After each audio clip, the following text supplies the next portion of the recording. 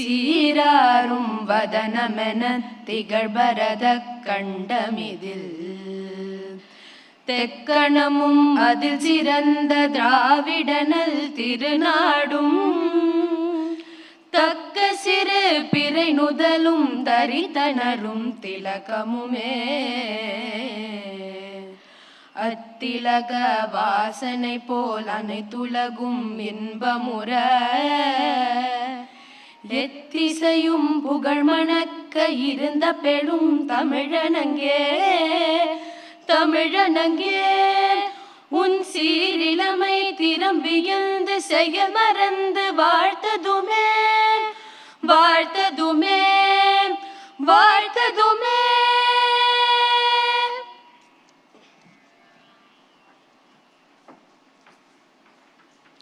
நன்றி. Please do take your seat. Ladies and gentlemen, இந்த ஒரு தருணத்தில் ஒரு அழகான குத்து விளக்கை ஏற்றி இந்த நிகழ்ச்சியை தொடங்கலாம். We now invoke the blessings of the higher powers with a formal lighting of the lamp. We do have a devotional melody in the voices of Ms. V.S. Abhirami and Ms. Gurupriya joining us alongside the lamp lighting. To lead us with the lighting of the lamp, it is my honor to invite Her Excellency, Dr. Thamizai Soundararajan, to do the honors. I'd also like to take the opportunity to invite Mr. Avinash Pandey, CEO, ABP Network, Mr. Guti Veeranageshwar Rao, Editor, ABP Desam, and Mr. Ganesh Ramachandran, Assistant Editor, ABP Nadar.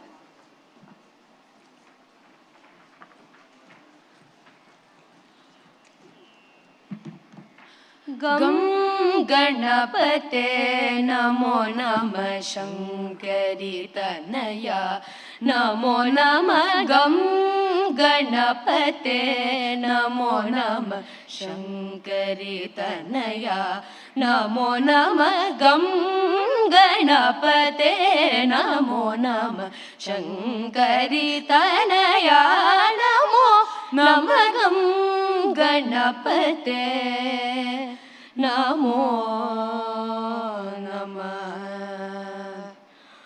अंकुशधर मंगलकर Pankaj शरणाभरणा अंकुशधर मंगलकर Pankaj शरणाभरणा गं गणपते नमो नमः शंकरी तनया नमो नमः गं गणपते नमो नमः।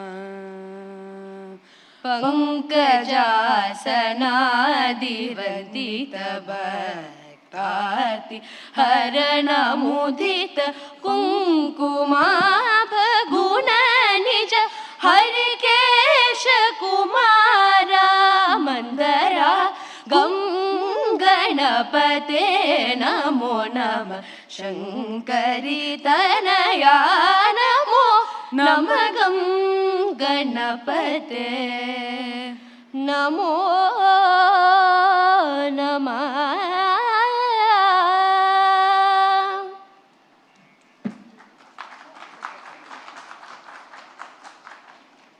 As we prepare for the next session, it's my pleasure to invite Mr. Ganesh to join us on stage. Ladies and gentlemen, setting the context for the day to address the audience on this momentous occasion, it's my pleasure to invite Mr. Avinash Pandey, CEO, ABP Network, to address. Good morning, sir. Welcome.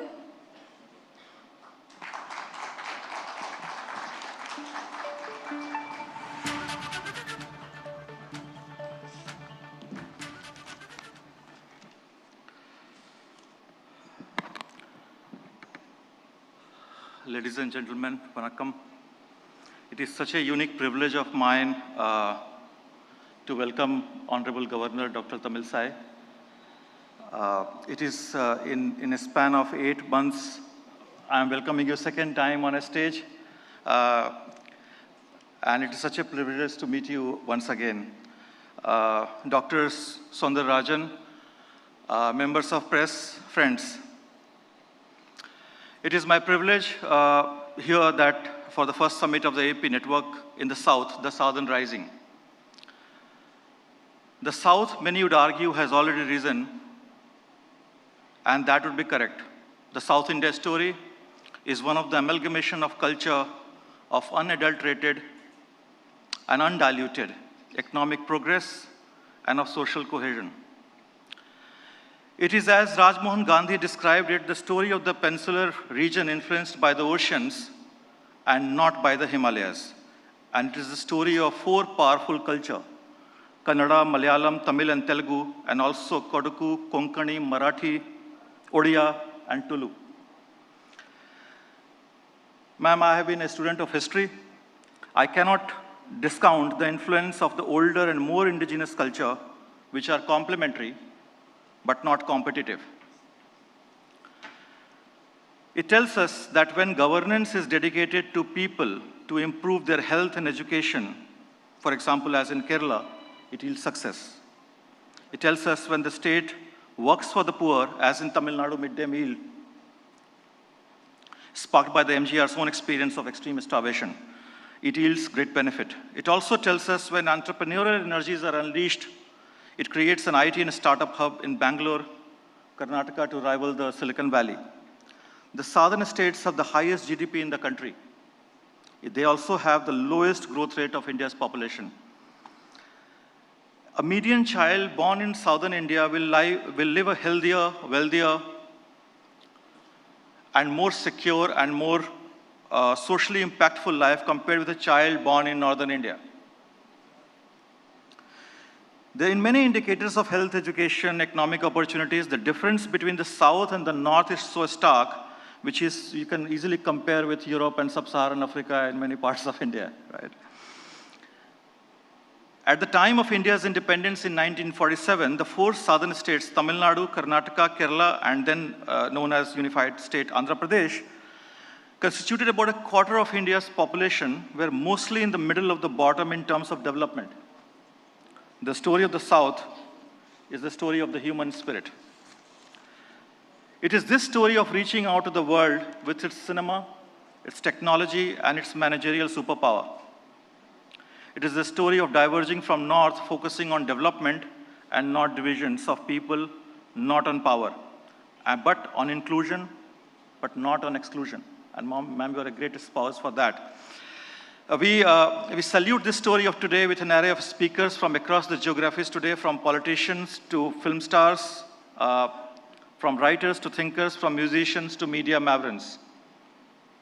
From the governor of Telangana, right here in front of you, and Lieutenant Governor of Puducherry, Tamil Sai Sundararajan, to Tamil Nadu Youth Welfare Minister Udayanidhi Stalin, from the great scholar Gopal Gandhi, the grandson equally of Mahatma and C. Rajgopalachari, to the actor Revati, who has performed in all four southern languages, from Bahubali, Baldev Rana Dagubati, to an array of plains speakers such as John Bittas, my friend and member of parliament, K. Annamalai Kavitaji from Telangana, and Karthi P. Chidambaram. We at ABP Network are proud to present the first edition of the Southern Rising to you with our 4 TV channels and 4 digital channels, 2 of them in Tamil and Telugu. We launched it, ma'am, 2 years ago here in this hall. ABP NAD and ABP Desam, as well as ABP Live, we are uniquely placed to tell you the story of diversity, democracy, and development. This is the 4th D, the delimitation, which will happen in 2026, and we will hear about it too. Thank you, and have a great day today.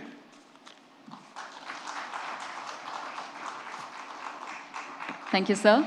Complimentary but not competitive. அப்படின்னு 4 வார்த்தைகளில் நம்ம சவுத்தோட கதையை ரொம்பவே அழகாக summarise பண்ணினீங்க. It's definitely a proud feeling for all of us in the room. Ladies and gentlemen, please join me as I extend our thanks to Mr. Pandey for setting the context and sharing an overview of the Southern Rising Summit.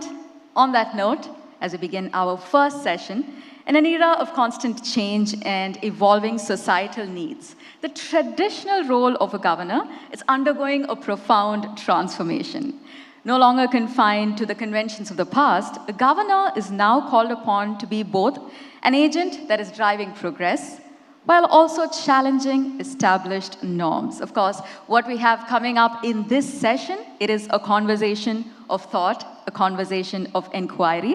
Let's explore the governor's pivotal role in shaping the future of their jurisdiction, pushing the boundaries of governance, and ultimately redefining the very nature of leadership. Of course, it is our privilege, our honor that we have on stage Her Excellency, Dr. Thamizsai Soundararajan, Governor of Telangana and Lieutenant Governor of Puducherry. Chairing this session, it is my pleasure to invite Mr. Ganesh Ramachandran, Assistant Editor, ABP Nadu.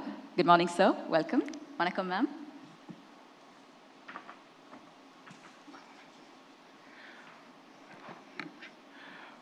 அனைவருக்கும் வணக்கம். த southern rising, தெற்கின் எழுச்சி பற்றி விவாதிக்கக்கூடிய இந்த கருத்தாழமிக்க மாநாட்டின் முதல் அமர்வில் உங்கள் அனைவரையும் சந்திப்பதில் மிக்க மகிழ்ச்சி அடைகின்றோம். மாநாட்டின் முதல் அமர்வு எனும்போது அம்மா தமிழிசை அவர்கள் இங்கு இருக்கிறார் எனும்போது அதற்கான அறிமுகத்தையும் தமிழில் சொல்வதுதான் சரியாக இருக்கும் என்று எண்ணுகிறேன். அறிமுகம் எனும்போது அவருக்கு அறிமுகம் தேவையில்லைதான். இந்தியா முழுவதும் நன்கு அறிந்த ஒரு மாபெரும் தலைவர் அவர். அவருக்கு அறிமுகம் தேவையில்லை என்றாலும் என் கடமை கருதி ஒரு சிறிய அறிமுகத்தை இங்கு சொல்கின்றேன். தலைமைக்கான பண்புகளில் ரொம்ப முக்கியமான ஒன்று குட் யார்ட்ஸ்டிக் அப்படின்னு சொல்லுவாங்க.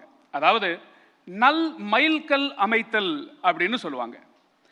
தமிழக பாஜக தலைவராக தமிழிசை சவுந்தரராஜன் அவர்கள் பொறுப்பேற்ற காலகட்டம் அப்படிங்கிறது திராவிட அரசியல்ல இரண்டு பேராளுமைகள் அந்த காலகட்டத்தில் அதி தீவிர ஆளுமையோடு செயலாற்றி கொண்டிருந்த ஒரு காலகட்டம்.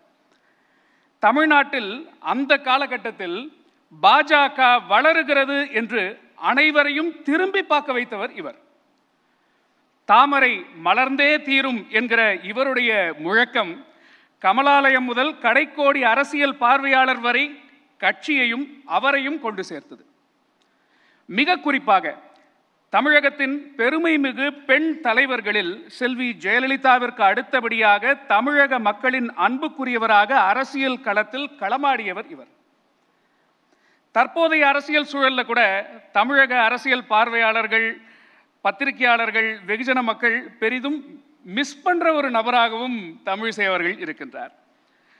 திமுக தலைவர் கருணாநிதிக்கு அடுத்தபடியாக ஊடக பேதமில்லாமல் பத்திரிகையாளர்கள் எளிதில் அணுகக்கூடியவராக இருந்தவர், இருக்கின்றவர்.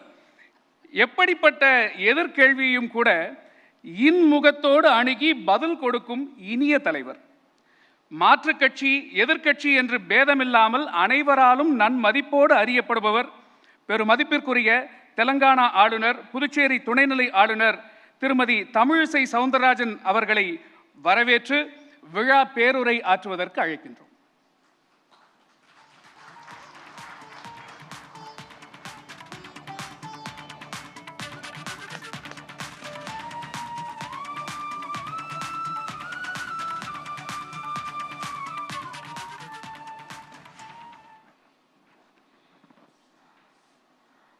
A special good morning to each and everyone here.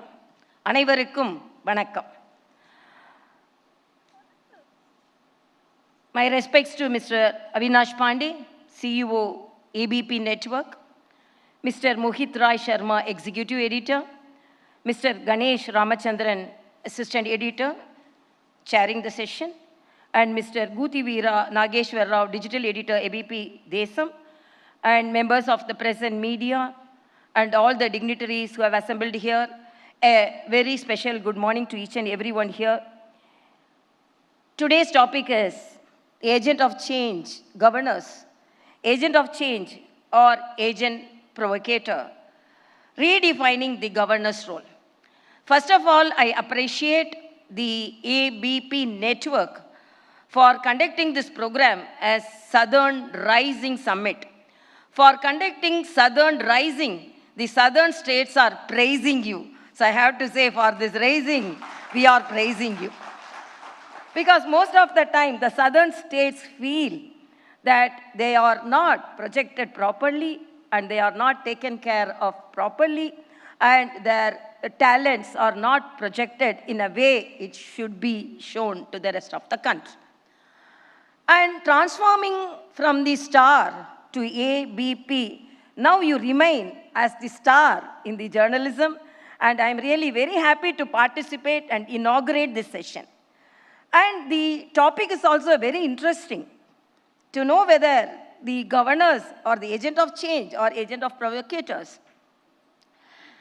I should say it is in the vision of the people and in the vision of the politicians. Because I can project only myself, because I cannot compare with other governors, but I, as a governor, from the day I took oath, I wanted to be a people's governor. But when we wanted to become a people's governor, definitely it asks the politicians also. So first of all, my Telangana Raj Bhavan is called as Praja Bhavan, that is People's Bhavan. And Puducherry Governor Maligai is changed into Governor Office. So whatever may be the position, it is for the people, for the people, for the people. But when I became the governor, the first critic, because before acquiring the office, the criticism came from the Chief Minister's office, saying that the Sarkariya says the politician cannot be the governor. Then I immediately answered, politician can be the governor, but the governor should not be a politician. So we really able to demarcate, because we are also responsible persons. But it is viewed, whatever the activities carried out by us is viewed in a political mirror, with a political glass. That is the most unfortunate experience we are facing. So when I became the governor, I always mentioned this in most of the conferences. They told, okay, she became a governor, she's the youngest governor. So this is the youngest state. Telangana is the newborn state. How she is going to manage a newborn state? I told, I am a gynecologist. So I am very talented in handling the newborn babies. So Telangana is a newborn baby. So definitely I will handle the newborn baby, Telangana, and still now handling with most affection to the people of Telangana, with the most respect to the people of Telangana. Then immediately when I was given the additional charge as Lieutenant Governor of Puducherry, the same critics came forward, okay, she looked after Telangana, but how she is going to look after the Puducherry? I told, as a gynecologist, if single baby is born, I can handle. If twin babies are born also, I can handle. So the qualification and the education and the political experience gave me the courage and conviction to handle these two states with full of my satisfaction, not only to my satisfaction, to the full of the satisfaction of the people. And as it is mentioned here, agent of change, definitely, because I wanted, from the beginning, I told the government that I will be a catalyst. I will be a bridge. But whether they believed or not, before, when I had a good relationship with the Chief Minister, because they did not follow the Ayushman Bharat. There is a scheme, Arogya Shri. But in Tamil Nadu, Ayushman Bharat and the Chief Minister schemes are incorporated. So I got the information from Tamil Nadu and submitted to him. And after reading that, they also adopted the Ayushman Bharat. So in the assembly itself, Chief Minister mentioned, because the governor highlighted the goodness of the Ayushman Bharat, we also adopting it. So this is the possibilities when there is good relationship. So still now I feel there should be a good relationship with the Chief Minister and the governor, but unfortunately it is strained in most of the states, particularly in Telangana, I have to say.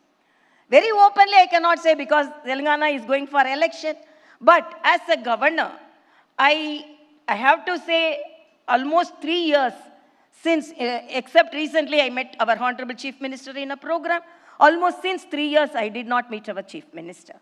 Most of the people are accusing the governor, whether they are friendly or whether they are politicizing the issues. But my appeal is, the Chief Ministers also should extend their friendly hand, because when we are all responsible people, so we are not to create controversies, contradictions, only for constructive purpose. So we want something to be done to the people of Telangana. For me, the people of Telangana, even Tamil Nadu people also call me Akka. Telangana people also call me Akka. So I don't behave like a governor, but I am Akka to the Telangana people. Tamil Nadu, Puducherry, I am Akka only. So why I am telling this?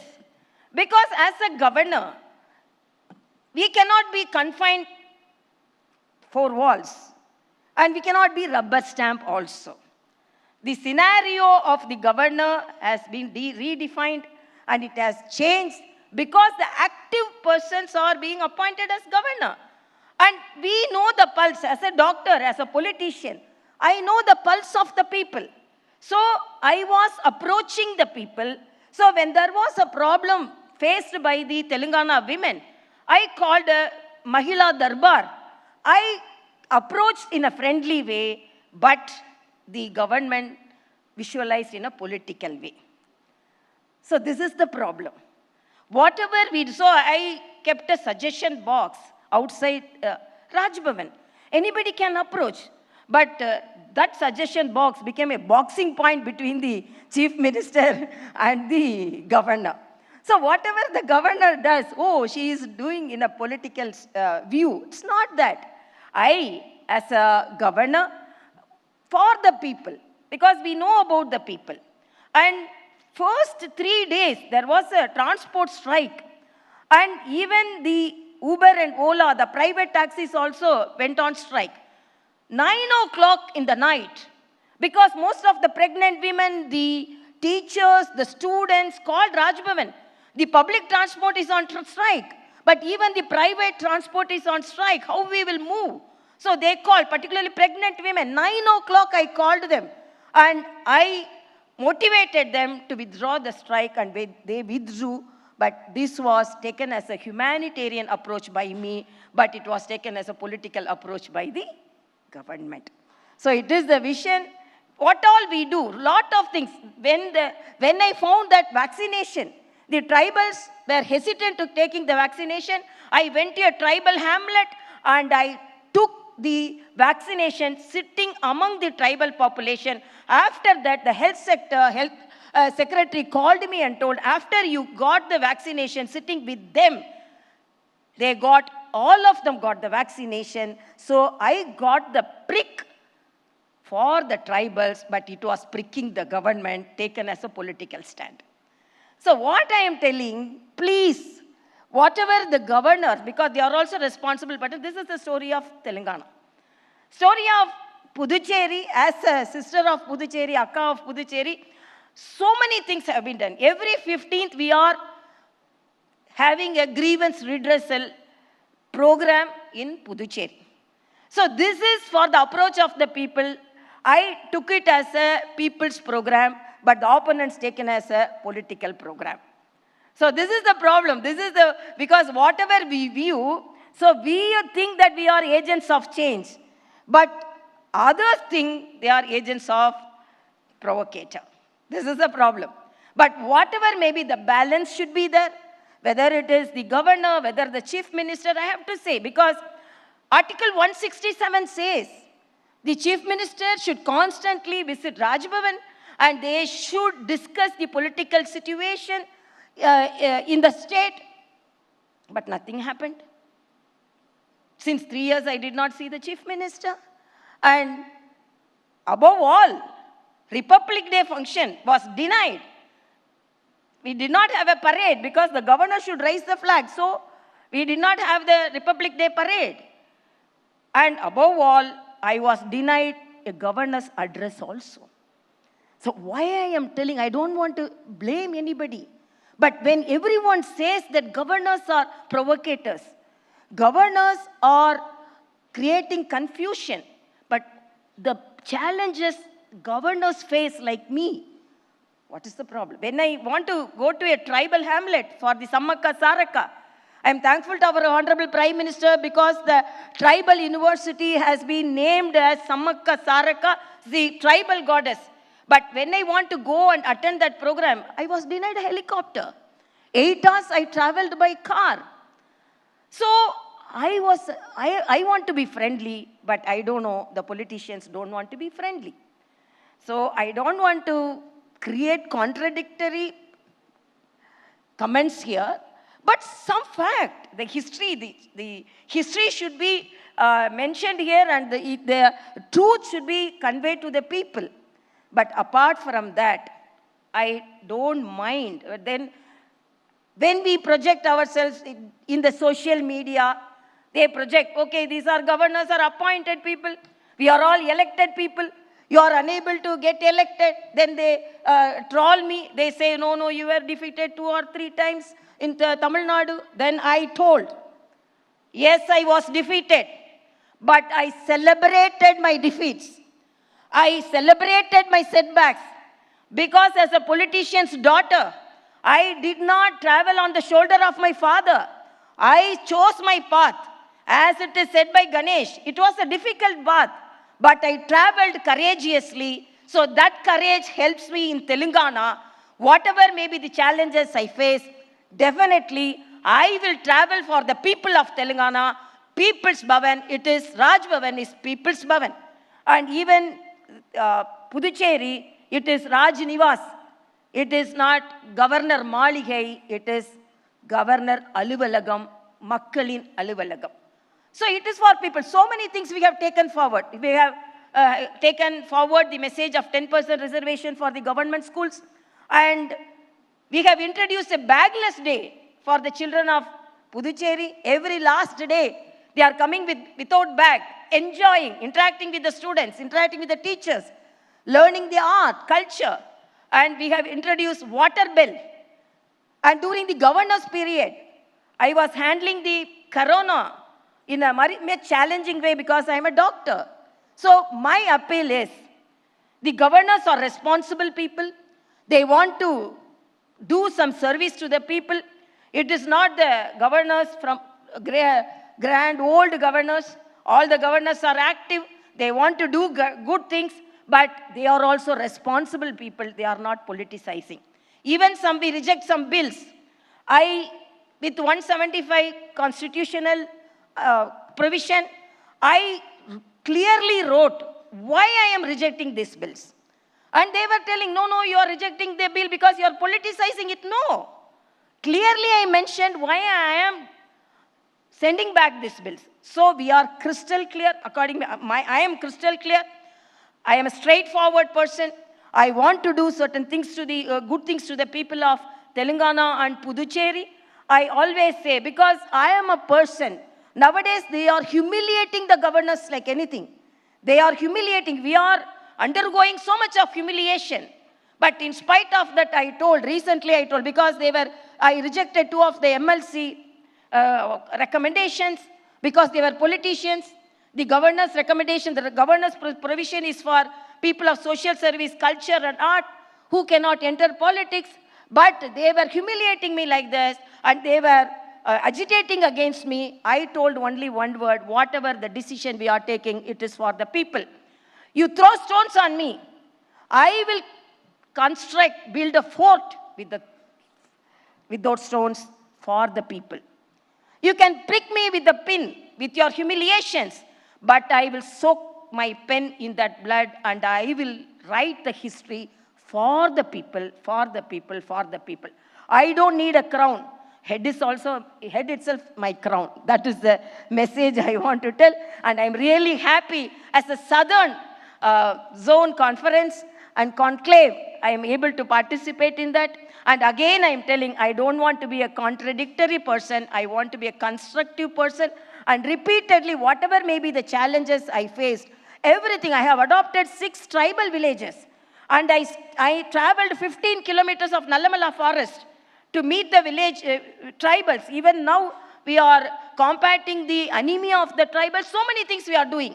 But my request is to the politicians, to the government, what all the activities taken forward by the governors, please view it in a neutral way. Don't view it as a political stand. That is my stand, and I'm really happy to attend this program. Best wishes to each and everyone. Thank you so much.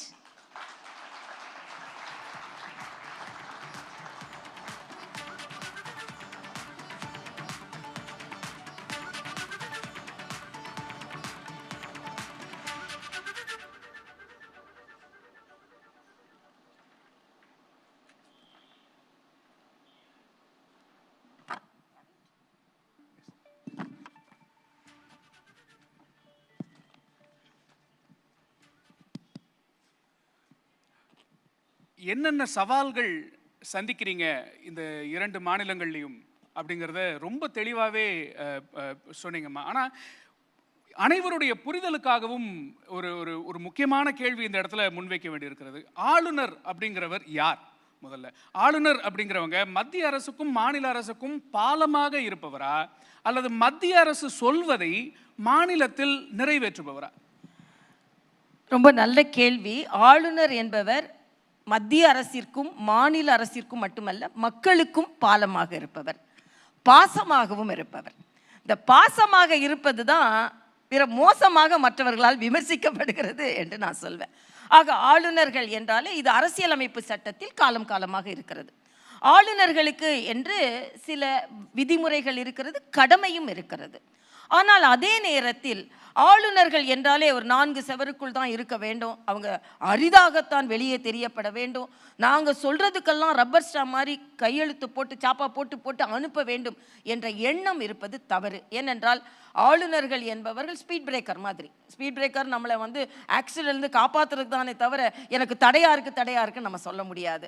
ஆக ஆளுநர்கள் என்பவர்கள் பாலமாக ரொம்ப வேகமாக போகும்போது ஒரு ஒரு தடை ஏற்படுத்தத்தான் செய்யும் ஸ்பீட் பிரேக்கர். ஆளுநரும் அதை செய்யணுமா? ஆமா, அதுக்கு தான். ஏன்னா எதுக்குன்னா ஆக்சிடென்ட் ஆகாமல் இருக்கிறதுக்கு தான் ஸ்பீட் பிரேக்கர். எதுக்கு? நாங்கள் ஸ்மூத்தாக போங்க அப்படின்னு விட்டு அது போய் எங்கேயாவது இடிச்சிடக்கூடாது. ஆக ப்ரொவிஷன் என்ன? இல்லைன்னா எதுக்கு ஃபைல்ஸ் ஆளுநருக்கு அனுப்புகிறாங்க? எதுக்கு அனுப்புகிறாங்க?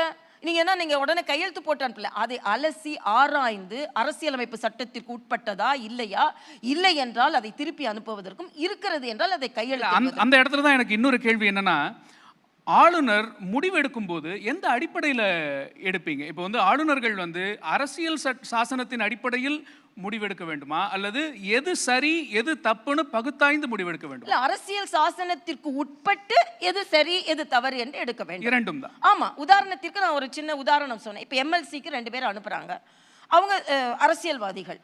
ஆனா அதோட ப்ரொவிஷன் என்னன்னா, அந்த அந்த அந்த ஷரத்து என்னன்னா, இது பொது வாழ்வில் அவர்கள் சேவை செய்திருக்க வேண்டும், இல்லை கலைத்துறையில் சேவை செய்திருக்க வேண்டும், இல்லை என்றால் அவர்கள் அரசியலில் இல்லாமல் பொது வாழ்க்கையில் சேவை செய்திருக்க வேண்டும்.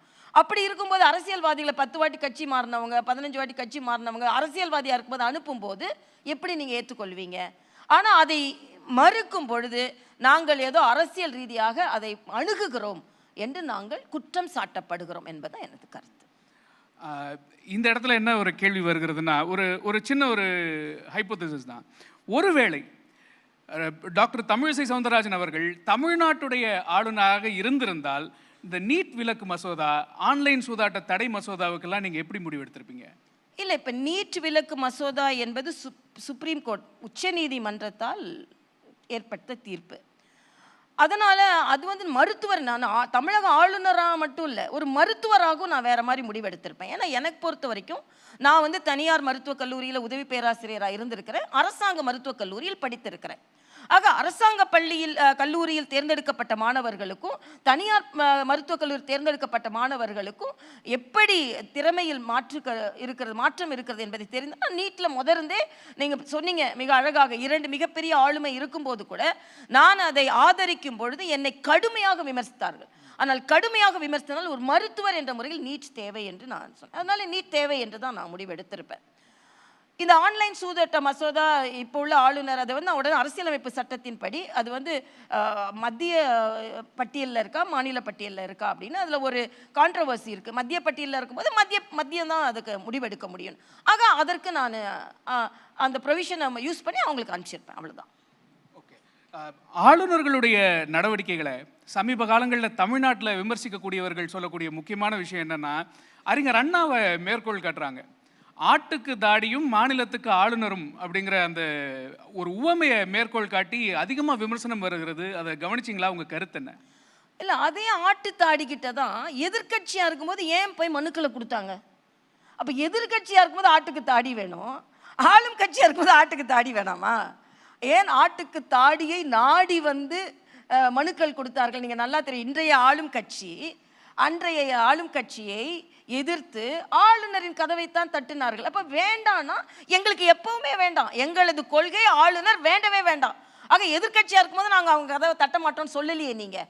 ஆக அது ஒன்று மாற்று கருத்து. இன்னொன்று, பல காலகட்டங்களில் பல பேரின் கருத்துக்கள் இருக்கலாம். அறிஞர் அண்ணா ஒரு கருத்தை சொல்லி இருக்கலாம், இல்ல ஆளுநர்கள் என்று அரசியலமைப்பு சட்டத்தில் இருக்கலாம். இன்னொரு கேள்வி கேட்கிறேன்.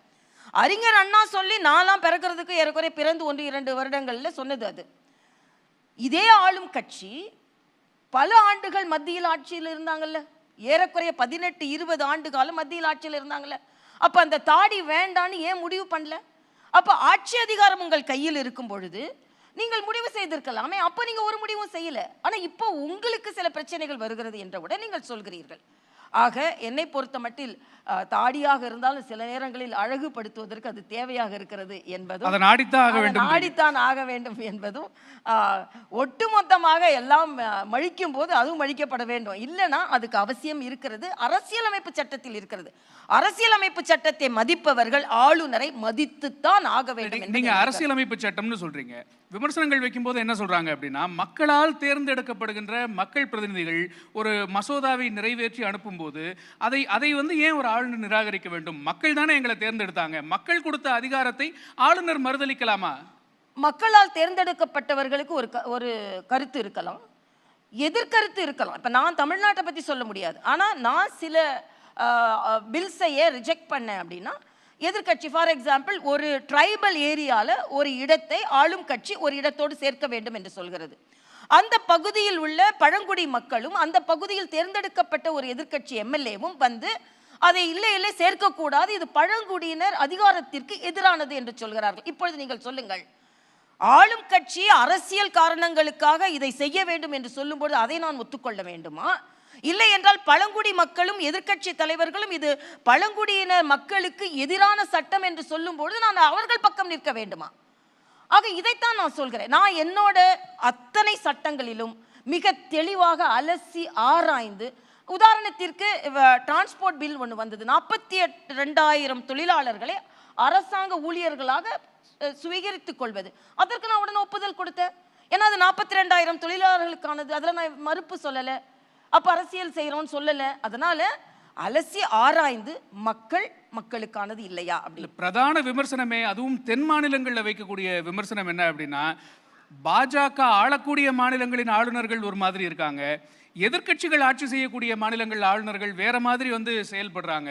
முக்கியமா பாஜக தென் மாநிலங்களுக்குள்ள ஊடுருவுவதற்கு ஆளுநர்களை பயன்படுத்துகிறது அப்படிங்கிற ஒரு குற்றச்சாட்டு. நான் அப்படி மறுக்கிறேன். நீங்க சொல்றதை கொஞ்சம் மாற்றி சொல்றேன். எதிர்க்கட்சிகள் ஆளுகின்ற இடங்களில் ஆளுநர்கள் ஒரு மாதிரி இருக்கிறார்கள் என்று சொல்வதை விட முதலமைச்சர்கள் ஒரு மாதிரி இருக்கிறார்கள் என்று என்னால் சொல்ல முடியும். ஏனென்றால் நான் ஏற்கனவே சொன்ன மாதிரி விருந்துக்கு கூப்பிட்டா வரமாட்டேன்றாங்க. எவ்வளவு நான் மக்கள்கிட்டே கேட்குறேன், ஒரு விருந்து என்பது எதிர்க்கட்சியை சார்ந்தவர்கள் எல்லோரும் சேர்ந்து உட்கார்ந்து பழகி அங்கே கூட வந்து கேட்கலாம், ஏன் நீங்கள் எங்களோட பில்லெல்லாம் ரிஜெக்ட் பண்ணுறீங்க ஆளுநர், நம்ம 2 பேரும் ஃப்ரெண்ட்லியாக இருந்துட்டு போகலாம்னு கேட்கலாம். ஆக சந்திப்பதையே முதலமைச்சர்கள் தவிர்க்கிறார்கள் என்றால் நான் ஏற்கனவே அந்த பிணக்கு ஆளுநர் கிட்ட இருந்து துவங்குகிறதா அல்லது முதலமைச்சர்கள் கிட்ட இருந்து? யார்கிட்ட இருந்து தோன்றினாலும் என்னை பொறுத்த மட்டும் எங்கிருந்து தோன்றுது? இப்போ முதலமைச்சர்கள் அழைக்கிறவங்க கிட்ட இருந்து தோன்ற முடியாது, வருவதற்காக வரவேற்கிறவங்க கிட்ட தான் தோன்ற முடியும். அப்போ நீங்கள் வரங்க, ஏன் வருகிறதை நீங்கள் மறுதளிக்கிறீர்கள்? ஒன்று. இன்னொன்று, 1-2 முறை வந்து இதனால தான் எத்தனை முறை நீங்கள் வந்து, நான் அதனால தான் அடிக்கடி சொல்வேன், there should be friendly talks. ஒரு வாட்டி ரிஜெக்ட் பண்ண உடனே அதை ஒன்று அரசியலாக எடுத்துக்கொண்டு ஆளுநர்கள் தான் இப்படி இருப்பாங்கன்னு ஒரு முடிவுக்கு வருவதை விட அந்த பிரச்சனையை முடிவுக்கு வர வேண்டும் என்று எவ்வளவு நேரம் நினைக்கிறீங்க? நான் ஒரு சின்ன உதாரணம் சொன்னேன். ஃபார் எக்ஸாம்பிள், நான் சில பில்ஸை வந்து நான் வந்து சைன் பண்ணலை, அதுக்கு அனாலிசிஸ் அசஸ் பண்ணுறதுக்கு கொஞ்சம் டைம் எடுத்துக்கிட்டேன். அப்போ என்னை எதிர்த்து சுப்ரீம் கோர்ட்டுக்கு போனாங்க. நான் உடனே ஒரு ட்வீட் போட்டேன், தலைமைச் செயலர் அவர்களே, டெல்லியை விட எனது ஆளுநர் அலுவலகம் உங்களுக்கு பக்கத்தில் இருக்கிறது, ஒரு வாட்டிக்கு 2 வாட்டி என்கிட்ட வந்து இதுதான் பில்ஸ், இதனால் தான் நாங்கள் இதை நிறைவேற்ற, ஒரு வாட்டியா நீ என்கிட்ட பேசுனீங்களா? அப்போ பேச மறுக்கிறீங்க, வரவே இல்லை. அப்போ யார் அரசியல் செய்கிறார்? அதைத்தான் நான் சொன்னேன். சுப்ரீம் கோர்ட்டை விட, வழக்காடு மன்றத்தை விட எனது அலுவலகம் அருகில் இருக்கிறது. ஆக இதில் அப்ரோச்சில் யார்கிட்ட தவறு? நானா போய் சொல்ல முடியாது. பிரச்சனையை தீர்க்கணுங்கிற ஒரு அணுகுமுறையே எதிர்த்தரப்புல இருந்து இல்லை வந்து சொல்லி இதுதான் பிரச்சனை அப்படின்னு அளவலாவிட. உதாரணத்துக்கு அதனால தான் நான் ஆயுஷ்மான் பாரத்தை சொன்னேன்.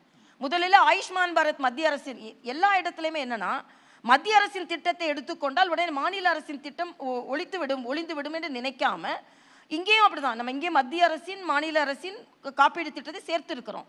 ஆரோக்கியஸ்ரீ என்ற திட்டம் இருக்கும் பொழுது நான் நல்லா பேசிக்கிட்டு இருந்த காலத்தில் அது உடனே மக்களுக்கு பலன் தருகிறது இல்லையா? அதனால தான் சொல்கிறேன், முதலமைச்சர்கள்கிட்ட வைக்கிற நான் இந்த நிகழ்ச்சி மூலமாக வைக்கிற கோரிக்கை, ஆளுநர்கள் ஏதோ ஒரு உங்களுக்கு எதிர்கருத்துக்களை சொன்னால் உடனே அவர்களை எதிரிகளாக பார்க்காமல் வந்து நீங்கள் இப்படி சொல்கிறீங்க, நாங்கள் இதற்காக தான் இதை முடிவு பண்ணோம் அப்படின்னு எத்தனை முதலமைச்சர்கள் உட்கார்ந்து பேசியிருக்கிறார்கள் என்று கேள்வி கேட்குறேன் நான். வந்து பேசினா என்ன, பிரச்சனைகளை தீர்க்கலாம்ல. ஆக இந்த அணுகுமுறை வேண்டும் என்று நினைக்கிறேன், அது எதிர்கட்சியாக இருந்தாலும் ஆளும் கட்சியாக இருந்தாலும் என்பது.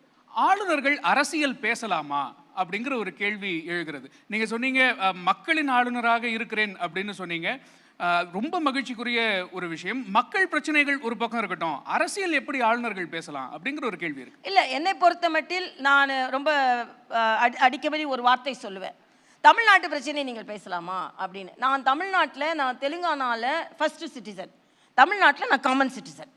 அப்போ காமன் சிட்டிசனுக்கு ஏதாவது பிரச்சனை இருந்ததுன்னா அரசியல் ரீதியான சொல்லலை, சோசியல் ரீதியாக அவசியம் ரீதியாக ஏதாவது கருத்துக்கள்னு சொல்லலை. ஒரு சாதாரண இந்திய பிரஜைக்கு கருத்துரிமை பேச்சுரிமை இருக்கும் பொழுது ஏன் ஆளுநருக்கு இருக்கக்கூடாது என்பதுதான் எனது கேள்வி. அரசியலை மிஸ் பண்ணுறீங்களா? ஆளுநரை இப்போ போற்றி கொண்டிருக்கிறேன், அவ்வளவுதான். நான் ஒரு காலமாக 20 ஆண்டு காலம் அரசியலில் இருக்கும்போது அதை நான் மிஸ் பண்ணுறேன்னு சொல்கிறதுல எனக்கு தயக்கம் இல்லை, மிஸ் பண்ணுறேன் நிச்சயமாக. ஆனால் அதே நேரத்தில் இன்னொரு தளம் எனக்கு மக்களுக்கு உதவி செய்வதற்கு கிடைத்திருக்கிறது என்ற வகையில் நான் மகிழ்ச்சி அடைகிறேன். மிக்க மகிழ்ச்சி திருமதி தமிழிசை சவுந்தரராஜன். இவ்வளவு நேரம் உங்களுடைய பிஸி ஷெட்யூலில் ஒதுக்கி எங்களுக்காக வந்து பல விஷயங்களை வெளிப்படையாக பேசுனீங்க. ஏன்னா அந்த வெளிப்படைத்தன்மை உங்ககிட்ட எப்போதுமே வந்து பத்திரிகையாளர்களுக்கு ரொம்ப பிடிச்ச ஒரு விஷயம், உங்களுடைய வெளிப்படைத்தன்மை. நீங்கள் ஆளுநரான பிறகும் கூட அது மாறாமல் அதே அன்போடு நீங்கள் பேசுவது எங்கள் எல்லோருக்கும் மிக்க மகிழ்ச்சி. நீங்கள் வந்தது எங்களுக்கு மிகுந்த கௌரவம். நன்றி. நன்றி மேடம். நன்றி, இந்த வாய்ப்பை அளித்தமைக்கு மிக்க நன்றி.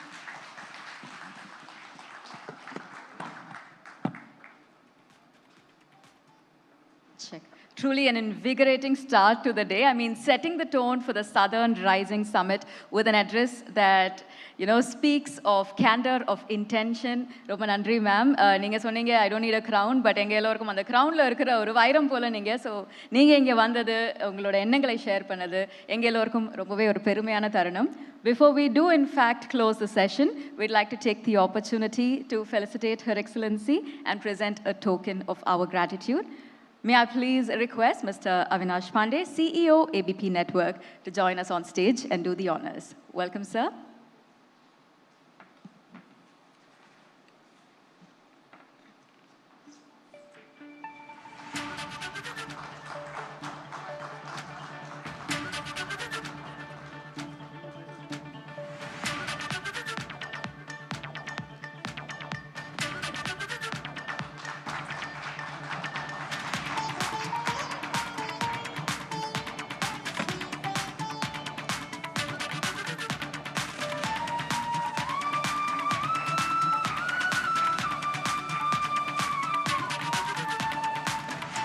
Before we close the session, ladies and gentlemen, and before Her Excellency takes leave, we now have the national anthem. May I please request our guests to rise.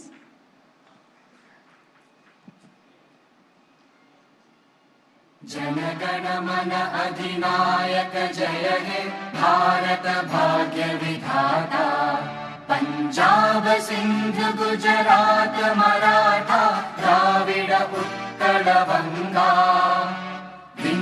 Himachal Yamuna Ganga उच्चल जलधि तरंगा तव शुभ नामे जागे तव शुभ आशीष मांगे गाहे तव जय गाथा जन गण मंगलदायक जय हे भारत भाग्य विधाता जय हे जय हे जय हे जय जय जय जय हे. Thank you. Once again taking the opportunity to extend our thanks to Her Excellency Nandri ma'am. Very special thanks to Mr. Ganesh, ladies and gentlemen. With that, what an fantastic start to the day. Like I said, an address that speaks of intention, of candor. Our next session we're going to change the gears a little bit. We spoke about the cultural significance of South India. It is time to take it further, right? It's time for us to delve deeper into the mesmerizing melodies that have not only resonated within India, but they've traveled far and wide. We also explore the harmonious interplay of culture, of identity, global recognition, all of this set to the enchanting rhythm divine of Indian music. Ladies and gentlemen, in the upcoming session, we'll uncover how this art form, well, it serves as a bridge. It unites, it inspires, and most importantly, we also talk about how India's cultural ambassadors continue to play a vital role in shaping the nation's presence and its impact on the international stage. Joining us for this session, it's my pleasure to let you know that we have Mr. Ricky Cage, 3-time Grammy Award winner, US Billboard #1 artist, of course, internationally acclaimed Indian music composer, and an environmentalist above it all. Please join me as I also take the opportunity to announce our session chair, Mr. Anantnath Jha. Ladies and gentlemen, we hope you're ready for the session, India on the World Stage.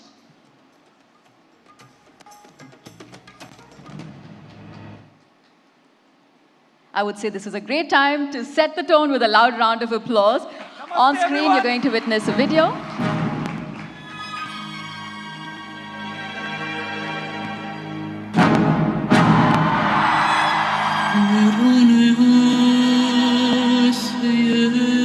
Thank you to Ricky K for supporting a better, safer, more prosperous future. Ricky Kish, our champion for nature. I take this opportunity to say thank you to Ricky Cash. Ricky has been inspiring and is one of our champions. My brother Ricky, I'm really proud of you as always. Here was a man full of energy who was ready to work with these young people and happy to bring hope back to their lives.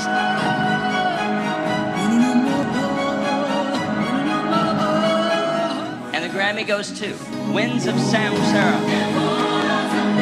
I'd like to thank the Recording Academy. Asatoma Satgamaya Om Shanti Shanti Shanti Om. Thank you. And the Grammy goes to Stuart Copeland and Ricky Cage. In India, we've got a saying called as Vasudhaiva Kutumbakam, which literally means the world is one family. Live in peace with all entities on this planet, whether it is the animals, the wildlife, the forests. Stuart Copeland, Divine Tides, and Ricky Cage. Namaste and thank you. Climate change is absolutely real. Climate change is human-induced, and our actions are affecting countries on the other side of the world.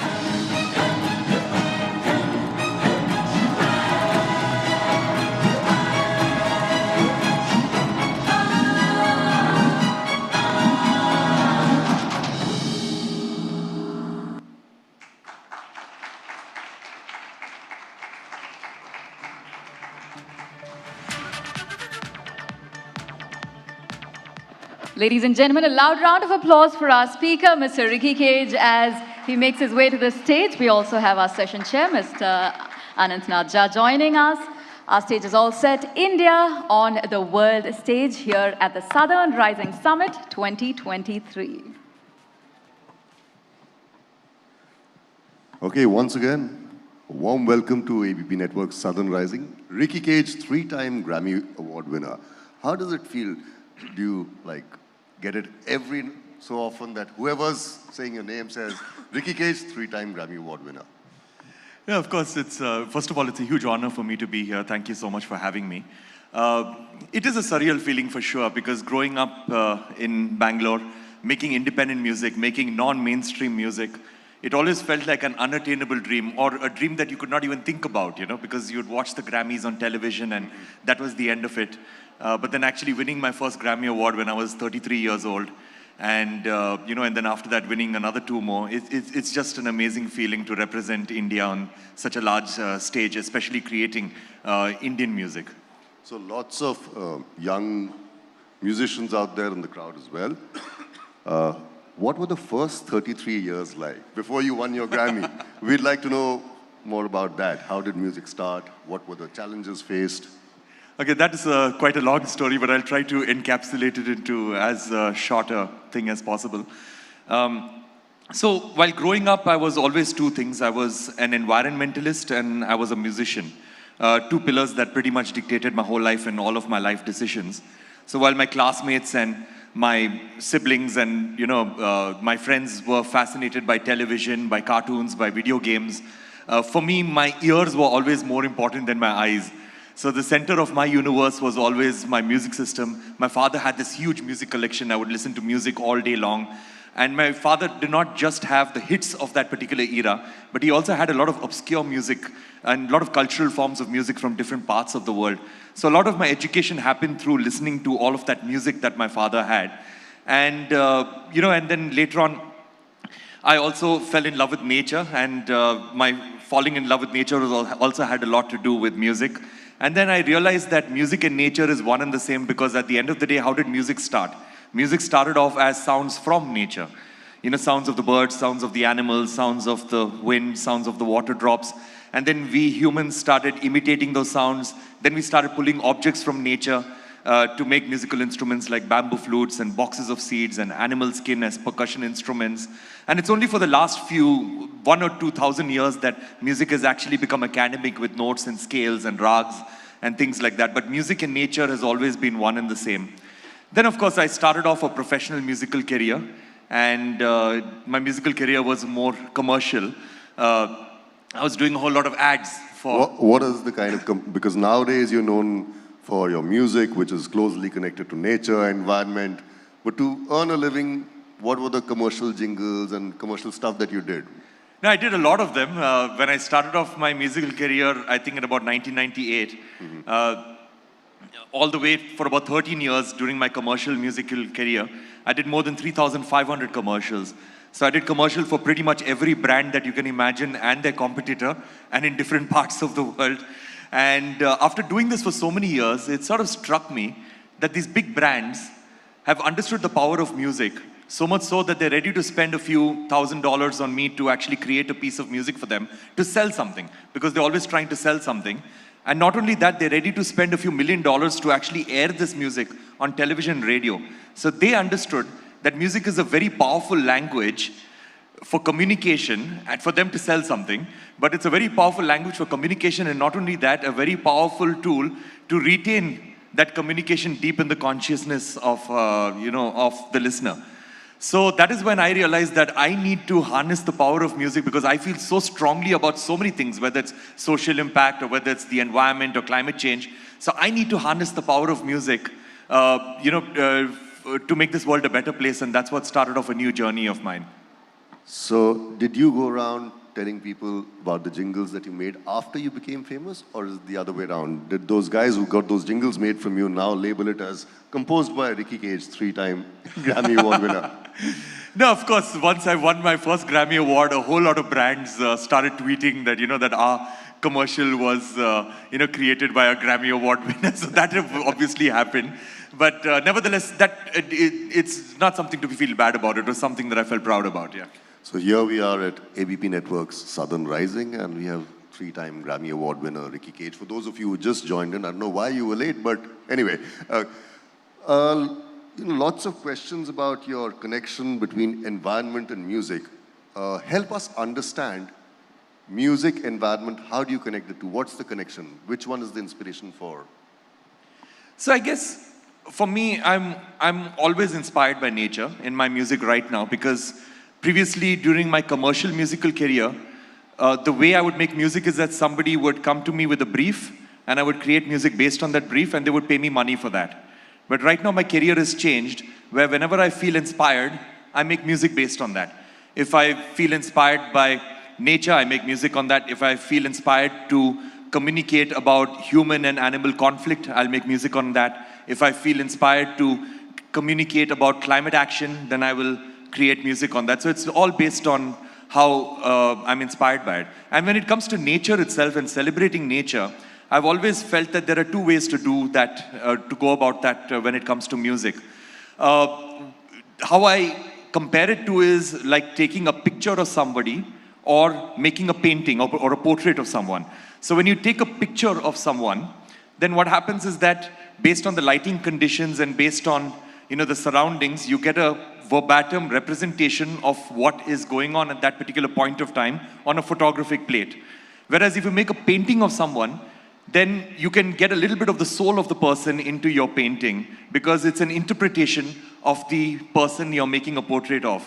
It's the same with me about nature. Rather than recording sounds of nature and rather than recording, animal sounds and incorporating that into my music, I like to paint my music. I like to, to write music for, let's say, a flute and get the flute to interpret what I felt about nature.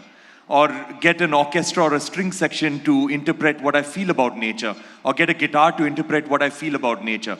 So that is the way that I make my music. I don't actually record sounds of nature, but what I do is that I interpret the sounds of nature through musical instruments because that's what I love doing. Right. I'd like to touch upon the fact that your parents are from North India, and yet you call yourself a proud South Indian. You're from the southern states, that's what you say. You can understand a few languages. How does that work at home and now?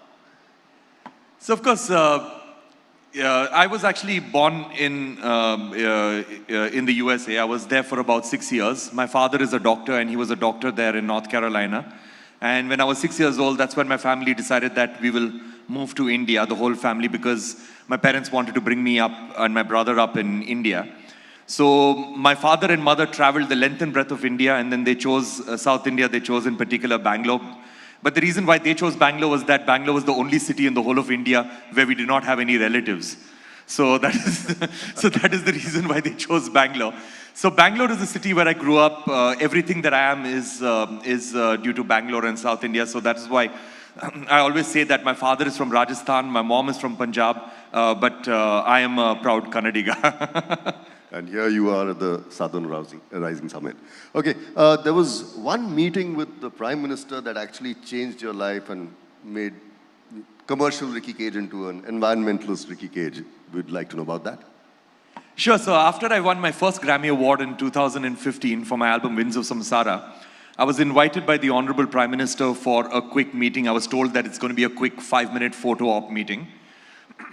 And of course, for that itself, I was extremely grateful because, you're with a population of 1.4 billion people, you're getting to meet the head of your state. So I went for the meeting, and it ended up being an hour-long discussion because the Honorable Prime Minister got to know about my work in the environment and how passionate I was as an environmentalist, my work with the United Nations. So it ended up becoming an almost hour-long discussion. And during that discussion, the Honorable Prime Minister saw my passion for the environment, and then he said that why don't you dedicate your life to this? And he encouraged me to stop all forms of commercial music and just focus entirely on environmental consciousness and and creating social impact around those areas. So I remember leaving the Prime Minister's office and thinking very strongly to myself that this is the push that I needed and this is exactly what I'm going to do. So since then, every single piece of music that I've ever made and will ever make till the day I die is going to be about positive social impact and about, in my own tiny, small capacity, to make this world a better place through music. Well, more power to you, Ricky. So that is why, I do not do film music and I do not do pop music because this is my life now. I was going to come to that question about film music, but since he's preempted it, go ahead. Why don't you do Bollywood music? Why is Bollywood and why are the movies being deprived of Ricky Cage? So there are various reasons. Now, when you look at Bollywood music or you look at film music in general, whenever a singer from the film industries across India, whenever a singer or a composer performs in a foreign country or a foreign city, like let's say a New Jersey or a New York or a Moscow or a Berlin or anywhere, they're able to fill up an entire stadium. They're able to get a large audience, but every single person in that audience is a member of the Indian diaspora, except for a few exceptions. The film industries and Bollywood, in my opinion, have not actually broken cultural barriers. There are a few songs that have, but by and large, they haven't broken cultural barriers. They're just catering to the Indian audiences everywhere, which is not a bad thing. It's a great thing, because with a large audience, if you're just catering to our audience, that's good enough. But for me, what happened was that when I was quite young, when I was about 19, I think, I had watched a concert of Pandit Ravi Shankar, and this was in the Bay Area in America. And I was very shocked that, he was playing pure Indian classical music, not even fusion for that concert. It was pure Indian classical music. And the demographic of the people within the auditorium was very representative of the demographic of the city that he was playing in. That city had probably an 80% Caucasian population. There was an 80% Caucasian population in the auditorium. A 5% Asian population, 5% Asians in the audience. Because this gentleman playing his pure Indian classical music, he was breaking cultural barriers and he was exposing people who were normally not exposed to Indian music, and he was a flag bearer of Indian music everywhere in the world, and that's what I called him. And then when I saw that concert, I decided that this is what I want to do with my life. I want to break cultural barriers. Now, I explained to you about how Pandit Ravi Shankar has broken culture barriers and he lived abroad and he was creating music abroad. Now, so I coined something known as the Ravi Shankar syndrome in India. Okay, now what is the Ravi Shankar syndrome? Now, everybody knows who Pandit Ravi Shankar was, right? What is the instrument that Pandit Ravi Shankar played?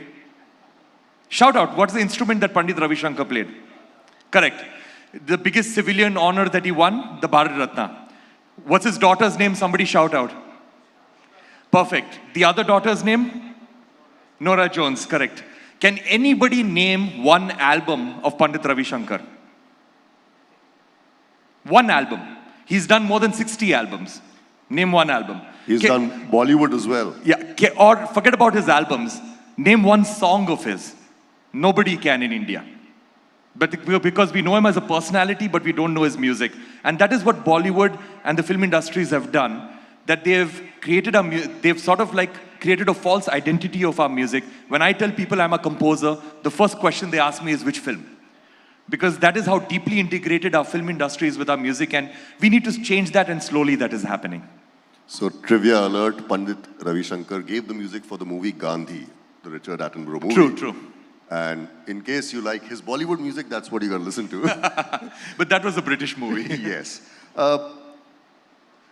Since you spoke about stadiums right now, you were generally getting a lot of traction on social media on Trevor Noah's concert.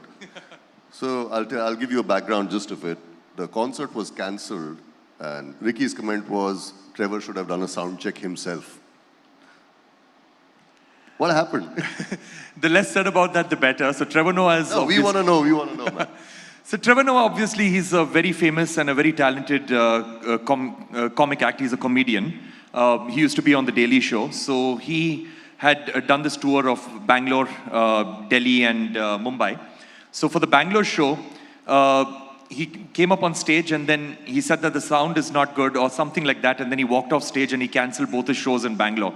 And he pretty much blamed India in his comments and in his rant about, why he did not do the 2 concerts.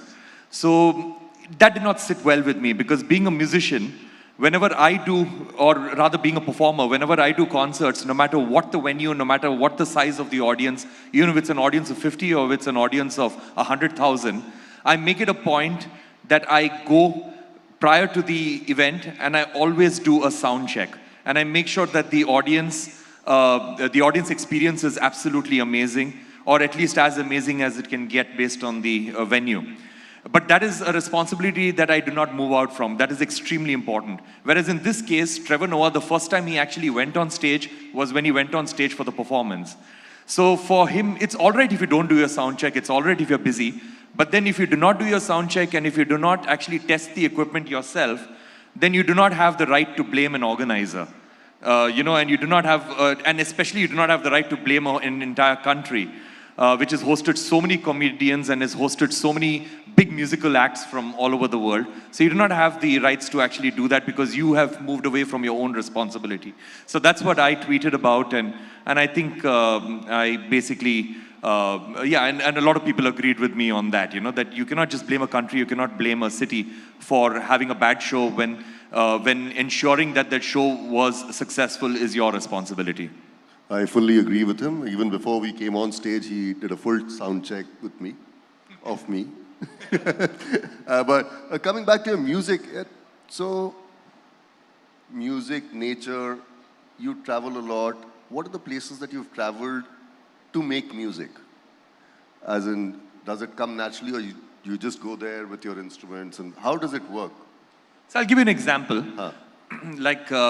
So when it comes to climate change, all of us know that climate change is the biggest existential threat we've ever faced as a human species. Now, I did an album in 2015, an album called Shanti Samsara. It was my epic album for environmental consciousness, featured 500 musicians from over 40 countries. Wherever in the world, in every corner of the globe, I could find a musician who felt as strongly as I did about climate action. I basically collaborated with them. So this album was launched by our Honorable Prime Minister and the then French President in 2015 at the Paris Climate Change Conference, which happened in December in 2015. Now, what is the Paris Climate Change Conference? It was the biggest conference of nations in the history of our planet. 195 presidents and prime ministers coming together under one roof to understand what is this climate change, what can we do in terms of climate action, how do we mitigate the effects of climate change and build a better future for our future generations. So during this climate change conference, every single world leader had to go up on stage and give a presentation for about 10 or 15 minutes. One world leader who absolutely caught my attention was President Anote Tong of the island nation of Kiribati. Now, Kiribati is a Pacific island nation, as I mentioned. This gentleman, the president of Kiribati, he went up on stage and he gave a 30-second presentation. All that he said when he went up on stage was that all you 195 countries present here, please pass a resolution that ensures that my people of Kiribati stay above the water. Now, that was a very powerful statement. So then I studied about Kiribati, realized that it used to be 33 inhabited islands. Now it's 21 inhabited islands because most of the islands are going underwater, and they are predicted to be the first country in the world that's going to go completely underwater due to climate change. So I went to Kiribati, spent 3 weeks over there, spent a lot of time with their president. And the president, told me that, we are low-lying islands, so we are suffering the consequences of your actions.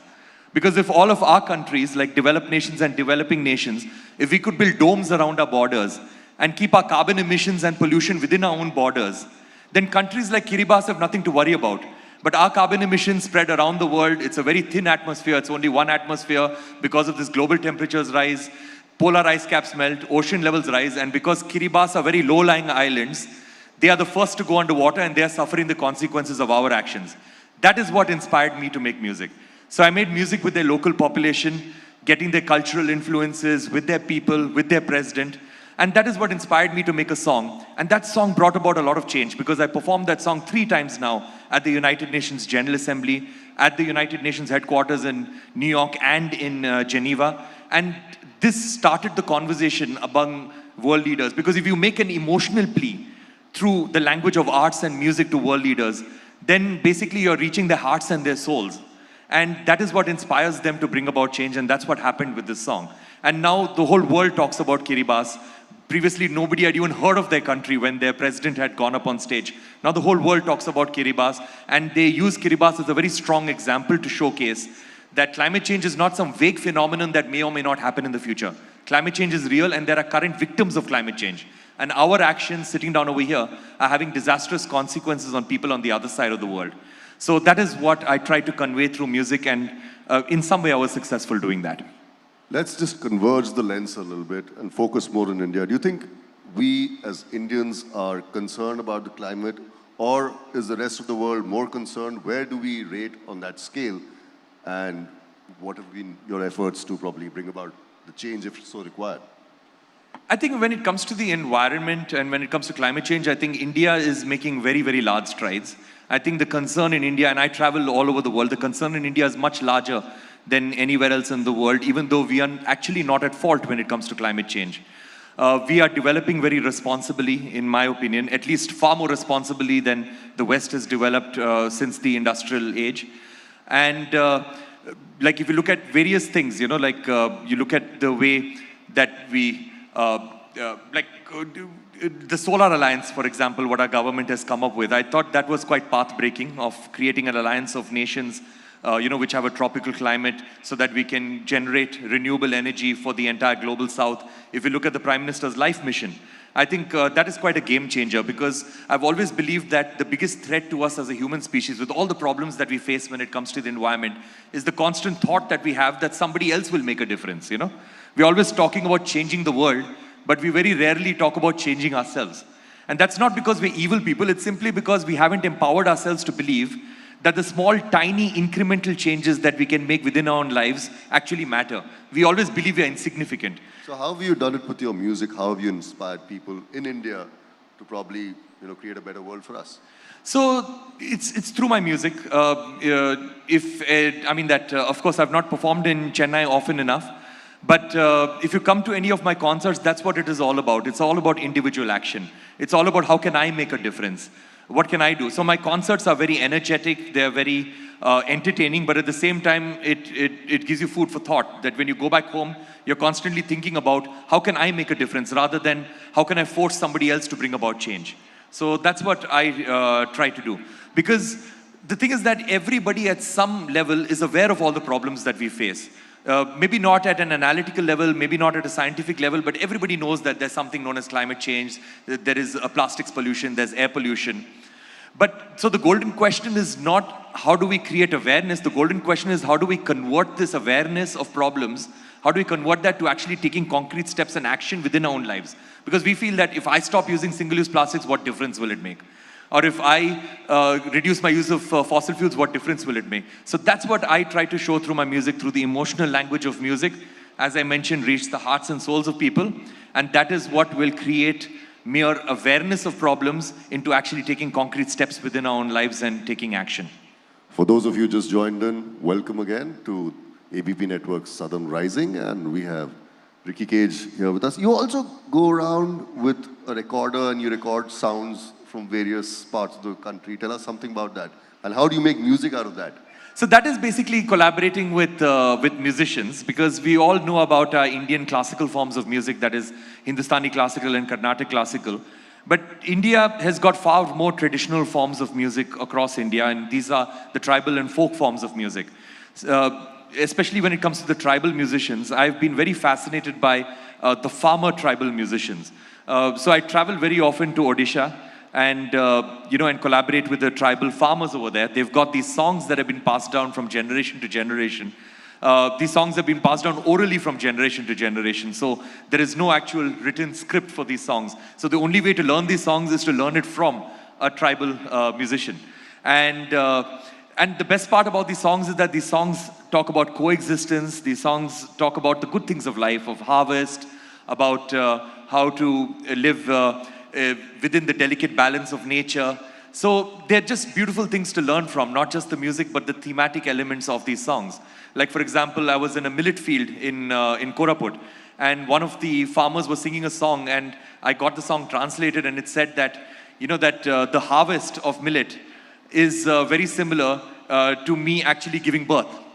So that is the kind of analogies that they have, and that's the kind of love that they have for nature and, and good food and, a super crop like millet. So this is the kind of songs that I love recording. Then also in North Karnataka, also in the Northeast. Also, I've collaborated extensively with the Baul musicians in Bengal because these songs and these forms of music are at the threat of extinction because a lot of the people who practice these forms of music have these songs, as I mentioned, passed down orally, and most of them are not continuing the practice. So I think a few of us need to actually document these songs so that these songs live on forever and the whole world learns from these songs. Because the thematic elements, I think, apply to the whole world. And if you only follow these ancient practices and these ancient ideas, then climate change and all of these problems of species extinction and deforestation will be a thing of the past. Well, let's hope that happens. Talking more about music, and since we are at the Southern Rising Summit, which are the musicians from this part of the country that you actually listen to and make it a point to listen to anything new that they've made from the southern states? Which of them? There are lots of them actually, especially the classical musicians. Like Jayanti Kumresh, I'm a huge fan of hers. With one Viku Vinayakram, and and of course when it comes to the film music, like Selva Ganesh also a huge fan of his. Then when it comes to there are so many I can name actually, like Bombay Jayashree, massive fan of hers, and there's so many musicians that I can name actually. And then of course the overarching person when it comes to film music, when it comes to all sorts of music, is of course A.R. Rahman, a very good friend of mine. And The reason why I'm bringing him up over here is that he has pretty much changed the face of Indian music for generations, you know, and if I may say so, the thing about A.R. Rahman is that every single musician in India after him has been inspired by him in some way or the other. And whether it's a musician or whether it's a singer, including me. And because that is the kind of footprint that he's had on the musical landscape in India. And if anybody says that they haven't been inspired in any way by A.R. Rahman and is an Indian musician, I think they're just plain and simple lying, because that is the huge footprint that he's had on Indian music, and I'm very fortunate to have him as a friend. So that's what. So basically, I feel that, and then there are, of course, my band has got completely. The band that I travel with all over the world, it's completely musicians from South India. Varijashri Venugopal, Arun Kumar on drums. We've got Giridhar Udappa on katam. These are the musicians who travel with me everywhere and perform with me. So I've got great respect for the South Indian forms of music. So was it A.R. Rahman making Vande Mataram and then you decided to make the national anthem? So Ricky has done a version of the national anthem which has got quite a lot of positive acclaim. Tell us something, what was it, A.R. Rahman? No, so the thing is that the national anthem of India was the first piece of music that I ever learned or even listened to as a child. Even before I listened to any nursery rhymes or lullabies, the national anthem was the first piece of music that I ever listened to. And as I mentioned, when I started off my music, on music, I basically, was self-taught, and the first piece of music that I learned on the keyboard was the Indian national anthem. And so the Indian national anthem is something that is within my blood and, in every part of my being. So I've done various versions of the Indian national anthem while I was growing up. But then this year I thought, why not do an epic version of it?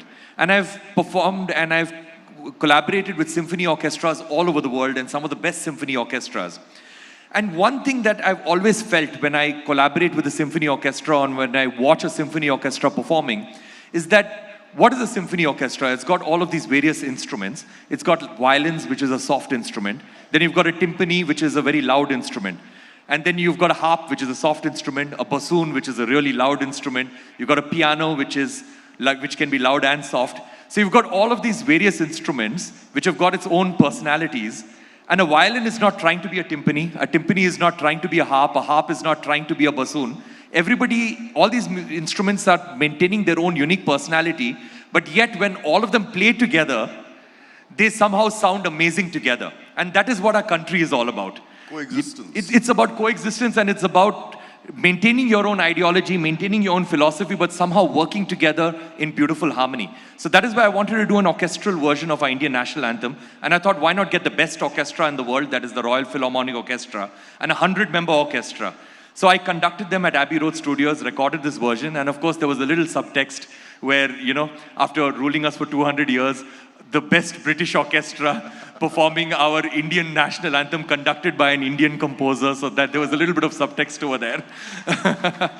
And of course, when the piece came out this Independence Day, it was tweeted by our Honorable Prime Minister of India and various heads of state all over the world, and it became quite successful, and I was very happy that it was very well appreciated, and people appreciated that this is what I wanted to portray India as being a lot of unity and diversity, and India is just one big orchestra, with people of different ideologies, people of different diverse people, diverse languages, diverse culinary tastes and thoughts and philosophies, religions, but somehow coming together beautifully as one nation.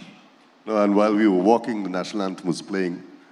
He stopped immediately, so did all of us, but you could see the respect for the national anthem there. It's been wonderful talking to you, learning more about music linked to nature and, like you said, coexistence. If they can all, come together, live peacefully, and be one with the forest and nature, that's what you've taught us. That's what I think all of us have learned from this session with you. 3-time Grammy Award winner Ricky Cage with us on ABP Network's Southern Rising. Thank you so much. Thank you, an absolute honor. Thank you so much. Thank you so much, gentlemen. Every time we hear a musician talk of their music, it really feels like a sneak peek into a part of their minds. So we truly appreciate you sharing that part of your journey. And of course, we've come to understand that just as much as music is an art form, navigating the industry is an equally profound art form. So a huge round of applause, ladies and gentlemen, for our speaker. Thank you so much for joining us. On that note, we'd now like to present a memento and felicitate our speaker, Mr. Ricky Cage. May I please call upon Ms. Rupali Fernandez, CRO, ABP Network, to do the honors. Welcome, ma'am. Good morning.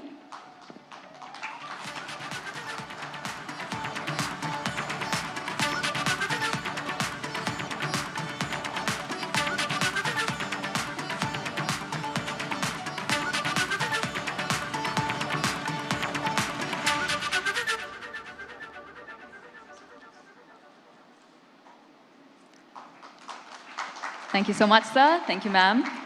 Very special thanks to our session chair, Mr. Anand. I think a lesson that all of us are going to be taking home is a reminder that, how can I make a difference? That question, and the reminder that we are all significant enough to actually make that difference. Thank you so much, Mr. Ricky, for that valuable thought. And with that, ladies and gentlemen, in the vibrant landscape of India's cultural mosaic, cinema stands as a vivid reflection of our diversity, right? Today we have the privilege of hosting a session that celebrates a nation of countless languages, countless stories, traditions, transcending regional and cultural boundaries, weaving together narratives and venturing into the incredible range of storytelling in Indian cinema. We now have a conversation to celebrate the power of film as a unifying force. We have our speaker who's going to be putting the spotlight on the cinematic melting pot that is India. Ladies and gentlemen, our speaker, actor, producer, entrepreneur, investor, Mr. Rana Daggubati's journey in the entertainment realm has been nothing short of a whirlwind. Needless to say, you've had quite a bit of an impact, sir, from your sensational start as a charismatic actor. Having lit up many screens, I think it's safe to say you've lit up the stage today as well. So thank you so much for joining us here. I'd also like to take a quick minute to congratulate Mr. Rana on establishing himself as a maestro filmmaker, even adding a prestigious national award to his cap. A loud round of applause, ladies and gentlemen, for our speaker, Mr. Rana Daggubati. Driving this session, driving the conversation and chairing this session, we have none other than Mr. Chetan Bhagat, of course, author of blockbuster novels, a motivational speaker. And I'd also like to say that he's someone whose words have often delved into the multifaceted nature of India's identity. Ladies and gentlemen, please give it up for our session chair and our speaker. The floor is all yours. Hi. Vanakkam, sir. Welcome to Chennai. I think the loudest cheers for any session today have been done, which was for you. Although big people are coming, but it's the beginning of the day. That's how it goes. Yeah, I think all that filter coffee and everything. Hello, Chennai. It's my absolute privilege to be here, to be Southern Rising. I think you are one of the, like if there is a term you can called Southern Rising, your name is there in that. Like you are one of the reasons that this term exists, even that Southern Rising, with the kind of work you've done. Tell me something. Before you became an actor, you ran a visual effects studio, right? For 5 years. So while you were associated with the industry then, you weren't famous. You weren't like, your face, your name wasn't famous. And then this fame came, and then Bahubali exponentially multiplied it for you. How has it been for you as a person? Like how does extraordinary fame change you as a human being? Firstly, good morning, ellarku vanakkam. Thank you, sir. Yes, I started my career in the movies with visual effects. The reason I started that because I was fascinated with movies in the first place, and I thought visual effects was the answer to making bigger and bigger movies, and that's why visual effects began. But very quickly I realized a service business is not something that you need to be in, especially in the entertainment industry that's pretty unstructured, not really sectored. And I used to do this in 2004-5, that time, so it's been a while. What happened after was the decision to become an actor or take this path was because I was unable to make the films that I wanted to. You needed talent, because it was stopping at talent at some point, it was stopping at filmmakers at the other point. I knew I wasn't mature enough to be a filmmaker or direct my own film, because I knew I had to learn a lot. I did theater in my younger days in school. There was a sense of understanding character, understanding how to portray characters. That's something that I understood. And so I quit my job, I trained for that, and I went into the movies as an actor this time. What does fame really do? I think I've been in the movies long enough, and I've been blessed to be in a family that's been there much, much longer. And fame is actually a job, and we treat it very much like that. It's being famous is a job. Every time you get out, you got to be famous, but you go back and you got to be who you are and what got you here. So that's the reason that we wear it literally as a job and take it off once the job is done. What's the best part of being famous, and what's the worst or not so savory part of being famous? There's nothing that's not so good about being famous. Okay, that's very honest. You did visual effects in 2005. Those must be different days, like the computing speed, the internet speed. It is Yes. very, very different, right? Is it totally different today? Like, I know you're not doing it now, but... Oh, of course. I mean, whether it's cost, manpower, whether it's skill, talent, whether it's the kind of cinema that's being made, I think all boundaries have pushed in India in a very different direction. What I've done is pretty much ancient now. It's so I'll give you a little anecdote. I used to run a post-production facility at the same time I ran this, and all my equipment is now in a museum in Vizag. So that's how quickly this changes. And I was so happy every time I go there. It's like, I'm not stuck in that museum. I have a job. You know, I've been part of a few films in Mumbai, and I know a few visual effects people just as friends, and they tell me that a lot of what we see in movies we don't know. Like, there is something, like there was a budget for, I won't say which movie, which actor, for fat reduction.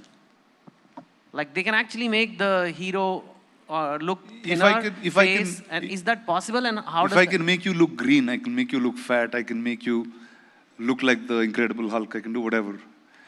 It's on how much patience you have to do it, how much prep you have to do it. See, that's what visual effects is. It's aiding the filmmaker to dream as creative as you want. You're a writer, you write stuff. Now I'm saying you write it based on social understanding. There will be, that's your first influence. But the fact that you can go beyond this world and there's a lot more is what visual effects really aids artists and writers to do. Yeah. Last question on visual effects before we move on to other things, because I think it's relevant today. Artificial intelligence is considered the next revolution. There is like a boom abroad on it. And we've already seen some demonstrations of AI in film. Like at least some, you know, the YouTube, you can now have different languages. It's probably possible even now that there's automatic dubbing happening or all kind of things happening. Maybe some actors can be replaced, I don't know. Like at least smaller actors, like you don't need to cast for certain roles. Where do you think AI will have a profound impact, especially in a place like India where so many languages are there? Do you think it will change our film industry, or it'll be a modest impact? See, AI will impact everybody. Doesn't matter if you're in the films, doesn't matter if you're a lawyer, you're a banker, you're doing accounting, you're a doctor. It's going to disrupt everyone's lives. It's what the internet did to us many years ago, where we just didn't have access about information. You didn't know anything about anything. You got to read stuff. You have to study things. And this is our next turn. And this is something that, see, the internet was very quickly applicable to us. If say 20 years ago when I started visual effects, if I told someone's going to buy on a phone, it just sounded like a ridiculous idea.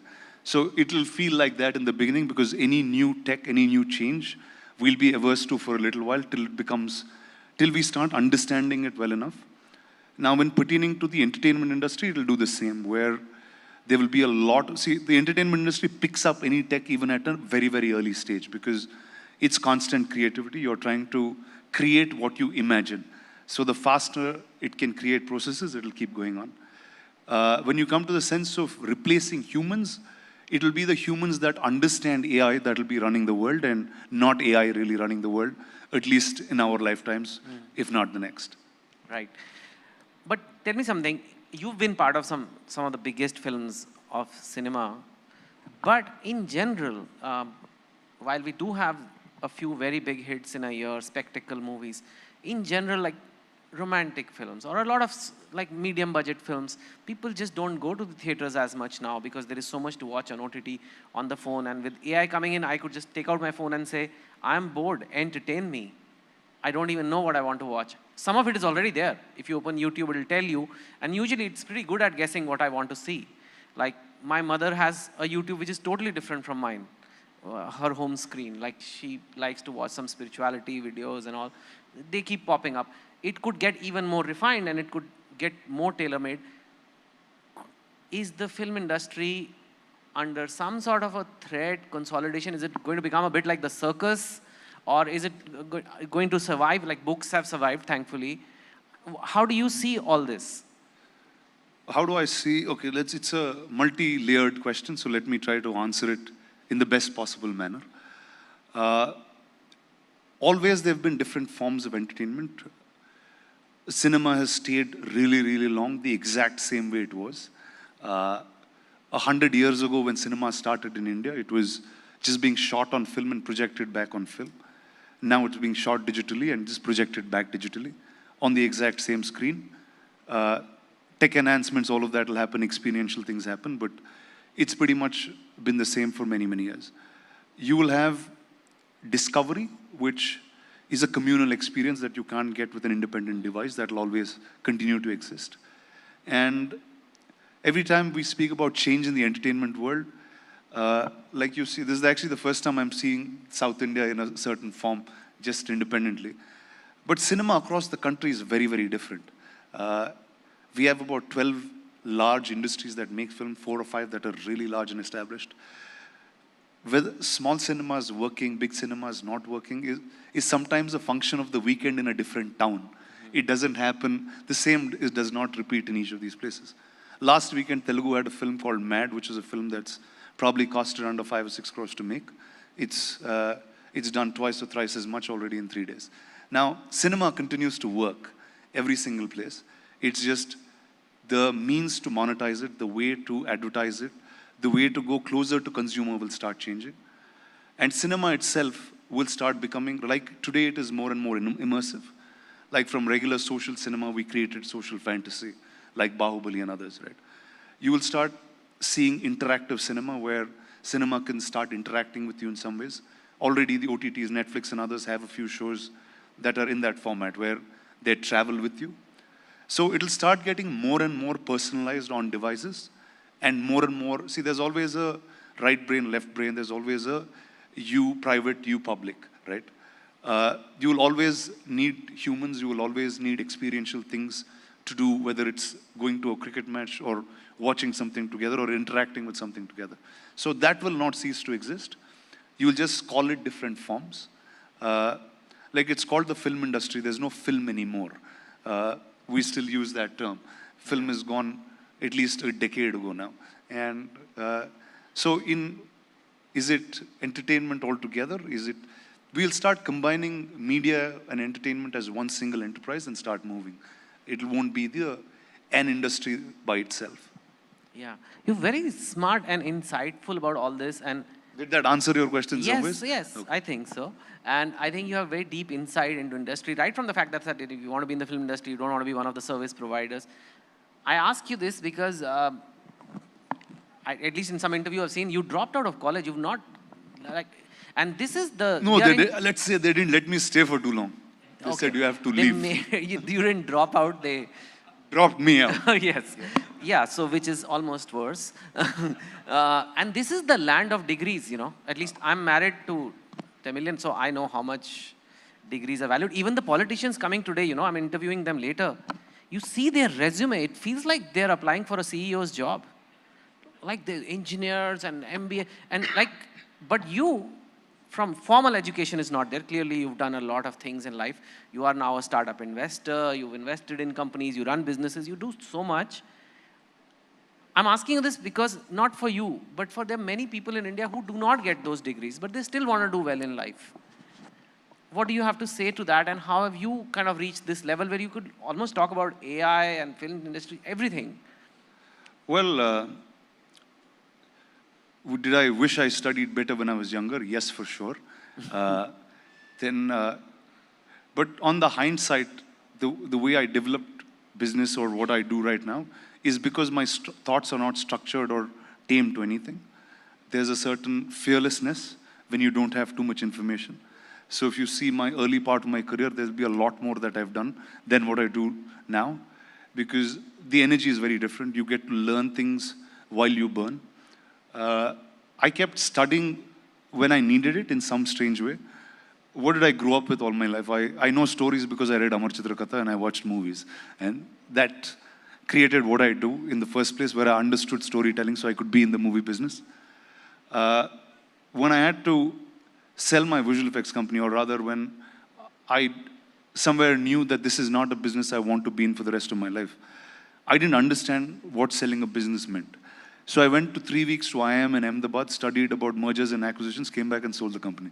Wow. So I think it's important to learn, but unless you understand the application of learning, I just feel like it's redundant. And I think like cinema has been the same for 100 years and needs to change and figure out interactivity, I think the system of education of basic school and others will start evolving into teaching newer things and newer ways of life. Yeah, that is something. I've spent a lot of time. Not bad for a dropout, isn't it? No, and has your college called you back for a talk or something? Like the college that asked you to drop out? No, my college never called me because I was there for so little time. They don't even know. Think Did he come here? I'm in it. But no, I went back to school. So let me tell you, like, schooling is the real education that I had all my life. I went to, for the first year of my life, I was here in Chennai. I was born here. Which school here? I went to Chettinad Vidyashram first, and then I moved to Hyderabad. I went to Hyderabad Public School. It was interesting when I was a kid because I went to two like palace-looking schools. They were like just phenomenal, both the campuses. And Hyderabad, I got to live for a much longer period. So I spoke Tamil more than I spoke Telugu in my early years. And Hyderabad, most of them spoke Hindi. So it's not Hindi that you speak, it's Hindi that's Hyderabadi, that's Dakkani, it's very different. Now though I didn't perform well in school, what the environment of that school taught me is everything that I know. The school helped me to dream big. I was like the size of the Hyderabad public school is like some 200 odd acres or something. And even if you jump out of class, it's so hard to find you in a 200-acre campus. We have like 6 football courts and that, like, it's just really huge. So now this sense of scale always came from there. If you wanted to build something, you wanted to build it big. You wanted to be as cool as your school looked. My friendships that I have are across. We never had the sense of language, caste, color. We were all in Hyderabad. It was like a mixed pot of people at that point. And I think that's really the sense of what India is. So I think school had taught me a lot, even though I didn't study in it. So I think it's important to go to school, experience a life, experience friendship, and I think that's schooling to me. What do you think the sense of India is? It's unity and diversity. That's why we're here, right? And I think unless you're able to create that in every walk of your life and entertain it and engage with it, you will truly never understand the country. Yeah. I'm going to ask you a philosophical question. You know, movies like Bahubali, they obviously had tremendous audience appeal. And there is usually a hero, a villain. And often the biggest movies in the world are those, Avengers. There is a clear hero and villain. There is violence on screen. And people enjoy such movies a lot. When it happens in real life, though, as it's happening right now, for example, in Gaza and Israel, the Palestine-Israel situation at the moment, it just becomes really difficult, firstly, to watch. I don't know, if you open TV today, and it is horrifying what is happening. And there are human beings in this world, like there are reports of babies' heads, literally babies' heads getting cut off. Like, what can justify that? Why is this happening? It's very different from a fictional movie. And it's very hard to pick hero and villain. But at the same time, you have social media today, you have people force you to pick a side. You know, if you say that I find any baby dying morally wrong and disgusting, it's like, but who do you think is right? You know, who's the hero? Who's the villain? And we love stories like this. How do you see this when you, on one hand, you've been part of these movies of battles, and when you see this real battle unfold, unnecessary violence, too much violence, how do you see it? So let's get to, see, these are big points to answer, and I don't think I'm in a position or qualified enough to answer these things and make statements about them. But since you gave the sense of story, let me go from there. Whether it's the Ramayana, whether it's the Mahabharata, whether it's tales that we understand, are always told with good and bad, because that's the most basic thing that every single one understands. It goes across denominator where doesn't matter where you come from, what you learned, what your language is, you understand good and bad, you have a sense of it. And what are these great mythologies that we speak about today was history at some point that was told to us. So the next generations understood that this was right and this was wrong. So that's, I think, as a storyteller, that's very important to consistently be able to tell this. Imagine all the stories of war that you heard in real life. Today might be big films, might be great books, but if you go back to the period when it happened, it's those people telling us now that this is not what you're supposed to do. So I think that's the essence of being a storyteller, is being able to find that good and bad, be able to consistently tell it to people, influence them in right directions, and take it from there. I think that's how I take this question. No, it's fine, and we don't have to be specific to something, but what I often find is this desire to say that this is good and this is evil. Whereas, at least from my experience as a writer for several decades, I've seen that it exists together. Human beings, you can't say good guy, evil guy. Whereas in stories, it often gets simplified like that. We know who was the good guy in Ramayana. I would say, sometimes there are some grace given, but generally, but in a situation like, for example, the Israel-Palestine war right now, people are picking sides in India also. Even though we don't have really got skin in the game. When you talk about picking sides, if someone's picking sides on social media, that's just their entertainment. There's nothing real about it. So I think first, when you're talking about picking sides, if there's somebody from the political realm of the country speaking about it, I think that should be right. I don't even think it's right to speak on public platforms about. I wanted to say it earlier, but sorry, because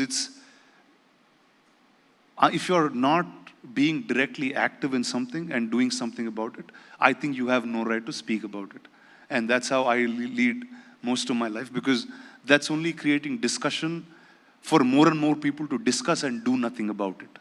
So I think leading discussion, unless we are physically, mentally, in all ways being able to take this, solve it, find a resolution, I think we are not in a position to speak. But okay, that's an interesting take, and there's nothing to agree or disagree on that. But what about if you're just a citizen of this country and you want to talk about inflation, for example, something which really applies to everybody, or national security, or many issues that affect unemployment, so is there something called public opinion, or are you saying that you can share it with your friends and in your drawing room, but putting it out there on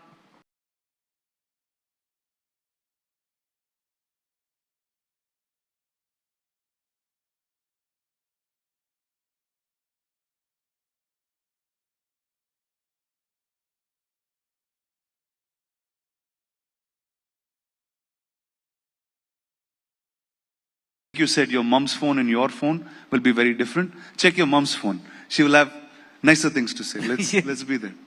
Yes, please do not check my Twitter. It's election season, and I know you've clearly stated your policy if I'm not directly involved.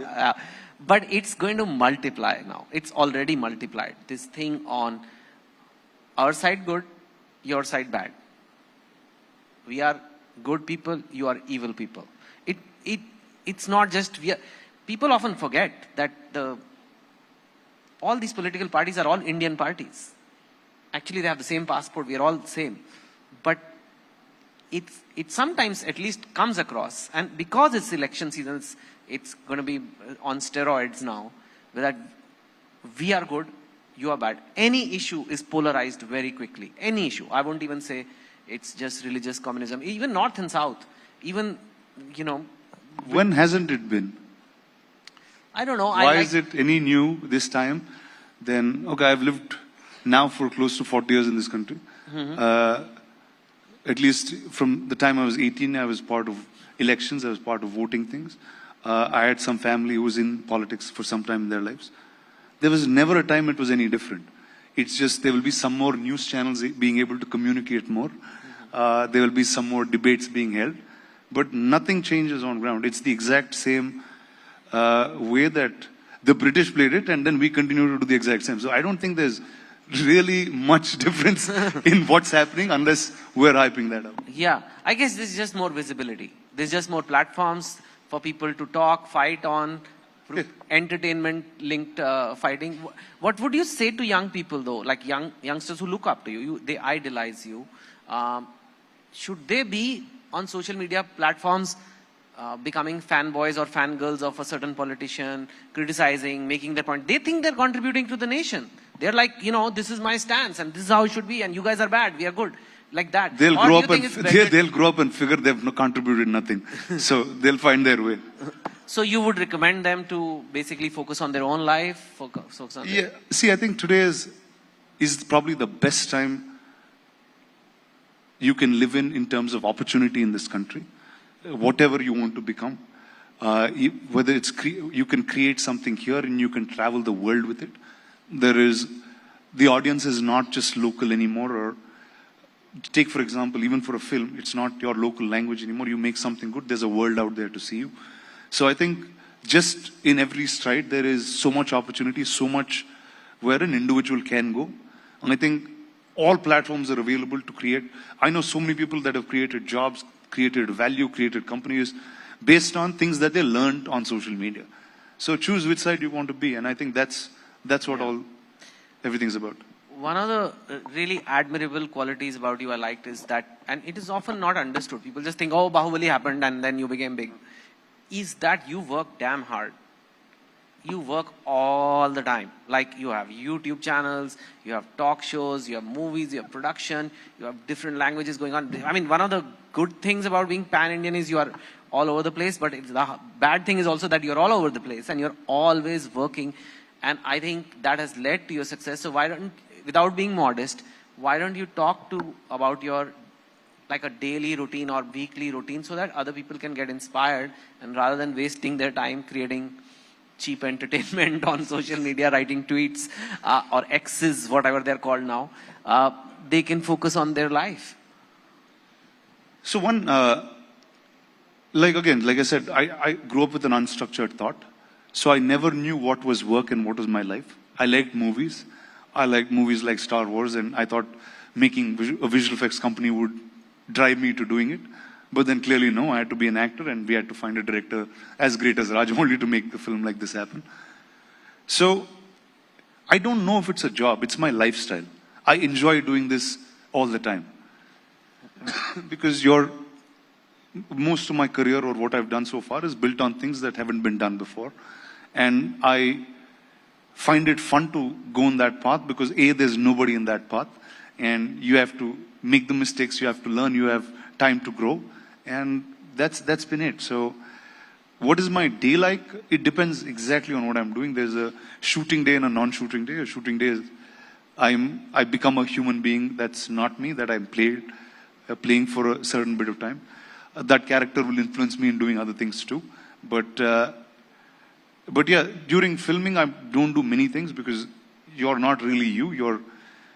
You're being a child in some ways, playing dress up and being somebody else. But on a work day, again, there's everyday things to do, and I have to train, I have to get my health right. All of that goes first in the toss, and after that, just as you're healthy, you just keep doing things that excite you and things that you're happy about. Work with people that you enjoy working with, work with people that know more than you at all times.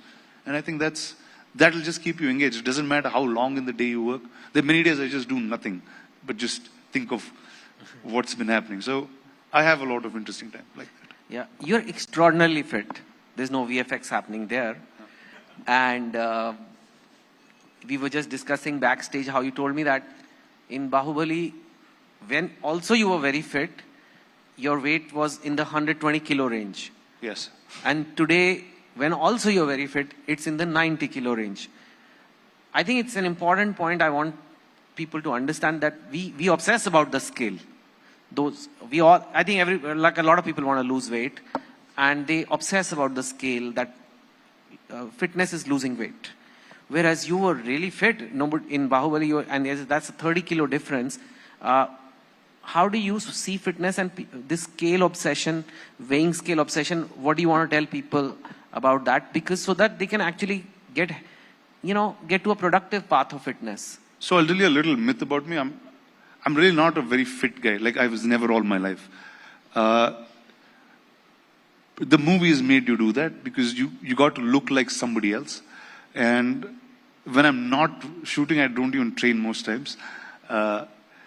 But what happens is there'll be films like Bahubali and others that'll push you to the extreme, that you've done almost like amateur bodybuilding type of training. That'll hold on for a couple of years. So I'm really not the right guy to give fit advice or any of those. I just look the part and I keep myself fit enough to look like anybody that I want to play. So hence, do not follow my routines, do not do what I do. It's really unhealthy sometimes, but that's the fun. I'm still being a kid. Really? You're not very careful with your diet and like macros and carbs and Oh, no, dude. No. You eat biryani in Hyderabad? Dude, I live in Hyderabad. You obviously eat biryani. We eat biryani like thrice a week or something. Really? No, I'm really serious. Like people say that they gain weight by just looking at unhealthy things. I think it's something to do with your metabolism, something to do with, like, how is it like, I know you're being modest, but you are. No, I'm saying you have to look like this guy in the back. Mm-hmm. You got to train for 5 years every single day, 6 days or 7 days a week, eat like 3,000 calories, and you do it for 6 years, you'll be fit for another 5 or 6, and then I can keep going. That's how life works. Okay. You, can I say recently? You recently got married, a couple of years? Yes, 3 years now. That's newly married compared to some of us over here. Okay, cool. How has that been? Like, how has that changed life? How has it been? And also, like, given your super busy schedule as a filmmaker, actor, investor, there's so many things. How is that work-life balance, what they call, coming in? And how is, just tell us about the journey. How did you meet her? How's it been after the marriage? And how does your busy schedule and dividing the family time versus work time work? Like I said, most of my work is play. My wife is also an artist. She does design in multiple areas of, and there's things that we do together. We understand the sense of art and all of it. So like I said, it's not really my job. It's a lifestyle. She enjoys part of that lifestyle, and there's enough time for both of us. And what it's done for me is it just made me a more balanced human being. Otherwise, I can just keep flying around. Like, I can just move with the wind. I say, okay, that's fun. I can just be in another country, be there for a couple of years and come back. But now there's some sense of belonging, I guess. What's the best part of being married? What's the best part of being married? Yeah, like I said, there's a sense of responsibility. You just feel like, okay, now we need to do things right. Yeah. Because earlier, otherwise, there's no one telling you what to do, or there's nothing. You just are going, right? So I just feel like this is important. Yeah. Is the green lighting process for films in the South different from the green lighting process of films in Mumbai?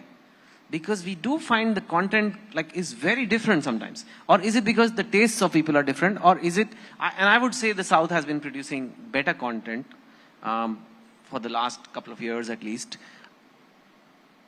What is different? Is it the structure is different? Are the players different? Are individual tastes different? Or is it just a coincidence that this has happened? Well, two very simple things that happen is if you talk about Mumbai and how the industry functions, there are many more corporations that drive decisions. Here, I can talk about the 4 states in that sense, or the 4 industries, where it's still run very independently by a certain set of creators. And when you're corporations, it's hard to get creative measures in process, which is why there will be decisions that are made more on a corporate or a what's working kind of level. But whereas when you're a filmmaker, you're always trying to create something new, create a new experience. And second, the way the finances are involved. If you see in a film like Bahubali, it is the producers taking debt and interest in making those films, and so how all the films in South India are made, where everyone has a personal stake to win or lose, although it's much more safer an industry now than it ever was before. But the decisions are still made by artists, filmmakers, and somebody who's been in business for a really long period of time. So there's that creative element. The creative people are in the control. film comes before the business. Yes, it still is that way. Do we have audience questions? Anybody who has a question, please raise your hand. We have maybe time for 1 or 2. If you want to ask Rana anything. And please introduce yourself, and if you can get a mic for him. No, but they are recording and it's being aired, so. We can just keep going like this. Yeah. Oh my God. Hi, my name is Anand, and I really got onto the point you said about social media. If you're not physically involved, if you're not doing jack about it, you don't probably deserve to pick a side. Do you think we'd be better off without social media influence, or was the world a better place without, before it all happened, before the boom happened? So I don't have social media on my phone, it's on my laptop, and my life is awesome. So I just urge everyone to follow that, because whenever you want to see stuff, you can see it on big screen and others, and just live your life. It doesn't matter what everyone else is doing. So thank you. Anyone else? Yes, over there.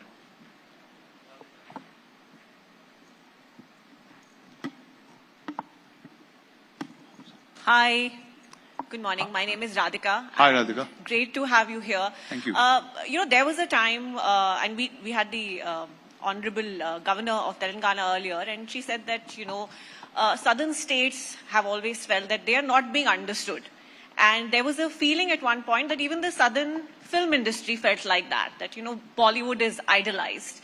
And then something like Bahubali happens, and it changes the game, right? Now there is financing coming from Bollywood. And in fact, Bollywood perhaps is trying to copy the style of southern cinema. Do you think the tables have turned? And was there at any point where, people went, whoop, our cinema rules, and it's actually at the Oscar stage? Depends on which part of the country you lived in, really, right? If you live in Hyderabad, we were always collecting, Tamil films were always running in Telugu. Telugu films did well here.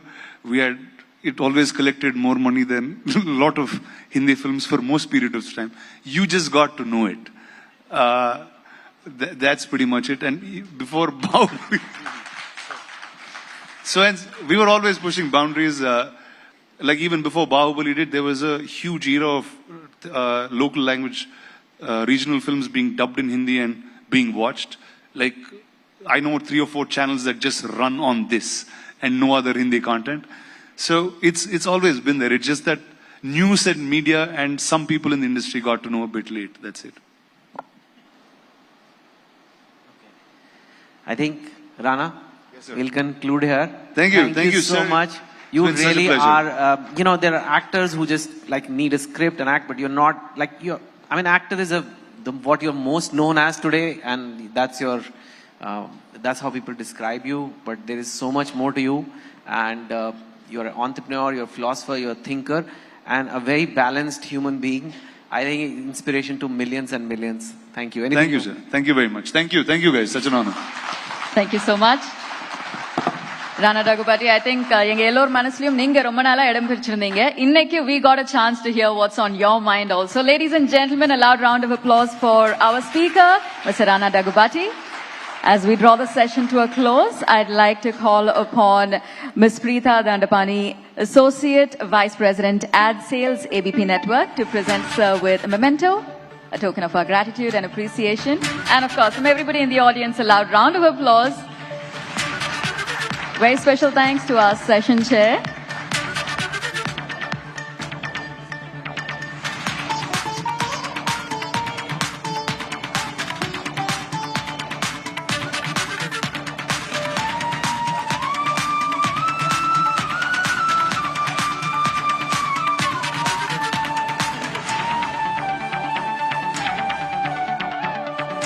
Thank you so much. Ladies and gentlemen, Ms. Hirana Daggubati, who reminded us that it is indeed the best of times in terms of opportunity for India. And what better time to host the very first edition of the Southern Rising.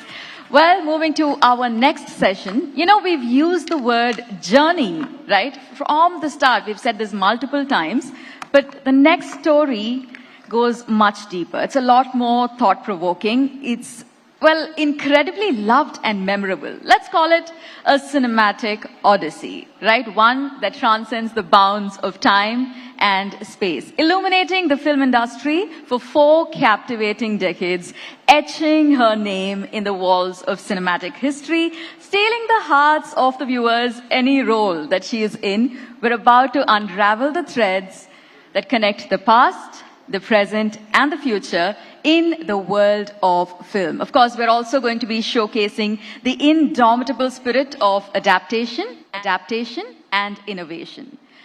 I'm happy to say that no matter how the constellations of storytelling shift, she shines brightly. Ladies and gentlemen, please join me as we roll out the red carpet of our hearts to our next speaker, actor, director par excellence. We have Ms. Revati joining us. A loud round of applause. Welcome, ma'am. It's also my pleasure to invite Ms. Kaveri Bamzai to take us through this conversation.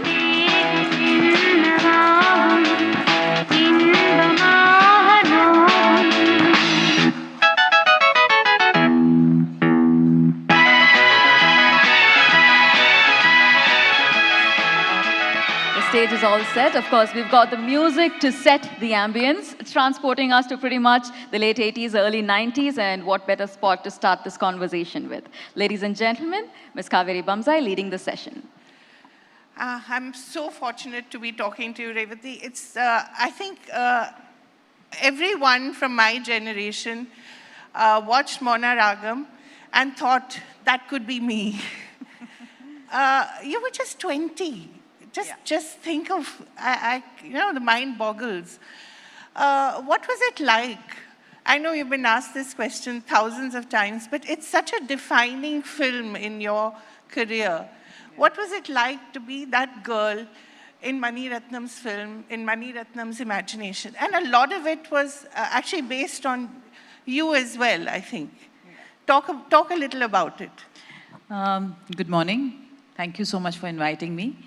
Kaveri, Maunaragam was a film that happened.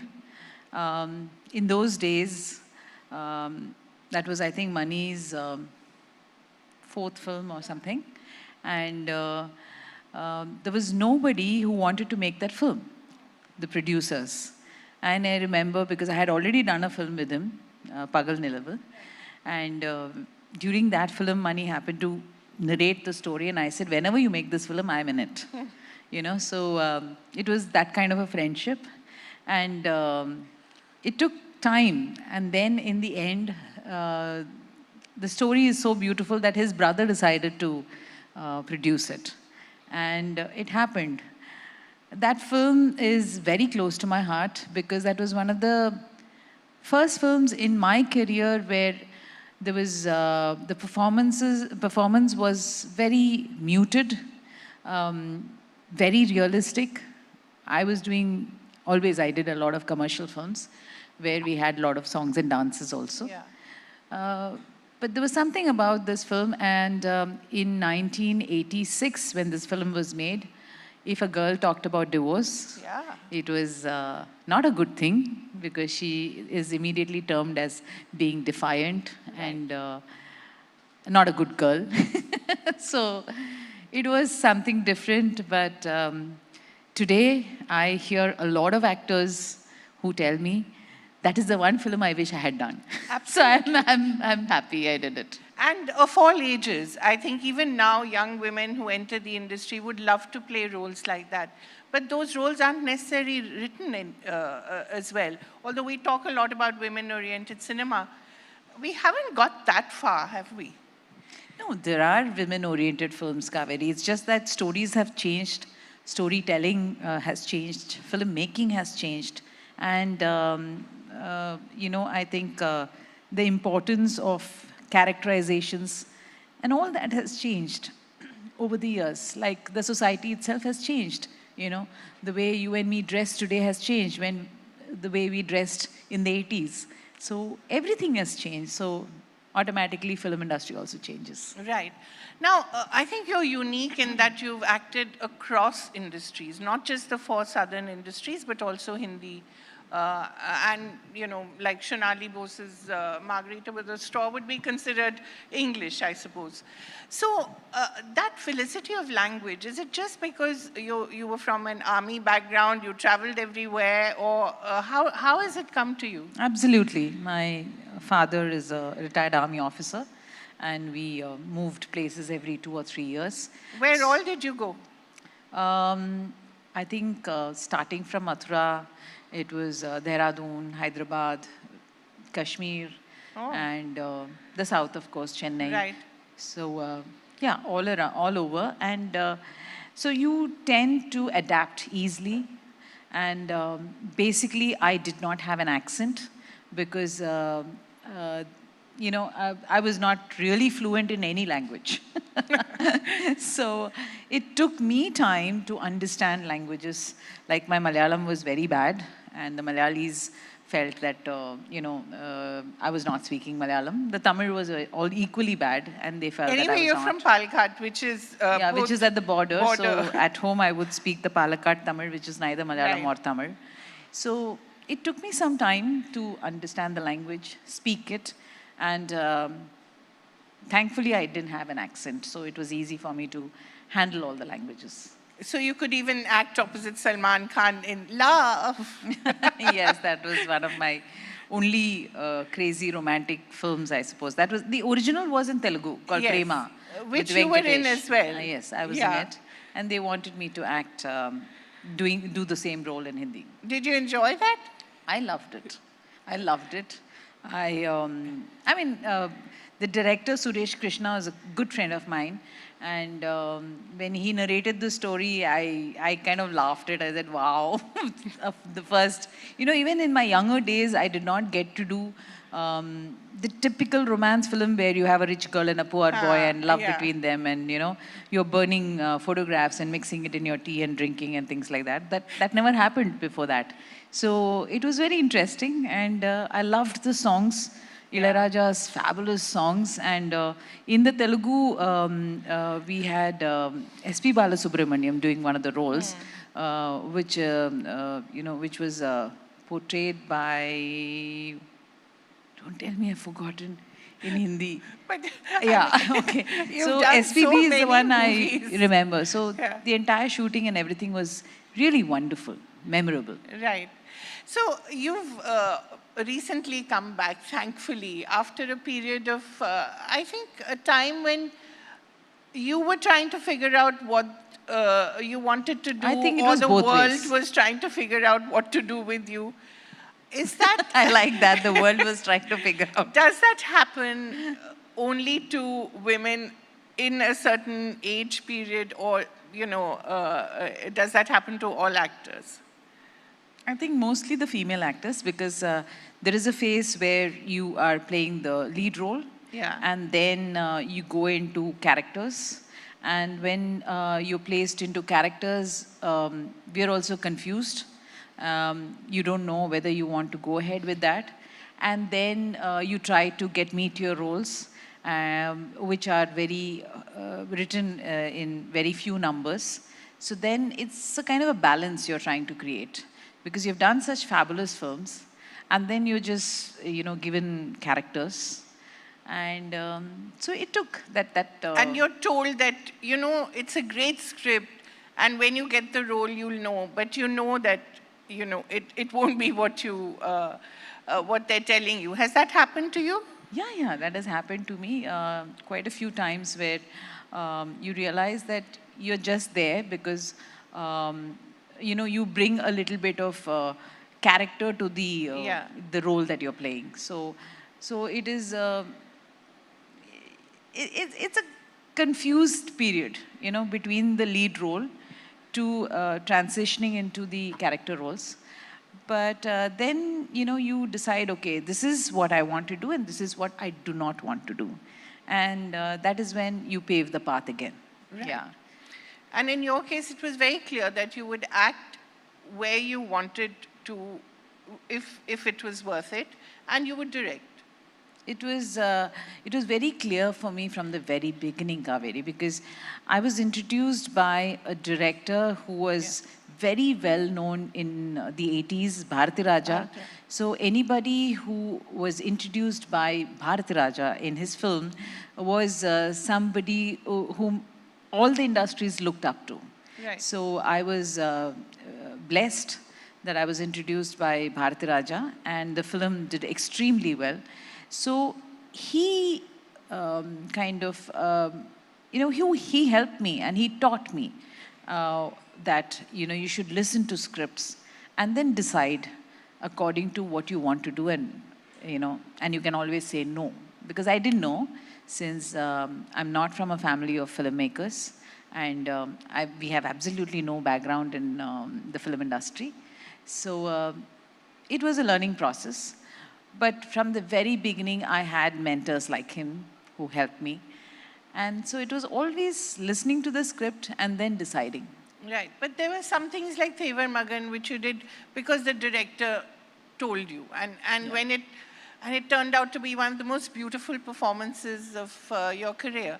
That also happens when you trust the filmmaker, right?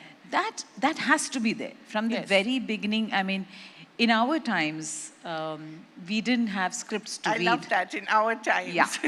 We didn't have scripts to read, Yeah. okay? There would be the director or the writer who would come and narrate the knot of the film, or a narration which would maybe not take more than half an hour. And then it is a decision that we have to make on that. And the decision is made with total trust that this director will, you know, make a great film out of this narration. And we also trusted our producers who kind of, you know, it was just a verbal commitment. I did not sign on contracts until 2000. So it was just on a verbal trust. So a lot of things in the film industry worked on trust. So yes, you know, trusting a director, and when a director like Bharadan, you know, called me and said that there is this role and I want you to come and shoot day after tomorrow in this film because we are having an issue and I want you to fill in. I said, yes, I'm coming, you know, because... Did he tell you who was in the movie? No, yes, of course he told me. He said it's opposite Kamal. And so then, yes. And Shivaji Ganeshan. Shivaji sir, of course. Yeah. What was it like working with these two giants? I had already done a film with Shivaji sir, and I had already done a film with Kamalji. The dancing one. I can never forget that. I did 2 of them. One Right. was called Kaideen Diary, which was with Bharat Raja, and the other was Punage Manu. Right. So I had worked with both of them. Some terrific dances there. I know you're a Bharatnatyam dancer, but the kind of dancing you did there was of another level, right? I think Indian film industry needs actors and actresses to be able to dance. Yeah. And we need actors who can fight. So only then you can be an actor. So, you know, so yeah, this now is the part of women it. also have to fight because they get action roles. Yes, that's good, no? Yeah, absolutely. Like I how- loved you in Toothpuri, by the way, where you have quite a bit of action, right? You're just swooping down on people and trying to extinguish that. What was that like, being in this Toothpuri was... series? Yeah, it was nice because it had a kind of a slight negative tinge to the character. And Luna Luca is a witch, and I really liked the role. It kind of challenged me as an actor. and I enjoyed doing it. Yeah. To get back to Tevar Magan, so here you were told that you have to show up day after tomorrow, and there's this role where you're playing this really innocent, beautiful village girl who's, you know... The girl called Panchavarnam. Yes. So, yes, you know, actually the night I arrived, Bharathan sir gave me a script and I was shocked. We got to see complete scripts very rarely then. And so I just sat and read it as soon as I landed. And then I went and met Bharathan sir and I said, it is a tough role because it's been a while since I played a village belle, you know, and that girl was extremely innocent, so shy and so innocent. But had intelligence that comes from the soil that they are born in.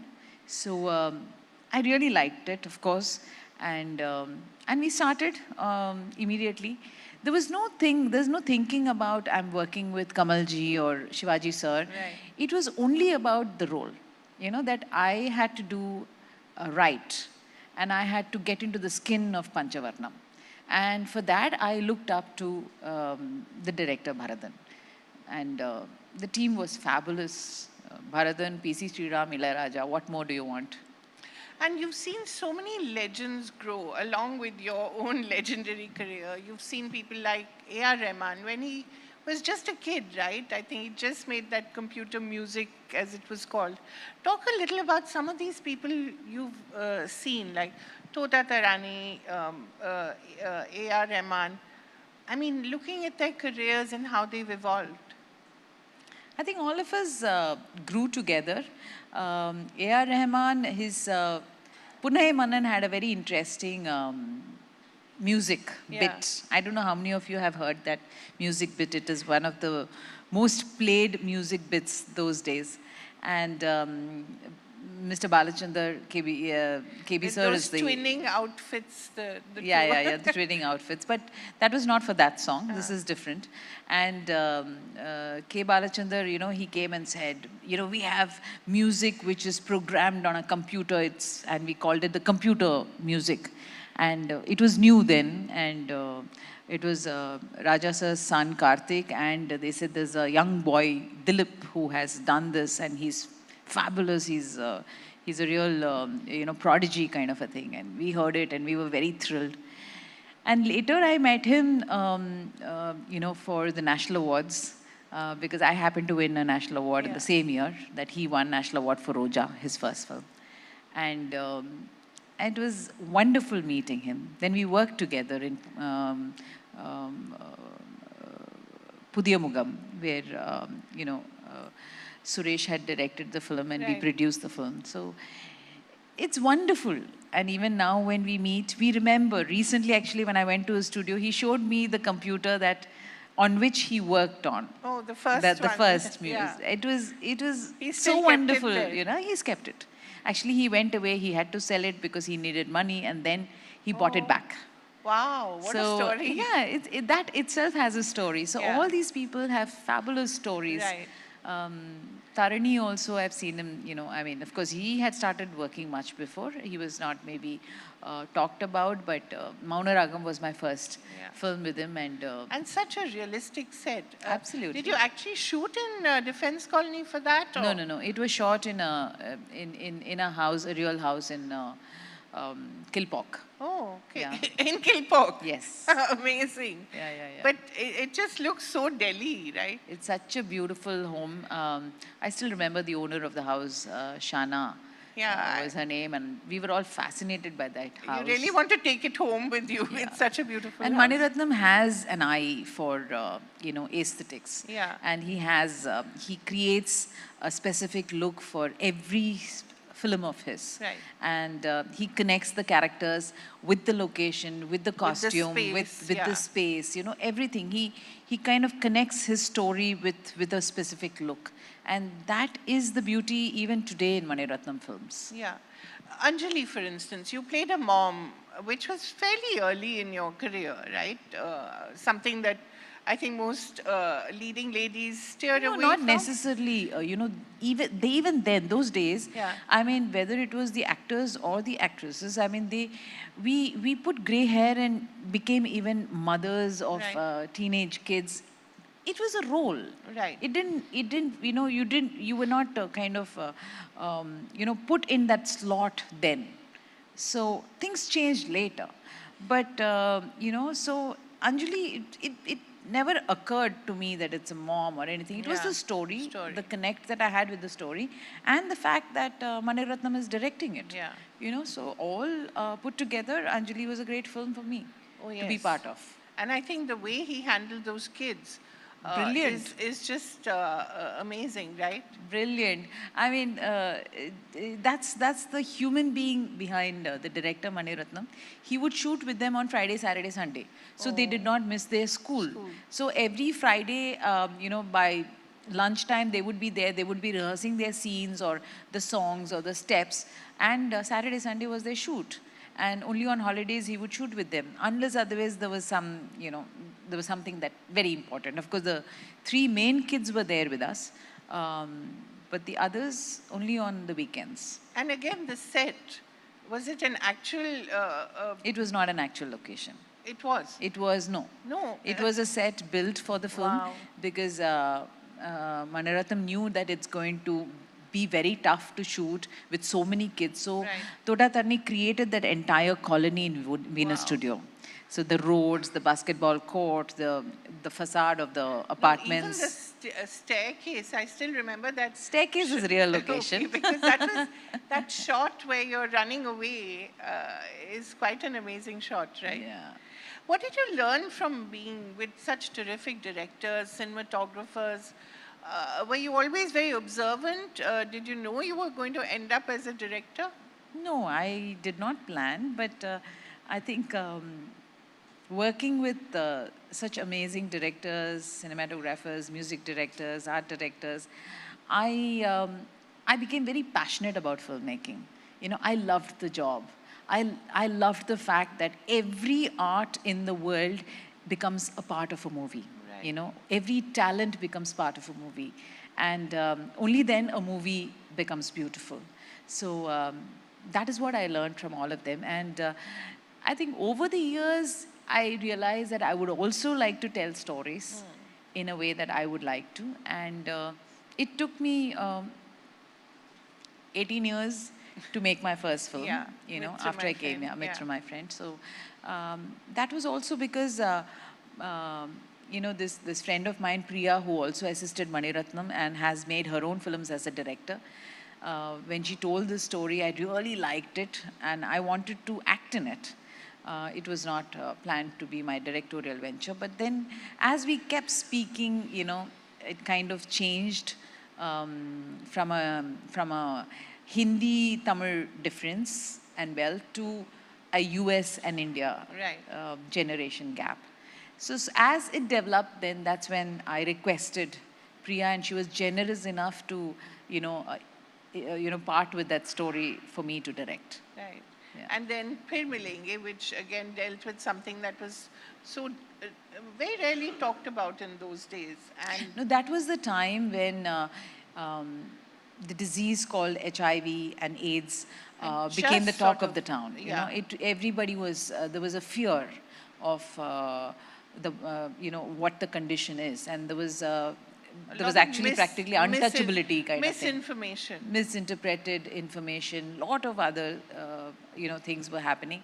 And I knew a group that was working with HIV positive persons, and I also knew a few people who passed away.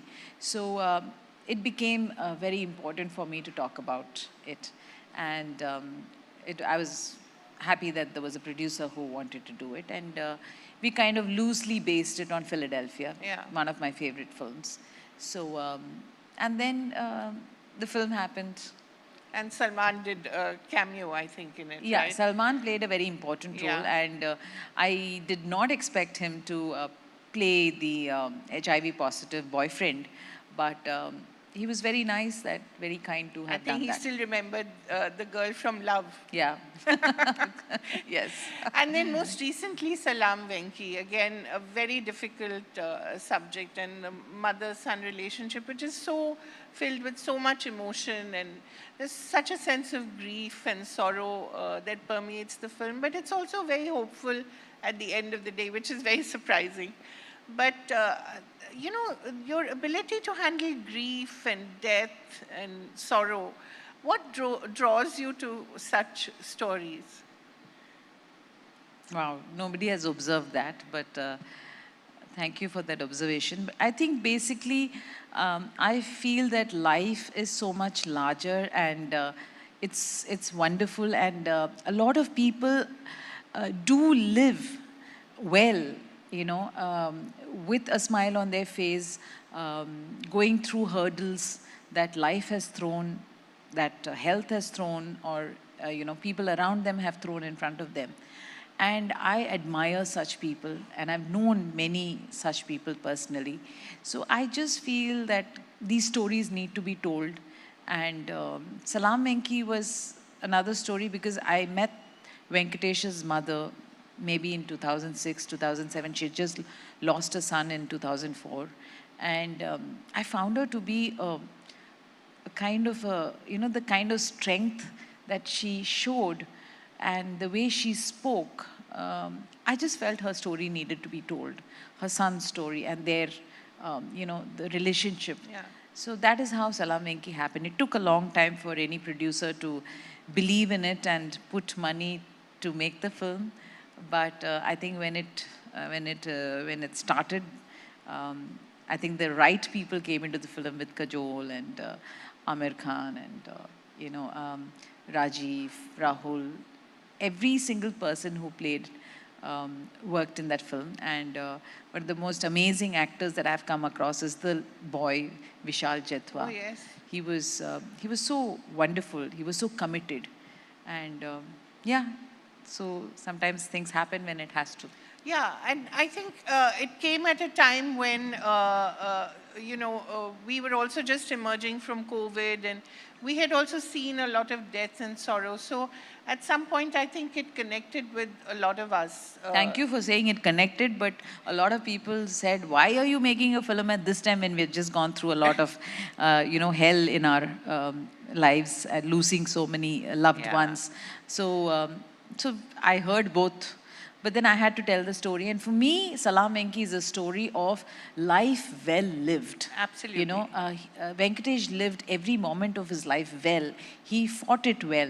And mother is amazing. Yeah. Yeah.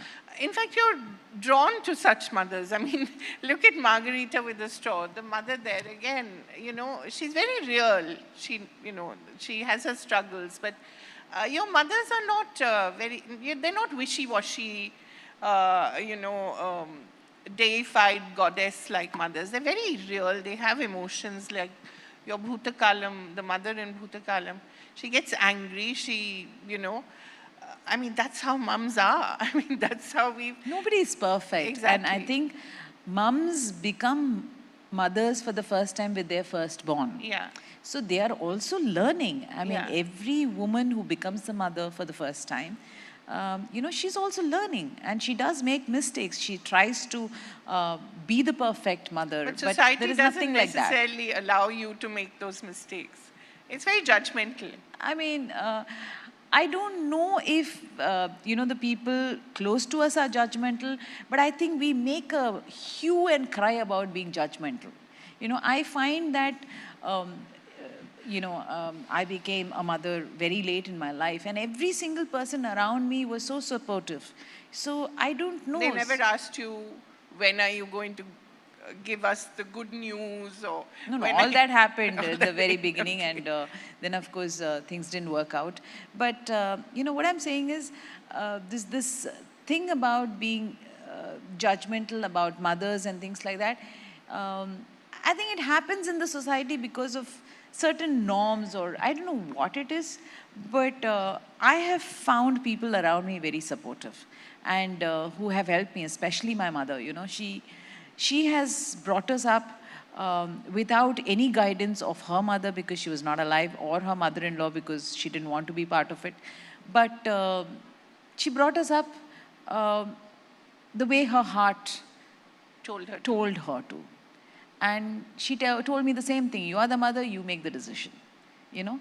Don't go by what you've heard or what people tell you. No. So it is about, you know, I think the personality that you are, that you bring up your children. Right. I want you to talk a little about your work with this Women in Cinema Collective in WCC, which is yeah. specifically in the Malayalam film industry. And we've seen so much of misogyny there. I just wonder, when you were, in the industry in your early years, I don't think anyone dared to mess around with you. But did you see things happening around you with women, perhaps, which disturbed you? But at that point, I think none of us had the tools or the language to articulate our anger, you know, when things like this were happening. Do you sometimes look back and think, I wish I had spoken up then, or I wish I had said this then? Kaveri, in the 80s, 90s, we did not have mobile phones. Yeah. And I attribute a lot of issues with the mobile phones and the messaging. Because Why is that? the reason is, you know, when you have to see a person and tell them directly in their eye that, I want to, maybe I just want to be with you, you know, it's not very easy. You have to look into somebody's eyes and say it. But now it is SMS. Right. You just say that, you know, come and meet me, have a coffee with me, or, you know. Or swipe left, It is right, whatever you do. It is so easy, you know. So there is a difference in communication.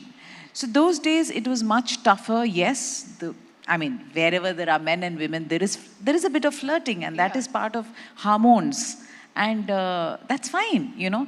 But when you go beyond a certain, respectable norm, then there has to be consent. Those days, we didn't have a term called consent, you know. We didn't even know what it We didn't even know about it. So it would be diplomatically smile and say no, or whatever we wanted at that time.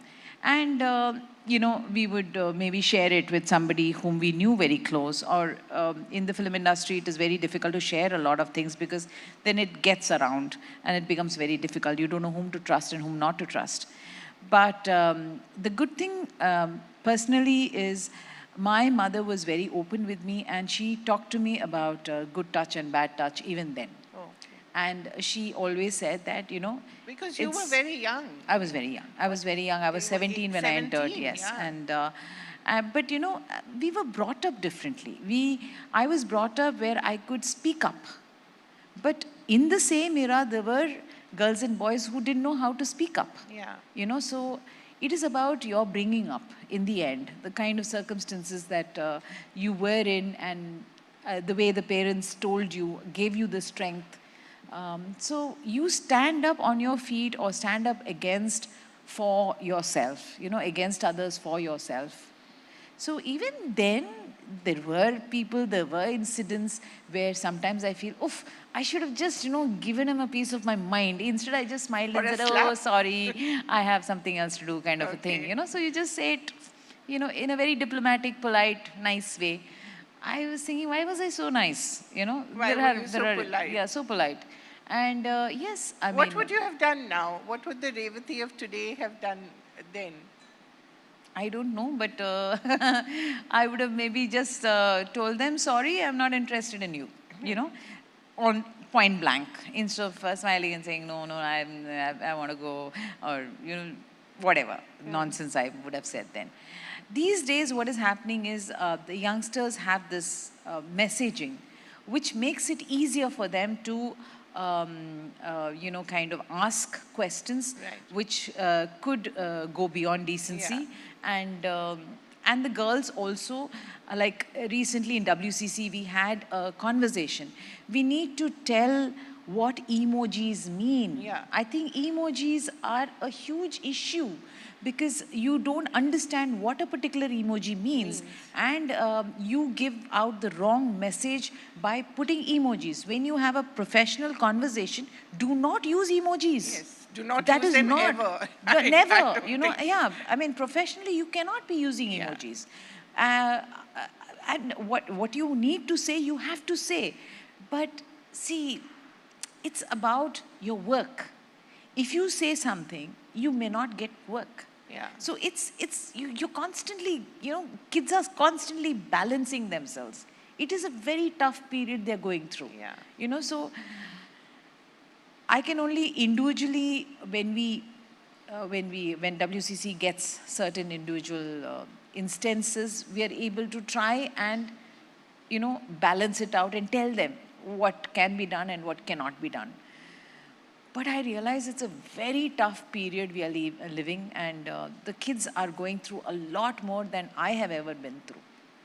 Are there some male colleagues from the Malayalam film industry that you particularly remember as being very, very borderline sexist and, you know, do you... Kaveri, I don't think this is a platform where I want to talk about it, but yes, I mean, we do, you know, meet people, we do interact. I have worked with people, and we have handled it in a different way, and you realize that they are very different today, and the way they are handling younger kids in the industry. They've changed too, perhaps. Things have changed, and it's very hurting. And you know, sometimes I've wondered, you know, how did I work with these people? You know, whether it is, you know, technicians or actors, there are certain people you don't understand, you know, that there is an image and there is a real person, you know. So art and the artist, like we call it.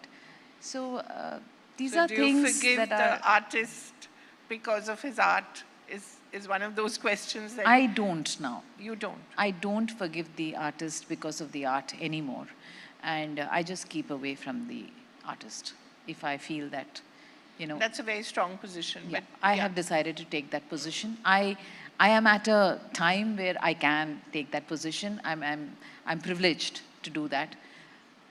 Many are not, sadly. So Revati, to end with, because I mean, we're here in Chennai. This is your adopted home, I think. You've sort of lived here, what, for how many years now? My father decided to settle here after retirement, premature retirement, because I was very interested in dance. And my dance school is in Triplicane, Saraswati Gana Nilayam. It's still running. It's more than 80 years old now.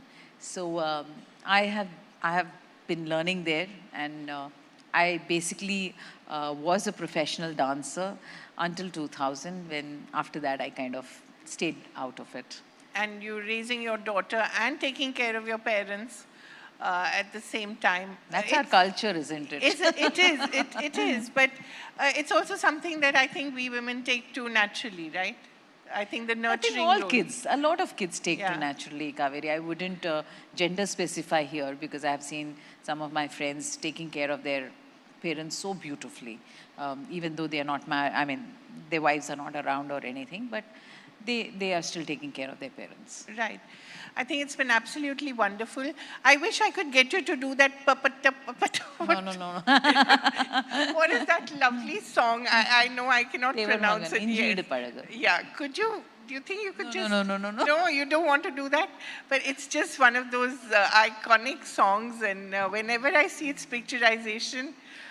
you know, I have to tell you a story behind this. Yeah. So what happened is there was another actor who was supposed to play my role, and somehow it didn't work out. A day's shoot or something, it didn't work out. The dates were in issues. Suddenly, the entire story, the entire script had to be changed. And Bharathan sir and Kamalji sat down and worked on the script. It is Kamalji's dialogue. He has written the dialogue for the film. So when this song came and you know, they said we have to record this song, Raja sir actually asked me if I could come and speak those lines in my voice, because the first few lines are the character, you know, singing it in a very hushed tone without music, and then it goes into the song. But sadly, I was shooting for Marubadi. It was Balu Mahindra's film, and that day was really tight. And Balu sir also tried his best to let me go. And you know, the journey up and down to the studio itself would have taken me about 2 hours and couple of hours. Then the whole day would have gone. So it was a very tight shoot, and I couldn't go. And I was so upset, you know. But then later, you know, when we were dubbing for the film, the first few lines are sung by me. Kamalji has sung the song, and he wanted me to sing. I said, there's no way I can sing. I'm a terrible But singer. he can do everything, no? He's multi-talented. Yeah. He's amazing.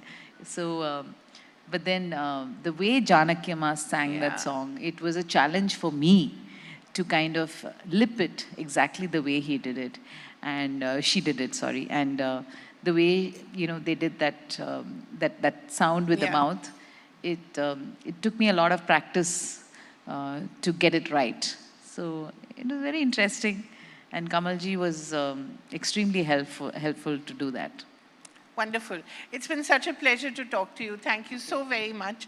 A huge round of applause, I think, ladies and gentlemen, to one of the most iconic actors. I know icon is used very generally now, but I think this is one person who truly deserves it. Thank you so much, Revati. Thank you. Thank you.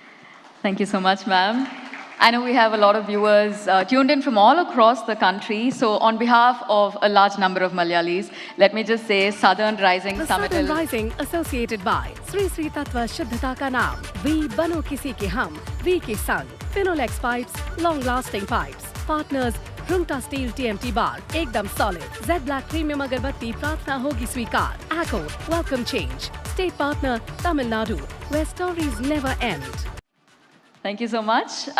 Ladies and gentlemen, I was just saying that all our viewers of ABP Nadu, ABP Desam, I'm sure they share that feeling of pride. It's truly an exciting moment to see you here on the stage, ma'am. Before we, of course, say goodbye to you, to extend our thanks to our speaker, may I please request onto the stage Mr. Mohit Roy Sharma, Executive Editor, Outreach and Corporate Communication, ABP Network, to present ma'am with a memento.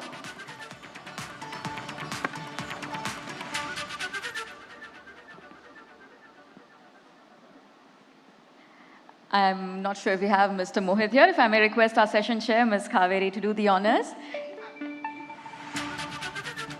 A truly fitting closing to a fantastic session. Ladies and gentlemen, our speaker, Ms. Revati, being presented with a memento of the occasion by none other than our session chair, Ms. Kaveri Bamzai.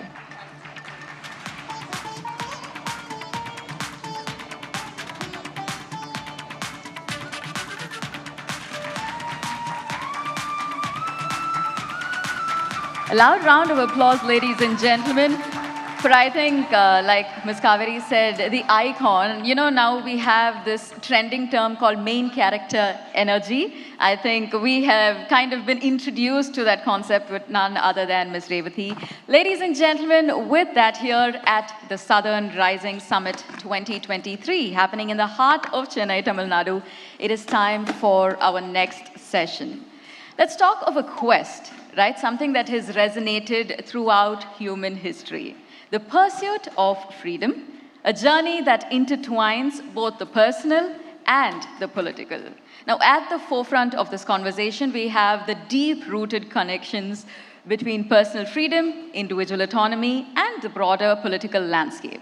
To take us through a conversation that navigates the intricate interplay between our personal liberties and the political systems that shape us, it is truly my pleasure to invite our speaker, whose expertise, well, it offers a unique perspective on the challenges, the triumphs that are faced in the pursuit of freedom, both on a personal level and the complexities of our political world. Ladies and gentlemen, it is my pleasure to introduce to you our speaker, Mr. Gurcharan Das, author, management guru, and public intellectual. From material well-being to moral well-being, his books have illuminated our lives. Welcome, sir. Truly a privilege to have you here with us. To hand over to chair this session, it is my pleasure to hand over the floor to an amazing anchor, a dedicated journalist, a creative content strategist. Ladies and gentlemen, Ms. Radhika Bajaj. A loud round of applause for this session in search of freedom, the personal and the political. Thank you, Shilpa. Good afternoon, Chennai. Good afternoon. So many young people in the house and not a lot of energy, so let's try that again. Good afternoon, Chennai. Wonderful to have you all with us, and it's so special and such a privilege to be able to talk to someone on this stage whose personal journey and professional journey pretty much mirrors the journey of India as a nation and as an economy. And he's such a multifaceted man. He was born in pre-partition India. He went to study philosophy and politics at Harvard at a time when very few Indians were able to do that. Of course, at a later stage in life, he went back to Harvard to study business at the Harvard Business School. He created the company called Procter & Gamble to the behemoth that it is in India today. And luckily for us, then he made a very, very successful transition as an author. And here we are talking to him about something that's close to his heart, which is freedom. What does freedom mean? We're going to explore that today in this session. His memoir has just come out, ladies and gentlemen. I've just read about 65 pages, and it's made me laugh so hard, but also made me cry. So it is a book that we all should be reading and learning from, and I urge all the youngsters in the house to pay attention to the wisdom that's going to come from Mr. Das during this session. A warm welcome again, sir. Thank you. I think the first question I have to ask is that your life has been so adventurous, sometimes difficult. How is it revisiting that life when you write a memoir? Well, here's the secret. When you write a memoir, you do have to remember. And you, in a way, relive your life. And what I have learned is that reliving your life is actually better than living it. It's like a memory. You know, an event takes place 30 years ago, and the reality is that there was so much going on, you know, that you hardly noticed that. But when you remember, you have the luxury of time. You can play God. You can leave something out. You can take something in, put something in. And therefore, a memory is often better than the event. And so, that's what I say, all of you. A good reason to write your memoir is to relive your life and actually play God and have a second life. Why, if you can have two lives, why have only one? Why not? Absolutely. So, you know, I read that you were always passionate about writing. And yet, in your early 20s, I believe, you went on to work in the sales team of Procter & Gamble. The company went by another name then. Why, at that time, did you not pursue the passion of writing? Because you famously said that one must make a life, not just a living. So there's so many of us who want to pursue the passion, right? But the living comes in the way. Well, you know, I mean, I've been an oddball. When I was 1.5 years old, my mother said, "This is a difficult child." I mean, she wrote a diary, and in that diary I found, "This is a difficult baby." And by the age of 4, she was calling me a troublemaker. And so there were these crossroads right through my life, and I could recount it to you. The one that's relevant to your question is when I came home one day, I was in KG, kindergarten, in Lahore, model town. And I came home sporting a report card, and my mother is standing at the door, And she smiles and she says, "Did you stand first?" And my father is at the back. And he says, "That was the wrong question." Ask him what he likes about school. Does he like to draw? Does he like to read? Who are his friends? And so on. So I had right through my life 2 influences. My mother kept reminding me that I had to make a living, and my father kept reminding me that I had to make a life. And so the next dramatic moment I can remember is when I got this unbelievably, at that time, a scholarship to go to Harvard. And as an undergraduate. And so I remember it's Palam Airport.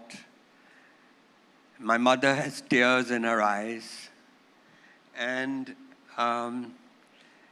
she's telling me, "Now be sure to study something useful. You have to come back home and get a job." And she says, "Why don't you be like your father?" My father was an engineer. Right. So you'll get a job as an engineer. I arrive at Harvard and I promptly forget her advice. I see the course catalog and I take everything. I study Greek tragedy. I study the Russian novel. I study Bauhaus architecture. I study capitalism. I study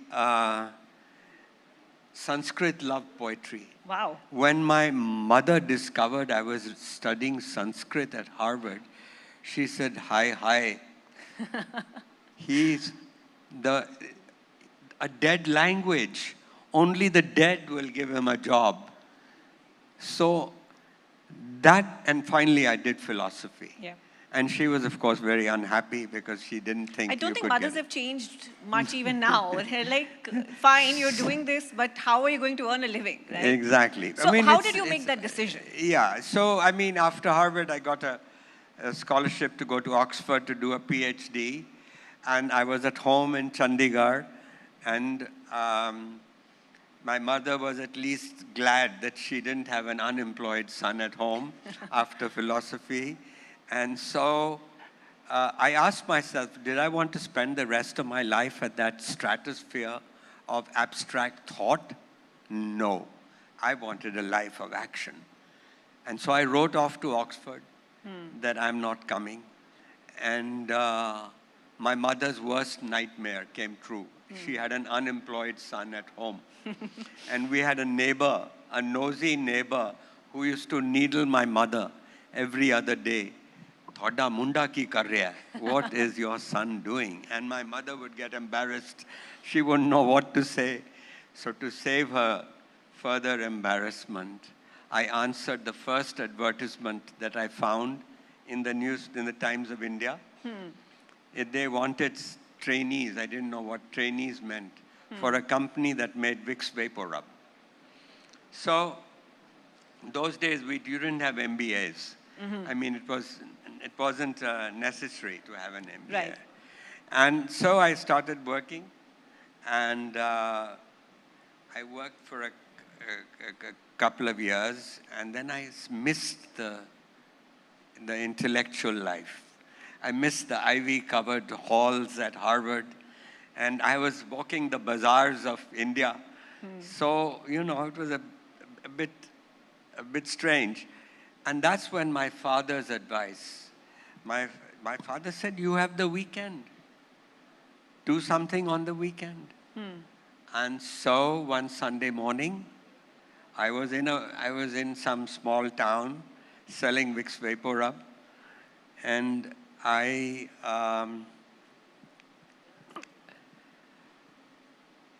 said to myself, it must have been a morning like this when Shakespeare started to write Hamlet.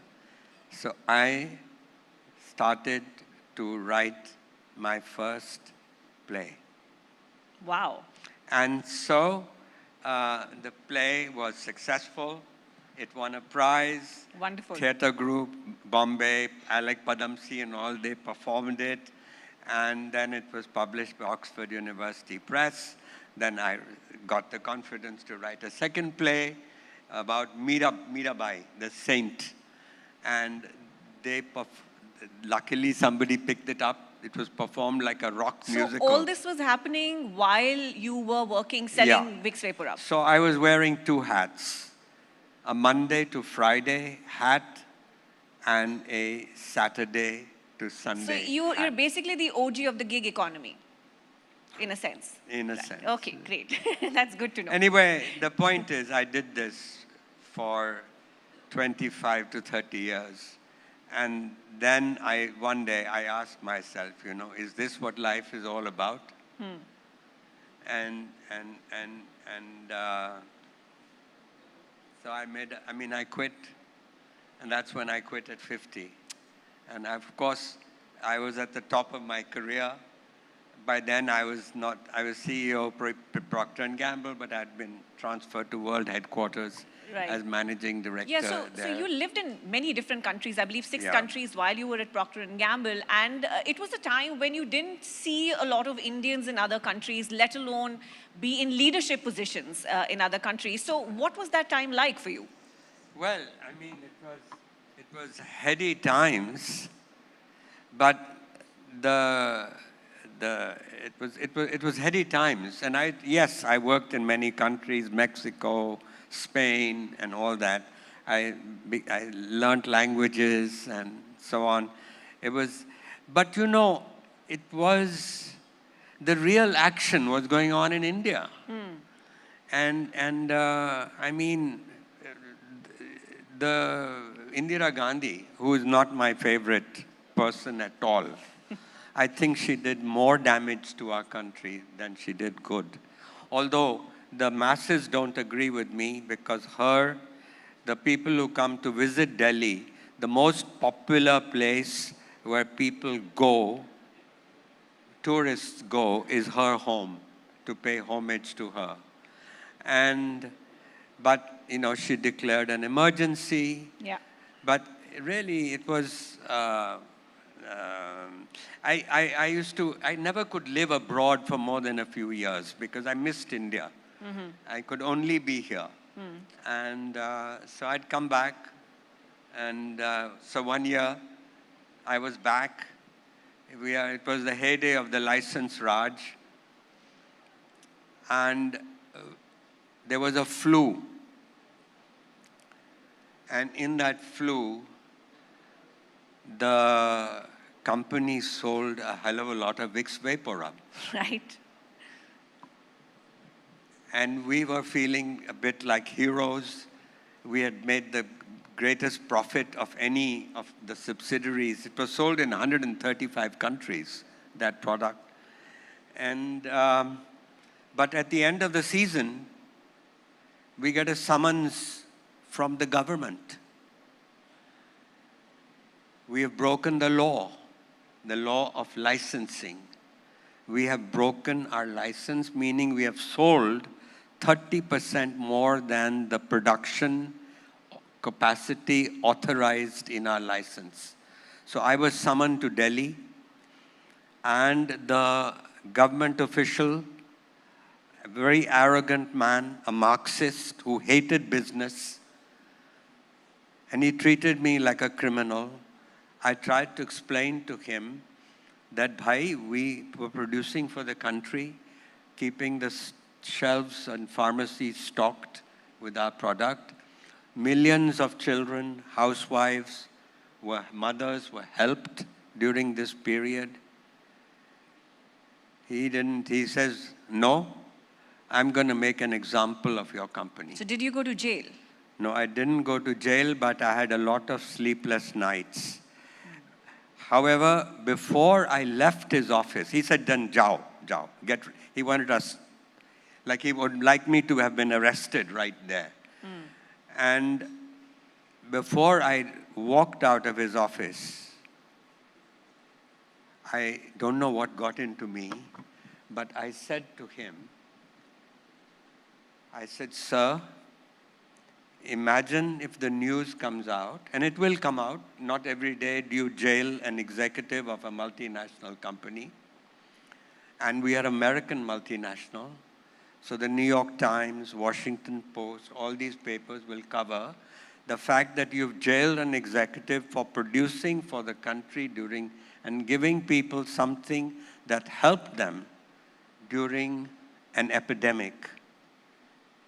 How do you think our country is going to look in the eyes of the world? How do you think our Prime Minister is going to look? How do you think you are going to look? Sending me to jail. Anyway, the government's quietly dropped the inquiry. That's a very interesting story. That's a very interesting story. Well, yeah. those of you, you're young people, a lot of you here, you're lucky you did not live through the command economy, which was another word for Nehruvian socialism. I mean, Nehru did a lot of good for our country. Democracy, so many things kept our country united. But this was a heroic flaw, a tragic flaw. Right. And the country paid for it. 2 generations of Indians lost out in terms of opportunities.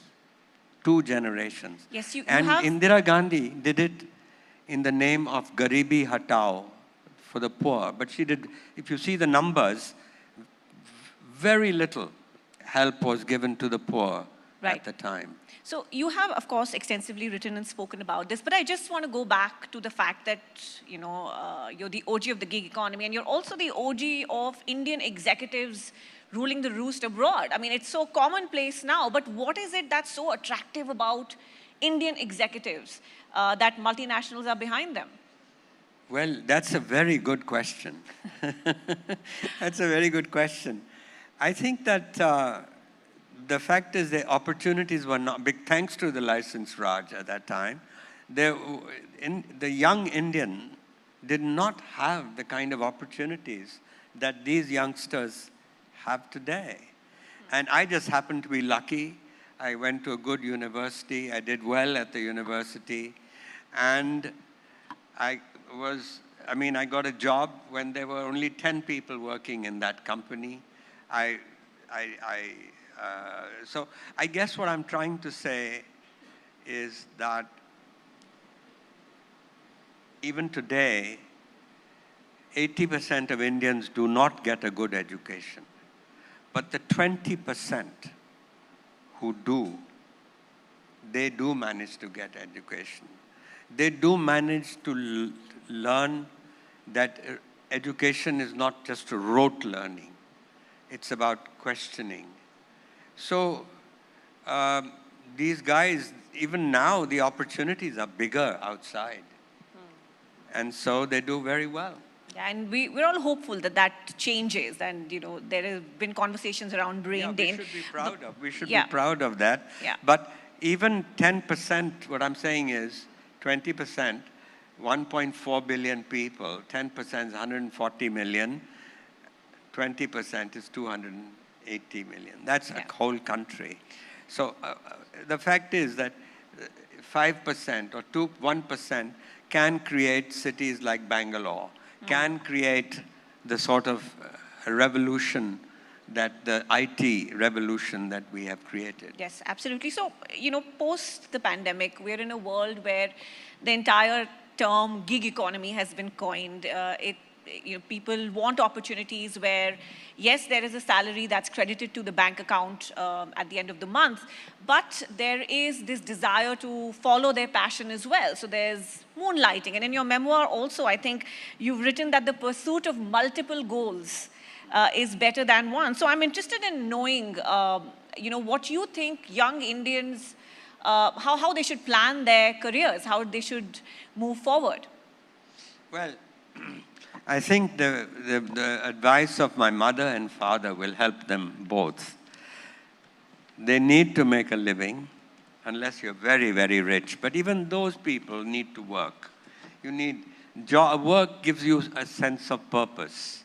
I mean, I get up at 5 in the morning and I write till 12.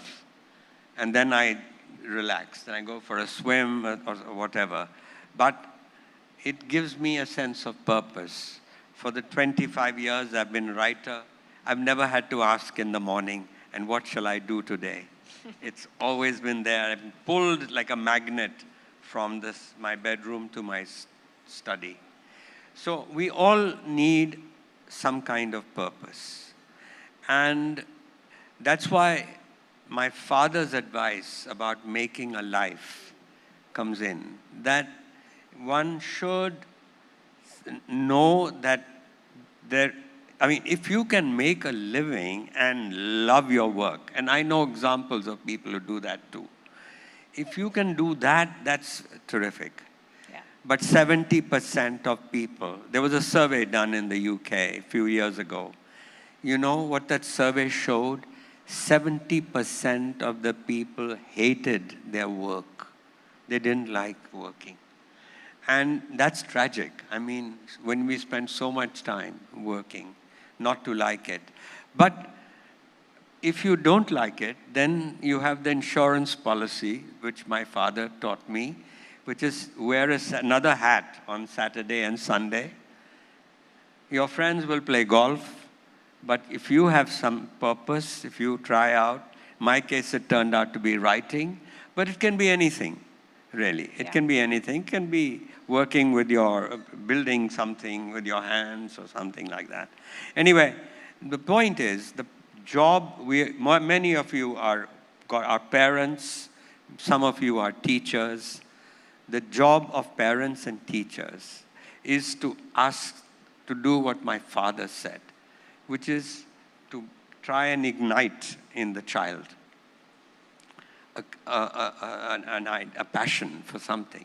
We're not all Mozart, who at the age of 3 knew he was a musical genius. We stumble onto it. And then the average person is not very different from me. What you do is, you don't know until you try it out. You then stumble onto it through your life. And then when you get a job. First of all, you study hard, like my mother said, and you get into a good college, then you study hard, and you get a good job. And then you get a good job, you climb up the ladder, and you get a bigger house, you get a wife, you get children, and you repeat the same thing with your children.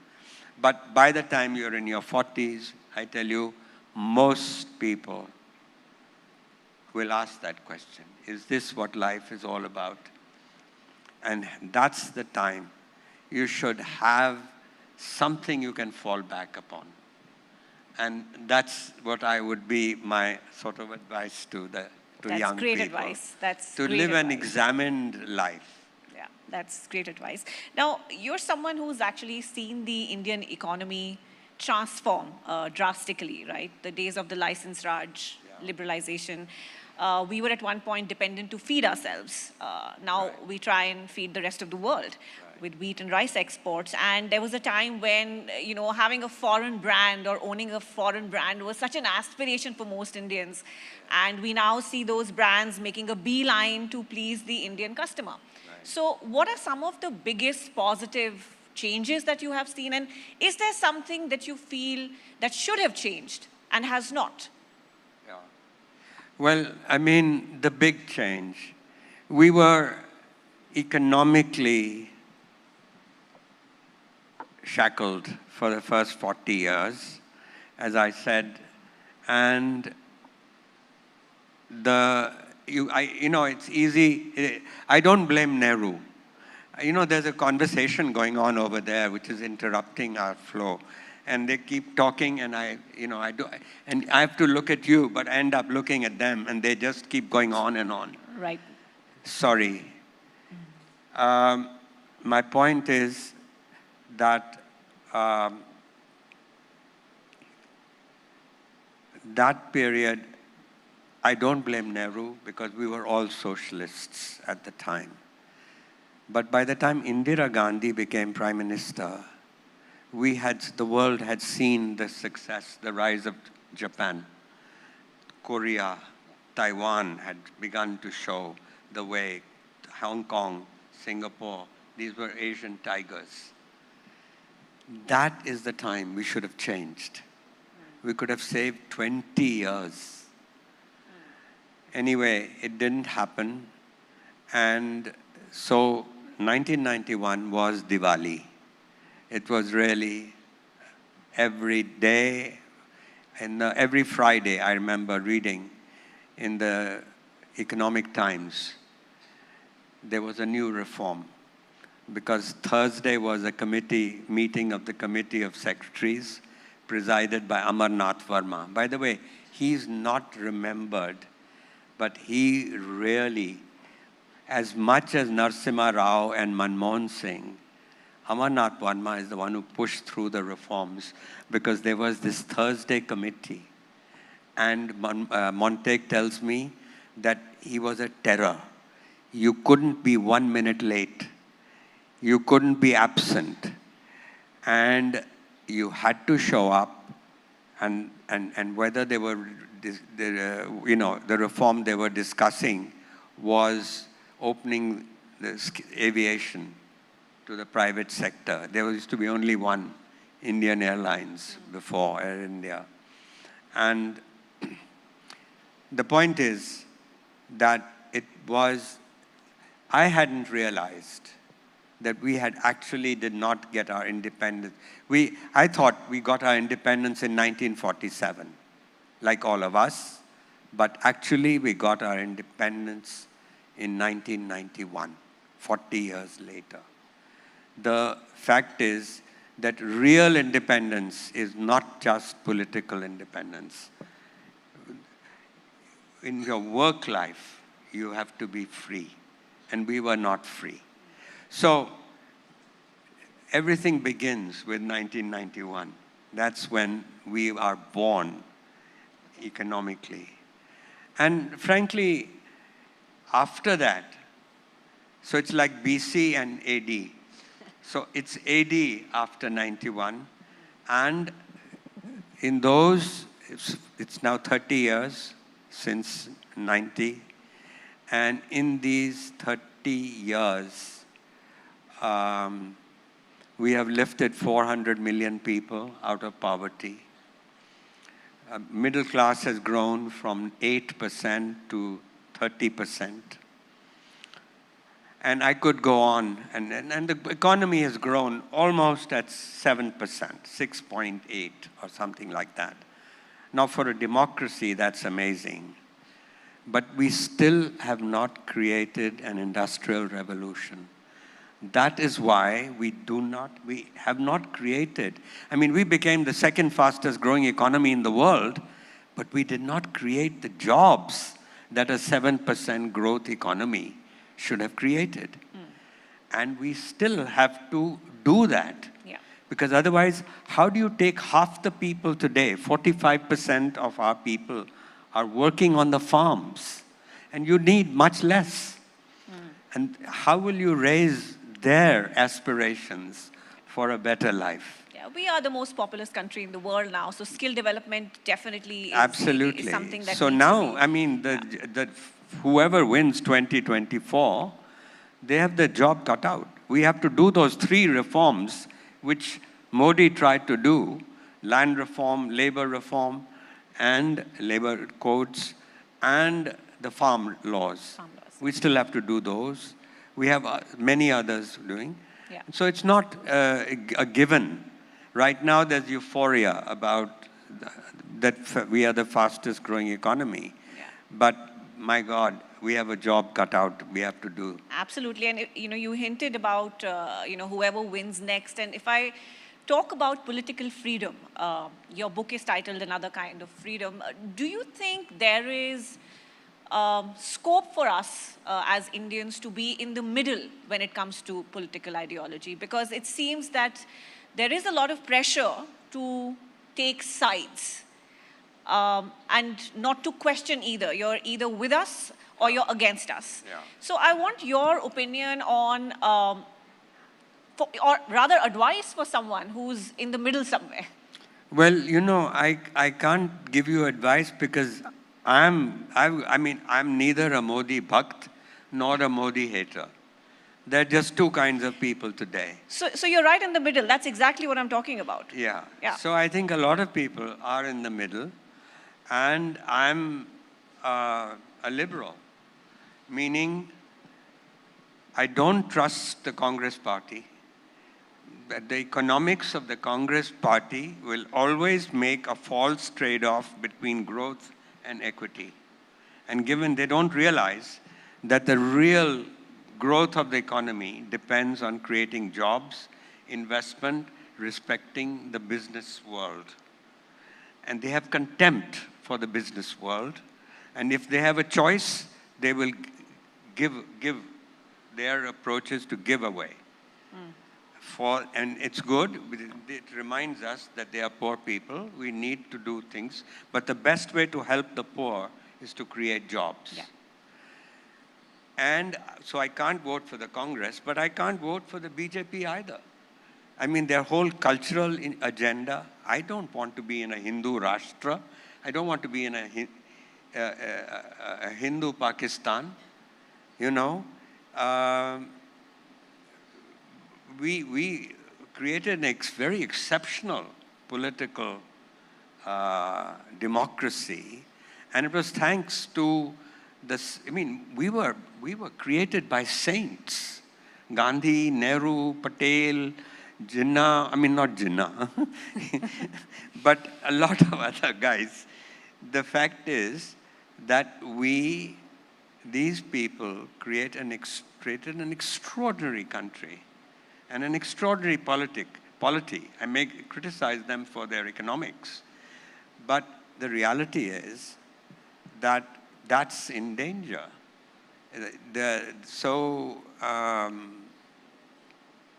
But I'll tell you one thing. So in a sense, you're right. I mean, being a liberal today, you're on a lonely road because you have no one to vote for. However, I believe that there's a lot of, as long as we can keep our democracy and we have the choice every 5 years, I believe the shelf life of Hindutva is limited. And why it's limited? Because it goes against the temper of the country. The temper of the country. You go to the oldest text of the Hindu religion, and that's the Rig Veda. And the Rig Veda, the verse, the Nasadiya verse, chapter 10, they are asking the question, and how was the cosmos created? And they're discussing this. And one view is, well, you know, let's ask the gods. But the other side says, no, the gods came afterwards. How do they know? Then they say, well, let's ask the Brahmins. Oh, but the Brahmins are always fighting with each other. We'll get more and more confused. And finally, the conclusion of this verse is, maybe we don't know. Now, for one of the holiest Vedas to declare that is amazing, that we don't know. Now, that's a liberal sentiment. Well, you know, that's what's most wonderful about you, sir, that you're able to draw on the wisdom of ancient Indian text and then apply it to the modern conundrums that we face. We're running out of time, so two quick questions. You know, we're sitting in Chennai, and this is a summit that's about the Southern Rising, right? On many parameters, important parameters of education, of infant mortality, economy, the southern states are performing much better than the rest of the country. Why do you think that is? Well, I think I'm really very happy with that because the South has shown the way. And, you know, a lady from Tamil Nadu, I met her, she was wearing that 9-foot sari, barefoot, and she's complaining, you know, I have to learn Hindi. Why? Because to speak to my staff, they're all from Bihar, and UP. And so this is the situation. All these years, those guys in the north looked down on the south. Now, they are complaining that they have to employ the servants from the north. Anyway, it's a nice feeling. And now look at this. Apple is factory. They're in Tamil Nadu. Tamil Nadu must have some magic because there's so much. I think our audience agrees with that. Yeah? Tamil Nadu has some magic, yes. The investment is flowing here and very sensibly. There's high, you may have stupid politics, but the administration, the governance is very, very sound. And you're showing the way. Tamil Nadu's per capita income is double of Bihar. And there's nothing wrong with that, you know. We shouldn't get too obsessed because it's in the law of nature. It wasn't meant to make everybody equal. An excessive obsession with equality. I mean, look at the damage Marxism did. Not Marx himself, but Marxism, Leninism, Stalinism, all that. These were all illiberal regimes. And so we'll attribute it to the Tamil magic and the magic in the other southern states. Final question before we let you go, that, as Indians, there's been a lot to celebrate, whether it's Chandrayaan or it's the G20. Do you think these events have helped change the perception of India to the rest of the world? You know, I don't worry about that very much. I don't. There are two kinds of nationalisms. There's my kind of nationalism is my memories of my childhood, my going in a tonga in Lailpur with my grandmother, and she's telling me stories from the Mahabharata and saying, these were our ancestors. You better listen to this. And so that's what my nationalism is. The nationalism, which I don't like, the bad nationalism is about power, is about superiority, is about what the world thinks of us. You don't need to proclaim that. It's quiet confidence is what good nationalism is about. And it's your performance. If we keep going at 7% for the next 25 years, if we create an industrial revolution, we may go up to 8. Yeah. That automatically will make you up. Look at what China did. That's what they did. So, how India will get there and continue this momentum. We're already at 6.3% when compared to the rest of the world. That's an entire different session itself, but it's been such a pleasure speaking with you. Ladies and gentlemen, please go ahead, sir. Yeah. No, sorry, just one thing. Your mic, sir. Yeah, I wanted to, I wanted to read you the best line. Please. In my book. And that is the dedication. The book is dedicated. The book is another sort of freedom. And we haven't really talked about what that sort of freedom is. But at least I'll read you the dedication, which is to the happy few who don't take themselves too seriously. So that is really the book. Meaning, take your work seriously, but not yourself seriously. And that's the freedom, that other sort of freedom. It's my definition of moksha. I've written Artha, Dharma, Kama, and this is the fourth one. Yeah. So this is the moksha. I don't think we could have ended on a better note than that. So thank you very much once again, ladies and gentlemen, Shri Gurchan Das.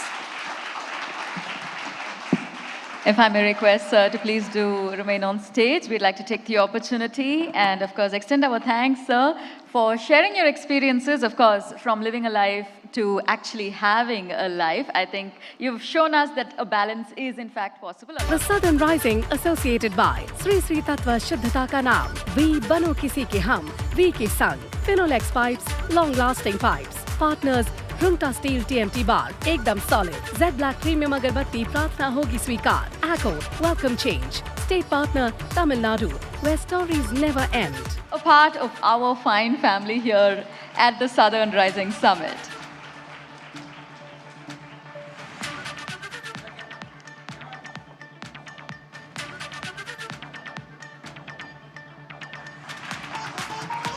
Thank you so much, sir, for sharing your experiences. Ladies and gentlemen, I'm also happy to let everyone in the room know that Mr. Gurcharan Das will be available for a book signing shortly after this particular session, the initial part of our upcoming break. So I'd like to urge all our guests, especially our younger guests, to please do grab your copy and personalize it with a signature. It's definitely going to help shape your life. With that, ladies and gentlemen, here at the Southern Rising Summit 2023, powered by ABP Nadu, ABP Desam, of course, our viewers, our supporters, we have seen an array of esteemed experts, visionaries, and of course, we've seen them delve deep into their areas of expertise, sharing their unique perspectives. And I have to say that this was just the start. Of course, we have a lot to look forward to through the next part of the day. And on that note, I'd like to let you know that we now take a break from our on-stage proceedings for lunch. Before we do, in fact, break, let me tell you that today, we have a lot of excitement coming your way. When we return at 2 p.m., we've got a multitude of sessions, ranging from new age music to federalism to even new India. The second part of the day promises to be just as exciting, just as thought-provoking as the first. Ladies and gentlemen, once again, thank you so much for joining us here at the Southern Rising Summit 2023, the very first edition. We look forward to seeing you back here at 2 p.m. Please do join us for lunch.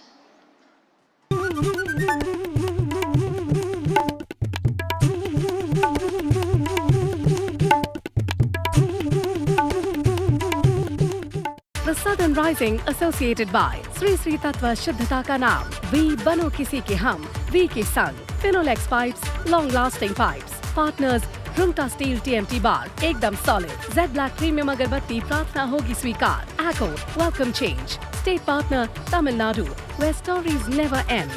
A special good morning to each and everyone here. Anaivarukkum vanakkam. My respects to Mr. Avinash Pandey, CEO, ABP Network, Mr. Mohit Rai Sharma, Executive Editor, Mr. Ganesh Ramachandran, Assistant Editor, chairing the session, and Mr. Gutivira Nageshwar Rao, Digital Editor, ABP Desam, and members of the press and media, and all the dignitaries who have assembled here. A very special good morning to each and everyone here. Today's topic is agent of change, governors, agent of change or agent provocator, redefining the governor's role. First of all, I appreciate the ABP Network for conducting this program as Southern Rising Summit. For conducting Southern Rising, the Southern states are praising you. So I have to say, for this rising, we are praising you. Because most of the time, the Southern states feel that they are not projected properly and they are not taken care of properly, and their talents are not projected in a way it should be shown to the rest of the country. And transforming from the star to ABP, now you remain as the star in the journalism, and I'm really very happy to participate and inaugurate this session. And the topic is also very interesting, to know whether the governors or the agent of change or agent of provocators. I should say it is in the vision of the people and in the vision of the politicians. Because I can project only myself because I cannot compare with other governors, but I, as a governor, from the day I took oath, I wanted to be a people's governor. But when we wanted to become a people's governor, definitely it asks the politicians also. So first of all, my Telangana Raj Bhavan is called as Praja Bhavan, that is People's Bhavan. And Puducherry Governor Maligai is changed into Governor Office. So whatever may be the position, it is for the people, for the people, for the people. But when I became the governor, the first critic, because before acquiring the office, the criticism came from the Chief Minister's office, saying that the Sarkariya says the politician cannot be the governor. Then I immediately answered, politician can be the governor, but the governor should not be a politician. So we really able to demarcate because we are also responsible persons. But it is viewed, whatever the activities carried out by us is viewed in a political mirror, with a political glass. That is the most unfortunate experience we are facing. So when I became the governor, I always mentioned this in most of the conferences. They told, okay, she became a governor, she's the youngest governor. So this is the youngest state. Telangana is the newborn state. How she is going to manage a newborn state? I told, I am a gynecologist. So I am very talented in handling the newborn babies.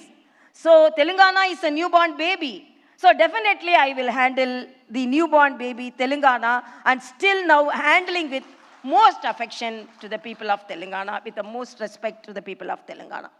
Then immediately when I was given the additional charge as Lieutenant Governor of Puducherry, the same critics came forward, okay, she looked after Telangana, but how she is going to look after the Puducherry? I told, as a gynecologist, if single baby is born, I can handle. If twin babies are born also, I can handle. So the qualification and the education and the political experience gave me the courage and conviction to handle these two states with full of my satisfaction, not only to my satisfaction, to the full of the satisfaction of the people. And as it is mentioned here, agent of change, definitely, because I wanted, from the beginning, I told the government that I will be a catalyst. I will be a bridge. But whether they believed or not, before, when I had a good relationship with the Chief Minister, because they did not follow the Ayushman Bharat. There is a scheme, Arogeshri. But in Tamil Nadu, Ayushman Bharat and the Chief Minister schemes are incorporated. So I got the information from Tamil Nadu and submitted to him. And after reading that, they also adopted the Ayushman Bharat. So in the assembly itself, Chief Minister mentioned, because the governor highlighted the goodness of the Ayushman Bharat, we also adopting it. So this is the possibilities when there is good relationship. So still now I feel there should be a good relationship with the Chief Minister and the Governor, but unfortunately it is strained in most of the states, particularly in Telangana, I have to say. Very openly I cannot say because Telangana is going for election, but as a governor, I have to say almost 3 years since, except recently I met our Honorable Chief Minister in a program, almost since 3 years I did not meet our Chief Minister. Most of the people are accusing the governor, whether they are friendly or whether they are politicizing the issues. But my appeal is the Chief Ministers also should extend their friendly hand, because when we are all responsible people, so we are not to create controversies, contradictions, only for constructive purpose. So we want something to be done to the people of Telangana. For me, the people of Telangana, even Tamil Nadu people also call me Akka, Telangana people also call me Akka. So I don't behave like a governor, but I am Akka to the Telangana people, Tamil Nadu, Puducherry, I am Akka only. So why I am telling this? Because as a governor, we cannot be confined four walls. And we cannot be rubber stamp also. The scenario of the governor has been redefined and it has changed because the active persons are being appointed as governor. And we know the pulse as a doctor, as a politician. I know the pulse of the people. So I was approaching the people. So when there was a problem faced by the Telangana women, I called a Mahila Darbar. I approached in a friendly way, but the government visualized in a political way. So this is the problem. Whatever we do, so I kept a suggestion box outside Raj Bhavan. Anybody can approach. But that suggestion box became a boxing point between the chief minister and the governor. So whatever the governor does, oh, she is doing in a political view. It's not that. I, as a governor, for the people, because we know about the people. And first 3 days, there was a transport strike. And even the Uber and Ola, the private taxis also went on strike. 9 o'clock in the night, because most of the pregnant women, the teachers, the students called Raj Bhavan. The public transport is on strike, but even the private transport is on strike. How we will move? So they called, particularly pregnant women. 9 o'clock I called them and I motivated them to withdraw the strike and they withdrew. But this was taken as a humanitarian approach by me, but it was taken as a political approach by the government. So it is the vision. What all we do, lot of things. When I found that vaccination, the tribals were hesitant to taking the vaccination, I went to a tribal hamlet and I took the vaccination sitting among the tribal population. After that, the health secretary called me and told, after you got the vaccination sitting with them, all of them got the vaccination. So I got the prick for the tribals, but it was pricking the government taken as a political stand. So what I am telling, please, whatever the governor, because they are also responsible, but this is the story of Telangana. Story of Puducherry, as a sister of Puducherry, Akka of Puducherry, so many things have been done. Every 15th, we are having a grievance redressal program in Puducherry. So this is for the approach of the people. I took it as a people's program, but the opponents taken as a political program. So this is the problem. Because whatever we view, so we think that we are agents of change, but others think they are agents of provocator. This is the problem. But whatever may be, the balance should be there, whether it is the governor, whether the chief minister, I have to say, because Article 167 says the chief minister should constantly visit Raj Bhavan and they should discuss the political situation in the state. But nothing happened. Since 3 years, I did not see the chief minister. And above all, Republic Day function was denied. We did not have a parade because the governor should raise the flag. So we did not have the Republic Day parade.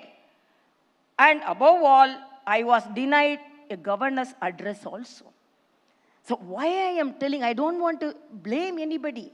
But when everyone says that governors are provocators, governors are creating confusion, but the challenges governors face like me, what is the problem? When I want to go to a tribal hamlet for the Sammakka Saraka, I am thankful to our Honorable Prime Minister because the tribal university has been named as Sammakka Saraka, the tribal goddess.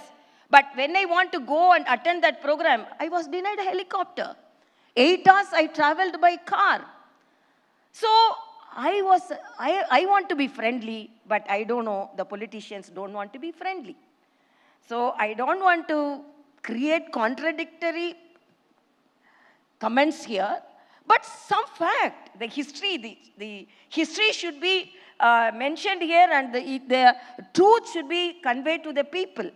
But apart from that, I don't mind. Then when we project ourselves in the social media, They project, okay, these are governors are appointed people. We are all elected people.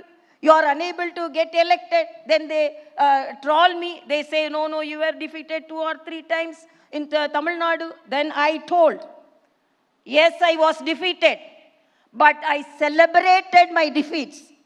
I celebrated my setbacks because as a politician's daughter, I did not travel on the shoulder of my father. I chose my path. As it is said by Ganesh, it was a difficult path, but I traveled courageously. So that courage helps me in Telangana. Whatever may be the challenges I face, definitely I will travel for the people of Telangana. People's Bhavan, it is Raj Bhavan is People's Bhavan. And even Puducherry, it is Raj Nivas. It is not Governor Maligai, it is Governor Aluvalagam, Makkalin Aluvalagam. So it is for people. So many things we have taken forward. We have taken forward the message of 10% reservation for the government schools. And we have introduced a bagless day for the children of Puducherry. Every last day, they are coming without bag, enjoying, interacting with the students, interacting with the teachers, learning the art, culture. And we have introduced water bill. And during the governor's period, I was handling the corona in a very challenging way because I am a doctor. So my appeal is, the governors are responsible people. They want to do some service to the people. It is not the governors from grand old governors. All the governors are active. They want to do good things, but they are also responsible people. They are not politicizing. Even we reject some bills. With 175 constitutional provision, I clearly wrote why I am rejecting these bills. And they were telling, no, you are rejecting the bill because you are politicizing it. No. Clearly I mentioned why I am sending back these bills. So we are crystal clear. I am crystal clear. I am a straightforward person. I want to do certain things to the good things to the people of Telangana and Puducherry. I always say, because I am a person, nowadays they are humiliating the governors like anything. They are humiliating. We are undergoing so much of humiliation. But in spite of that, recently I told, because I rejected 2 of the MLC recommendations because they were politicians. The governor's recommendation, the governor's provision is for people of social service, culture and art who cannot enter politics. But they were humiliating me like this and they were agitating against me. I told only one word, whatever the decision we are taking, it is for the people. You throw stones on me, I will build a fort with those stones for the people. You can prick me with the pin, with your humiliations, but I will soak my pen in that blood and I will write the history for the people, for the people, for the people. I don't need a crown. Head itself my crown. That is the message I want to tell.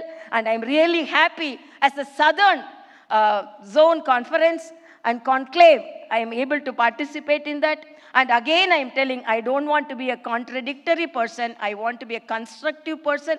And repeatedly, whatever may be the challenges I faced, everything, I have adopted 6 tribal villages. And I traveled 15 kilometers of Nallamala forest to meet the village tribals. Even now, we are combating the anemia of the tribals. So many things we are doing. But my request is to the politicians, to the government, what all the activities taken forward by the governors, please view it in a neutral way. Don't view it as a political stand. That is my stand, and I'm really happy to attend this program. Best wishes to each and everyone. Thank you so much. The Southern Rising associated by Sri Sri Tatva Shuddhata Ka Naam, We Bano Kisi Ke Hum, We Ke Sang, Finolex Pipes, Long Lasting Pipes, Partners, Rumta Steel TMT Bar, Ekdam Solid, Z Black Premium Agarbatti, Pratna Hogi Swikar, Acco, Welcome Change, State Partner, Tamil Nadu, where stories never end. So thank you so much for joining us here. I'd also like to take a quick minute to congratulate Mr. Rana on establishing himself as a maestro filmmaker, even adding a prestigious national award to his cap. A loud round of applause, ladies and gentlemen, for our speaker, Mr. Rana Daggubati. Driving this session, driving the conversation and chairing this session, we have none other than Mr. Chetan Bhagat, of course, author of blockbuster novels, a motivational speaker. And I'd also like to say that he's someone whose words have often delved into the multifaceted nature of India's identity. Ladies and gentlemen, please give it up for our session chair and our speaker. The floor is all yours. Hi. Vanakkam, sir. Welcome to Chennai. I think the loudest cheers for any session today have been done, which was for you. Although big people are coming, but it's the beginning of the day. That's how it goes. Yeah, I think all that filter coffee and everything. Hello, Chennai. It's my absolute privilege to be here, to be Southern Rising. I think you are one of the, like if there is a term you can called Southern Rising, your name is there in that. Like you are one of the reasons that this term exists, even that Southern Rising, with the kind of work you've done. Tell me something. Before you became an actor, you ran a visual effects studio, right? For 5 years. So while you were associated with the industry then, you weren't famous. You weren't like, your face, your name wasn't famous. And then this fame came, and then Bahubali exponentially multiplied it for you. How has it been for you as a person? Like how does extraordinary fame change you as a human being? Firstly, good morning, ellarku vanakkam. Thank you, sir. Yes, I started my career in the movies with visual effects. The reason I started that because I was fascinated with movies in the first place, and I thought visual effects was the answer to making bigger and bigger movies, and that's why visual effects began. But very quickly I realized a service business is not something that you need to be in, especially in the entertainment industry that's pretty unstructured, not really sectored. And I used to do this in 2004-05, that time, so it's been a while. What happened after was the decision to become an actor or take this path was because I was unable to make the films that I wanted to. You needed talent because it was stopping at talent at some point, it was stopping at filmmakers at the other point. I knew I wasn't mature enough to be a filmmaker or direct my own film because I knew I had to learn a lot. I did theater in my younger days in school. There was a sense of understanding character, understanding how to portray characters. That's something that I understood. And so I quit my job, I trained for that, and I went into the movies as an actor this time. What does fame really do? I think I've been in the movies long enough, and I've been blessed to be in a family that's been there much, much longer. And fame is actually a job, and we treat it very much like that. Being famous is a job. Every time you get out, you got to be famous, but you go back and you got to be who you are and what got you here. So that's the reason that we wear it literally as a job and take it off once the job is done. What's the best part of being famous, and what's the worst or not so savory part of being famous? There's nothing that's not so good about being famous. Okay, that's very honest. You did visual effects in 2005. Those must be different days, like the computing speed, the internet speed. It is Yes. very, very different, right? Is it totally different today? Like, I know you're not doing it now, but... Oh, of course. I mean, whether it's cost, manpower, whether it's skill, talent, whether it's the kind of cinema that's being made, I think all boundaries have pushed in India in a very different direction. What I've done is pretty much ancient now. So I'll give you a little anecdote. I used to run a post-production facility at the same time I ran this. And all my equipment is now in a museum in Vizag. So that's how quickly this changes. And I was so happy every time I go there. It's like, I'm not stuck in that museum. I have a job. You know, I've been part of a few films in Mumbai, and I know a few visual effects people, just as friends. And they tell me that a lot of what we see in movies, we don't know. Like, there is something, like, there was a budget for, I won't say which movie, which actor, for fat reduction. Like, they can actually make the hero or look If thinner I can, if I face? can, And is that possible? And how if does I that? can make you look green, I can make you look fat, I can make you look like the Incredible Hulk, I can do whatever. It's on how much patience you have to do it, how much prep you have to do it. See, that's what visual effects is. It's aiding the filmmaker to dream as creative as you want. You're a writer, you write stuff. Now I'm saying you write it based on social understanding. There will be, that's your first influence. But the fact that you can go beyond this world and there's a lot more is what visual effects really aids artists and writers to do. Yeah. Last question on visual effects before we move on to other things, because I think it's relevant today. Artificial intelligence is considered the next revolution. There is like a boom abroad on it. And we've already seen some demonstrations of AI in film. Like at least some, you know, the YouTube, you can now have different languages. It's probably possible even now that there's automatic dubbing happening or all kind of things happening. Maybe some actors can be replaced, I don't know. Like at least smaller actors, like you don't need to cast for certain roles. Where do you think AI will have a profound impact, especially in a place like India where so many languages are there? Do you think it will change our film industry, or it'll be a modest impact? See, AI will impact everybody. Doesn't matter if you're in the films, doesn't matter if you're a lawyer, you're a banker, you're doing accounting, you're a doctor. It's going to disrupt everyone's lives. It's what the internet did to us many years ago, where we just didn't have access about information. You didn't know anything about anything. You got to read stuff, you have to study things. And this is our next turn. And this is something that, see, the internet was very quickly applicable to us. If say 20 years ago when I started visual effects, if I told someone's going to buy on a phone, it just sounded like a ridiculous idea. So it'll feel like that in the beginning, because any new tech, any new change, we'll be averse to for a little while till we start understanding it well enough. Now, when pertaining to the entertainment industry, it'll do the same, where there will be a lot. See, the entertainment industry picks up any tech even at a very, very early stage, because it's constant creativity. You're trying to create what you imagine. So the faster it can create processes, it'll keep going on. When you come to the sense of replacing humans, it'll be the humans that understand AI that will be running the world, and not AI really running the world, at least in our lifetimes, if not the next. Right. But tell me something. You've been part of some of the biggest films of cinema.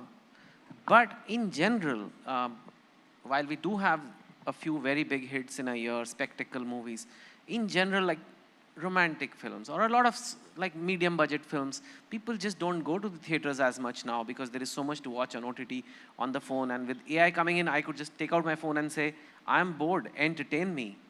I don't even know what I want to watch. Some of it is already there. If you open YouTube, it'll tell you. And usually it's pretty good at guessing what I want to see.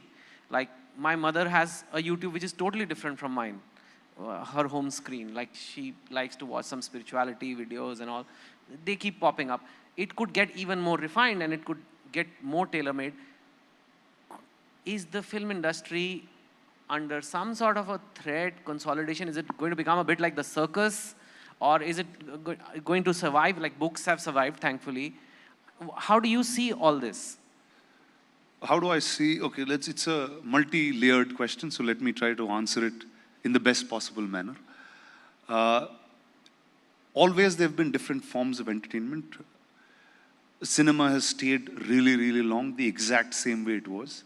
100 years ago when cinema started in India, it was just being shot on film and projected back on film. Now it's being shot digitally and just projected back digitally on the exact same screen. Tech enhancements, all of that will happen, experiential things happen, but it's pretty much been the same for many, many years. You will have discovery, which is a communal experience that you can't get with an independent device. That will always continue to exist. And every time we speak about change in the entertainment world, like you see, this is actually the first time I'm seeing South India in a certain form, just independently. But cinema across the country is very, very different. We have about 12 large industries that make film, 4 or 5 that are really large and established. Whether small cinemas working, big cinemas not working is sometimes a function of the weekend in a different town. It doesn't happen, the same does not repeat in each of these places. Last weekend, Telugu had a film called Mad, which is a film that's probably cost around 5 or 6 crores to make. It's done twice or thrice as much already in 3 days. Now, cinema continues to work every single place. It's just the means to monetize it, the way to advertise it, the way to go closer to consumer will start changing. And cinema itself will start becoming, like today it is more and more immersive. Like from regular social cinema, we created social fantasy, like Bahubali and others, right? You will start seeing interactive cinema where cinema can start interacting with you in some ways. Already the OTTs, Netflix and others have a few shows that are in that format where they travel with you.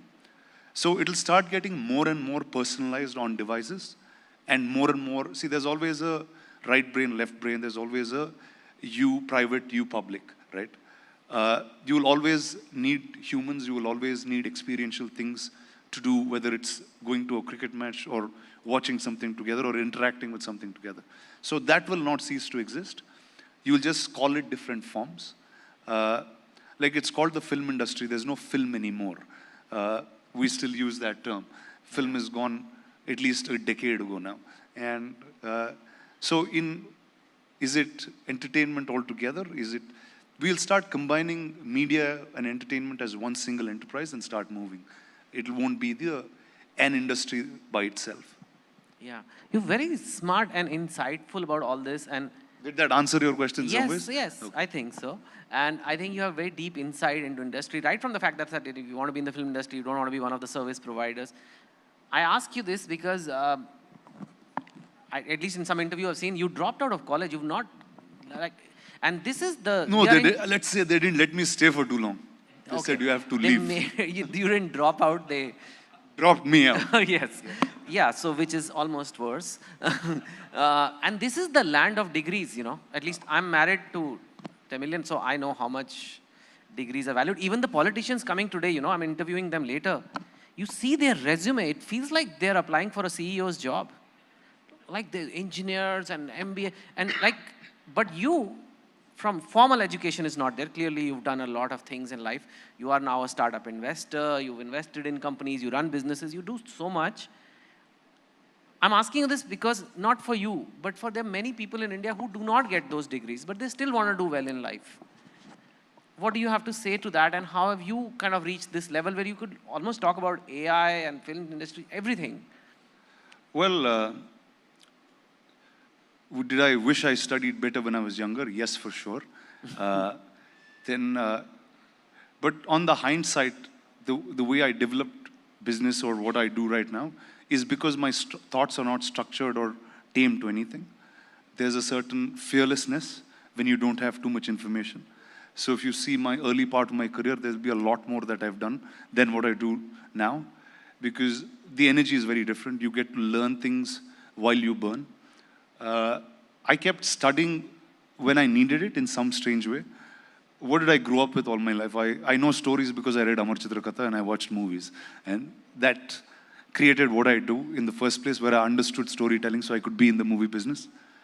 When I had to sell my visual effects company, or rather when I somewhere knew that this is not a business I want to be in for the rest of my life, I didn't understand what selling a business meant. So I went to 3 weeks to IIM in Ahmedabad, studied about mergers and acquisitions, came back and sold the company.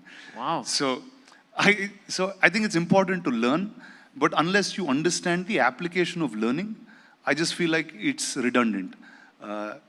And I think like cinema has been the same for 100 years and needs to change and figure out interactivity, I think the system of education of basic school and others will start evolving into teaching newer things and newer ways of life. Yeah, that is something. I've spent a lot of time. Not bad for a dropout, isn't it? No, and has your college called you back for a talk or something? Like the college that asked you to drop out? No, my college never called me because I was there for so little time. They don't even think Did he come here? I'm in it. But no, I went back to school. So let me tell you, schooling is the real education that I had all my life. I went to, for the first year of my life, I was here in Chennai. I was born here. Which school here? I went to Chettinad Vidyashram first, and then I moved to Hyderabad.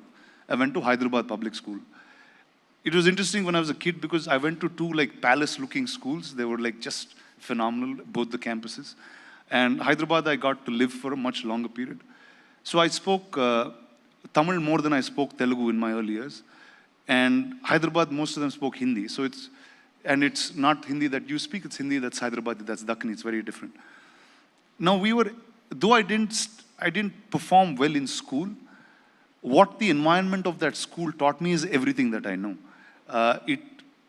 The school helped me to dream big. I was like the size of the Hyderabad public school is like some 200 odd acres or something. And even if you jump out of class, it's so hard to find you in a 200-acre campus. We have like 6 football courts and it's just really huge. So now this sense of scale always came from there. If you wanted to build something, you wanted to build it big. You wanted to be as cool as your school looked. My friendships that I have are across, we never had the sense of language, caste, color. We were all in Hyderabad. It was like a mixed pot of people at that point. And I think that's really the sense of what India is. So I think school had taught me a lot, even though I didn't study in it. So I think it's important to go to school, experience a life, experience friendship, and I think that's schooling to me. What do you think the sense of India is? It's unity and diversity. That's why we're here, right?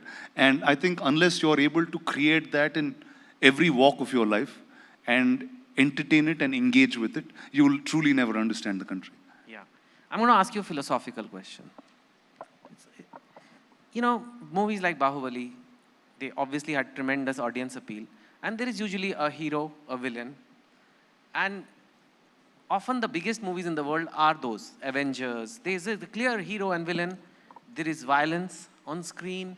And people enjoy such movies a lot. When it happens in real life, though, as it's happening right now, for example, in Gaza and Israel, the Palestine-Israel situation at the moment, it just becomes really difficult, firstly, to watch. I don't know, if you open TV today, and it is horrifying what is happening. And there are human beings in this world, like there are reports of babies' heads, literally babies' heads getting cut off. Like, what can justify that? Why is this happening? It's very different from a fictional movie. And it's very hard to pick hero and villain. But at the same time, you have social media today, people force you to pick a side. You know, if you say that I find any baby dying morally wrong and disgusting, it's like, but who do you think is right? You know, who's the hero? Who's the villain? And we love stories like this. How do you see this when you, on one hand, you've been part of these movies of battles, and when you see this real battle unfold, unnecessary violence, too much violence, how do you see it? So let's get to, these are big points to answer, and I don't think I'm in a position or qualified enough to answer these things and make statements about them. But since you gave the sense of story, let me go from there. Whether it's the Ramayana, whether it's the Mahabharata, whether it's tales that we understand, are always told with good and bad, because that's the most basic thing that every single one understands. It goes across denominator where doesn't matter where you come from, what you learned, what your language is, you understand good and bad, you have a sense of it. And what are these great mythologies that we speak about today was history at some point that was told to us. So the next generations understood that this was right and this was wrong. So I think as a storyteller, that's very important to consistently be able to tell this. Imagine all the stories of war that you heard in real life. Today might be big films, might be great books, but if you go back to the period when it happened, it's those people telling us now that this is not what you're supposed to do. So I think that's the essence of being a storyteller, is being able to find that good and bad, be able to consistently tell it to people, influence them in right directions, and take it from there. I think that's how I take this question. No, it's fine, and we don't have to be specific to something, but what I often find is this desire to say that this is good and this is evil. Whereas, at least from my experience as a writer for several decades, I've seen that it exists together. Human beings, you can't say good guy, evil guy. Whereas in stories, it often gets simplified like that. We know who was the good guy in Ramayana. I would say, sometimes there are some grace given, but generally, in a situation like, for example, the Israel-Palestine war right now, people are picking sides in India also. Even though we don't have really got skin in the game. When you talk about picking sides, if someone's picking sides on social media, that's just their entertainment. There's nothing real about it. So I think first, when you're talking about picking sides, if there's somebody from the political realm of the country speaking about it, I think that should be right. I don't even think it's right to speak on public platforms about. I wanted to say it earlier, but sorry, because if you're not being directly active in something and doing something about it, I think you have no right to speak about it. And that's how I lead most of my life, because that's only creating discussion for more and more people to discuss and do nothing about it. So I think leading discussion, unless we are physically, mentally, in all ways being able to take this, solve it, find a resolution, I think we are not in a position to speak. But okay, that's an interesting take, and there's nothing to agree or disagree on that. But what about if you're just a citizen of this country and you want to talk about inflation, for example, something which really applies to everybody, or national security, or many issues that affect unemployment, so is there something called public opinion, or are you saying that you can share it with your friends and in your drawing room, but putting it out there on public platforms without any skin in the game as such is not very productive? One is without any skin in the game, one. Second is assuming that everyone is thinking like you, or you are really influencing somebody. Nobody is influencing anybody. Everyone's creating an entertainment for themselves, and that's how social media works. And you ask more of it, that'll keep getting you more. Like you said, your mom's phone and your phone will be very different. Check your mom's phone. She will have nicer things to say. Let's be there. Yes, please do not check my Twitter. It's election season, and I know you've clearly stated your policy if I'm not directly involved. But it's going to multiply now. It's already multiplied. This thing on our side good, your side bad. We are good people, you are evil people. It's not just, people often forget that all these political parties are all Indian parties. Actually, they have the same passport, we are all the same. But it sometimes at least comes across, and because it's election season, it's going to be on steroids now, that we are good, you are bad. Any issue is polarized very quickly. Any issue. I won't even say it's just religious communism. Even North and South. Even, When hasn't it been? I don't know. Why is it any new this time? Then, okay, I've lived now for close to 40 years in this country. At least from the time I was 18, I was part of elections, I was part of voting things. I had some family who was in politics for some time in their lives. There was never a time it was any different. It's just there will be some more news channels being able to communicate more. There will be some more debates being held. But nothing changes on ground. It's the exact same way that the British played it, and then we continue to do the exact same. So I don't think there's really much difference in what's happening unless we're hyping that up. Yeah, I guess this is just more visibility. There's just more platforms for people to talk, fight on, entertainment-linked fighting. What would you say to young people, though, like youngsters who look up to you, they idolize you? Should they be on social media platforms becoming fanboys or fangirls of a certain politician, criticizing, making their point? They think they're contributing to the nation. They're like, this is my stance, and this is how it should be, and you guys are bad, we are good. Like that. They'll grow up and figure they've contributed nothing. So they'll find their way. So you would recommend them to basically focus on their own life? Focus on See, I think today is probably the best time you can live in terms of opportunity in this country. Whatever you want to become. Whether you can create something here and you can travel the world with it. The audience is not just local anymore, or take, for example, even for a film, it's not your local language anymore. You make something good, there's a world out there to see you. So I think just in every stride, there is so much opportunity, so much where an individual can go. And I think all platforms are available to create. I know so many people that have created jobs, created value, created companies based on things that they learned on social media. So choose which side you want to be. And I think that's what everything's about. One of the really admirable qualities about you I liked is that, and it is often not understood, people just think, oh, Bahubali happened and then you became big, is that you work damn hard.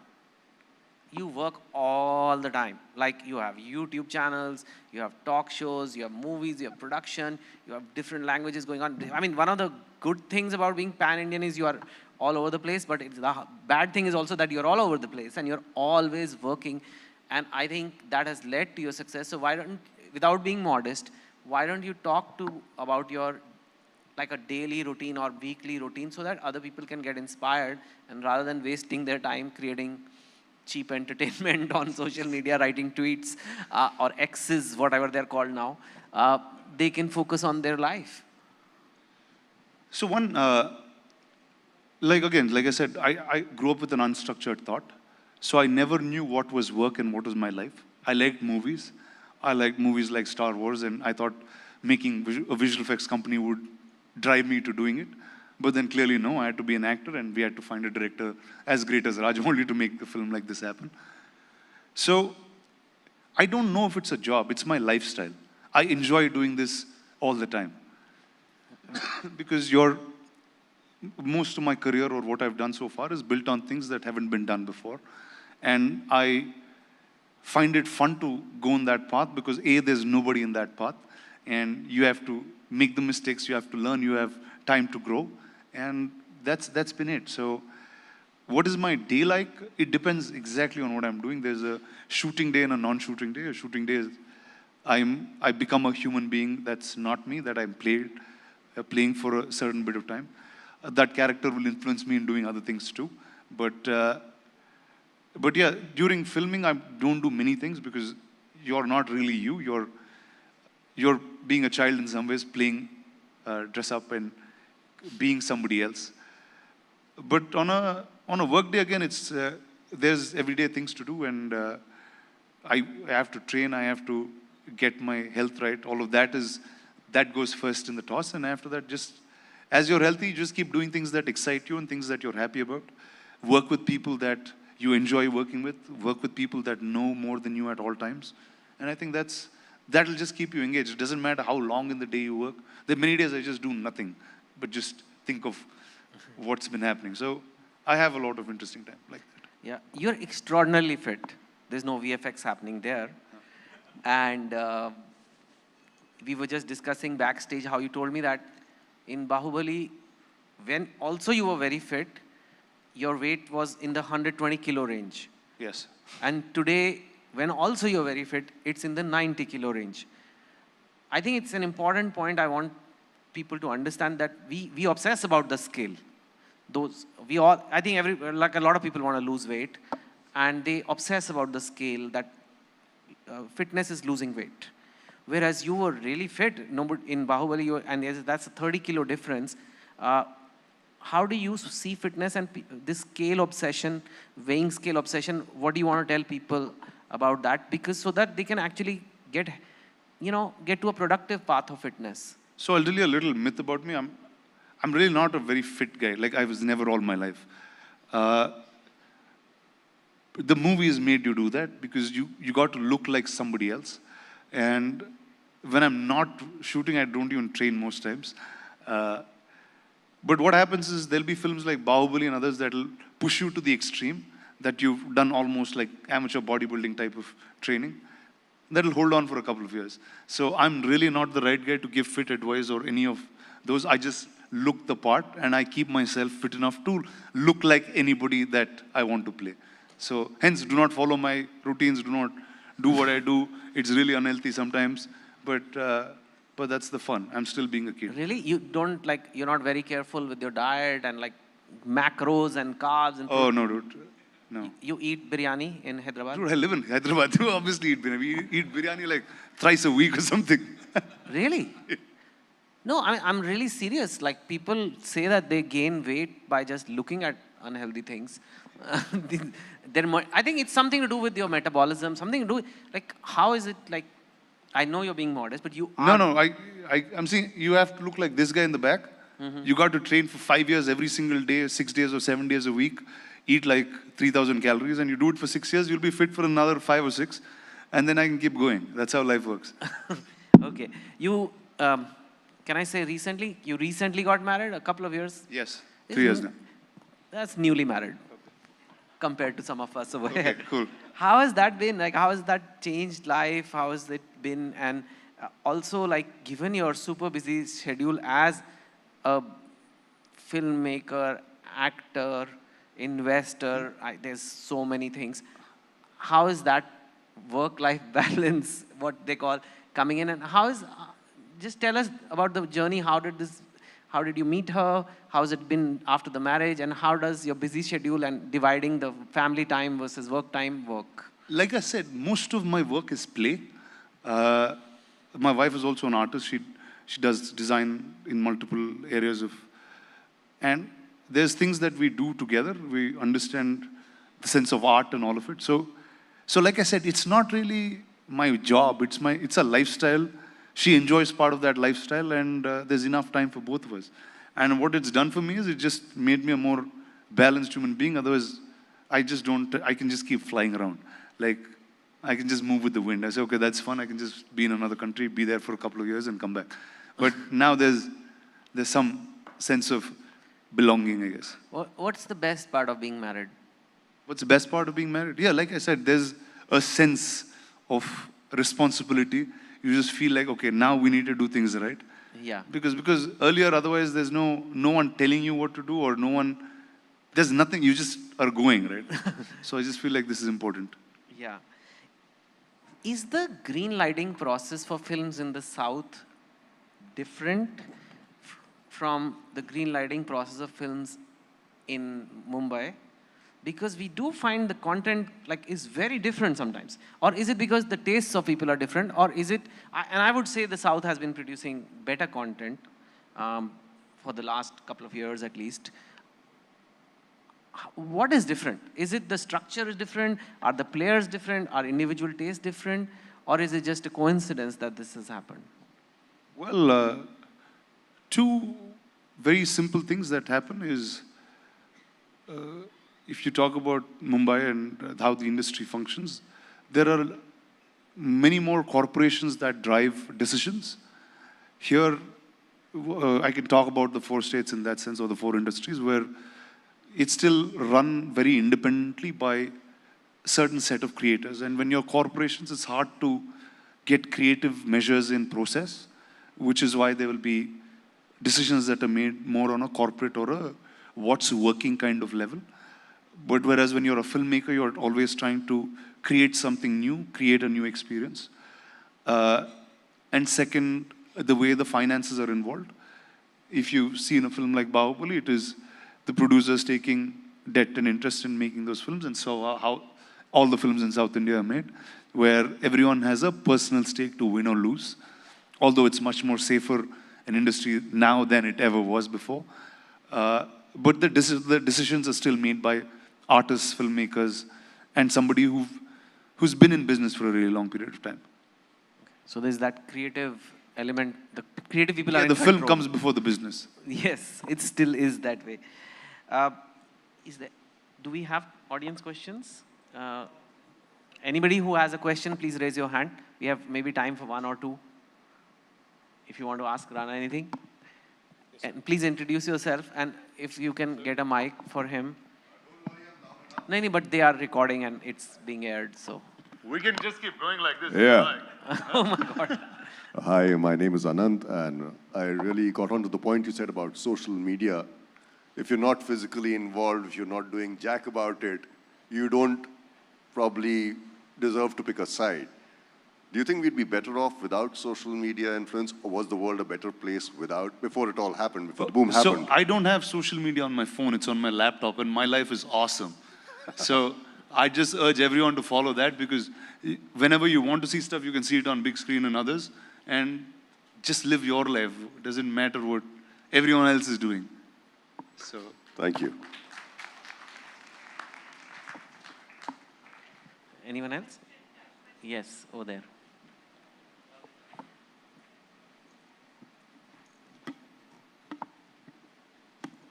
Hi.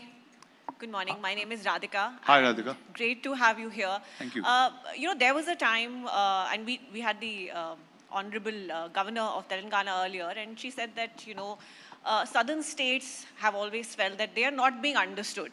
And there was a feeling at one point that even the southern film industry felt like that, Bollywood is idolized. And then something like Bahubali happens, and it changes the game, right? Now there is financing coming from Bollywood. And in fact, Bollywood perhaps is trying to copy the style of southern cinema. Do you think the tables have turned? And was there at any point where, people went, whoop, our cinema rules, and it's actually at the Oscar stage? Depends on which part of the country you lived in, really, right? If you live in Hyderabad, we were always collecting, Tamil films were always running in Telugu. Telugu films did well here.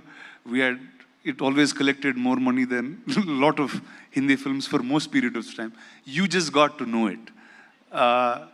That's pretty much it. And before Bahubali,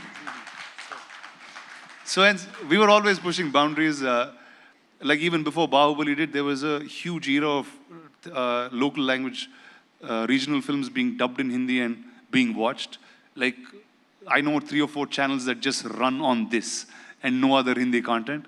So it's always been there. It's just that news and media and some people in the industry got to know a bit late. That's it. I think, Rana, we'll conclude here. Thank you. Thank you so sir. much.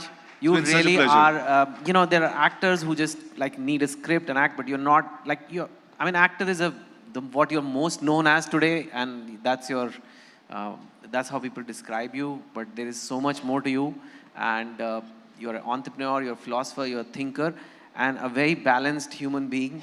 I think inspiration to millions and millions. Thank you. Anything Thank you, sir. Thank you very much. Thank you, guys. Such an honor. Thank you so much. Rana Daggubati, I think எங்க எல்லோர் மனசுலயும் நீங்க ரொம்ப நாளா இடம் பிடிச்சிருந்தீங்க. இன்னைக்கு we got a chance to hear what's on your mind also. Ladies and gentlemen, a loud round of applause for our speaker, Mr. Rana Daggubati. As we draw the session to a close, I'd like to call upon Ms. Preetha Dandapani, Associate Vice President, Ad Sales, ABP Network, to present Sir with a memento, a token of our gratitude and appreciation. And of course, from everybody in the audience, a loud round of applause. Very special thanks to our session chair.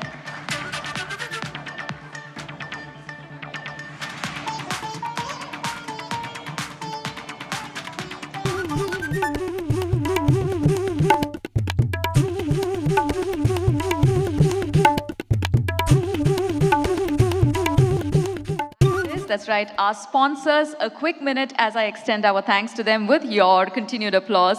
Ladies and gentlemen, please give it up for Shri Shri Tatva, Vodafone India, Rungta Steel, TMT Bar, Z Black, Acco, Finolex Pipes, Tata New, and Coca-Cola. It's also my pleasure to extend a very special thanks to our health partner, Oasis Fertility, and our state partner, Tamil Nadu. Like we were talking about, you can watch this live stream. Please do share the news with your friends and family as well. The live stream of the Southern Rising Summit 2023 is available on ABP Live, ABP Nadu, and ABP Desam's YouTube channel. Or easier still, you can download the ABP Live mobile app. This is active for both Android and iOS smartphones. So we look forward to seeing you virtually as well. For everybody who is in the room, who's tweeting about this, posting about this on Instagram, a quick reminder that the hashtag you can use is AB Southern Rising. Please do use it on your tweets, your posts, your stories. We'd love to see how you are enjoying this particular platform.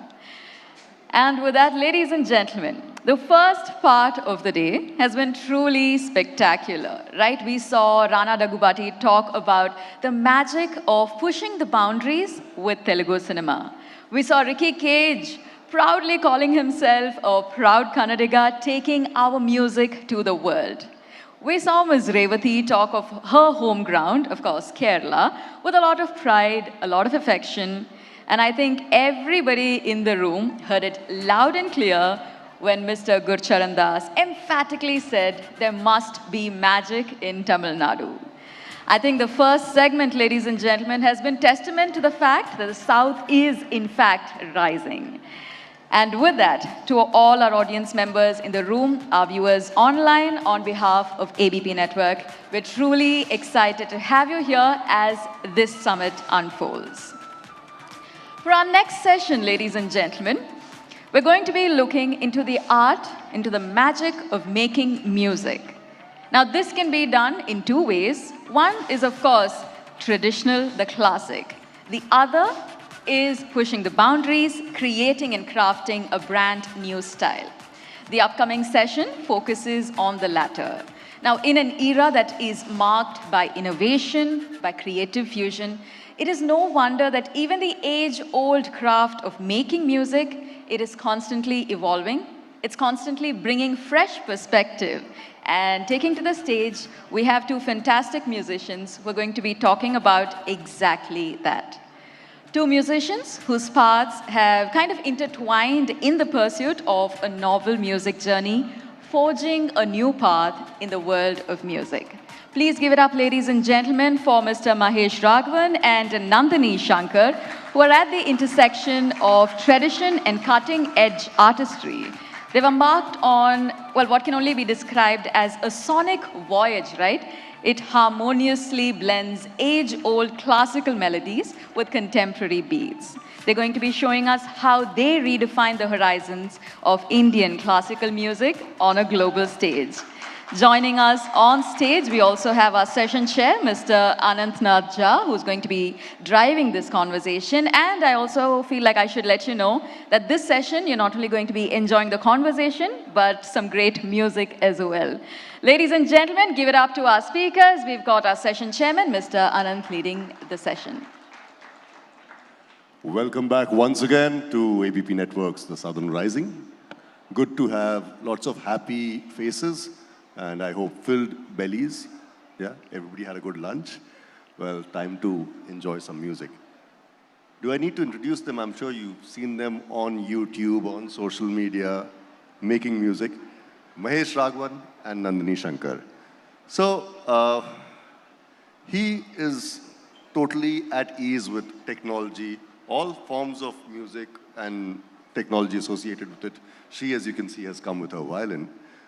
Mahesh, would you like to tell them how you started your journey? It started at a very nice, lower scale, radio, and even before that. Yeah, so it's a big coincidence. Both of us worked together in the same radio station. So back in Dubai. So I grew up in Dubai, and being from a very South Indian family, the only extracurricular activity I was allowed was Carnatic music. So then I also picked up Western keyboards along the way. So I started when I was 3. And by the time I went to college, my parents had already decided, okay, this boy will do music in life. And my graduation, postgrad, everything was around music tech. And then when I was around, this was around 10 years ago, and I bought myself an iPad. And I thought, okay, what can I do with this? And I discovered an application called GeoShred, yeah? And basically, that application allowed me to do a few things that I could not do on the keyboard. And that kind of like led to a whole new path altogether. So in the music circles, Mahesh is known as the iPad musician. So you want to just show them what you do on that thing, yeah? Sure. So, this is my instrument. It's an iPad. Yeah. Don't worry, Nandini, we'll come to you right after this. So, as you can see, this is the app that I play. It's called GeoShred. And now, there are a lot of boxes on the screen. Each of these boxes represents a different music note. So if I play, so each click or each press plays a different note. What makes this app unique is the ability to press on a note and slide. So that sliding functionality allows me to play Indian music. So in Indian music, we have a concept called gamaka. In Carnatic music, it's called a gamaka. So it's like,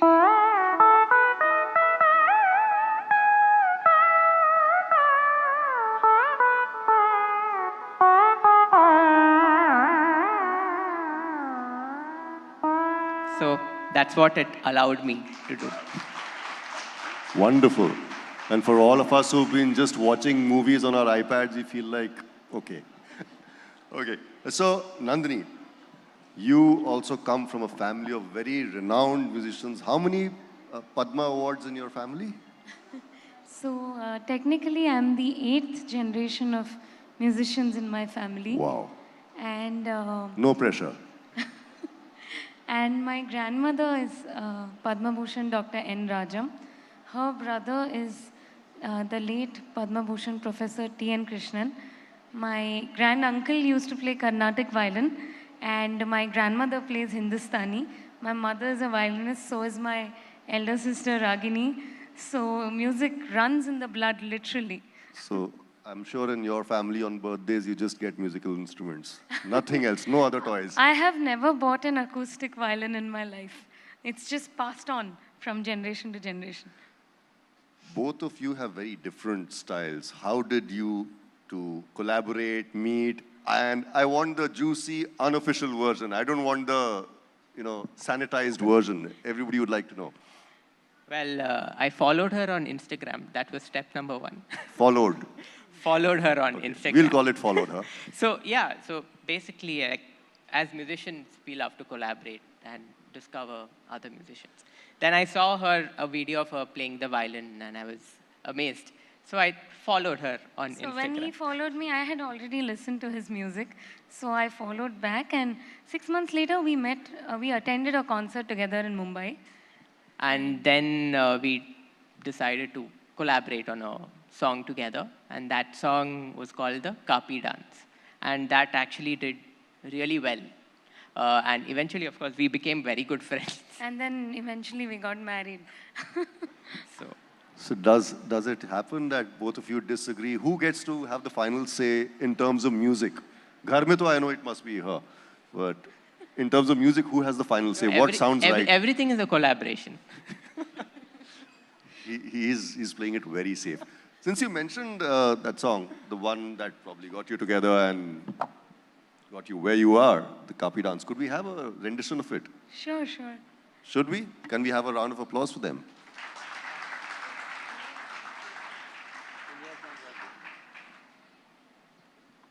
Yeah, the mics need to be on. Are the mics on? Could we just have a sound check? Yeah.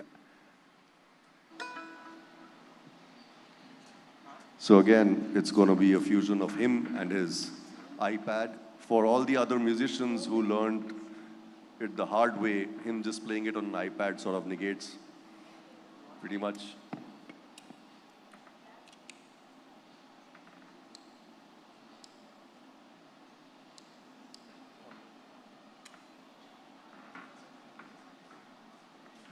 So tell us something about the Kapi dance. It's a rag, I believe. And you know more about it than most of us do. So Kapi is a raga in Carnatic music. Yeah. Could we just have some more levels on Mahesh's mic? Yeah. Check. Yeah. So Kapi is a raga in Carnatic music, and the equivalent raga in Hindustani is called Mishra Pilu. And there are a lot of songs that are very popular, and it's a very versatile raga. It has nearly all the notes of the scale.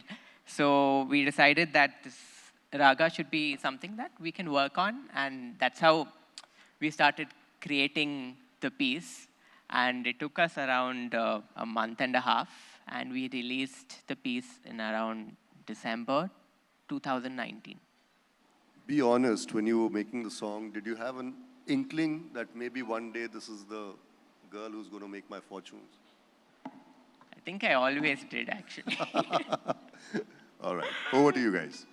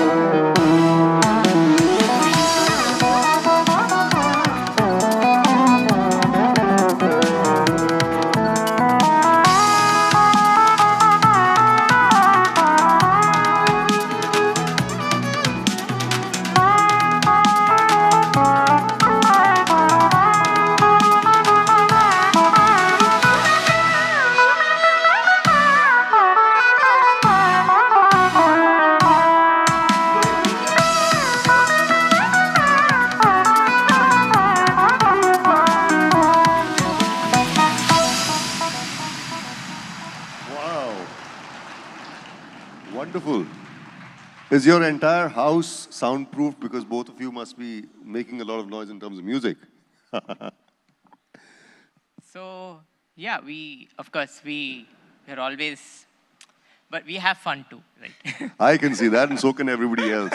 Wonderful. Incidentally, this song, the video of it was shot in Chennai, exactly around Yeah, so 4 years back. So I was living in Bangalore at the time, and I was making trips to Bombay to, like finish the song and everything. And incidentally, we found that we were thinking, how do we shoot the music video? And then suddenly I got an email from YouTube saying, we have a space open. Would you like to use it?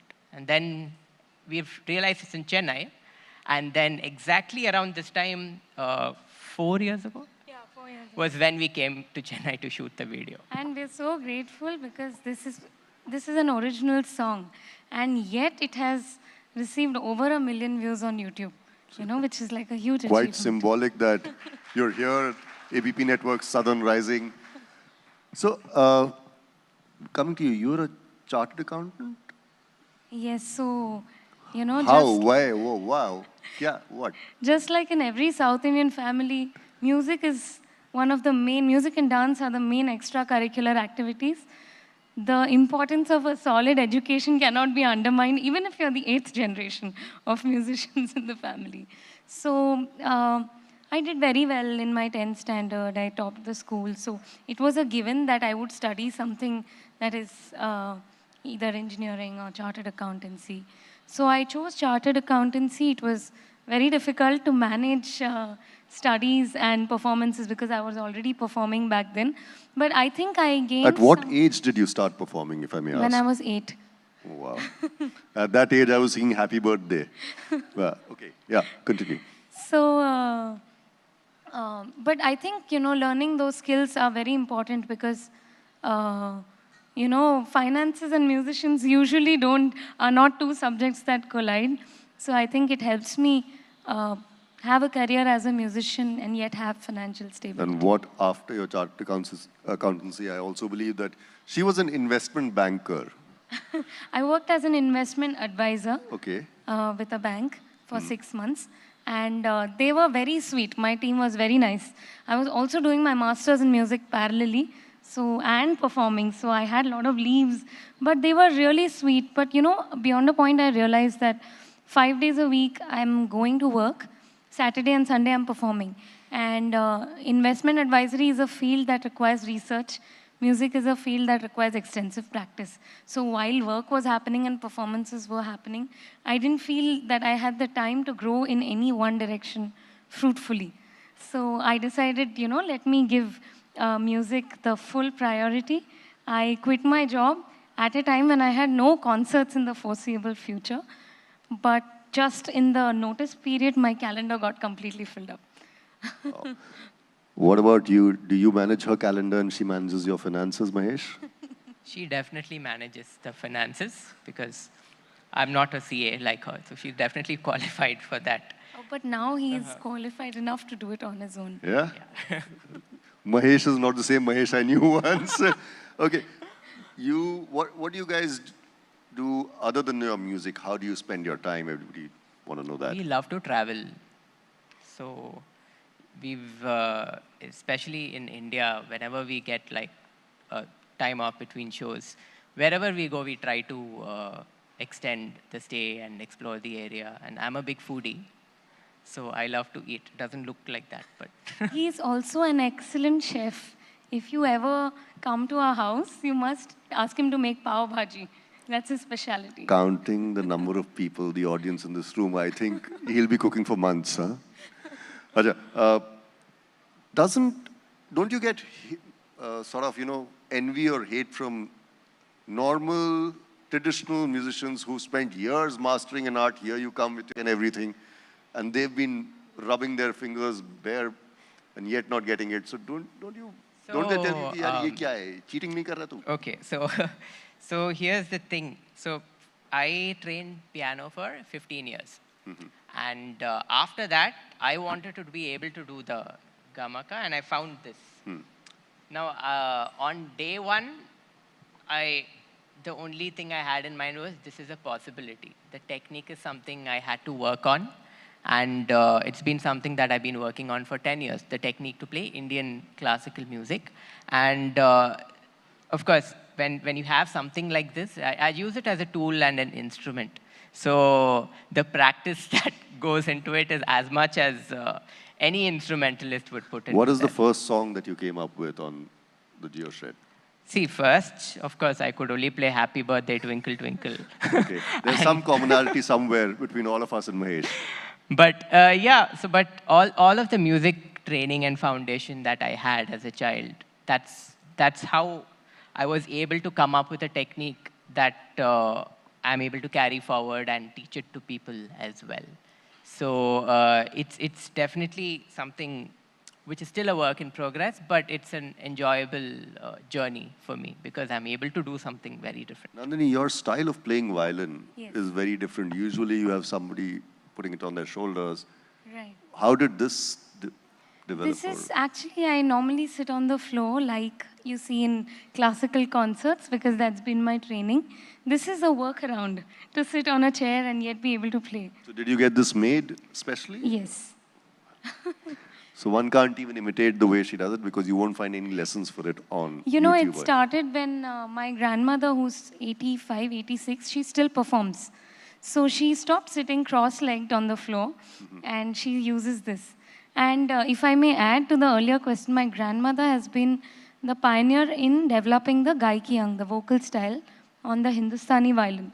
So to be the pioneer in something, her on the violin, him on the iPad, is far more challenging, requires far more research because there's nobody to tell you, do this and it's right, you know? So we've had one performance from them. Should we have another one? And this time, should we sort of make it slightly more commercial? Should we go around with some film music? ABP Network, the Southern Rising Summit, we need something from this part of the country. Sure. Okay. So this is a song. No. Let them guess. Let them guess the song. Let them guess the song. I'll talk about it later. Yeah.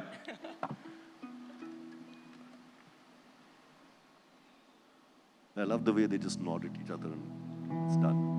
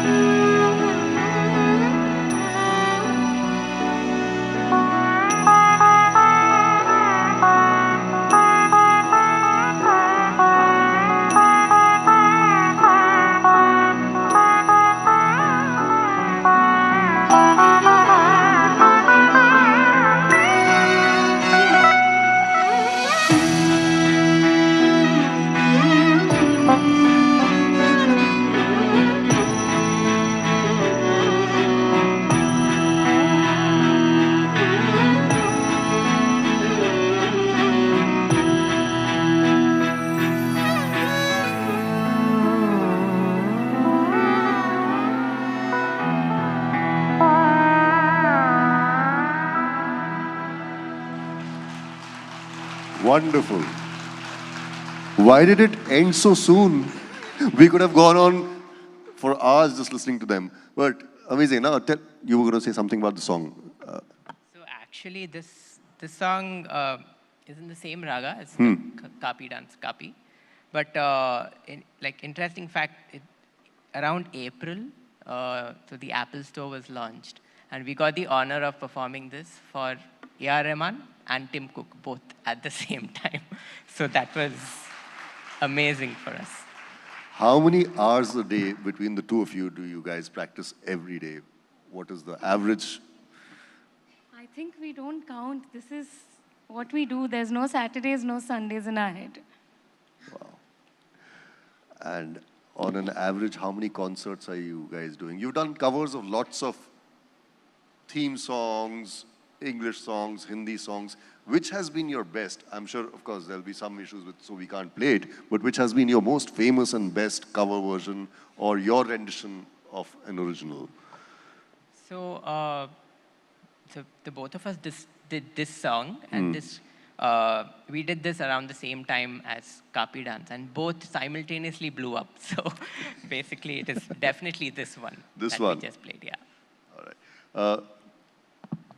You have also done 8 years or 8 courses in piano. Yeah, so I completed 8 grades in Trinity College. That's why the 15 years of It took you 15 years to complete 8 grades. So I started playing at a very young age, but I started doing my grades much that later. makes me feel happy and gives me confidence, and I'm sure everybody would want to try it. Yeah. So, yeah, during my childhood, it was all about, I was a music nerd, if you may say. Everything about music was interesting to me, and all thanks to my parents. Usually parents are like, you study, you study, you study. But my parents were like, go do your music, and very encouraging. I'm very lucky that way. For a point of time, Mahesh was also working and making radio spots and ads for oil cars, tires, masalas. What about those days? Do you miss those days? I definitely miss all the fun we used to have those days, all of the funny things that we used to do in the studio. So, all right. Everybody wants to listen to more music, and they're like, why are these guys talking? Why aren't they playing more music? There is a very famous rag, I'm sure everybody who's even a little familiar with Hindustani and Carnatic music knows Khamaj. So you have something for us from Khamaj, right? so yeah, we have something, it's a piece called Khamaj Connection. And it's a very new take to the raga, and I'm sure you all will enjoy it. So.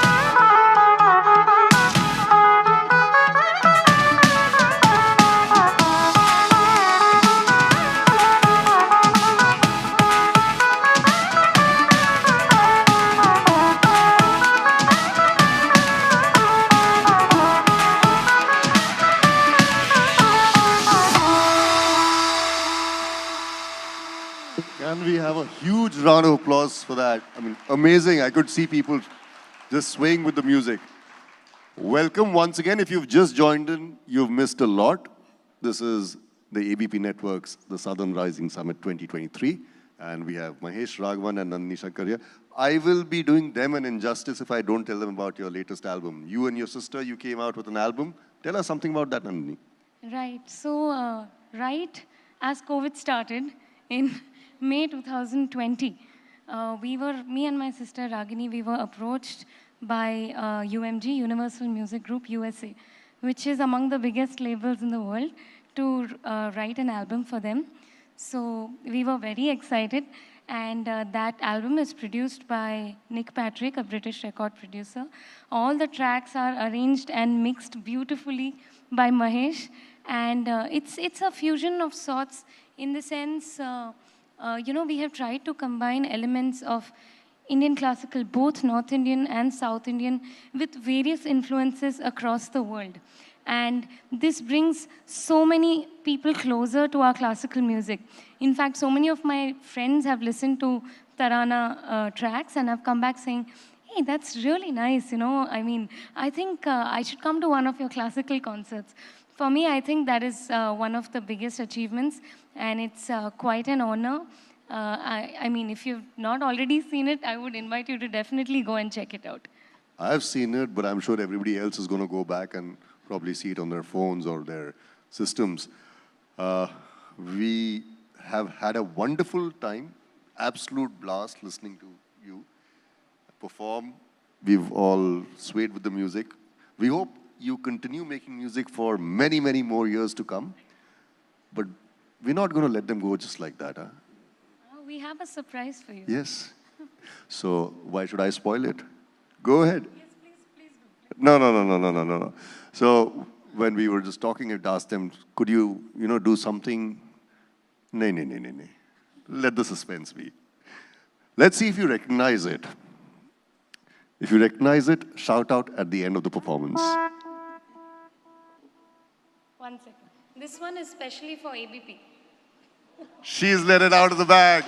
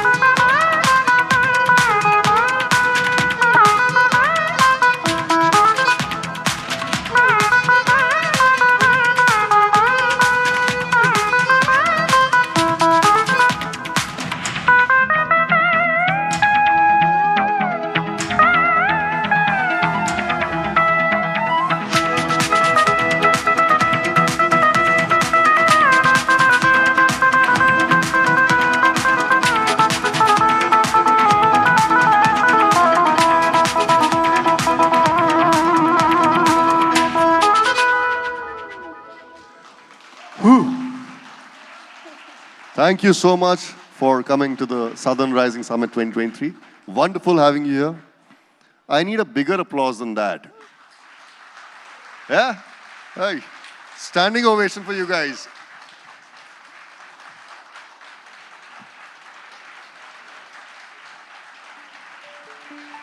Thank you so much. Thank you so much for having us over. And you all have been a wonderful, wonderful audience. Sure. Can somebody just pass the mic? And could we also have somebody help us from behind the stages just to get the equipment off for the next speakers? I'm Jayaprakash Gandhi, a career consultant and also an AI developer. First of all, a great thank to you, proving the young guys that technology has to be integrated in every profession, and you've shown in music also. My question is, lot of AI tools. Now, one of the revolutionary AI tool which I came across, a Beatbot, also Amper, which prompts text into music, songs, everything. Do you think it will going to spoil the creativity of young people who wants to come into music world. This technology, revolutionary developments in AI tools. So, what is the message to the youngsters? That's what we like. So basically, let's say you're a musician, and with every career or with every profession, you have certain tools that can help you. Okay, but at the end of the day, what really matters is how much you practice your form, how much you learn, what you do with that knowledge. So you can say that, okay, there is text. You can just put a text prompt. You can get music. There are so many tools, but how good is that music? How much the audience connects with that music? That is, at the end of the day, depends on the musician. So basically, I'm sitting here. I can judge the pulse of the audience. So that an AI cannot do yet. So at the end of the day, I think that's what matters. Wonderfully put. Thank you so much, Mahesh, Nandini. Could we just have somebody to help us with the equipment? I just have to say the beats, the melodies, dare I mention the eye contact and the smiles. I think we enjoyed every bit of it. Ladies and gentlemen, please give it up for the incredibly talented Mahesh Raghavan and Nandini Shankar. To present our speakers with a memento, our token of appreciation, I'd like to welcome on stage Ms. Parul Kamra, Associate Vice President and National Sales Director, Ad Sales, ABP Network. Welcome, ma'am. A very special thanks to our session chair. I think the first fan on stage, I guess. Ladies and gentlemen, a loud round of applause for Ms. Nandini, Mr. Mahesh. Thank you so much for sharing your journey with us.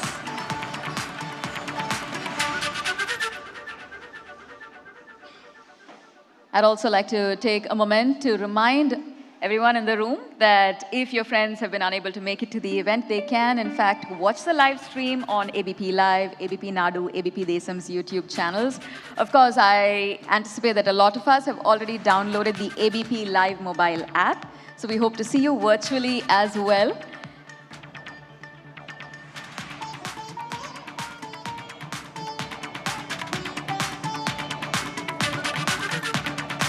Thank you, ma'am. Thank you, sir.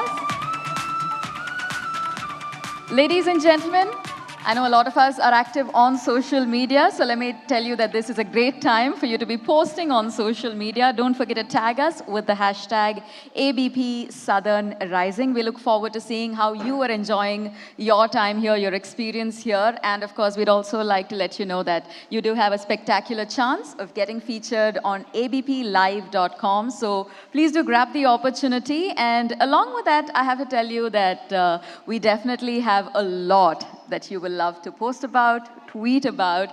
Ladies and gentlemen, it is the symphony of nations that we talk about. But today, I think the focus is on South India, right? We stand as a unique crescendo, creating waves of innovation, of culture that reverberate across the globe. And on this platform that celebrates exactly that, the next session that we have is going to be on the State of the Union, why India needs federalism. Now, in a country that is as vast, as culturally diverse as India, federalism is often referred to as a cornerstone of unity, whether it's languages, whether it's identities, whether it's traditions. And that's probably because these principles, they provide that structural framework that not only empowers individual states, but also strengthens the nation as a whole. In this session, we delve into the modern challenges, the opportunities, all of which that underscore the importance of India's federal structure. We recognize the need for adaptability and inclusivity in this digital age. It is, of course, my privilege to say a few words about our speaker this session, Dr. Palanivel Thiagarajan, MLA for Madurai Central Constituency in the 15th and 16th Legislative Assemblies of Tamil Nadu. Keep the applause going because we also know that he serves as the Minister for Information Technology and Digital Services. He has a background as an international investment banker, and as we all know, he's also played a very key role in establishing the DMK's IT wing. Joining us on stage to chair this session, ladies and gentlemen, it is my pleasure to welcome back on stage Mr. Chetan Bhagat, whose ability to dissect complex topics, well, it kind of made him a voice that is cherished by many. So the presence of him on this stage is going to enhance our understanding of this topic. Our session chair and speaker, ladies and gentlemen, please give it up for Dr. Palnivel Tyagarajan and Mr. Chetan Bhagat.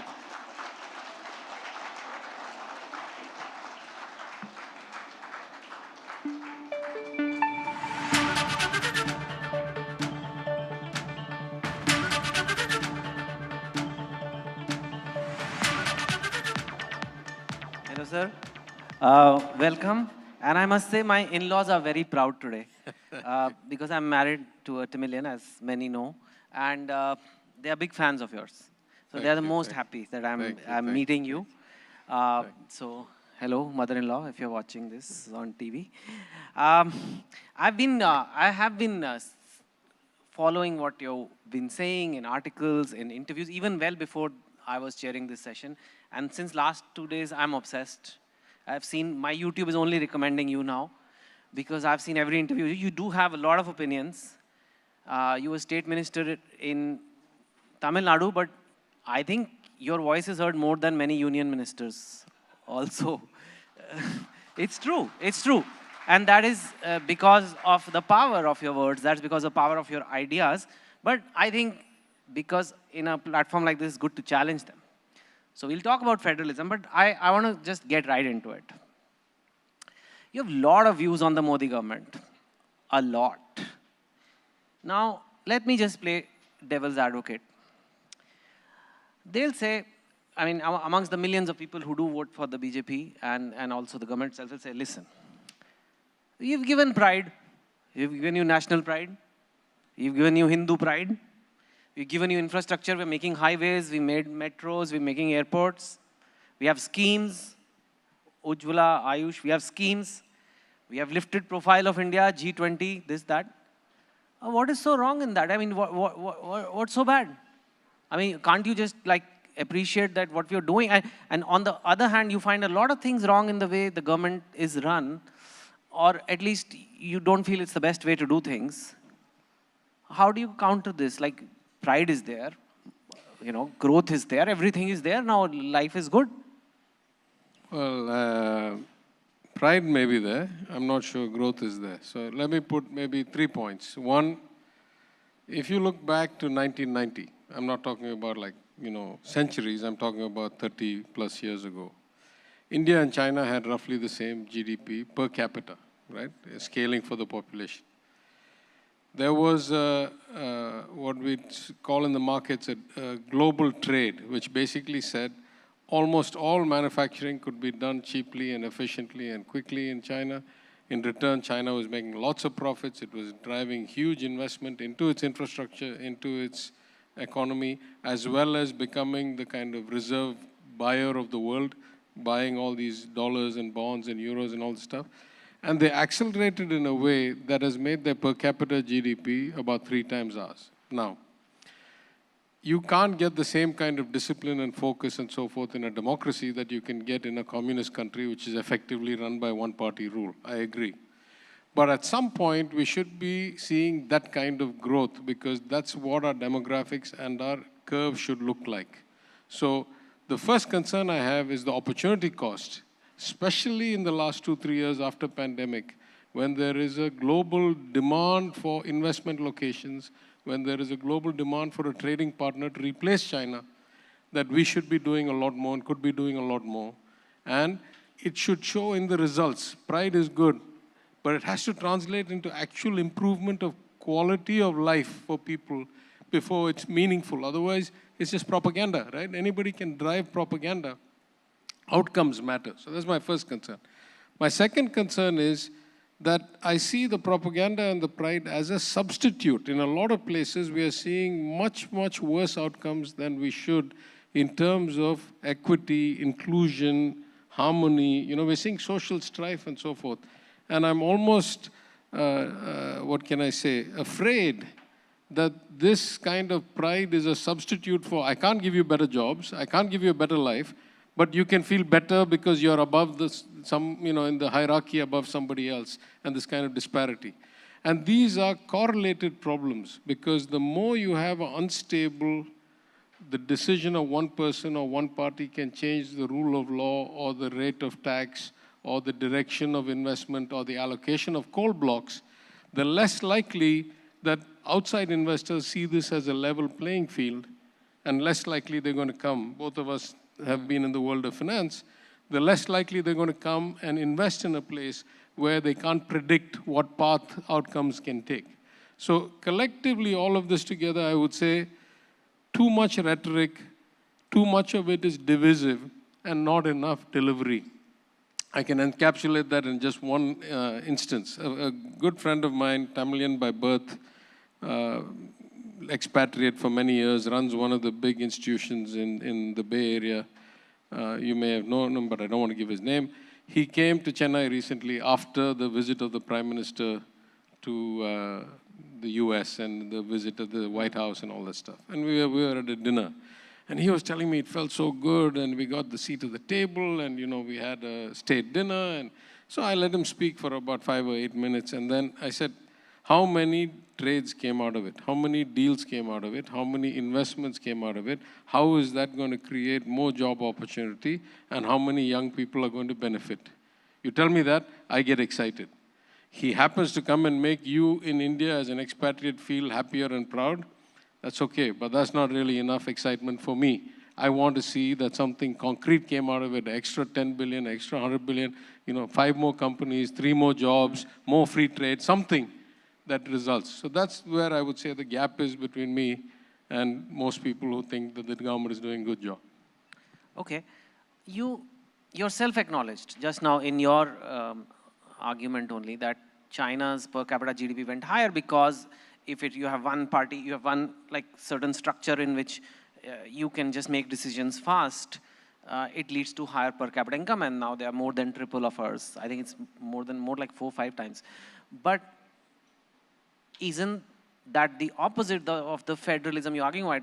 In a way, big reform, right? Big national reform, like GST, like some major FDI policy change, like any of these big reforms requires a certain national level authority, national level of decision making, which is needed. On one hand, you have batted vehemently for more federalism. There is federalism. It's not like we are not a federal state. You have batted for it so much. On the other hand, there's the question of national unity and unity in terms of policy making. When you talk of investors, if every state, there was a time where companies were moving plants from Bengal to Gujarat, they're getting kicked out of one state, they're getting kicked out of another state, they're deciding all that is happening. Whereas if there is a national, our counter argument can be that at a certain level, we need to present one national policy. That may not be a bad thing. I don't know, there's 3 or 4 questions there. So let's unpack that. Let me start with the beginning. The problem with the one decision making or one party rule is that the odds of getting it exactly right are exactly 0. So even if you take China, while they had decades of tremendous growth, now they're paying the price for it because they've got overbuilding, all their major companies are going bankrupt, they have this unofficial credit market that is collapsing, and there's going to be serious consequences and pain. And there was a lot of suppression of dissent and opinions in the process of getting there. So I, for one, am not saying I want to see growth at that cost. So let me be very clear. I'm not advocating that model. I'm saying I can explain some of the gap based on the fact that it's a different model. The second point, though, is that there is very little likelihood that there is a all-knowing, all-seeing authority. That's the reality of most human beings. We are limited individuals. The notion of democracy is that 1,000 voices should be heard. We should take inputs from everybody. And then we should try and figure out a policy. And then if it doesn't work, we should be able to calibrate, recalibrate, and readjust, right? Not because I say so, this is the only way going forward. There are certain things that should be done at a national level. Things like foreign trade, things like currency stability, things like international relations, things like regulating of interstate commerce. But if you're going to dictate things like social policy about who should get fed and who should, get educated what, this is very, very difficult to do in any large country in the world. It doesn't happen in China, despite it being communist. They set macroeconomic policies at the Central Politburo. But the city of Shanghai gives out industrial permits, decides what the environmental rules are, runs its own police force, runs its own pollution control board. The city, I'm not talking about the state. Big banks like mine, I work for a large international bank, has to get licenses province by province. There is no pan-China banking license for an international bank. You have to get state by state. Go to the US, you go to even developed countries like Switzerland. The canton decides whether you can become a permanent resident or a citizen or not. That county, right? So all over the world, the notion of democracy is inextricably linked with the notion of self-determination. Move the power closer to the people, not, 3 degrees separated, who's going to decide how the water system should work, right? The water system should be decided by the local authority, the Corporation of Madurai. Then there's some things that should be decided by the state, some things that should be decided by the union. So of course there's a role for the union, but it cannot be all-knowing, all-seeing, I'm the father of the nation, I dictate how the rest of the country should work. Especially in a country like India that is so diverse. You know better than me. The country is diverse not just because it was broken into states linguistically, not just because it has different people going back thousands of years, but in the last 50 years, forget the last 50 years, in the last 30 years, from liberalization till now, the gap between states has accelerated so dramatically. The per capita income of Tamil Nadu is 4 times that of Bihar. How is the same economic policy going to be valid for both of us? Right? Yeah. We have disparate outcomes, we have disparate problems, we need disparate solutions. It's very unlikely that one policy is going to suit everybody in this country. I actually had that question. Why is the South per capita income much higher? Are you guys just smarter? No. Well, I don't think so. I was it's okay. No, I was at a conclave in Bangalore over the weekend, and I was asked, is there a southern model of governance? And I said, I think there is, but if there is a southern model of governance, it's because it's a southern kind of culture and society, right? Because governance is not thrust upon us. Governance comes based on the people who elect us and what they expect us to deliver as elected officials. So what is it that makes a southern culture a bit different, right? And I think so I'll work backwards. We got better outcomes because we have different governance. We have different governance because we have a different society. And I can think of at least 3 components, and this is just, what I thought off the top of my head. One, over thousands of years, we have been a seafaring, outward-looking kind of society, right? From the Chola kingdom had reached all the way to Laos and Cambodia. So, and now in the Madurai Kiladi dig, we found Roman coins dating back to, a few hundred BC. So we had always been an international outlook kind of global perspective society, much unlike the people who are getting invaded all the time from the north and who are very defensive and, mine's mine and you stay on that side. More recently, about 100 years ago, when all of this was the Madras presidency, this was one of the few presidencies that was not a Congress government. It was a Justice Party government. And they advocated and legislated equal rights for women, compulsory education for all, elementary education back in 1921, communal reservation based on what percentage of your society, so that every community could have a judge and a collector and a police officer and a lawyer.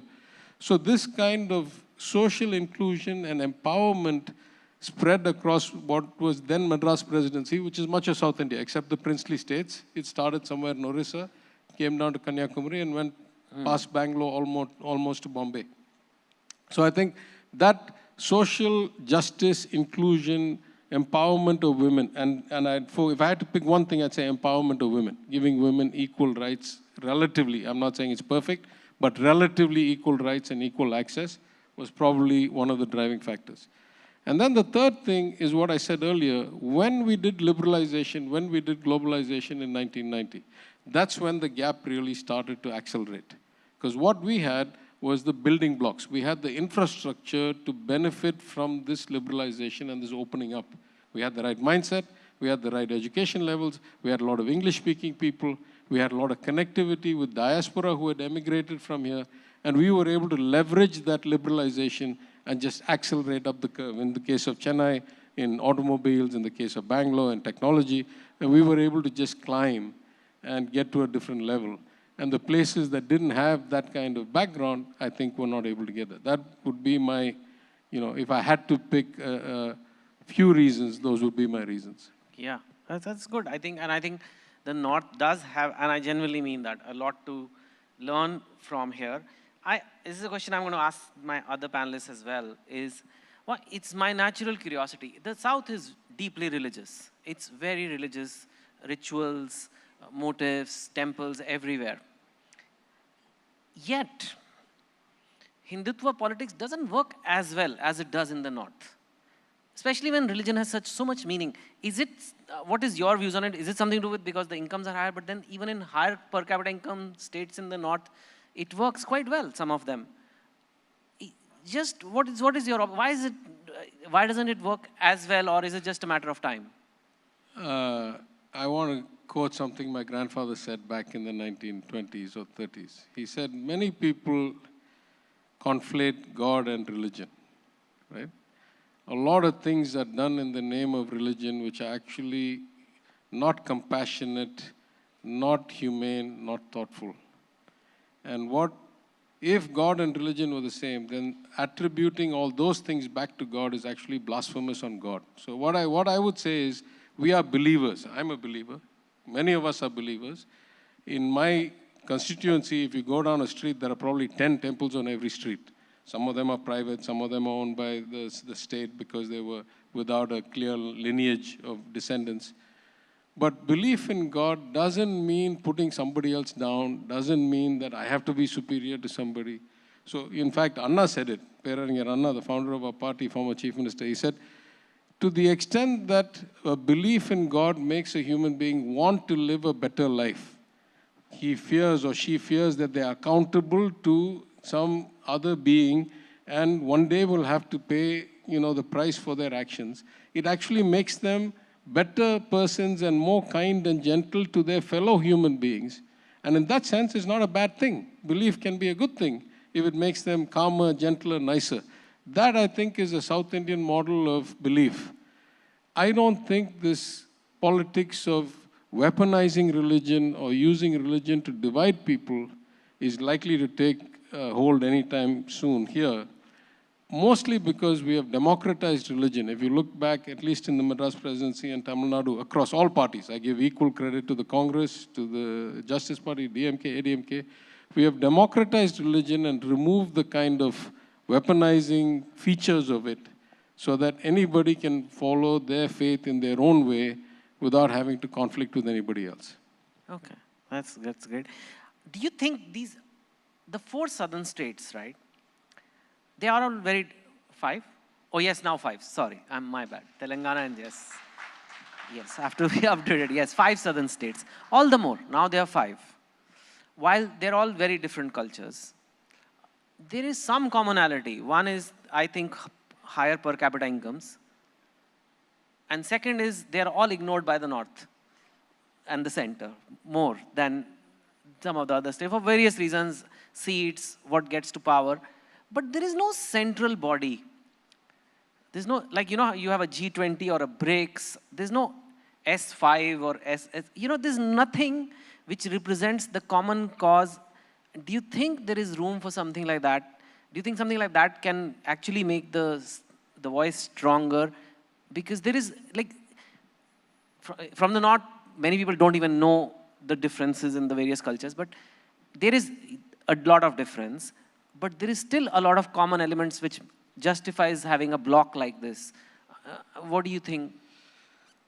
Look, I think the higher per capita GDP is a direct result of a higher education level, weighted average, which is a direct result of greater inclusion and social justice, and a direct result of more empowerment of women. I think these are inextricably linked. If I had to pick one variable, I would say Just compare the percentage of girls getting out of elementary school, then middle school, then high school, then getting into jobs, what age they get married, what age they have their first child. These are the variables that separate the South from the less developed parts, and surprisingly even from a state like Gujarat, which is developed economically, but socially these indicators are very bad. So then the question is, why have we not really thought about ourselves as a bloc? Because we are the same patriotic citizens as anybody else, and we were thinking of ourselves really as state-to-center relations. Incidentally, in my view, though I lived abroad for 30 years and I have not lived outside Tamil Nadu, so you have to take it with the limitations of my knowledge. But if you ask me to pick, in my memory, the 4 greatest federalists of all time in India in 75 years. Peraringer Anna, Kalaignar Karunanidhi, Ms. Jayalalitha, and Thiru Narendra Modi. Greatest federalist of all time, till he was Chief Minister of Gujarat. Till he was Chief Minister of Gujarat, he was one of the greatest federalists of all time. Now, of course, a different story. So now I'm saying if federalism in terms of states' right is being kind of gutted and is being disemboweled, then maybe the states need to start thinking together about what is a common agenda. And I'm saying first, all states compared to the union. Second, of course, those states that because of this, we have this real tragedy in our country, right? Like, let me give you the math of it. In every country, in every federal society, those that are better off will contribute more, and those that are less well off will get more from the central pot. It's what happens. Goes with that, yes. But most places in the world, that contribution or redistribution, that's what we do with taxation, right? Within our state, we take more money from those who can pay, and we give it to those who cannot. But all those are supposed to bring people closer together. This kind of redistributive function, whether it's the union relative to the state relative to the districts, the state relative to individuals, the state relative to cities. But if you look at India for the last 25 years, particularly the last 5 finance commissions, the distributions have kept on getting worse and worse skewed. That is, the more they take from us and the less they give back, the richer we get. The more they give to the poorer states, the poorer they get on a relative basis. So it's like throwing money down a well. You're giving this redistribution. In America, it helps Montana and Missouri come up if you take it from New York and California. In China, if you take it from the coastal provinces, put it in the hinterland, it helps the hinterland come up. In India, we keep on sending the money, and it doesn't do anything. In fact, it makes things worse. So now the question is, if you're going to go to real democracy, you have 2 basic problems. The first problem, most of us in the South are paying out a lot more, getting back a lot less, and it's on a trajectory that is going to become more and more problematic. The second problem, because we have frozen population-based delimitations for 50 years, starting first with the 42nd Amendment during emergency, then the 84th Amendment under Thiru Vajpayee's prime ministership, we are going to find ourselves in a situation in 26, where either we are going to now redistrict, in which case states like Tamil Nadu are going to lose, or Kerala, the South will probably lose like 20 or 30 MPs out of its already small pool because our populations have come much lower. And then the poorer, weaker parts of the country that are already getting the most money are going to get many more MPs. Or you're going to continue a situation where it's an uneven democracy where every 1.5 million people in Tamil Nadu or slightly less in Kerala have an MP, but every 2.1 million people in UP have an MP, right? So neither of these is a good outcome. So at the end, I think history teaches us that when you get economic development, one of the things you should do is devolve powers, right? We did some of that right. Only after the 1990s, we got the Panchayati Raj Act. We created the 3rd tier of government. We started devolving powers. Since we came to office 2 years ago, after the 6th State Finance Commission, we've increased that devolution. We've made the funds go directly to the local bodies. So just as we say we want devolution from the union to us, we at the state need to devolve from us to the local bodies, because the accountability of elected officials is the highest at the local body, right? A Madurai city councillor cannot escape their voters because they live in the same 10 streets. It's like 8,000 of them. I have 250,000 voters, right? If they really want to see me, it's going to be hard for me to see everybody in a year even. And my MP has 1.5 million voters. The odds of direct accountability is very low. In fact, I would say one of the reasons why the UK democracy maybe not so now, but used to be so vibrant, is that the average MP has something like 50,000 voters. Yep. So you can hold them accountable, right? So the more you devolve power to those that can be held accountable, the more thriving a democracy you'll have, the less you'll have a problem with this kind of devolution, with this delimitation. If the union's only going to take care of defense and money management and foreign affairs and, interstate trade and these kinds of things, surely all of us want the same thing. What does it matter if I have X MPs or X plus 5 MPs? All our interests are aligned across all states. If you start saying they get to decide how the money is split between the states, then it bothers me a lot if I'm going to have fewer MPs, right? That's a good point. It's election season, so before I let you go, what does it look like here? There have been alliances, there have been broken alliances. You've probably been seeing the news. What do you, and not just for the South, even for the national politics, I think you're very eligible to comment on that. How do you think it's going to play out in here, in this state, and in pan-India? I know there's a lot of time left still, and I know you can, nobody can predict what will happen, but your current view, if it were to happen today. I spent a lot of my career in the financial markets, right? And as you know, if there are 100 variables that drive price action or yield curves, at best you can look at 20. So it's a mug's game to try and predict outcomes. If you were that smart, you'd be much richer, both of us, than we are now. So I'm not going to make predictions. I'll just say it in a kind of positive way and in a kind of neutralizing equilibrium way. The positive way, I'll say, is at the end of the day, the voters are sophisticated enough, I think, about their self-interest. At least the more educated they are, the more sophisticated they are in making their choices. And I remember my own, we are all shaped or limited only by our experience. I can't imagine things beyond what I've read or seen or done, right? So in my experience, the first time I ran for MLA, I was an unknown face. I had a legacy, I had something. I won by 4% or something, but it was about a 5% margin to the state average for my party. I did what I thought was good work for 5 years. 5 years later, I won by 23-something%, and it was about 15% or 18% better than my state average for my party. I believe that the work I did got me the result that I got. So I have this faith in the voter, at least the voter that I know in Tamil Nadu, that they are thoughtful, rational people who will make choices based on the information, the track record, and their perception of what is good for them. That's the positive way of looking at it. The kind of neutralizing equilibrium is, what does it matter what I think? The people get the government they elect and the government they deserve. Whatever they decide is the wisdom of the people. We just live with the consequences, however that affects us. So I'm not in the election prediction game. I'm relatively sanguine in my state that I think I know how the voters will act and how they will vote. How do you think it's going to be? The track record of the last few years gives me comfort. I think we're going to be okay. Yeah.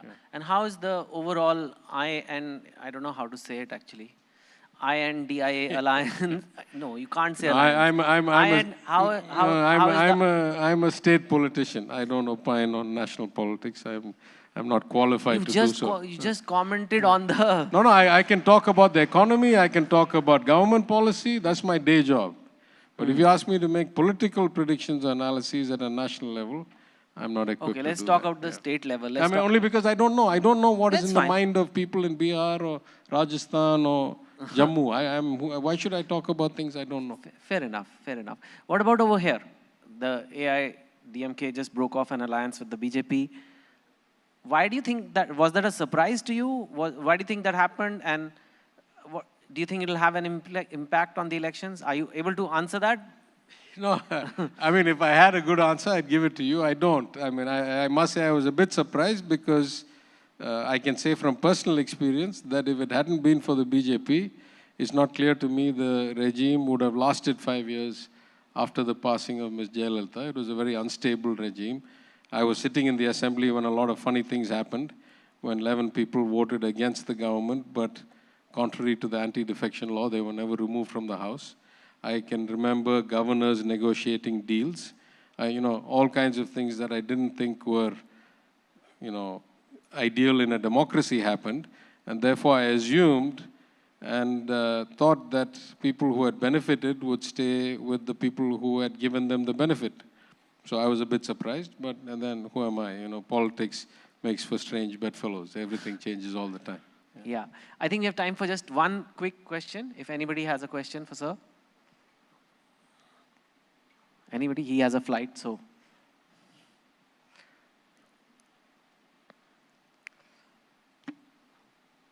Yeah?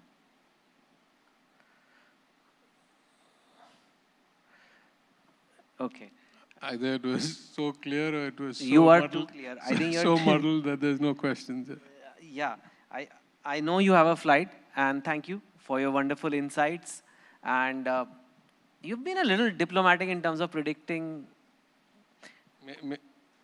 Maybe I'm finally growing up. I don't know. Yeah, you don't. Okay. Well, I mean, there's a lot more we could have discussed, but you have to go catch a flight to Madurai, to your constituency, and I don't want to hold you. Thank you so much for your time and your great insights into politics, economy, and everything else. Thank you. Thank you very much.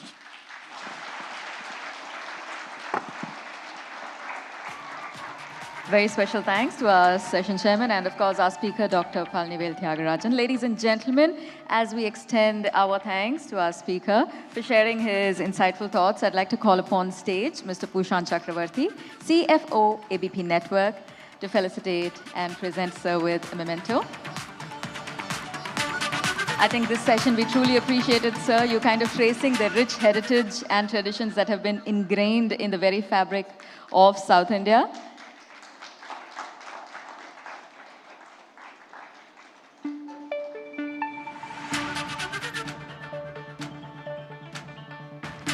Anyone who is posting about this online, we'd love to see your journey. Hashtag ABP Southern Rising is the one that we'll be following. And of course, we'd love to feature you on abplive.com. Ladies and gentlemen, please join me as I extend our thanks to Dr. Palanivel Thiagarajan. A loud round of applause. Thank you so much, sir. In a rapidly evolving world, the very definition of new India, right, it's a subject of great debate. The past with its rich heritage, its complexities, the present with its challenges, the very imperfections, and the future. It offers multiple promises of progress and change. All of these play a significant role in shaping the nation's identity. In this session, we have three distinguished guests who represent different facets of governance. They're about to take us through the path forward towards a new India that reflects the aspirations of its people. All right, our stage is set. Ladies and gentlemen, please join me as I welcome onto the stage our speakers this session. Dr. John Brittaz, a distinguished parliamentarian representing Kerala in the Rajya Sabha. Of course, he also serves as the Managing Director and Chief Editor of Kairali Network and is an accomplished author. We're pleased to have you with us, sir. I'm also happy to let you know that joining us on the dais for this session, we have Mr. Narayanan Tirupati, who notably serves as the Vice President of BJP Tamil Nadu. We also have with us in this session Professor M.V. Rajiv Gowda, who is a Vice Chairman of the State Institute for Transformation of Karnataka with the rank of a Cabinet Minister. He was also the Member of Parliament in the Rajya Sabha from 2014 to 2020. Chairing this session, ladies and gentlemen, it is also my pleasure once again to welcome back Mr. Chetan Bhagat. An exciting conversation, of course, a lot of insightful questions. We have a lot to look forward to in this session. Whose new India?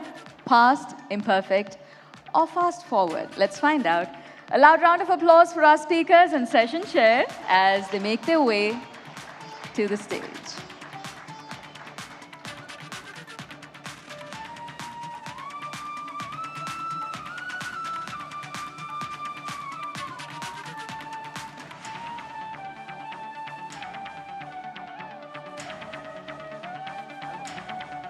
Ladies and gentlemen, here at the Southern Rising Summit 2023, the session begins. Over to the session chair. You know, I kept the other sessions relatively soft because I knew this one is coming. Today we have the panel. So I think we should just make one promise to each other that no matter what we say and how heated things get, if they do, we are still friends. Mike? What? You couldn't hear me?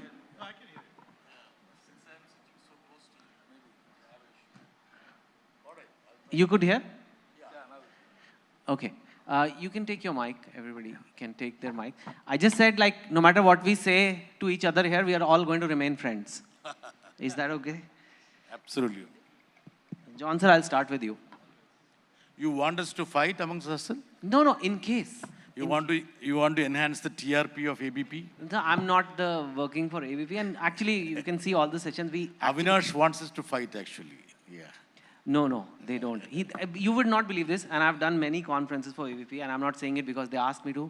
They've never asked me to, like, in fact, I reassure you that there's no attempt to do a gotcha moment or like make people uncomfortable. We really want to learn. I think we have a lot to learn from the South, and we in the North sometimes do not listen to that. And me being married to a South Indian, I've found that I've learned a lot. Is it? Yes. And I can still do better. Where is she from? She's from, she's Tamilian. Okay. So, yeah. So you are the son-in-law of Tamil Nadu. Yeah. It's from here, 2 states. So I'm very excited to be here. But sir, I'll start with you. You have a media background. Today, journalism is in a very interesting situation. Revenues are down, as you know. The public doesn't trust journalists. A lot of people blame the media for everything, social media. It's rarely you'll find positive things about journalists written. The government also doesn't like some of them. Most of them.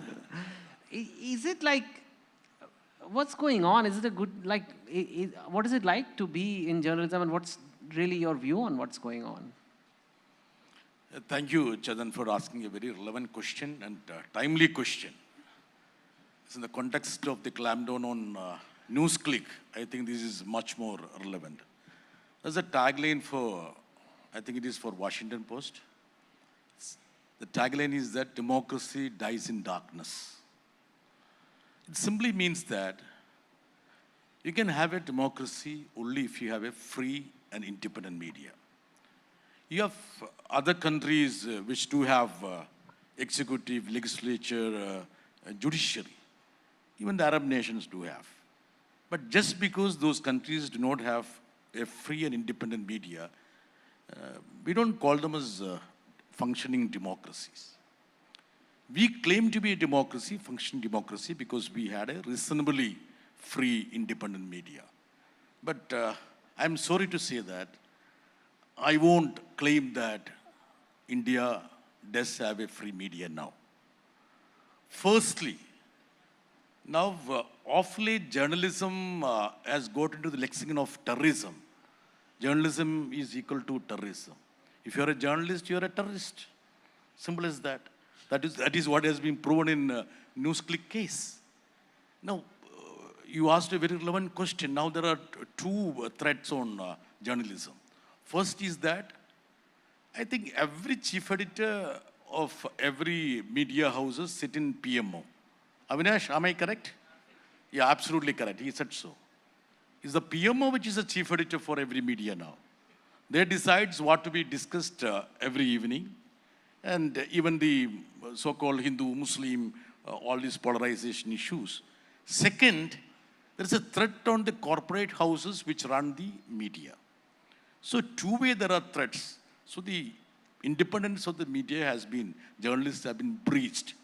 Now, as regards the NewsClick incident, I would say I have never seen such bogus charges being heaped on media houses. Why don't you report on farm laws? Why don't you cover Delhi riots? Why don't you support the farmers' agitation? Can you ever think about such a situation in a democracy? And 46 hapless journalists have been raided. And the so-called China connection, Chetan, you know, I mean, you have been observing the international politics also. You write a lot about it. See, the trade between India and China has gone up like anything. The trade deficit When this government came, which was 48 billion US dollars. Now it is more than 100 billion dollars. Many of the Chinese companies contributed to the PM care.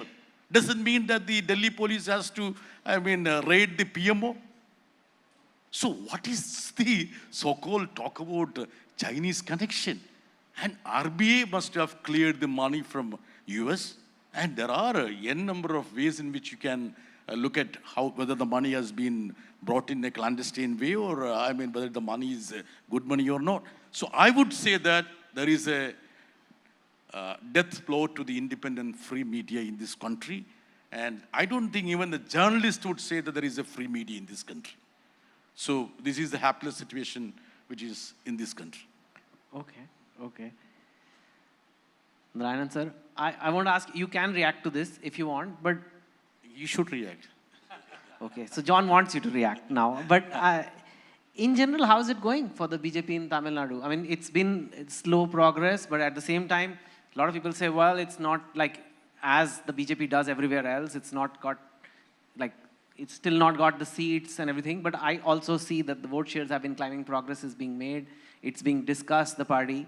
So I wanted to know that, but you may want to start by responding to John. I have seen John speaking in Parliament so many times. So, I have my friends, my party colleagues, replying for him.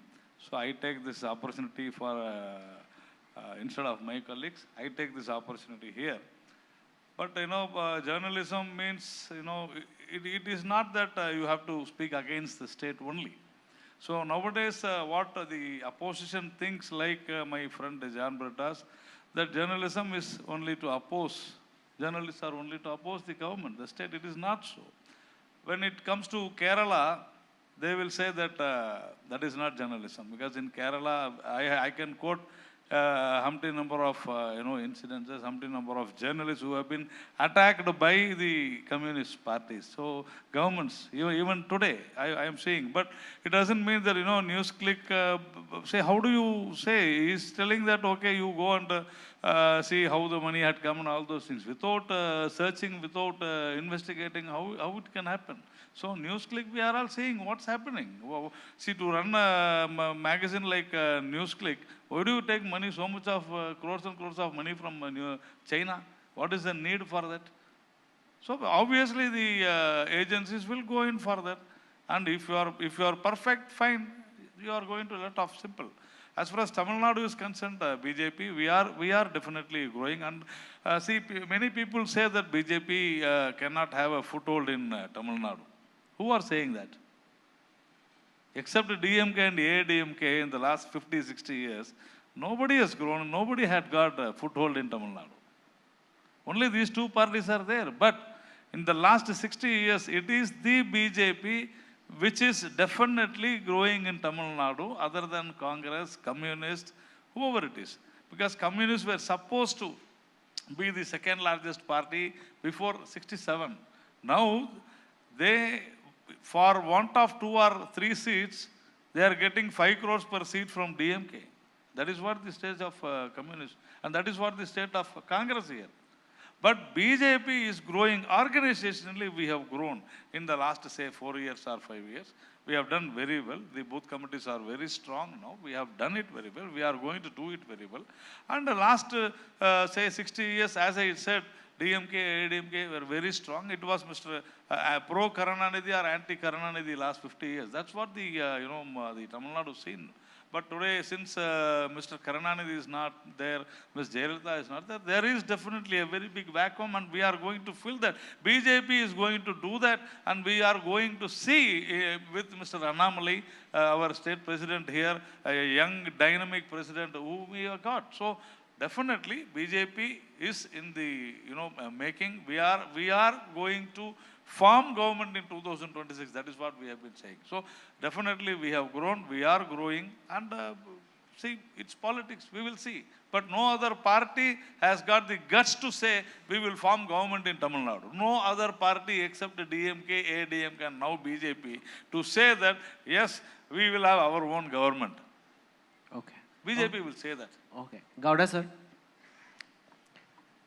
So we are actually discussing two topics. One was the media and one was the politics. Rajiv can comment on media also. No. But I want to say this. Is what John's saying about what's the state of the media today, is it a very BJP specific or this BJP government specific thing, or is it any government which is like comfortably in power does this? Like the people remember Indira Gandhi's time. It's not like the press was free. There were defamation bills during Rajiv Gandhi. They were proposed. Anti-press bill, it was caught. I mean, all kind of things have happened. Emergencies have happened. Media has been tightly controlled. There was not, like, there's only Doordarshan at one point. So is it firstly, this lack of free media, is it ever been there when there's to any party? And secondly, sir is saying 2026 Tamil Nadu, but in Karnataka, you did manage to like do well in elections. What was the secret sauce there? So sir can learn and bring it here. Okay, in terms of the media, we in the Congress, we had imposed censorship during the emergency. Now, what the media is suffering through right now is much worse. What you have is the BJP misusing a variety of agencies, the Enforcement Directorate and others, misusing laws, the money laundering law, a variety of these laws, the anti-terrorism laws, UAPA, etc., and going after the media and really crushing them and forcing them to toe the line. In addition, any of the anchors who had a field time criticizing the UPA during the 10 years we were in office have been sidelined and pushed out because their owners, the channel owners, have been pressurized over time. These are not things that I can give you specific evidence with references and research like I normally would, but the basic point is that's the reality. And the media now, it's not for no reason that they're called the lapdog media, which is Godi media, which is what we have now. And anchors who used to be seen as challengers of authority now kowtow in horrible ways, right? So that's one side of it. It's because the ever-present threat, and also for people have just sold out in a big way, and maybe they were ideologically in that direction. The second question you were asking about BJP coming in Tamil Nadu, well, good luck to them. I don't know what they're smoking, as they say, but nonetheless, the basic point is South India, BJP Mukt South India is what we are experiencing, and this is just the beginning. We've, in Karnataka, we won based on two factors, central factors. One, the enormous corruption of the BJP. It got the label of 40% Sarkar, commission, right?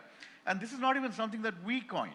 The Contractors Association wrote letters to the Prime Minister saying that was what was being demanded. What actions they have taken in the last 6 months? You please tell me. Yeah. Then the basic point is, the second aspect of the election victory for us was we said, look, people are hurting. There's a K-shaped recovery after COVID.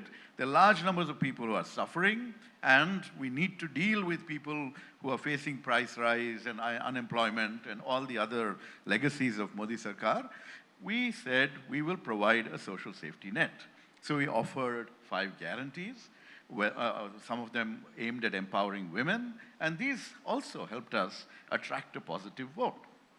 So this is something that we're going to be continuing across the country, because if you remember the Nyai program that we had offered in 2019, that also was a social safety net. You know, if we are supposed to be the fastest growing economy in the world, we are also simultaneously feeding 83 crore people for free every day. Why? Aren't they all rich? Why do we need to feed them, right? So that's the dichotomy that's present in India, and we need to address that. So the Congress is very much there. We are expecting to win Rajasthan, Chhattisgarh, and Madhya Pradesh in a spectacular way, because you can't just win with 10 seats extra. You have to win with 35 seats extra like we did in Karnataka. Otherwise, the BJP will initiate Operation Kamala, destabilize democratic outcomes, get governments to fall, all this sort of stuff. That's standard behavior. Like how you did in Maharashtra. The great free media never says anything. They say Chanakya Niti. They don't say this is a subversion of democracy and this should not be tolerated for a second. All right, all right. Like how they did in Maharashtra. Okay. John, yeah, sir just said, Want to say something? what do you want? Secret messages now, you see. Sealed covers. Judiciary. Pressure is there on anyone. Hope this is not from the PMO. Okay. No, it's There's not. nothing wrong. Okay, okay, no, nothing to worry. Technical issue. All right then. Sir just said BJP Mukt South is happening. That's his thing. I asked this to the previous speaker as well. John, I want to ask you this. And because this is a very natural curiosity question, it's at least, I think the southern people are extremely religious, extremely believe in faith. My own wedding was done South Indian style, and there were so many priests. And then I remember my Punjabi cousins asked, when is the dancing? And they said, what dancing? There's no dancing in, it's a very serious, but yet, like, so there is so much influence of religion at every step. There are so many pujas, everything. But the Hindutva doesn't catch on here so well. You've also commented in another conclave, I saw a clip which became viral about, let me put it mildly, you didn't like the Adhisirs hanging out in parliament on the inauguration day. Sannyasis? Adhisi? Is there? Sengol? Sengol day. Yeah, you had your own. Why should there be a Sengol? Yeah, no, so that also, No, and the broader question, why doesn't it catch on here? Yes. Like it, and it has caught on in the north. See, my friend Narayanan Tirupati's optimism about BJP coming to power in Tamil Nadu in 2026, you said so? I should ask him to, keep up that optimism. Everyone has the right to dream, naturally, and he also has it. See, when you talked about, South being religious. Yes, we are religious. Religion itself is against Hindutva, actually. Being religious doesn't mean that you need to, tread the political ideology of BJP. I would say that if you're true religious, you would be against BJP. That is what is the... Why is that? Naturally, we are not against violence. See, what did Vivekananda speak in Chicago? This is a country which imbibed all the cultures. See, he even talked about, now there is a Israel-Hamas conflict that's going on. He even talked about the Israelis being given shelter in South India. That was precisely in Kerala, when that Roman Empire shattered their shrine. We welcomed all the cultures. Think about the rich diversity history of this country. They always talk in terms of 3 Ds. I would say the G20 had the tagline like, what was that? Democracy, diversity, development. You know what is in real practice? Destabilize, devastate, disrupt, defame. Wherever there is an opposition government, they want to dislodge the government. If they cannot dislodge the government, they want to disrupt it. If they cannot disrupt the government, you defame it. You come with a movie called Kerala Story and defame Kerala. The most peaceful state in the country is been termed as the hotbed of terrorism. And even the Prime Minister of this country becomes the ambassador of a third-rate movie like Kerala Story, which was essentially made to defame a state. Can you ever envisage such a situation in a country, democratic country? I have to let Narayan sir. No, are you finished? Then, sir, you respond to this. He is recording everything diligently. And I will tell you, Chetan. He's smiling. See, it's coming to the academic, I would say the vertical. See, South has the history of long tradition of reformist movements everywhere. In Karnataka, in Kerala, in Tamil Nadu. Tamil Nadu has golden rational movements against untouchability. Kerala had Srinarayana Guru, Ayyankali. See, now all those elements of untouchability, all those so-called caste hegemony, all those Brahmanical symbols which we had obliterated from our society, is being brought back. That was precisely my grouse against the Prime Minister's gesture of carrying a Shengol from Tamil Nadu to Parliament with all the sannyasis. And I asked, what is the relevance of sannyasis in Indian Parliament? Have they ever voted in an election? The Prime Minister should have invited the Panchayat presidents of this country, the true representatives of the people, rather than carrying this sannyasis there and prostrating in front of the sannyasis. The Prime Minister is the head of this country, head of this government. He is not supposed to be, prostrating in front of a sannyasi. What was the letter written by the first Prime Minister, Jawaharlal Nehru, to the first President? This is a country where everyone has got their own religion, multi-religious country. You shouldn't be participating in religious function. See, if Jawaharlal Nehru had written to the first president, now when it came to Narendra Modi, he has become the high priest of all the ceremonies. He lays foundation of temples. See, the idea of India, which I carried from Kerala, has been completely devastated, tweaked now. So the preamble of the constitution, which has got secular, democratic, do they have a relevance now in this context? And I was listening diligently to your session with PTR. He rightfully said so. India is a union of states. What is happening in this country? Already the southern India, I would say that, have become a colony of the northern India. With 18% population, we are contributing 35% of the GDP. And we are being penalized. Earlier, Chetan, you are a voracious reader and a writer. We used to say that you perform and you excel. You know what is the new slogan? You perform and perish. You perform and perish. That is the new slogan of this government of India. And when you talk about the unity and integrity of this country, do you envisage a unity in the form of such a gross discrimination that is happening to a region here? And Kerala is contributing 1 rupee to the national kitty, and you know how much we are getting back? 25 paise. Now, economically, we are dependent. We have been made a colony. Now, with the so-called delimitation that is hanging on us as a Damocles sword, they want to make us a political colony also. So, this is the hapless situation that is now prevalent in this country, and I feel that a conclave like this, which is happening in Chennai, and with your wife being from Tamil Nadu, has to be concerned about, the grouses of the southern states in order to keep the integrity and unity of this great nation. Thank you. Okay. Narayan sir, I have to let you respond. Yeah. Slogan is Sabka Saath, Sabka Vikas, and he's saying all this. He can't talk about, the southern discrimination because he has to be with me only now. See. Let's have him. Yeah, I'm really, I'm not surprised, John speaking like this, because the communists are left only in Kerala in India. Absolutely, they are wiped off throughout India because of these kinds of, rhetorics, these kind of speeches against the country.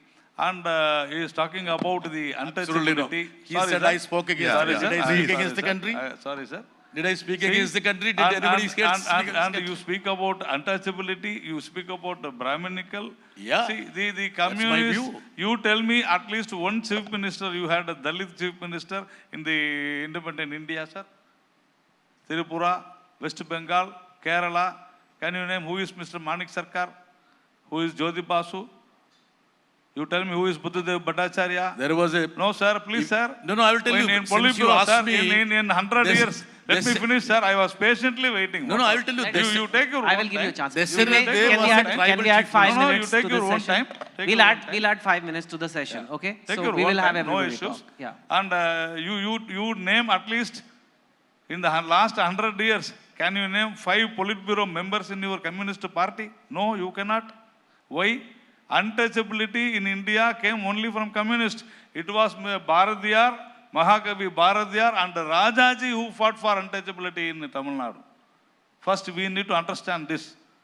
Bharatiyar in 1907 And Mr. Rajaji, 1921, and you are talking about so many rational thinking and forward thinking, all those things. No.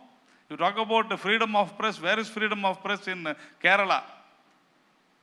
One movie was not allowed to be screened in Kerala because of your communist government. Yes or no? Chandrasekhar? Yes? Your own party man? 51 places he was cut. It is a true story. You never allowed them to, screen it. And in West Bengal, what had happened? How many massacres? True or false? Yes, I can list. We don't have time. He's asking 5 minutes. I need 5 hours to talk about communist atrocities in India. That is what has happened. You are talking about freedom of press. No, I am sorry.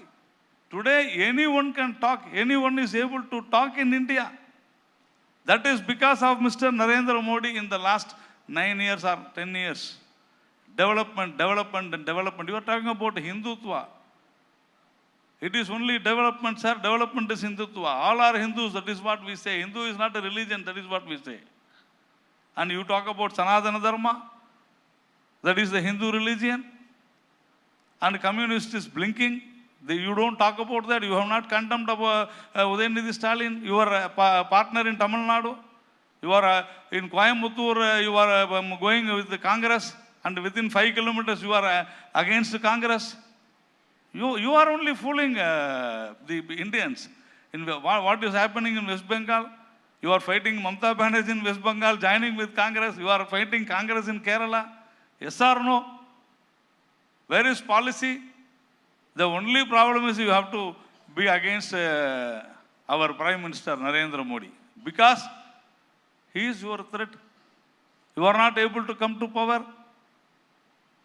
Can I see a person, day before yesterday, one Mr. Rahul Gandhi is asking, he was talking about, the media is being sold out. Mr. Rahul Gandhi is asking the reporters, how many of you belong to SC? How many of you belong to OBC? Is this the way? Mr. Rajiv Gandhi said in the parliament that the Mandal Commission, the country will be divided. If you implement Mandal Commission, the country will be divided by caste. That is what Mr. Rahul Gandhi is trying to do now. What is that Congress doing now? India, in agriculture, in education, in health, in industries, everything we are, everybody, we are all seeing. It is not that Mr. Prime Minister from PMO is asking editors to write this. Even, magazines from America, everybody they are writing. We all know that. It is development. You don't want development? All corrupt people are joining together. We saw that, religion has been democratized here. That's what Mr. PTR told. In fact, he was referring to PTR. What has happened in all these days? All this religion has been made corrupt. That is what they have been. That is why we are saying get out of temples. Government should get out of temples. That's what we are saying. So we have policies. We have gone to the public. We have gone to the poor. We have gone to the middle income group. We have developed infrastructure. In the last 9 years, it has improved. Not like 70 years. We have definitely improved. Yes or no? Yes. We have done it. Digitalization, we have done it. Education, we have done it. And I am really surprised how communists, they are talking. You talk in Kerala something, you talk in West Bengal something, and you tell me how many, both Congress and communists doesn't have any face in South. They are commenting on BJP. How is it possible, sir? Before the 3 months, where was Congress in South India? Telangana Congress was there? No. In Andhra Congress was there? No. Karnataka Congress was not there? No. In Tamil Nadu, Congress was not there. In Pondicherry, BJP government is there. And you are saying that BJP Mukta South India. How is it? You are not at all there. Where is communists, you tell me? You ask Congress, they will say communists will not be there in Kerala next month. And you people are talking about BJP Mukta South India. What is this? Shall I ask him? Gowda sir. About Congress in South India? He said, what is this? I should ask him to just pay attention to the details. Congress was running the previous government of Pondicherry. Before the communists, we were running the government of Kerala. In Telangana, we came second last time, and we expect to win this time. We run Karnataka. So we don't have, we have about 9 Lok Sabha MPs from Tamil Nadu, thanks to our partnership with the DMK. Andhra Pradesh, we are, what used to be the Congress, has gone substantially with the YSRCP, but we still are alive, but we are not dominant like we once were. So I think the facts are quite different from what Mr. Narayan says. Anyway, he talked about, we are doing this, we're delivering this, development, etc. What have they given us? They gave us demonetization, which was, the economic geniuses of the BJP, hands off, hats off, salute them. They gave us demonetization, right? Remember what that did to us. It devastated the agricultural economy, devastated the non-formal economy, and they have not recovered from it. That's one. What have they given us? They've given us the tragedy of Manipur.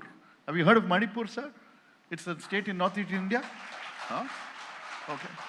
They have given away our land to the Chinese. We are not able to control and patrol certain points. And our Prime Minister assures us, koi nahi ghus gaya, whatever the language he used, right? So what is the problem? Acknowledge that we have a problem there and find a way to solve it. 18 meetings at high level between the militaries, and we are still not getting an inch back from what, how many of our soldiers sacrifice their lives out there? Instead, they use words like anti-India so freely. This is the tragedy of modern India, that this word, this phrase has ever entered the lexicon of democratic India. We should be free to criticize the government. The moment you criticize the Prime Minister, it becomes anti-national. That wasn't the case during our time. You had a free run criticizing Dr. Manmohan Singh, one of the best prime ministers we ever had, and who delivered such extraordinary growth. And what do these guys do? If we want to give you the statistics, they've been hiding the statistics. They've been killing the data. They've stopped collecting any data that can prove inconvenient to them. So we are now, working with smoke and mirrors when you're trying to make policy. And then they give a huge tax cut to corporate India and to all their cronies. And does corporate India invest? Have you seen an uptake in private sector investment? One of the key dimensions of what grows GDP? Absolutely not. So why are your friends, the world of people in corporate India, not having faith in the current economy that they would invest? What's holding them back? These sorts of situations. So it's very, very sad. What you're seeing is just a relentless marketing machine, a relentless distraction machine. This is what happened during COVID. The first, an unplanned lockdown, which devastated the economy. And when we saw those lakhs of people marching back because the government is refusing to give them transportation to get home, people dying on the way, the government issues a report in Parliament saying we have no data on migrants and their deaths, right? We have the few journalists who reported this, but the rest of us, we were distracted with Sushant Singh Rajput's death. That's what happened, okay? So it's government aimed at distracting you, keeping you away from the realities of India, and you've given them 10 years. Enough time for a change. Well, I guess it's up to the people who will decide. I must say, I had a very lucky, all three fantastic speakers. Big hand to them. That's all we have time for. Thank you so much. Thank you. Just stay for a memento. But yes. Thank you so much to all our speakers. To present mementos to our speakers, our panelists, it's my pleasure to welcome onto the stage Mr. Gutivira Nageshwar Rao, Editor, ABP Desam, and Mr. Ganesh Ramchandran, Assistant Editor, ABP Nadu. Welcome, sirs.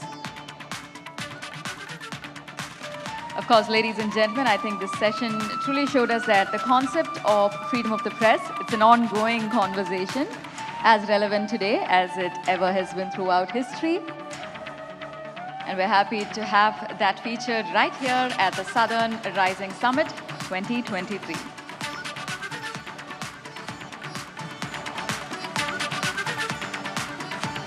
We have Mr. Ganesh Ramchandran, Assistant Editor, ABP Nadu, presenting our speakers with a memento.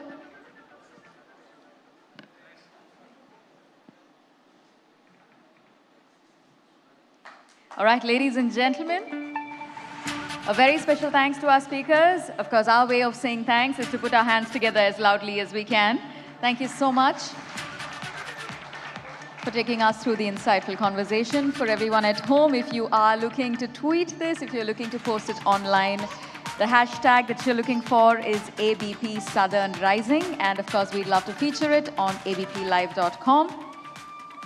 Along with that, we hope that you will take a moment to download the ABP Live mobile app on both Android and iOS platforms. The Southern Rising associated by Sri Sri Tatva Shuddhata Ka Naam, We Bano Kisi Ke Hum, We Ke Sang, Finolex Pipes, Long-Lasting Pipes, Partners, Rumta Steel TMT Bar, Ekdam Solid, Z Black Premium Agarbatti, Pratna Hogi Swikar, Acco, Welcome Change, State Partner, Tamil Nadu, where stories never end.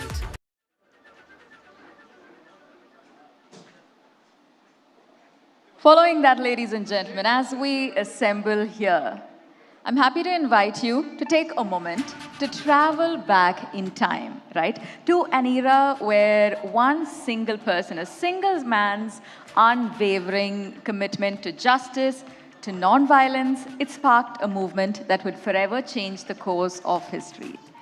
Our story begins with Mahatma, a title that was bestowed upon him by a nation in reverence for his extraordinary vision, extraordinary dedication.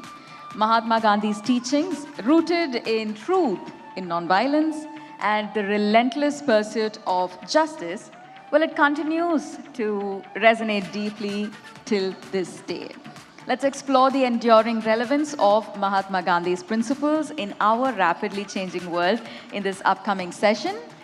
Taking to our stage, we have none other than Professor Gopal Krishna Gandhi, former governor of West Bengal and accomplished author. Of course, he has also served as a former IAS officer, where he served as a secretary to the President of India and as High Commissioner to South Africa and Sri Lanka, amongst other administrative and diplomatic posts.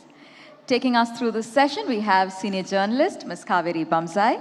Ladies and gentlemen, a loud round of applause as we begin this session. Mahatma forever, why we need him now. I'd like to invite our speaker, Professor Gopal Krishna Gandhi, to join us on stage, along with session chair, Ms. Kaveri.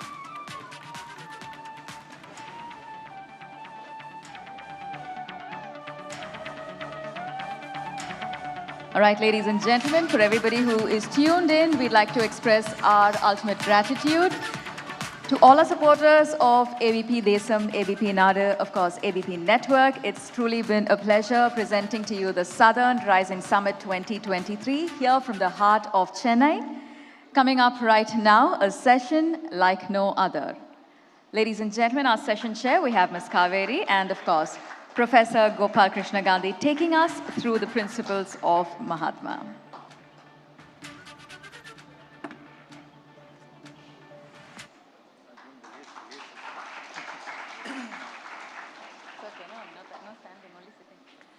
I think Chennai can give Mr. Gandhi a louder applause. He's one of your own. And it's so interesting that in Chennai, you're known more as Rajaji's grandson. Also true. Chennai is home. Am I audible enough? Chennai is home, not more or less. It is home. Has always been, partly because of the reason you mentioned. Yeah. My maternal grandfather lived here, and because I am half Tamil. Absolutely. But we are talking about Mahatma today, and I wonder, what would he say about the India of today?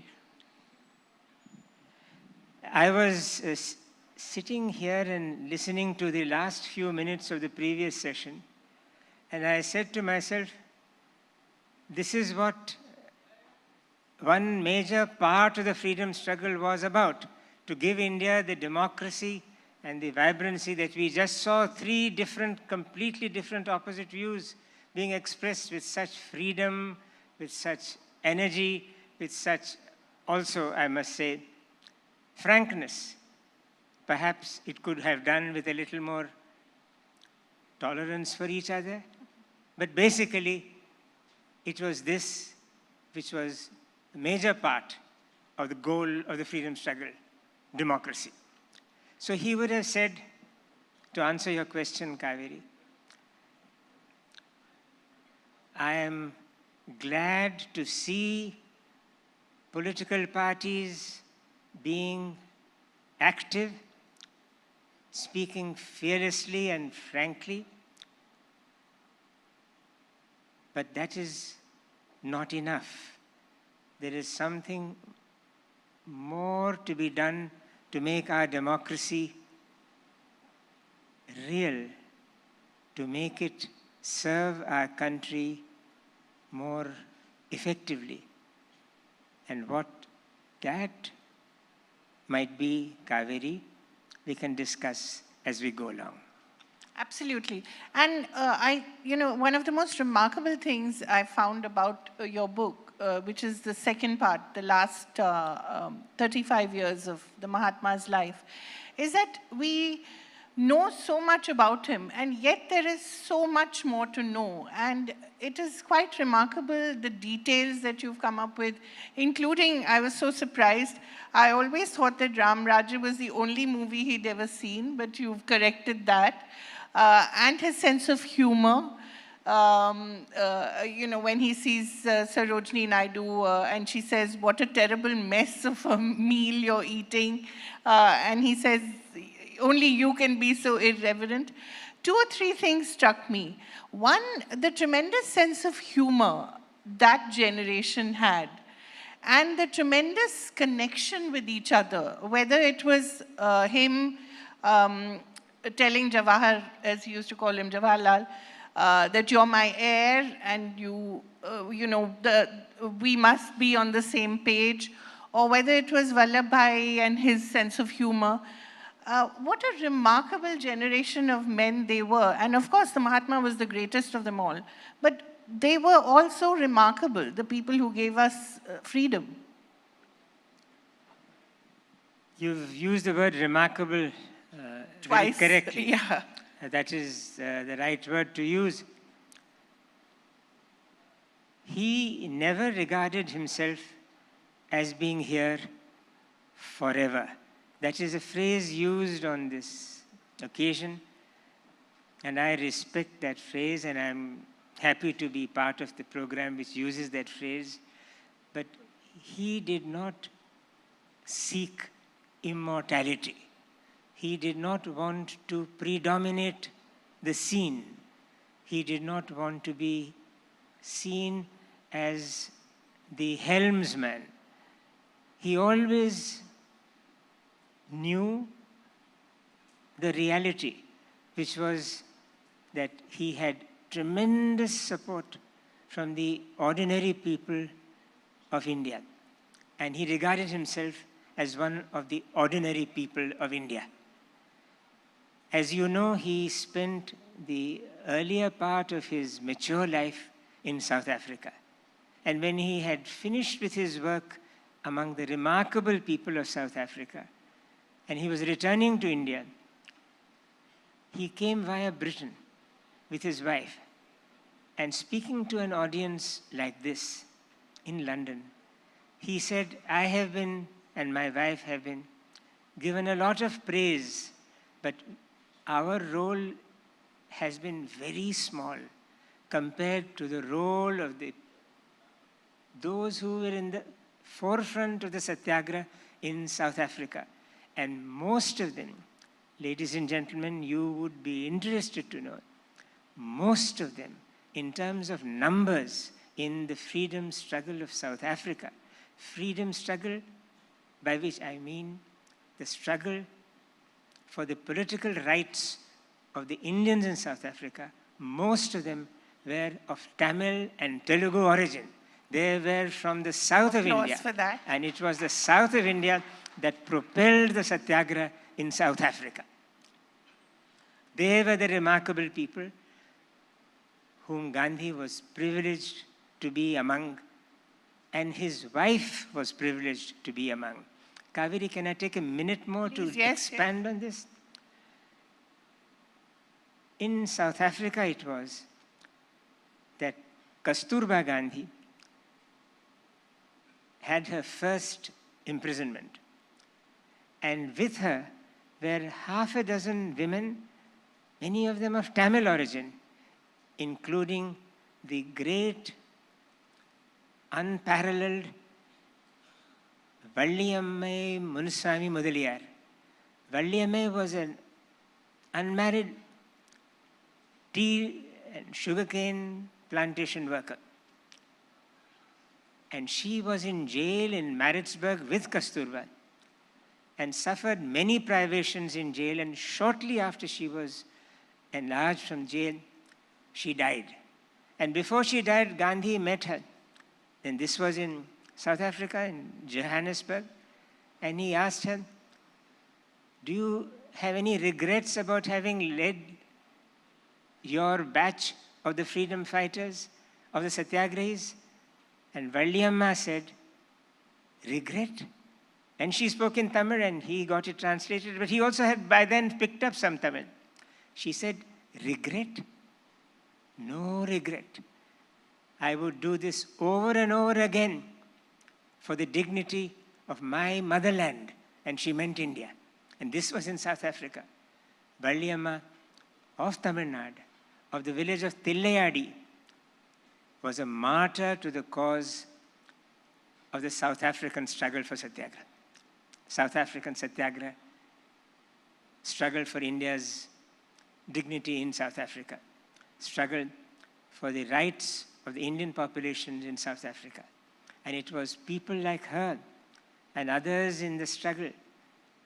Thambi Naidu was a family. P.K. Naidu's was another family, all of whom gave the South African Satyagraha its success, which was the stepping stone for the decolonization of India and of many other countries in the world. So Tamil Nadu and South India's contribution was remarkable, Kaveri, to come back to the word you used, and Gandhi regarded himself as an ordinary man in that struggle.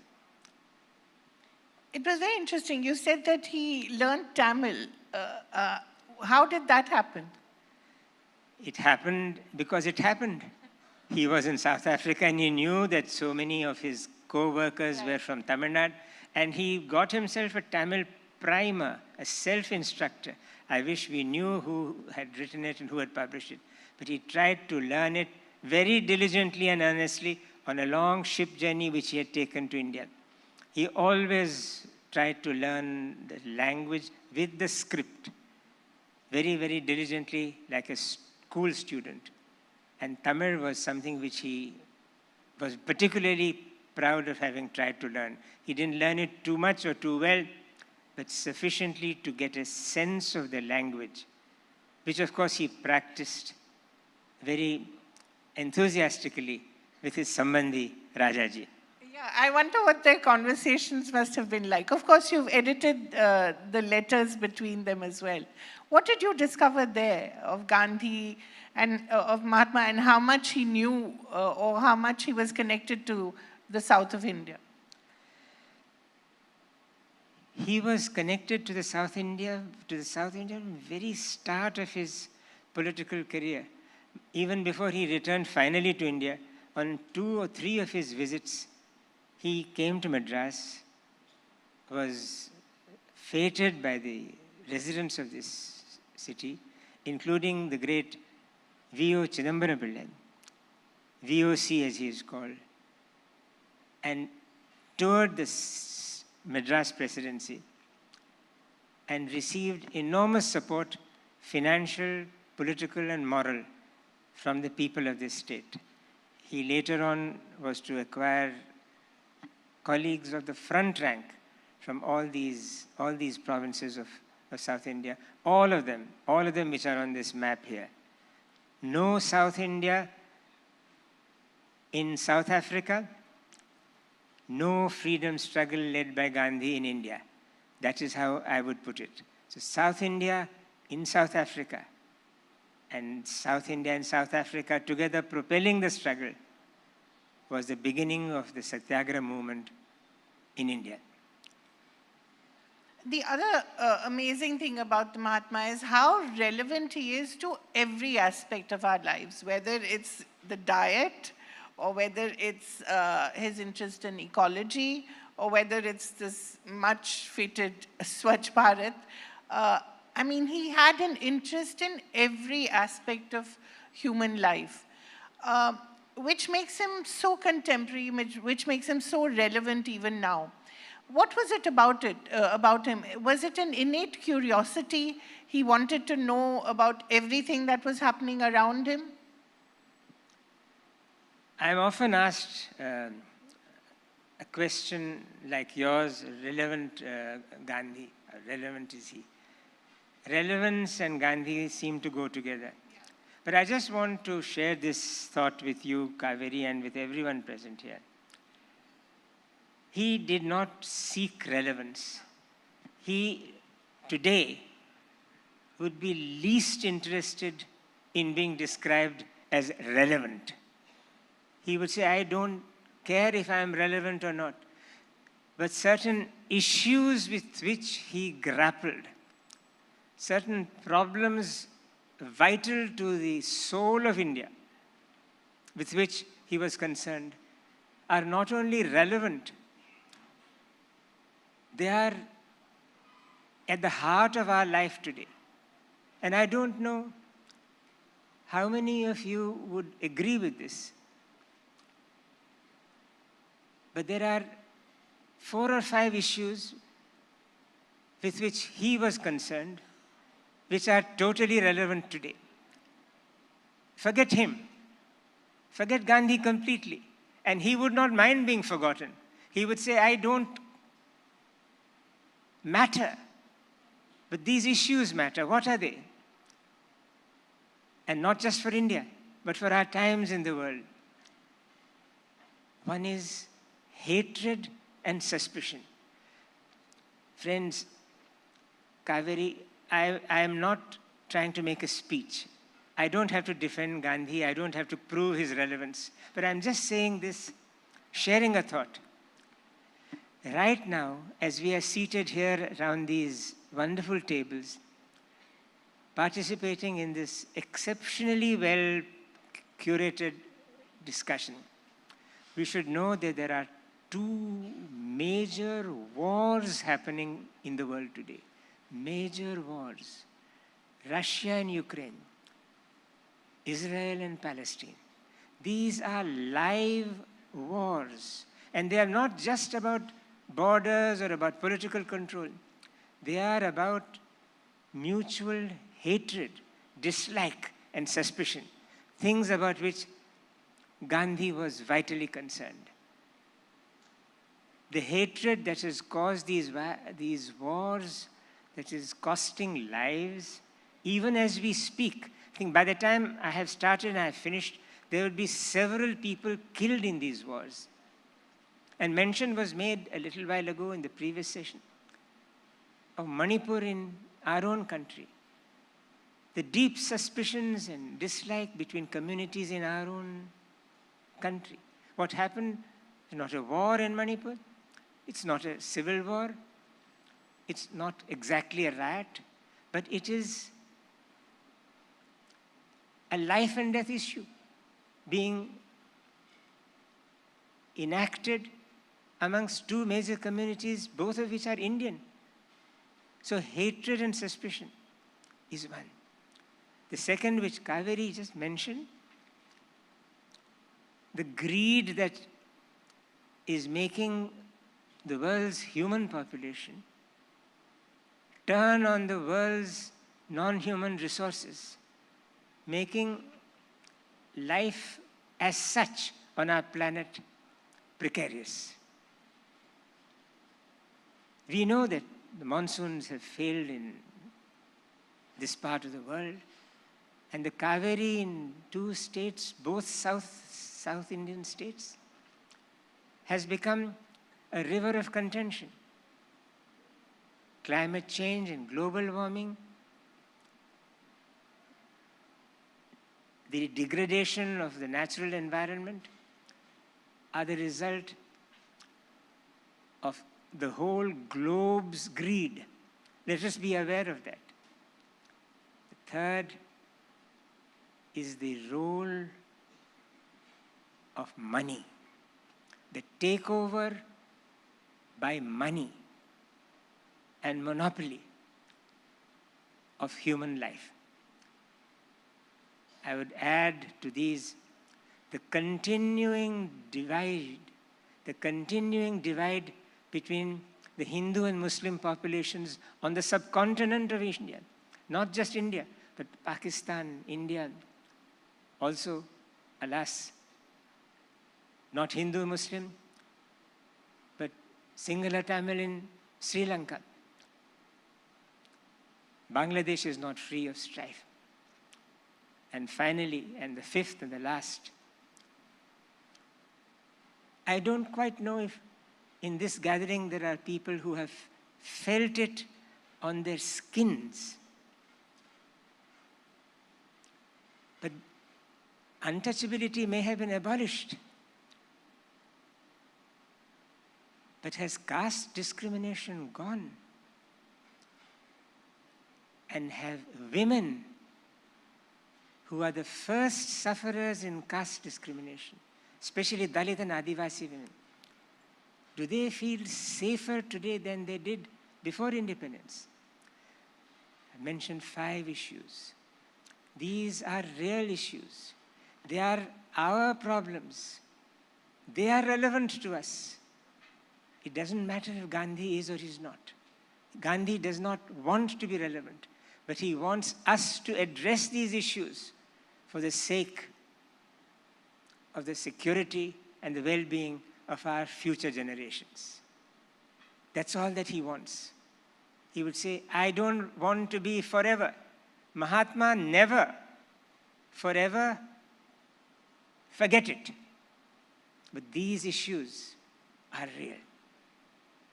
Sorry, Kaveri, I took too long. No, but it's so interesting. I just want to read out to people something from the book that, which I hope they will read.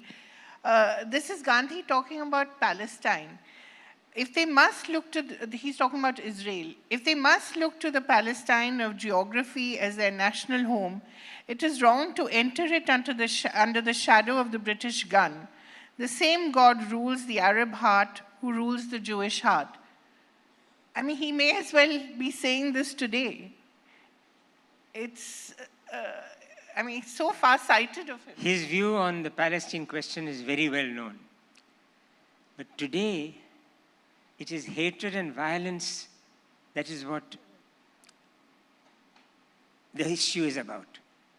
It is not about the legitimate rights of the Palestinians. They are a different matter. They are known.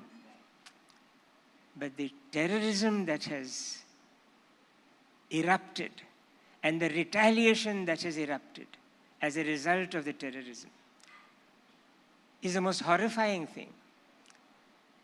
The rights and wrongs of Palestine and of Israel are a different matter. But what is today being experienced there is the Tandava dance, the dance of destruction caused by the code of revenge. Revenge, retaliation is what we are seeing happening there. And revenge and the whole idea of I am what I am, you are you, I am I, and I am going to give it back to you for what you did or your father did or your grandfather did 2 generations ago. This freezing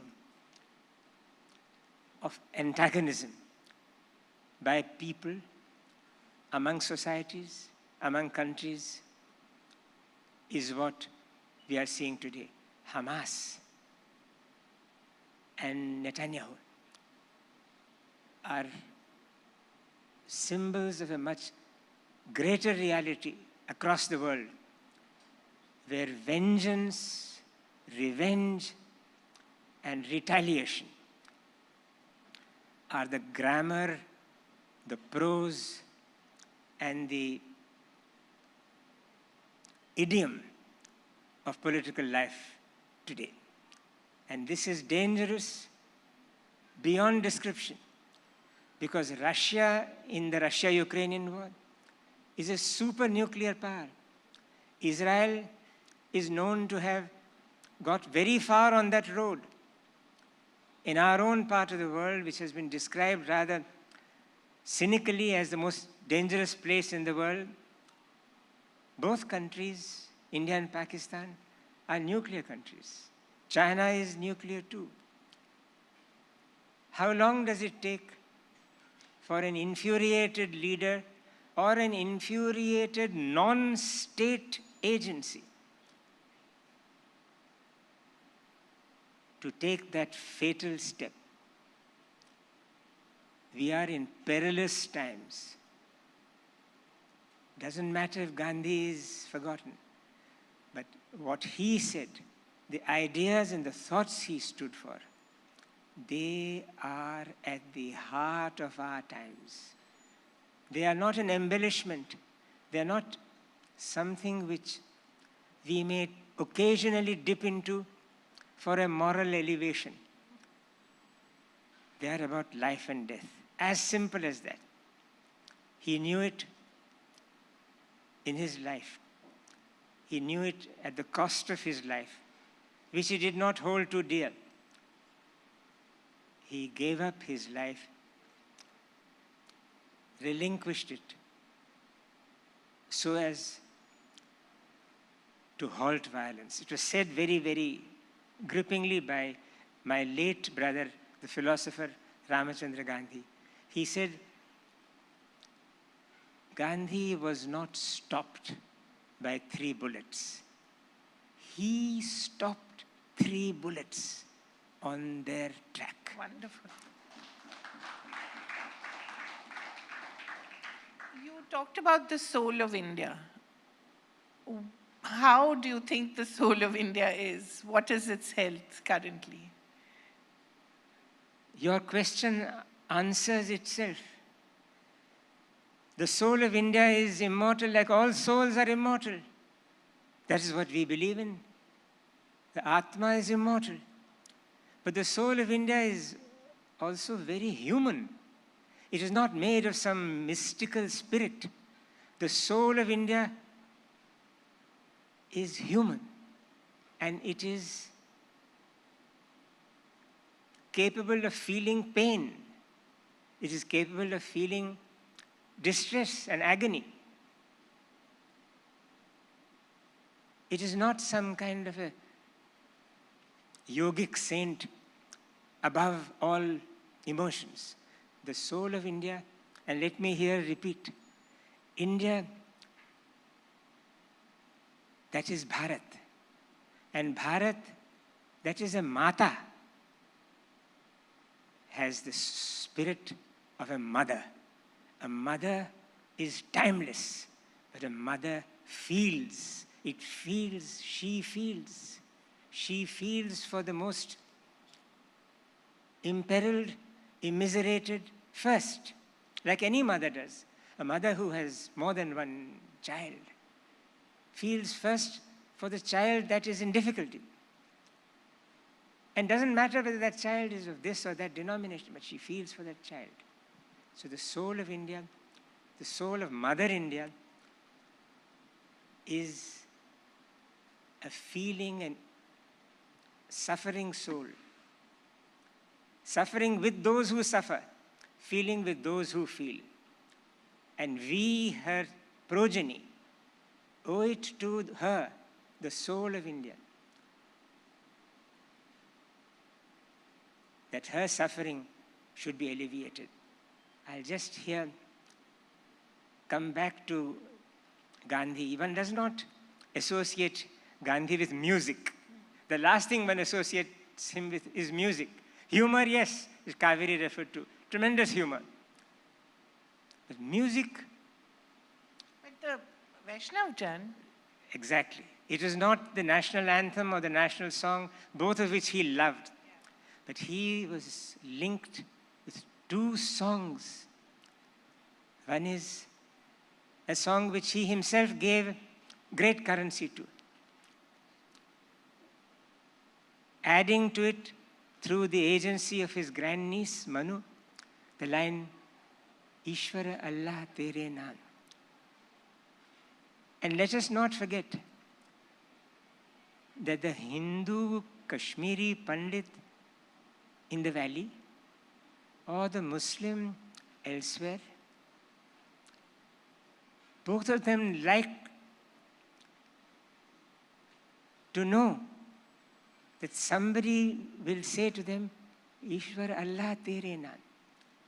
It's not an idle line. It's not a line to be said casually. Ishwar Allah Tere Naam.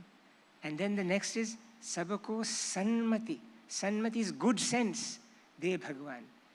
India is not about majority and minority. India has been described by Menaka Guruswami as a majority of minorities. Each one of us is an individual. Each one of us has a separate identity. And each one of us deserves to be told and deserves to know that not only Ishwar and Allah are there now, but every option is available to that individual. And the second song was Vaishnava Janato, with the words, Pida Parai, those who know the agony of the other one, the agony of the other. The mother soul of India wants the agony of each to be known to the other so as to get some relief. So Gandhian music are about Gandhi and the soul of India, which you refer to, Kaveri. And I just want to tell all of you that this question and answer has not been rehearsed by Kaveri and me. Entirely spontaneous, entirely natural. For mothers are natural. Their souls are natural. Forget the fact that he was called the father of the nation. He never liked that description. He never liked the description Mahatma. But Mother India, as exemplified by that woman I spoke about, Valliyamma, who died far away from Tillayadi, her village, in South Africa, after being jailed for satyagraha there.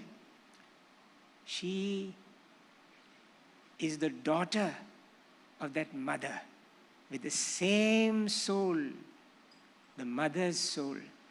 As long as we remember the daughters of India, we will be true to Mother India. Wonderful. Just the last question. If he could meet the granddaughters and the great-granddaughters, if Mahatma could meet his great-granddaughters and great-grandsons, as in the country today, what would he say to them? They are in so much pain. There is so much anguish. We may not feel it, but we know it is out there. What would he say to them? Or what would he do? Well, I think if he were to meet his great-granddaughters or great-grandsons, he would say, thank God you don't have my flapping ears. You are so wonderful to look at. I think your mothers and grandmothers have saved you from having my flapping ears. And he would have said to everyone else, look, I live for my people, but I also have a family. Just give us a little time, a little free time to be just by my children's children. I have so much to tell them, which I couldn't when I was in the midst of the freedom struggle. I didn't have time now. But now I'm 154 and I need a little time with my little family. So, see you soon. Wonderful. Thank you so much. Thank you for listening and thank you for speaking to us. And I do recommend this book. It is so brilliant and you really feel as if it's the Mahatma talking to you. It's wonderful. Thank you so much. Thank you, sir. Thank you, ma'am. Ladies and gentlemen, before we do, in fact, let our speaker, Mr. Professor Gandhi, leave, I'd like to invite Mr. Pushan Chakravarti, CFO, ABP Network, to present, sir, with a memento.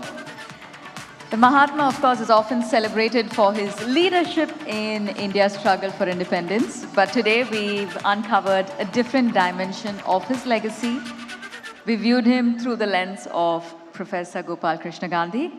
We've unveiled a more holistic understanding of his teachings and, of course, the relevance of them with every passing day.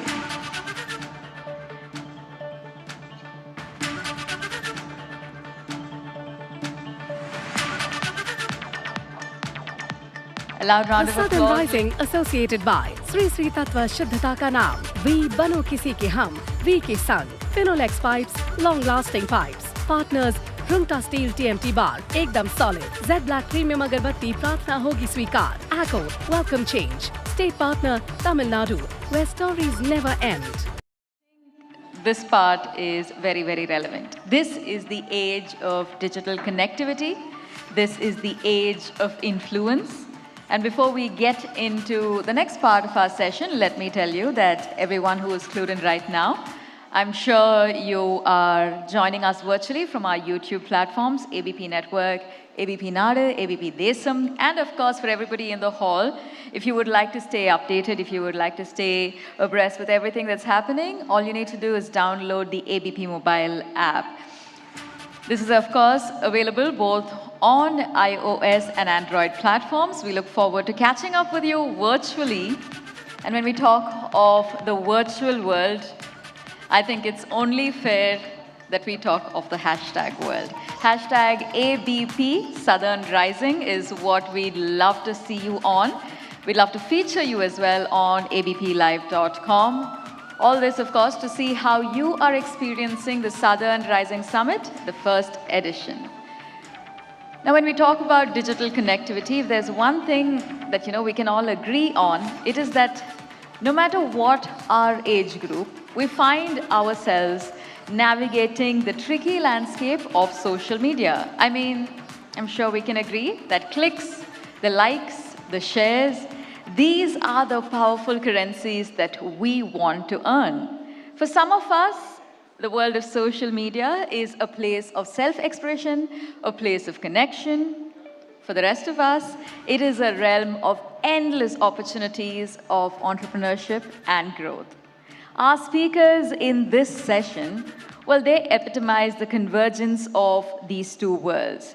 They've harnessed the art of business, and of course, they're also navigating the digital aspects of creativity. I'd like to take a few minutes to introduce to you our speakers, starting with Ms. Ardra Sajan, who is India's pioneering female flute boxer and Kerala's very first female flute boxer, celebrated, of course, for her diverse skills. A loud round of applause, ladies and gentlemen, for the very talented Ms. Ardra Sajan. We're also going to be joined shortly by Chaitanya Prakash, who is, of course, a boundless wellspring of creativity, whether it is, captivating us with a mix of classical dance, freestyle dance, contemporary dance. This is an absolutely easy or absolutely safe space. I'd also like to say a few words about our third speaker, Ms. Deepika Venkatachalam, who is, of course, an actress and social media influencer who has captivated her audience all with her entertaining Instagram content, while also making a foray into the world of small screen and the OTT platforms. Ladies and gentlemen, it is my pleasure to invite onto the stage, with your loud round of applause, our speakers this session, Ms. Ardra Sajan, Chaitanya Prakash, Deepika Venkatachalam. A loud round of applause for our session chair, Mr. Anand Nadja. Ladies and gentlemen, our stage is all set, and of course, while they take a seat, let me remind you that considering this is all about social media, we look forward to your tweets and your posts on this session especially. All right, our stage is set. A loud round of applause. Over to the session chair.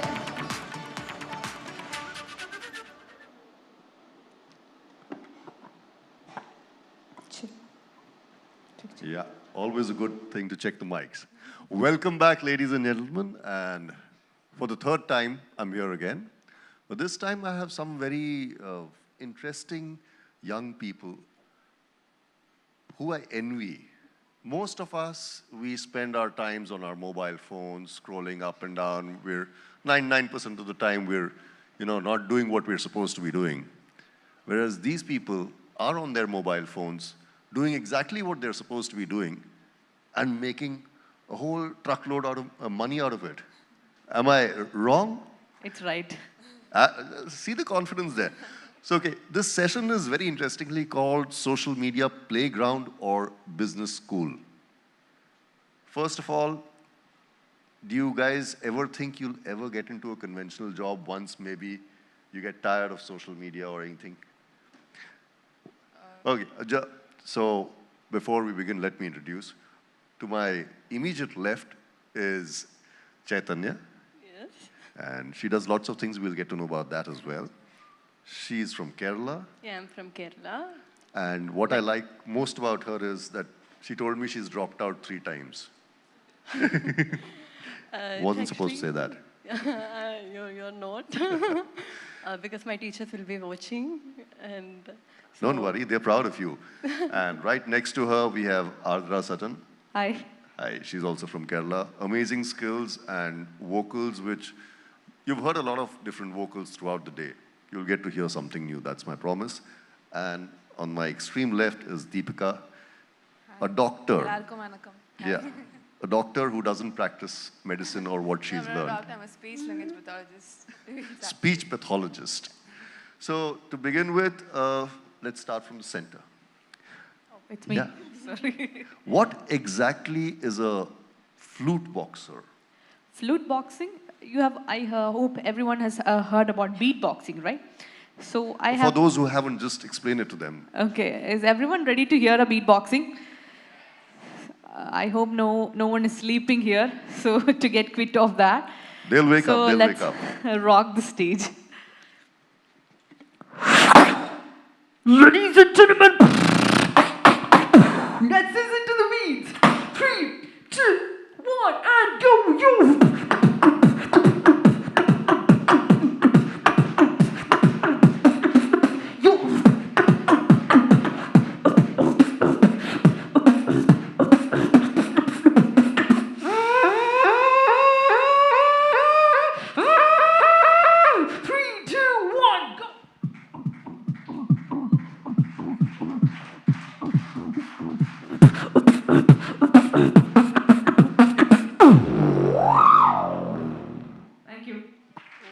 Whoa!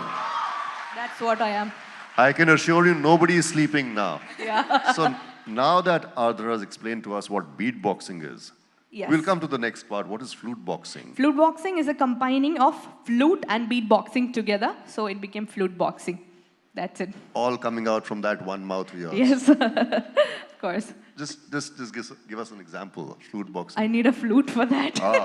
I thought even that is not required. Okay, anyway, I'll show another example. I'm gonna produce 5 different sounds from my own voice together at the same time. Okay. What's your expression like that? Okay, anyway, first I'm gonna show everything separately from my voice. These are the 5 different sounds. First sound. Second sound. Third sound. Fourth. Fifth. You heard it all separately. You're ready to hear it together? Of course we are. Okay, let's go.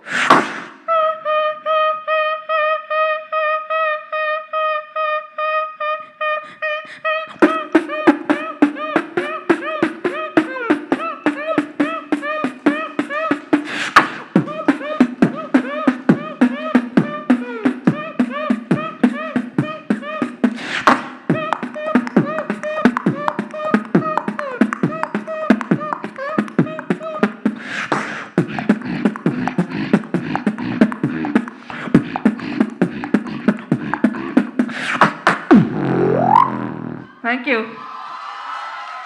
Wonderful. Next time we're going to do a sound check, we're going to call her instead of anything. Test out all the speakers and the cones. My speech pathologist, tell us something about yourself. How did it begin and how did you get into what you're doing? Speech pathology, okay, right now. Yeah, no, first we'll begin with speech pathology. Okay. What prompted you to take that up? What is that? Okay. And then why did you just let it go?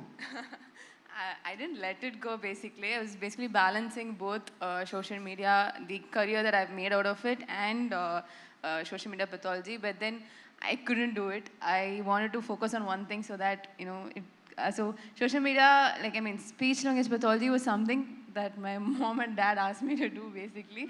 And I wanted to become a doctor right from my childhood. So I was also a national table tennis player. So we couldn't, same thing, I was balancing both. I couldn't focus on one. And that's when I decided to go for I thought speech language pathology would be much easier than the MBBS degree. So I went for it.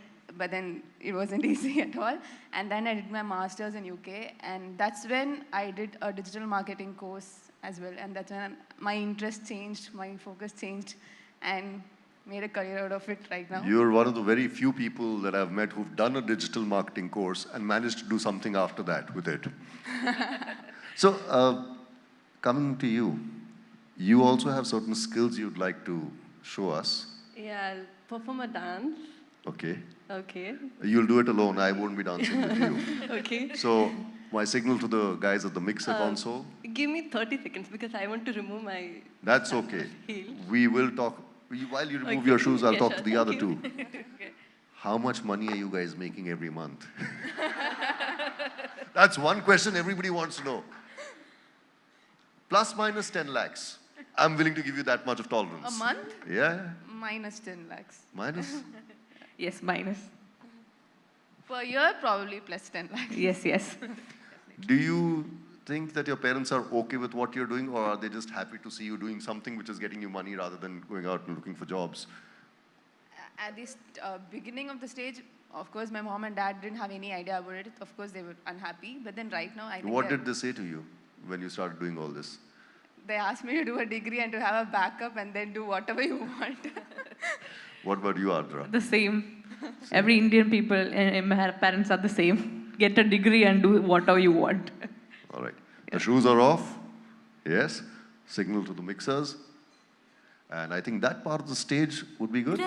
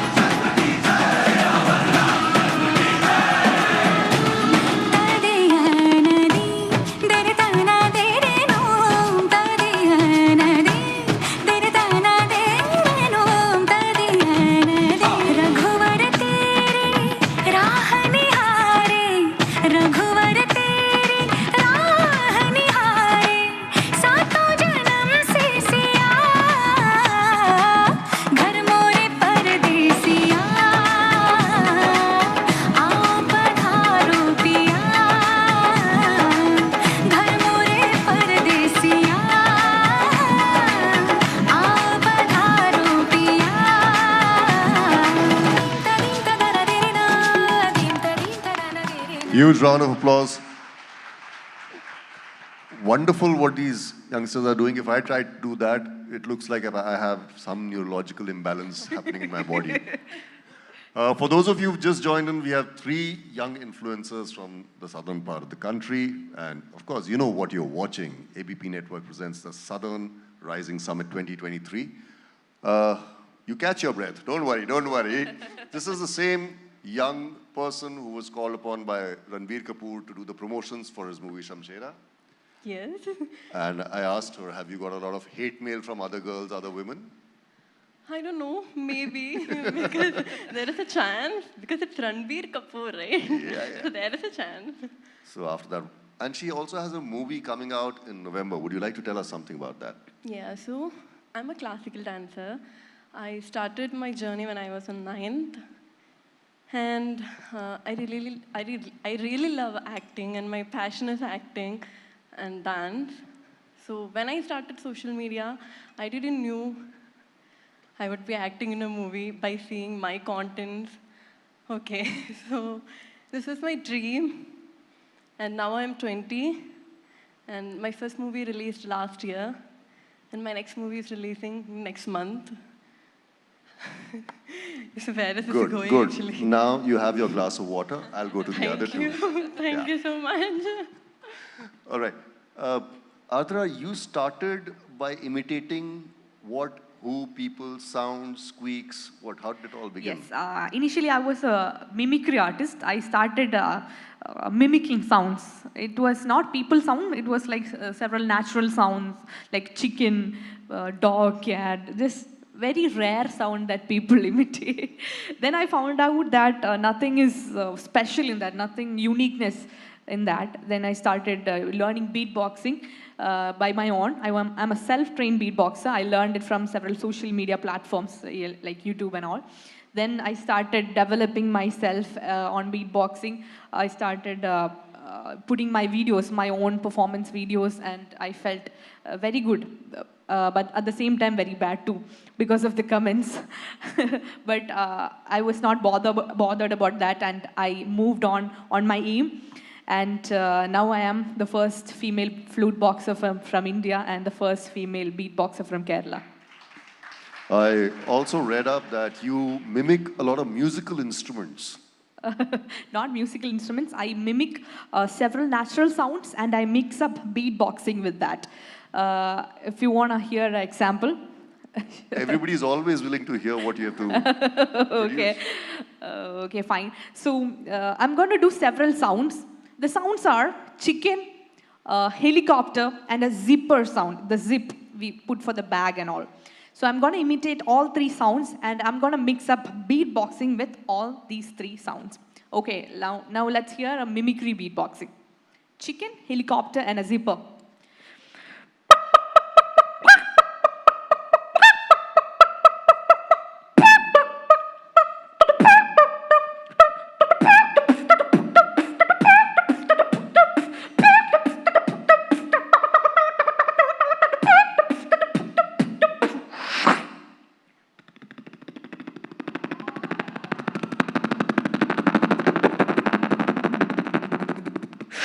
DJ mix.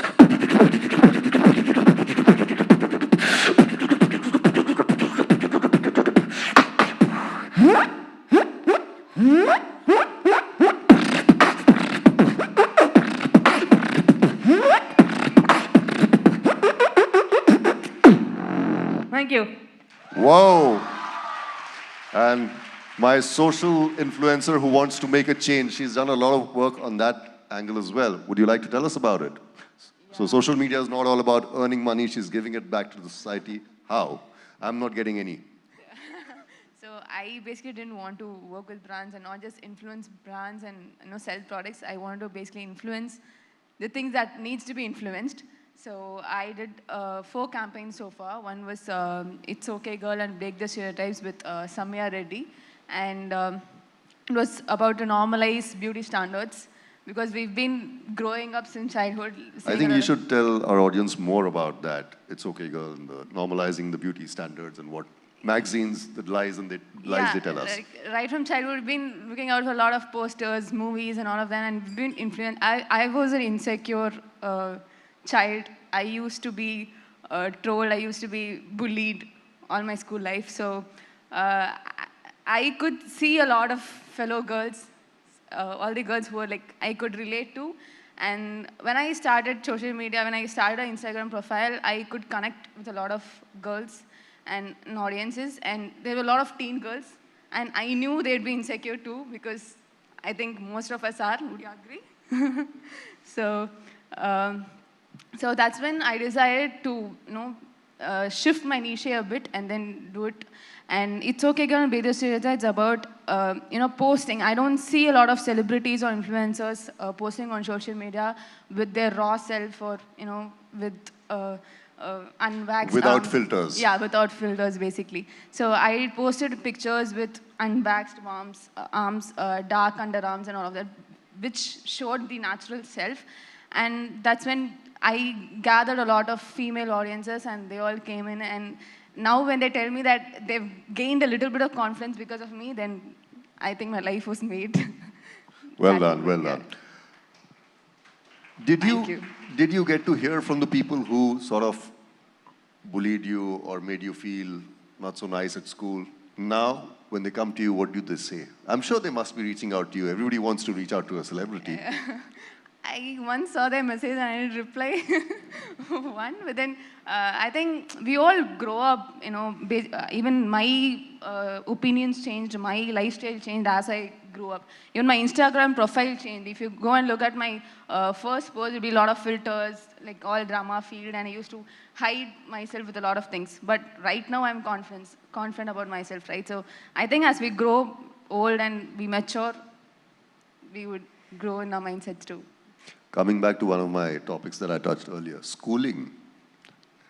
How important is schooling in education in order to be a social media influencer? Because you have a lot of people from small places all across the world who practically have no schooling and yet they're big social media influencers. So tell us about it. Education is important, actually. Says the person who dropped out. No, I know education is important. I'm trying my best to complete the degree, but now I'm not getting time because of my works and schedule. I'm not getting time, but I'll definitely complete. Not for my mom and dad, but for me, myself, because I want to complete my education. If any 20, 21, 22 girls are watching this, boys are watching this, education is important. But see, this is what I love. This is what I want to do. This is from where I get happiness. So that's why I'm doing this. So education wasn't giving you the same amount of happiness? No. Education was not giving me this kind of happiness. Who manages your finances? Because all of you are pretty young. Do you guys have dedicated people to do that for you, or are you doing it by yourself? We have manager. All of you? Yes, we do it. And when the first amount came in, what did you guys do with that? I just give to my amma. I give to amma. For me, it was the first income that I've got from my own. So I bought something which I want from my own income. So I bought something special for me, for myself. That's it. I got a huge lump amount, so I gave it to a 10-year-old kid who lost her parents. So. Oh. The topic of our discussion is playground or business school. How much method is there to all the creativity and the madness that we see you guys do on social media? Is there a science to it? Yeah, there are several methods, several ingredients that we should put on while we are a content creator.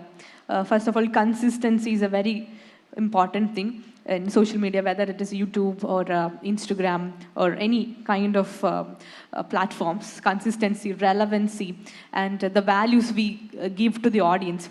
For me, in Kerala, there was a police case that whitening creams are being promoted, and it is causing several kidney problems to the people who's using it. And this whitening creams was promoted by influencers without reading any what ingredients it is made of.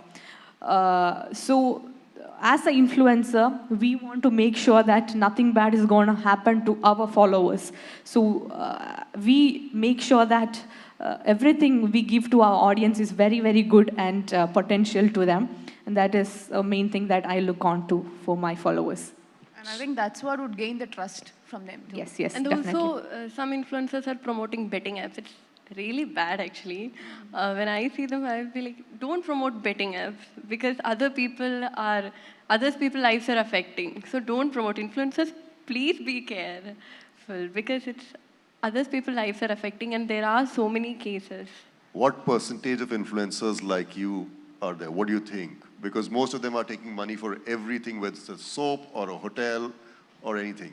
But here are 3 young influencers saying that don't do anything which will probably have a bad effect on your followers. How many people like you would there be? Okay, at the initial stage, we didn't know what to do on social media. Then we gradually knew what the people, our audience were. Gradually our followers started increasing. And we got more responsibility. So in that way, it was really important, whatever, whether it is the content, whether it is a promotion, it should be very valuable for all the audience for us.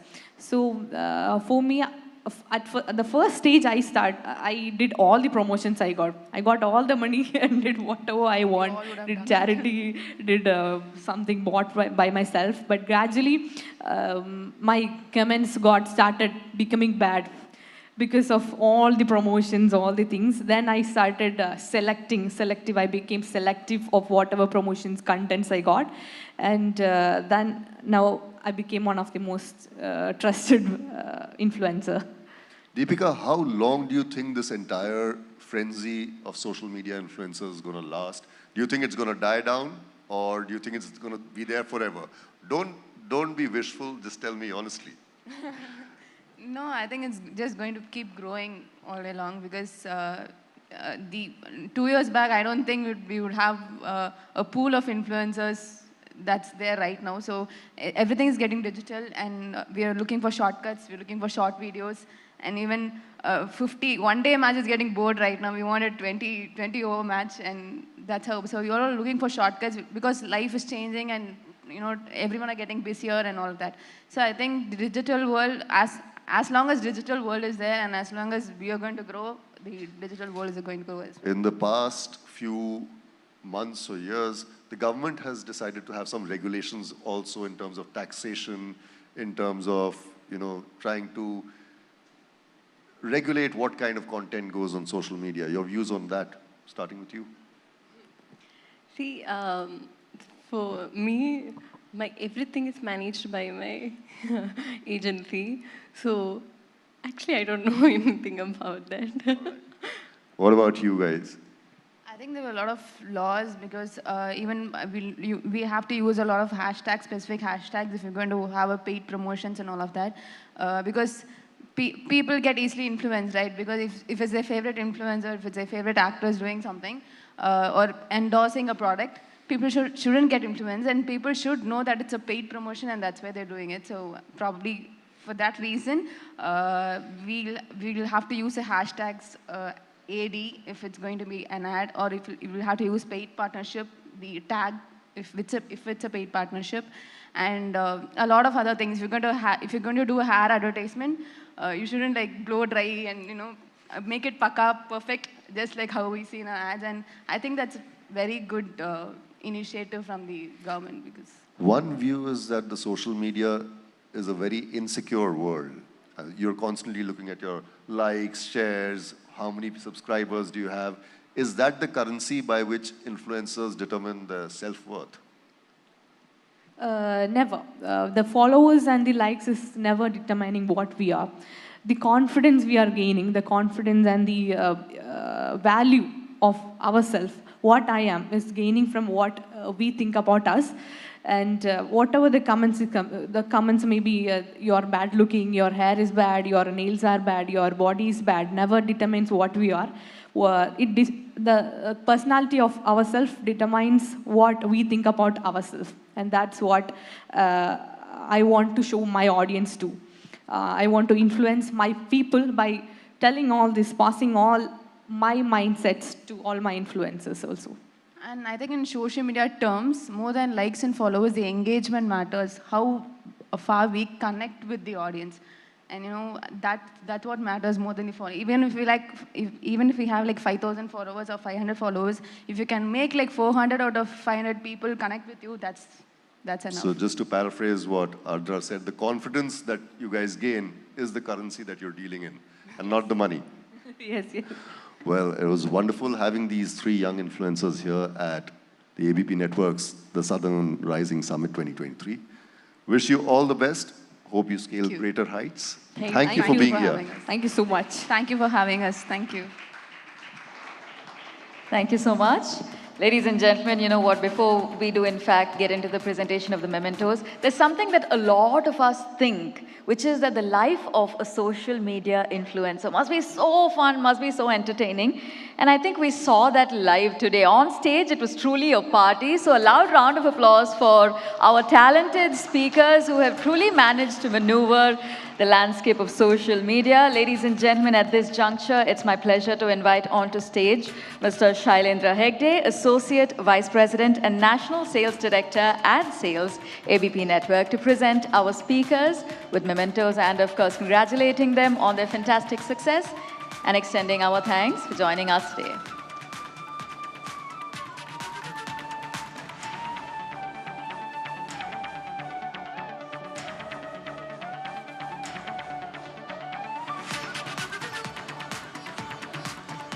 You know, we did speak about engagement right at the end. Ms. Deepika pointed it out. And for all our virtual viewers, if you are looking to engage with us, ABP Network, ABP Nadu, ABP Desam, all these platforms on YouTube are where you can find us. Of course, ABP Live mobile app also awaits your presence. We look forward to your continued engagement. I'd also like to extend a special thanks to our session chair. Thank you very much. And with that, ladies and gentlemen, as we draw this session to a close, I do want to give you a little bit of a teaser or a prequel as to what is coming our way right now. In a realm where, you know, centuries of tradition, they've defined leadership predominantly by men, we have a new generation of women leaders. And this generation, well, it is rising to the forefront. It is reshaping politics and governance.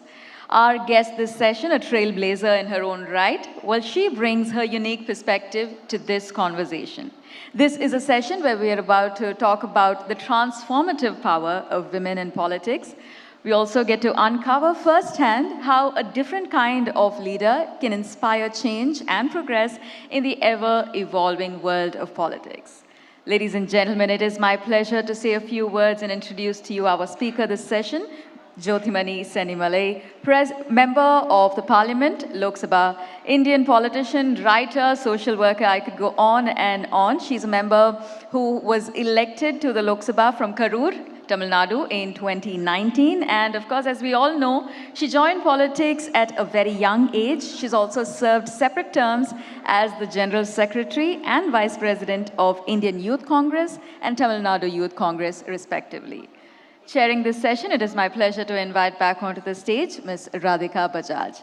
Ladies and gentlemen, women in politics, a different kind of leader. Let's take a deep dive. A loud round of applause for our speaker, Ms. Jyothimani Senimale, and our session chair, Ms. Radhika Bajaj.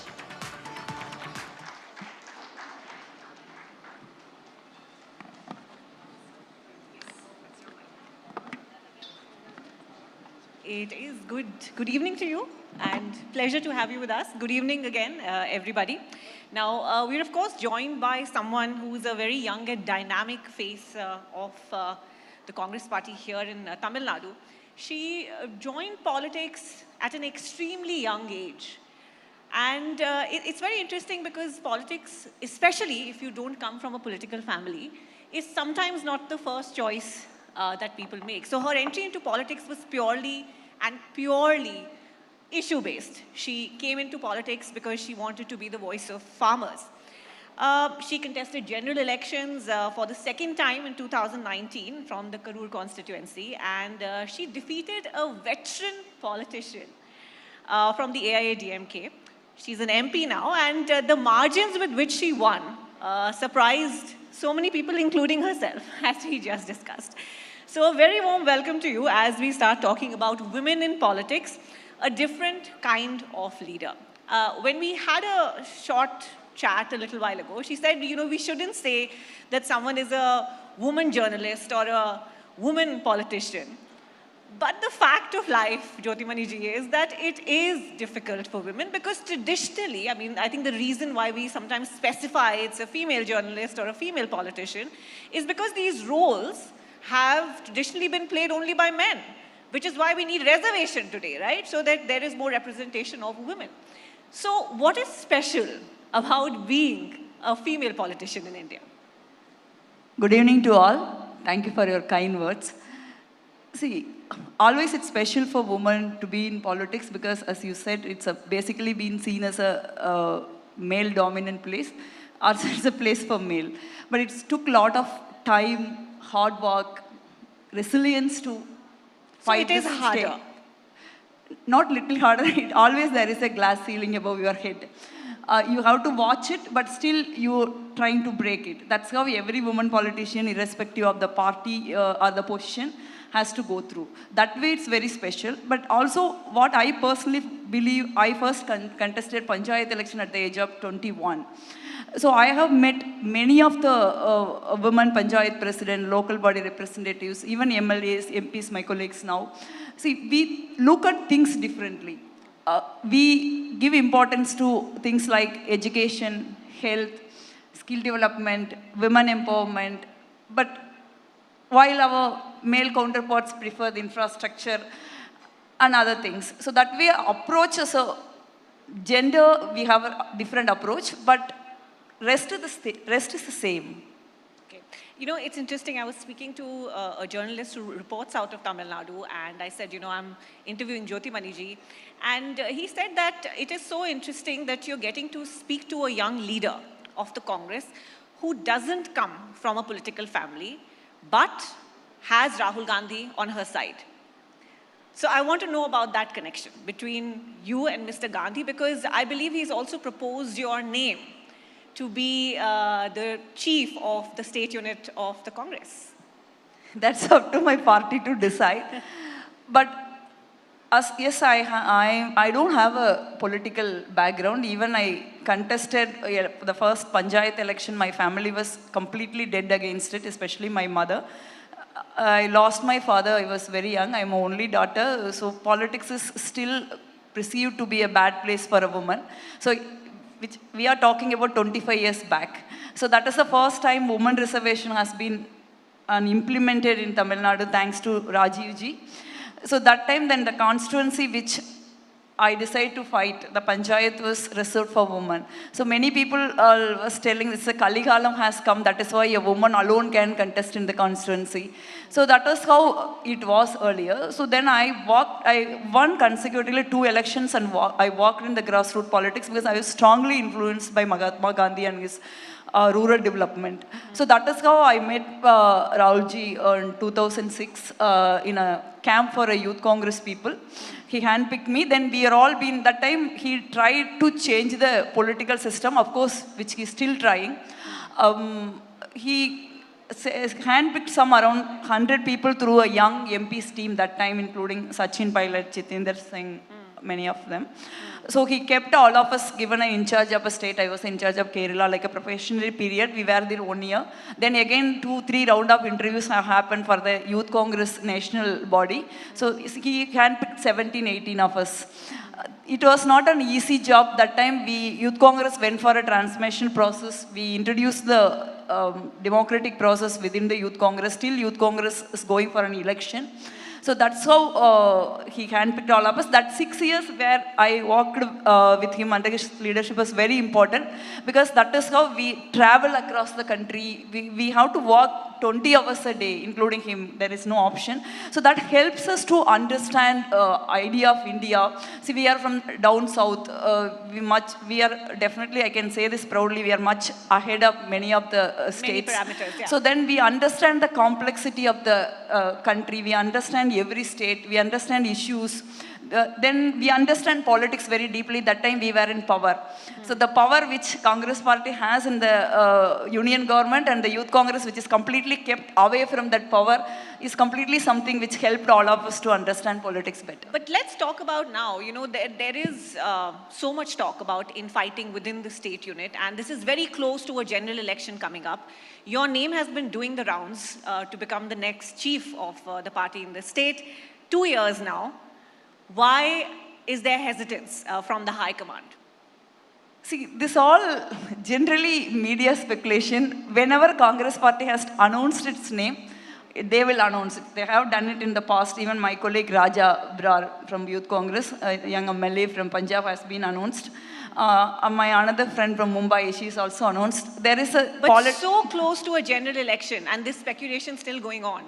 See, that can't benefit the party. See, this has started long time back, but it's happening in even all other parties also. Even BJP it was happened. But only national parties has its chiefs announced from Delhi. So this is keep happening. But as far as I am concerned, I am not someone who think politics through the prism of position. See, there is always many of us actually in the Congress party contradict to the belief Congress party is only for the dynasts. Many of us are in the ground. Every day, actually, you're learning something. Whenever any position or any responsibility comes to you, you will see it that time. I don't give much attention to those things now. She's not giving anything away, clearly. So we'll move on to the next question, which is to do with the Women's Reservation Bill. Of course, a landmark moment for India, but curtailed in the sense that till the constituencies are redrawn, we will not see it actually being executed and implemented. You also mentioned, reservation at the panchayat level for women back when you were contesting. So what is stopping the Congress party and other political parties to actually make it a mandate to have 33% reservation for their women leaders in party positions? What's stopping the Congress from doing that? See, ideally every party has reserved a certain amount of seats to women. That will be good, because in such a scenario, you don't need to women fighting against a woman. More than 33% women, more than 50% women can make it to assemblies and parliament in that case.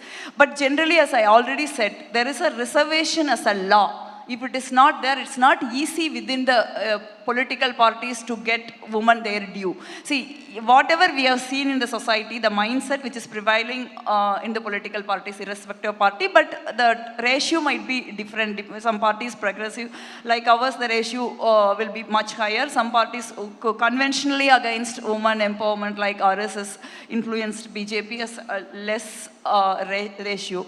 But until it doesn't become a law, it's very difficult. As I said, even having a law, 33% reservation in Panchayat Raj, then many people felt, how come women alone fight a seat? Still, it's not.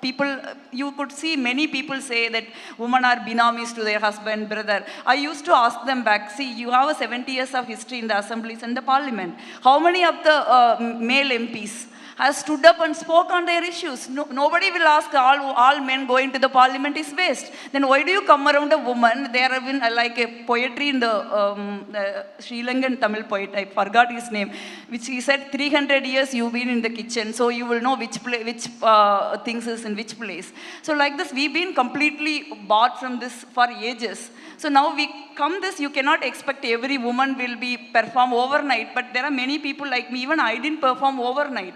It took a lot of time for me. I was very naive. I was 21. I was still playing with kids in the street. After 5 years, I got elected. So slowly we will learn. So that's why actually, in my personal view, until it's become a law, it will not happen. But unfortunately, we were all very happy for 24 hours in the last parliament session. We thought it will be through, though we have our own skepticism. But finally, when the draft came to us, then we were very much disappointed that this is actually election gimmicks. It's not going to happen anytime soon. But I wish Rahulji also promised, if Congress comes to power, definitely the first sign will be of this women reservation bill. Okay, and I hope that, there can be changes at the political party level as well, because like you said, perhaps more training also required, for women leaders when they enter the fray. See, why it's very important to have a still political party level grooming a woman leadership is that, see, election is all about winning and performing after the winning. So when women leaders should given a due position in the party structure from booth to district level. You see many of the political parties, the block level leadership and the district level leadership, state level leadership is men. So that way actually practice has to start from the political parties, as you rightly said, from the party structure. Then we will have a very better leadership coming to the fray. Okay. So, talking about role models and women in politics, Jayalalitha is the most successful female politician, not just in southern India, but arguably across the country. I understand there's a difference in ideologies, but was she somebody that you looked up to? See, it's obviously Indira Gandhi and my mother. So these are all the, of course, my mother likes Indira Gandhi a lot. So these are all the two women when I started observing politics impressed me very much. But when I started working in a Congress party and closely observe the UPA, especially UPA 1 and 2, where Sonia ji was a guiding light, I'm very much influenced by her not because she's from my party, the way she conduct herself against the adverse conditions, how she take up the criticisms, views patiently. Even the parliamentary party happen almost every day. We will have a parliamentary party meeting whenever session is on. She will ensure everybody is listened. If somebody is having a meeting, then somebody raise their hands. If she's not, people are not seeing, then she will say, no, he is or she is want to say something. But so that way she's very inclusive. Let me focus on the South, since we're sitting in Chennai. Did you never look up to J. Jayalalitha? Let me ask you that. Yeah, I like Jayalalitha. I love Jayalalitha. She might be from the different party. In Tamil Nadu, I don't think any woman cutting across the party line will say, I don't like Jayalalitha. We might not have like her politics or her governance, we might have a different view. But as a leader, a woman from politics, actually that is why I'm saying you see Jayalalitha, Indira Gandhi, Mayawati, Sheila Dikshit, Sonia Gandhi, Sushma Swaraj, then you cannot say you are a woman leader. There is an injustice to women if you are saying like this. Jayalalitha, we are all been seen and idealized because she has a very iron hand and she never back off. That way, I personally like Jayalalitha a lot. I'm glad to hear that. No, you are, like I said, seen as a young leader from the Congress here. But not really, yeah. I am 49. That's the thing about politics. That's very young in politics, isn't it? But let's say you are closer to the youth than some of the older members of the party. With a general election coming up, what are some of the aspirations that younger members of your constituency discussed with you? See, obviously jobs. I used to travel a lot. Even now I have just covered 50% of my constituency, village to village. So youngsters wanted job. Second thing, they have a better educational atmosphere. Maybe the current education and the current employment has a huge gap of skills. So that is the two things actually people want. A, skill, B, employment. And when we talk of the general election, we have to talk about the India bloc and the fact that there is no clear prime ministerial candidate. And it seems like that's a struggle, to come to a consensus for. Arguably, and I think some people would say that I'm completely wrong when I say the word arguably, but there is a Modi wave still very much on. And in that light, not having a prime ministerial candidate, that can't work in your favor, some would say. See, maybe in the media, some section of media, Modi wave is still on. But I don't think really it's in the ground. Because you see 40 years of unemployment. You see how Manipur is burning, how women are treated. You see the price rise, how the government is running. Because Manrega workers, almost 30 crore workers across the country. Almost 10-15 crores are active worker. 10th week there is no salary because there is no money allotted for the Rural Development Ministry. Rural Development Ministry after 3 months writing to the Finance Ministry. This is how this government is functioning.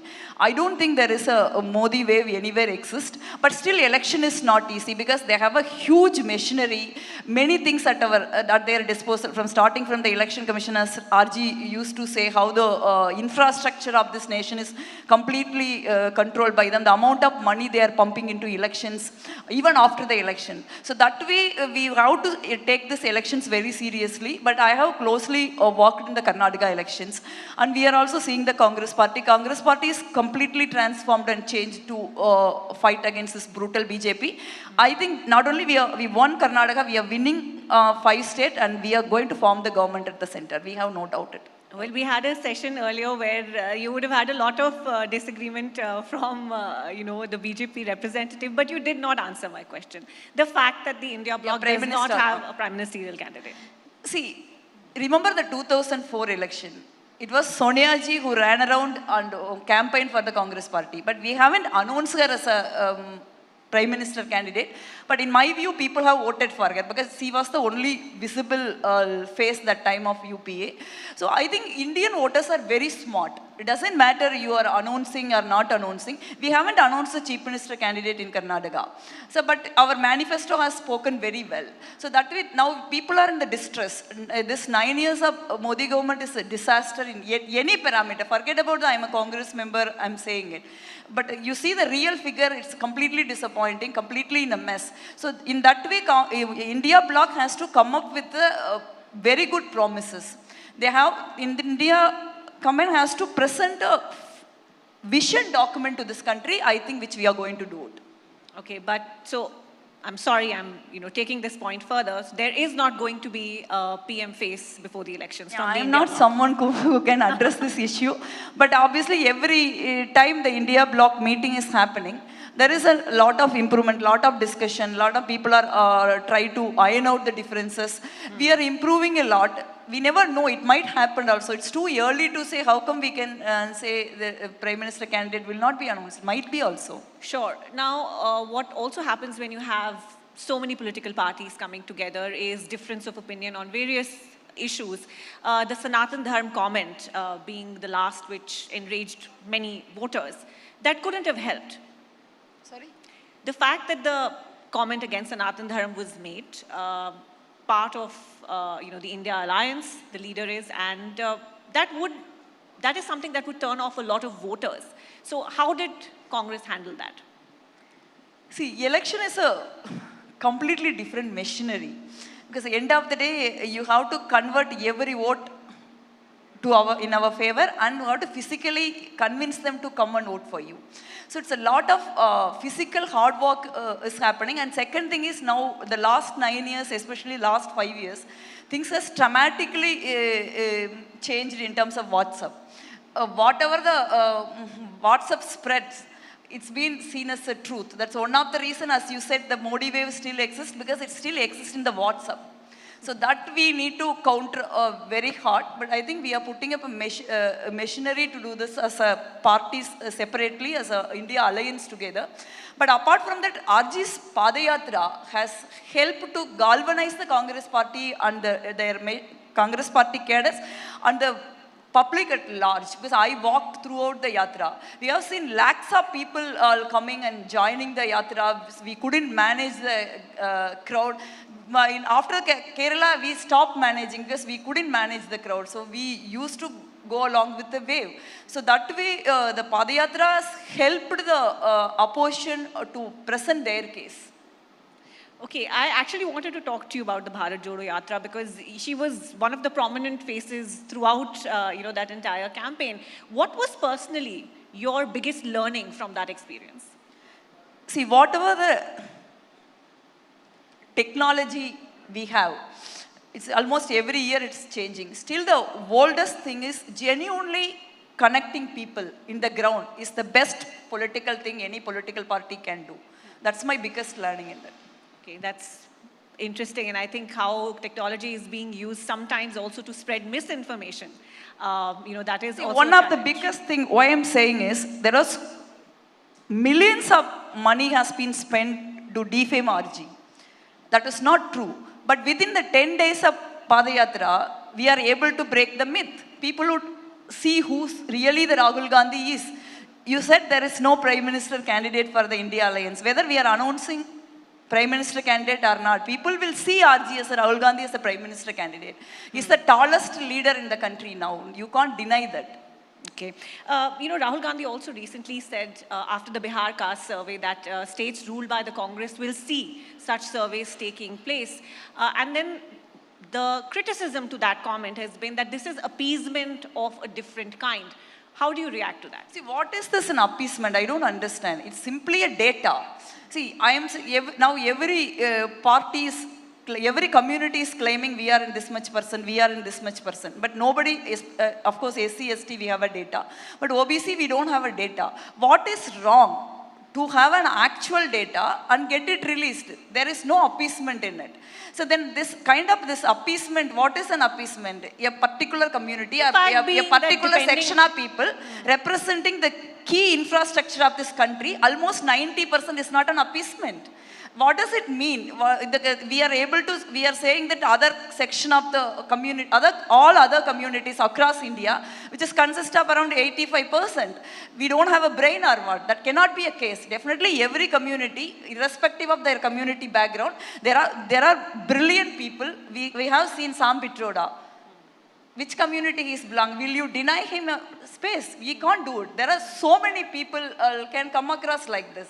So why we have to talk about the representation? This appeasement thing is coming. When 15% people controlling the complete economy of the country, judiciary of the country, official administration of this country, political system of the country, then we don't see it an appeasement. This itself a problem because this kind of theories floated by the influential section of the society to control the power in their hand. They do not want other communities to get into that space. It's been controlled for centuries. At this time to break it. How you break it? You can do it scientifically. That is how this caste data comes in. It's not new. Congress, when UPA 2 has had the caste census, but we couldn't release it. That's the problem.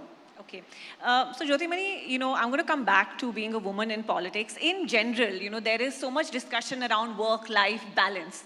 How are you able to achieve that? Because we might learn from you.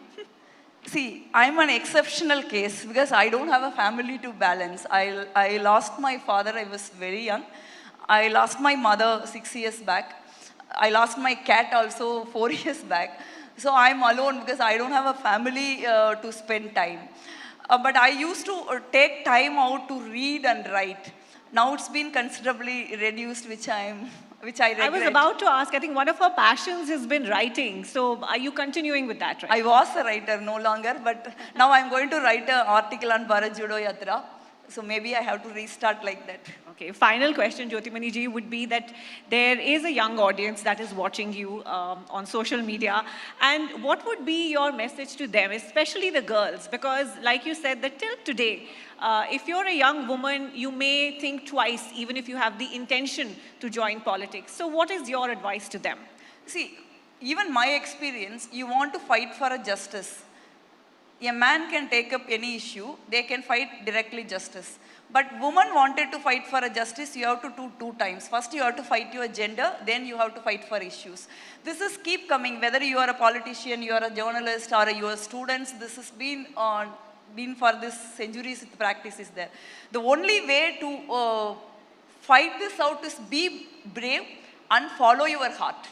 That's the best way, which I'm not saying this is an advice which I don't believe in. I'm just sharing my experience. Wonderful. I hope all of us have the courage to follow our hearts and our passions. Thank you so much for being with us here on this platform today. Thank you so much to you and the ABP News and all who are sitting and listening to me patiently. A big round of applause, please, ladies and gentlemen. Thank you, ma'am. Ladies and gentlemen, extending our thanks to our speaker, please join me as I invite Mr. Tushar Banerjee, Vice President, Digital Content and Business Strategy, Digital Media, ABP Live, to present ma'am with a memento. A very special thanks, ma'am, for sharing your personal view on women in politics and, of course, just as easily presenting us with an objective landscape of what it has been like through the years. A truly enlightening session. A loud round of applause for Ms. Jyotimani Senimale. Ladies and gentlemen,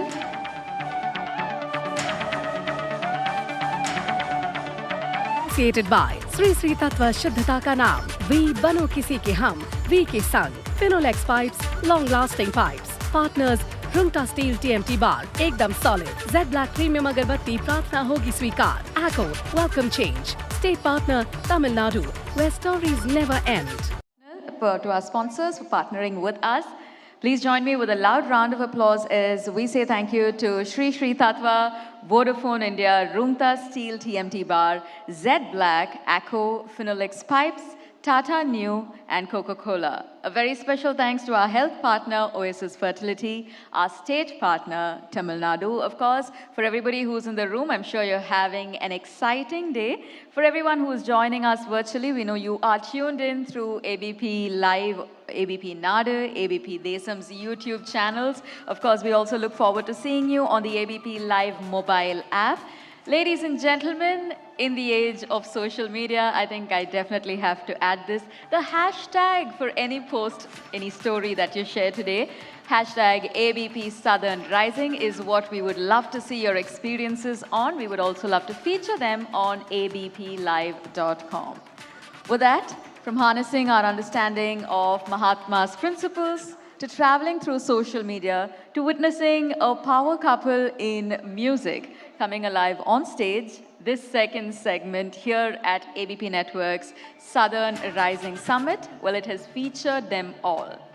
Moments that have filled our hearts with pride, moments that we all had goosebumps, of course, moments that we wished would last just a little longer. This segment, I think it's safe to say, it stole our hearts. Our next segment, however, we are going to be talking of creating myths with a master of the craft. We also are going to get to uncover a tale of reinvention. We're going to be talking about a much anticipated topic. I think we touched upon it multiple times today, the general elections of 2024. And last but not least, a keynote address on the Tamil Nadu model. We've got an engaging segment coming your way. Before that, we now break for tea. Please do join us in 20 minutes so we get the ball rolling on our last and final segment. You definitely do not want to miss this.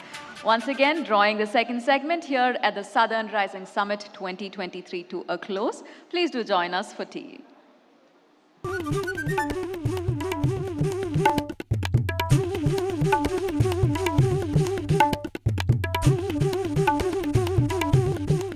The Southern Rising associated by Sri Sri Tatva Shuddhata Ka Naam, We Bano Kisi Ke Hum, We Ke Sang, Finolex Pipes, Long-Lasting Pipes, Partners, Rumta Steel TMT Bar, Ekdam Solid, Z Black Premium Agarbatti, Pratna Hogi Swikar, ACO, Welcome Change, State Partner, Tamil Nadu, where stories never end.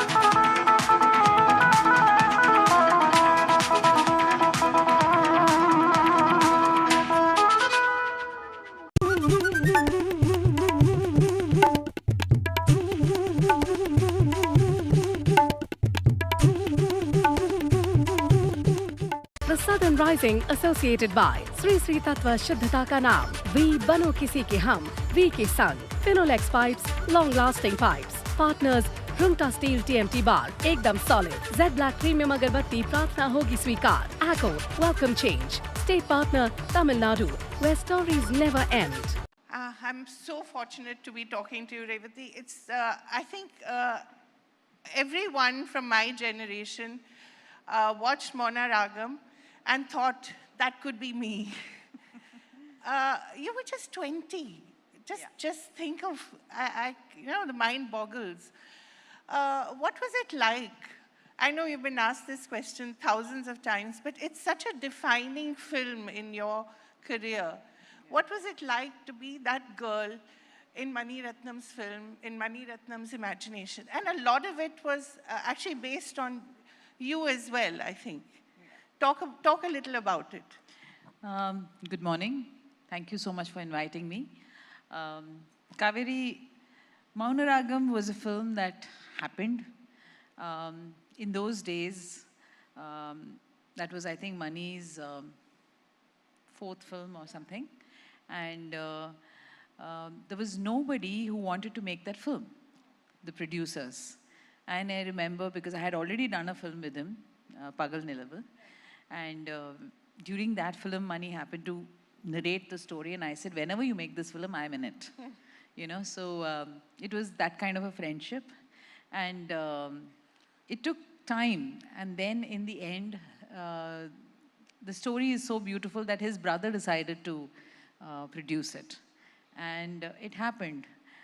That film is very close to my heart because that was one of the first films in my career where there was, the performance was very muted, very realistic.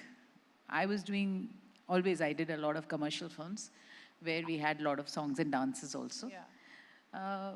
But there was something about this film, and in 1986, when this film was made, if a girl talked about divorce, it was not a good thing because she is immediately termed as being defiant and not a good girl. So it was something different, but today I hear a lot of actors who tell me, that is the one film I wish I had done. So I'm happy I did it. And of all ages, I think even now young women who enter the industry would love to play roles like that. But those roles aren't necessarily written in, as well. Although we talk a lot about women-oriented cinema, we haven't got that far, have we? No, there are women-oriented films, Kaveri. It's just that stories have changed, storytelling has changed, filmmaking has changed. And you know, I think the importance of characterizations and all that has changed over the years. Like the society itself has changed. You know, the way you and me dress today has changed when the way we dressed in the 80s. So everything has changed. So automatically film industry also changes. Right. Now, I think you're unique in that you've acted across industries, not just the four southern industries, but also Hindi. And, you know, like Shonali Bose's Margarita with a Straw would be considered English, I suppose. So that felicity of language, is it just because you were from an army background, you traveled everywhere, or how has it come to you? Absolutely. My father is a retired army officer, and we moved places every 2 or 3 years. Where all did you go? I think starting from Mathura, it was Dehradun, Hyderabad, Kashmir, and the south, of course, Chennai. Right. So, yeah, all around, all over. And so you tend to adapt easily. And basically, I did not have an accent because, you know, I was not really fluent in any language. So it took me time to understand languages. Like my Malayalam was very bad, and the Malayalis felt that, you know, I was not speaking Malayalam. The Tamil was all equally bad, and they felt that I was Anyway, you're from Palakkad, which is yeah, which is at the border. So at home, I would speak the Palakkad Tamil, which is neither Malayalam or Tamil. So it took me some time to understand the language, speak it, and thankfully I didn't have an accent, so it was easy for me to handle all the languages. So you could even act opposite Salman Khan in Love. Yes, that was one of my only crazy romantic films, I suppose. That was the original was in Telugu called Yes, Prema, which Venkatesh. as well. Yes, I was Yeah. in it, and they wanted me to act, do the same role in Hindi. Did you enjoy that? I loved it. I loved it. I mean, the director Suresh Krishna was a good friend of mine, and when he narrated the story, I kind of laughed it. I said, "Wow!" Of the first, even in my younger days, I did not get to do the typical romance film where you have a rich girl and a poor boy and love yeah. between them, and you're burning photographs and mixing it in your tea and drinking and things like that. That never happened before that. So it was very interesting, and I loved the songs, Ilayaraja's fabulous songs. And in the Telugu, we had S.P. Balasubramaniam doing one of the roles, which was portrayed by, don't tell me I've forgotten in Hindi. But, yeah, okay. So done SPB so is the many one I movies. remember. So the entire shooting and everything was really wonderful, memorable. Right. So you've recently come back, thankfully, after a period of, I think, a time when you were trying to figure out what you wanted to do, I think it or was the both world ways. was trying to figure out what to do with you. Is that... I like that. The world was trying to figure out. Does that happen only to women in a certain age period, or, does that happen to all actors? I think mostly the female actors, because there is a phase where you are playing the lead role, and then you go into characters. And when you're placed into characters, we are also confused. You don't know whether you want to go ahead with that. And then you try to get meteor roles, which are very written in very few numbers. So then it's a kind of a balance you're trying to create, because you've done such fabulous films, and then you're just, given characters. And so it took that. And you're told that, it's a great script, and when you get the role, you'll know. But you know that, it won't be what what they're telling you. Has that happened to you? Yeah, that has happened to me quite a few times, where you realize that you're just there because, you bring a little bit of character to the role that you're playing. So it is, it's a confused period, between the lead role to transitioning into the character roles. But then, you decide, okay, this is what I want to do and this is what I do not want to do.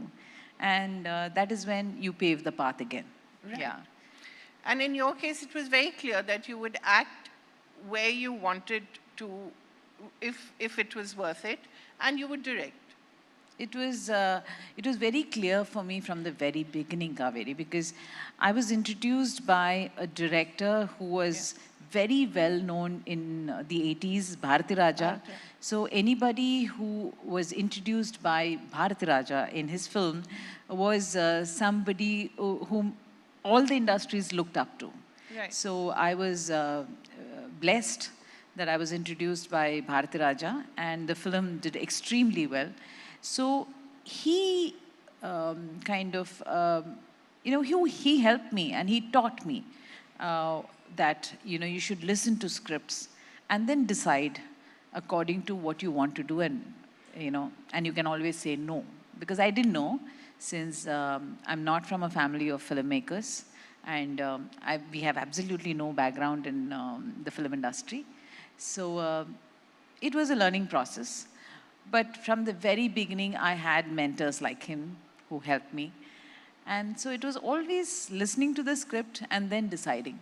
Right. But there were some things like Thevar Magan, which you did because the director told you. And when it turned out to be one of the most beautiful performances of your career.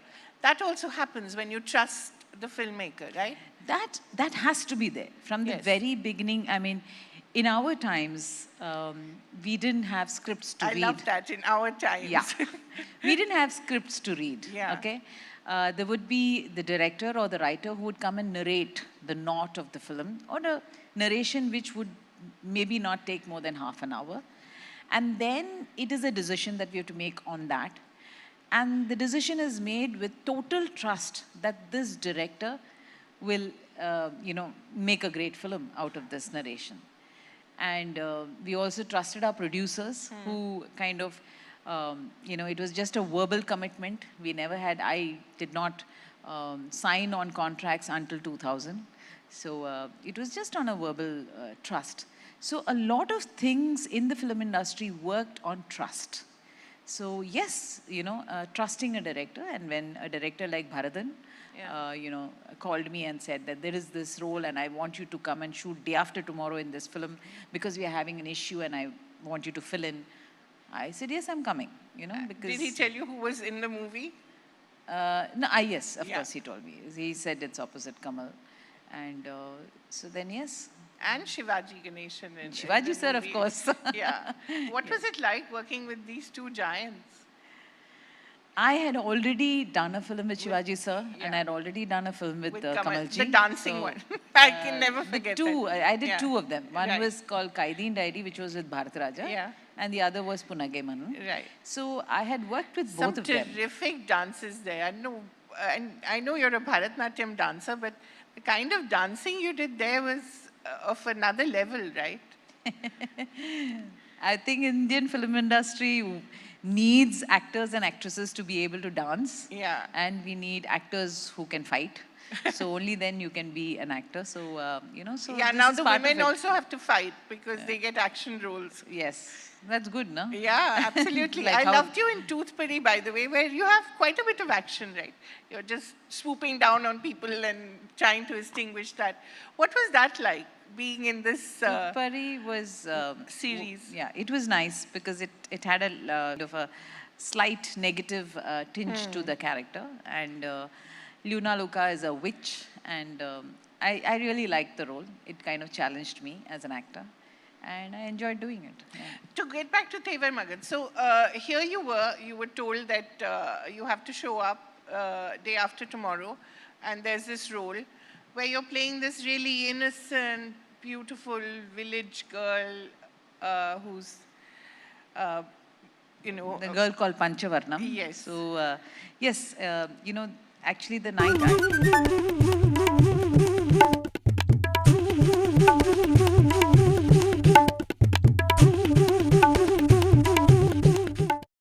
Get started with the last and final segment.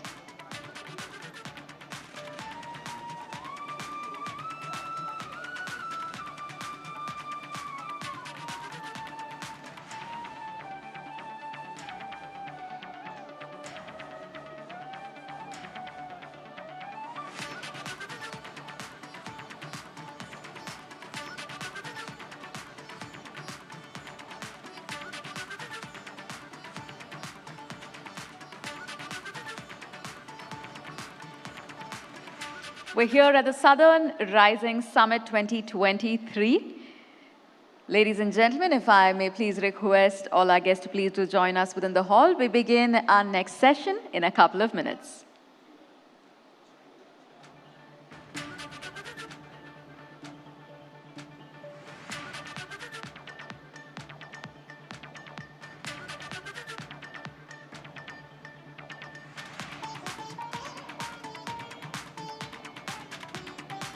The Southern Rising associated by Sri Sri Tattva Shuddhata Ka Naam, We Bano Kisi Ke Hum, We Ke Sang, Finolex Pipes, Long Lasting Pipes, Partners, Rumta Steel TMT Bar, Ekdam Solid, Z Black Premium Agarbatti, Pratna Hogi Swikar, Acco, Welcome Change, State Partner, Tamil Nadu, where stories never end.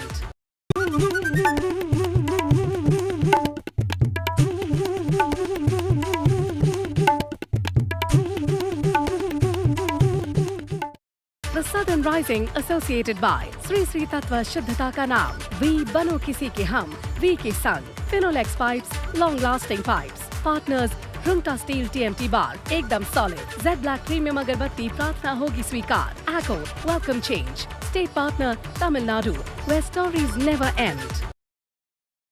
Kind platform that's been designed to shine a spotlight on the transformative journey of this vibrant region. The event, of course, unites 5 southern states. We've got Andhra Pradesh, Telangana, Karnataka, Tamil Nadu, and Kerala, all of us coming together under this single banner, driven by a shared ambition. Of course, we are driving India's transformation into a global powerhouse. So it's truly exciting to see everyone's presence here. Truly exciting to know that we have a large participation coming in from our YouTube channels.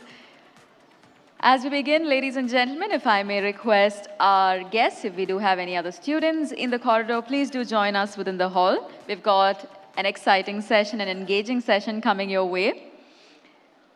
This particular segment, I'm happy to note that we are about to go beyond acknowledging just economic achievements. We're going to be looking into the deeper roots of education, healthcare, unique governance models, all of which have shaped this region.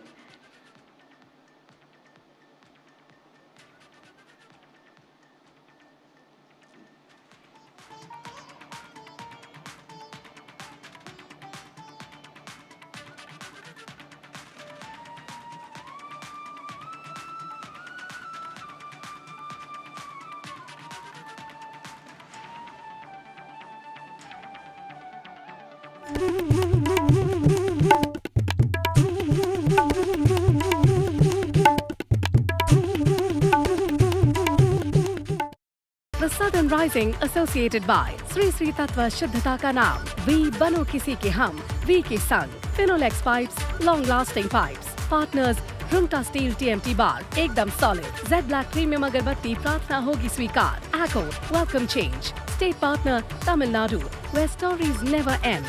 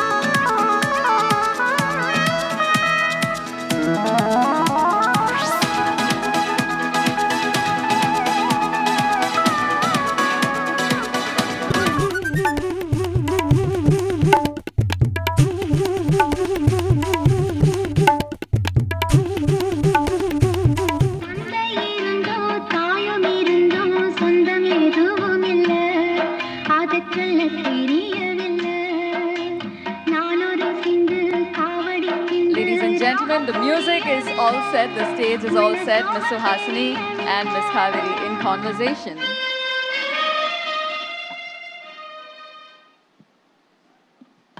So what a pleasure it is to welcome you to your own city.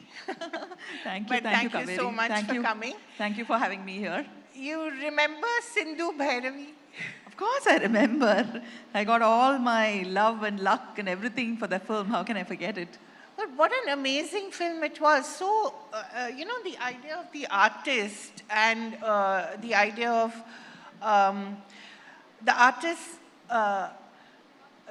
artist as an individual, the artist as a professional, and the sort of relationship between artists as well. It was quite ahead of its time. You'll be surprised how the film was seen so many years ago in 1983 or 84. 85, I thought. 85, I think, when it released. The men loved it because for the first time it talked about intellectual companionship for a man. Because weddings were always arranged by family and they never looked at the intellectual compatibility between the man and the woman. It was never looked at.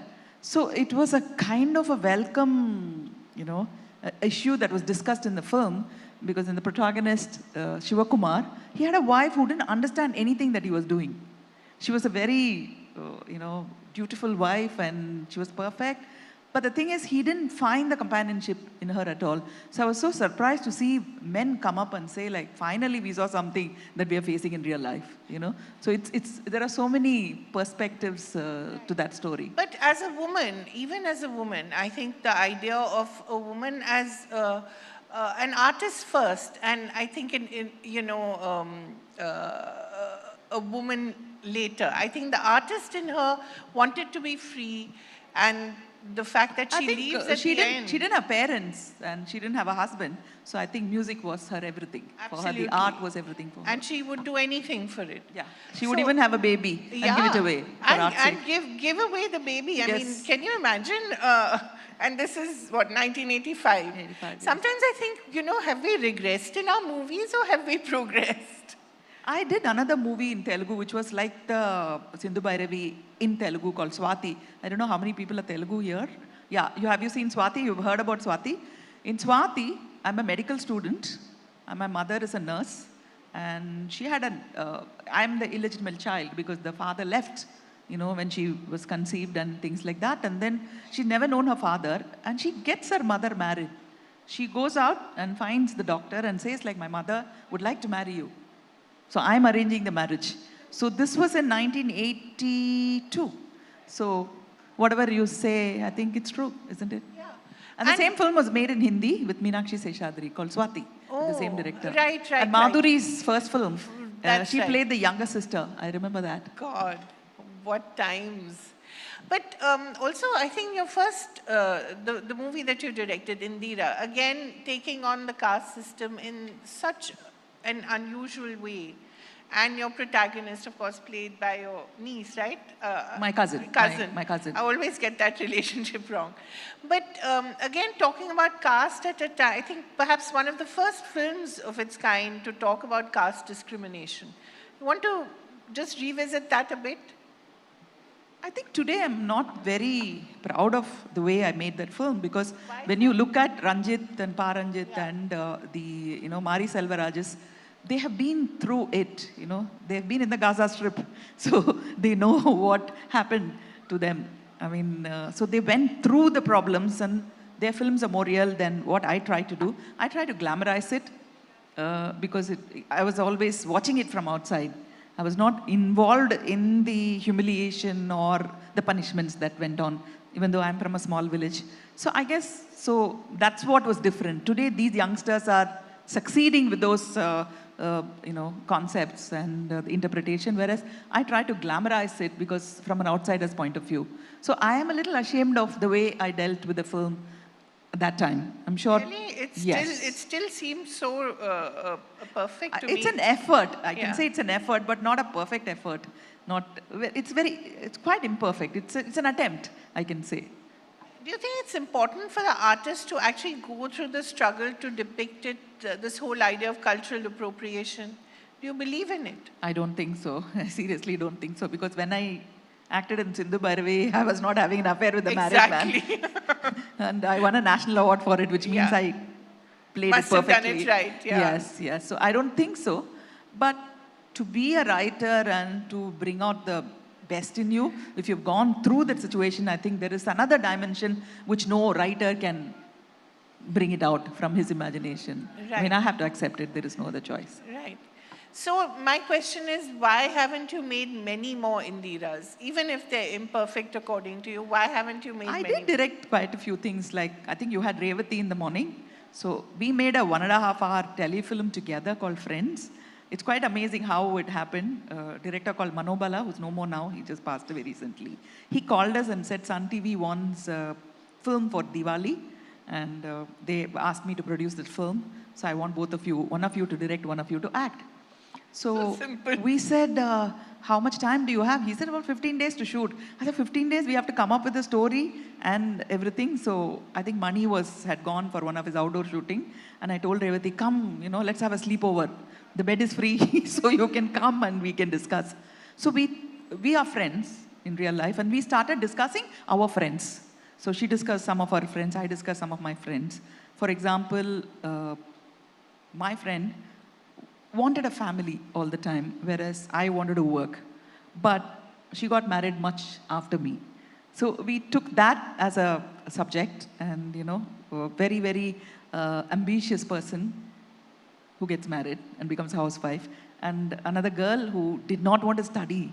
She wanted to get married and have children, ended up being an entrepreneur. If both of them meet at a crucial point in life, you know what happens to women when they're 50 or 45 and they find a lump where they shouldn't be finding the lump. And at that time, they meet again, and we thought we'll look at it. So in one night, we decided to make a film called Friends, and we both directed it. And my portion she directed, her portions I directed. And when both of us were there, Manobola directed, it was fantastic. We made a 1.5-hour film in 6 days.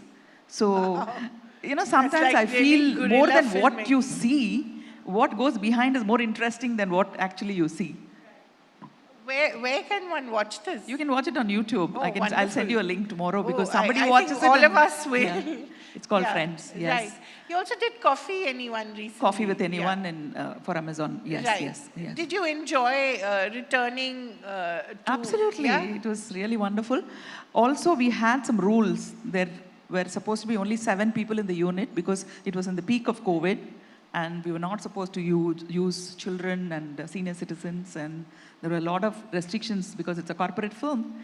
So I don't know why we abided by all the rules. I don't think the others did. Women are like that, we follow rules. I don't think the other directors followed, because when I see the film, I said, no way, there were only 7 people. There must have been 40 people. But anyway, that's behind the scenes. So I really enjoyed it, and had to direct Shruti Hasan remotely because she was in Hyderabad. She couldn't come because there were no flights operating at that time. So I had to do the direction, her scenes remotely. So it was pretty interesting, yes. And of course, you've come back to acting just a little bit at least. Yeah, I'm acting all the time. I mean, I've just accepted 2 Telugu films which are starting. Wonderful, yay. And yes, I'm doing lead roles in both. Wow. Yeah. So, I mean, you are, of course, Kamal Hassan's niece and Mani Ratnam's wife. Those 2 identities sometimes tend to take over your own identity. I once asked Sudha Murthy this, and she said, the fact that she always says that she was very cut up when she wasn't allowed to work for Infosys because her husband told her that you have a choice. You can either run the company or run the home. So you have to make that choice. And she said that, it never really bothered me because when one door closes, another opens. So do you sometimes feel that, being Mani Ratnam's wife is also, I think, a full-time job? No, it's more than a full-time job. 24 hours is not enough to be Mani Ratnam's wife and, Charu Hassan's daughter and, Nandan's mother. Yeah. But that's how women work all the time. See, when I was young, the hormones, 20 years old, the hormones work differently. I wanted to stay in an apartment with some of my girlfriends and not get into family issues and all that, not even get married. I wanted a career and I wanted my freedom. But then slowly when you get into a family setup, something happens within you which takes over. Nobody needs to tell you that give up this, give up that. You know, you don't have to be ambitious. You know, you are in charge of so many people's health, their well-being, and their, you know, being fed every day, and their travel. You know, it kind of completely takes over, which is a very, very unexpected change in my life too. I cannot believe that I'm the same woman today who was 20 years ago. I'm completely different. I am Florence Nightingale, Mother Teresa, everything bundled into one, but it's my own wish. Yeah, I don't it's think your own anybody choice. forced me to do it. I think it's a kind of a feminism or a women's liberation where you choose to do this, you know, because you want to do this. And you're good at it and there is no one better than you to do this. I often wonder what you and Mani talk about on the dinner table. It must be the most exciting dinner table in Chennai. Oh my goodness. Okay, let me explain this to you. We eat outdoor. We don't eat indoor. So there is no AC there. So right now we have a lovely courtyard. And we live in a house which is 45 years old. And the bathrooms were built 45 years ago, so you can imagine how it is. But we are really having such a good time. We have the moonlight, and we have the breeze from Besant Nagar beach, and we have the best food available on earth. South Indian food, you know how it is. And then we have a Bihari cook, so we have best of both worlds. And then we sit opposite each other, and we enjoy the food and say, how lucky we are. We love the food, we love each other's company, we like the breeze around us, and we like where we live. Very few people do that, I think, you know. I mean, Grateful in the moment. yeah, we are very happy with each other's company and what the world has given us. Sometimes, mostly it's good food, hot food, and yeah, you know, it's lovely. It's really lovely, and we are not bored of each other yet. That's what, 45 years? No, 35 years. 35 years. We've been married for 35 years. 35 years, wow. And 40 years with Ponniyin Selvan. I think Mani has been thinking about this movie. Yes. Planning it in his mind. When we thinking met, about he it. gave me 5 volumes of Ponniyin Selvan and asked me to make a script out of it.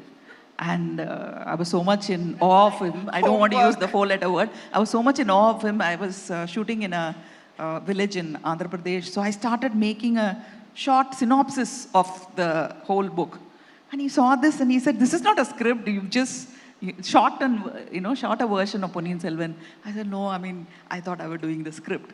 You know, I forgot whatever I learned in the film institute because I was so much in awe of him. That is the film he was supposed to make even 35 years ago. He said Kamal Haasan is going to act as Vandiyathevan, which Karthi did, and Ilayaraja is doing the music, and we are thinking of so-and-so, so-and-so, so-and-so for other roles.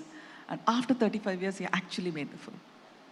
But what and I think we can applaud that epic. What a film. And it's not just a movie, right? I mean, I think it restores a sense of pride, but not in a culturally regressive way, but in a very progressive and in a very substantial way. It asserts the identity and where the Tamils come from. I think that is its beauty.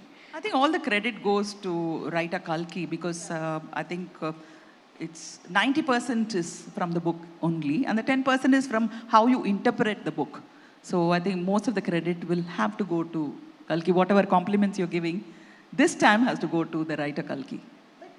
You've seen Mani living with this epic in his mind. How, apart from just the casting of it, how did you see it evolving? Actually, I've been the hurdle for him. From the beginning, I've been telling him, don't do it.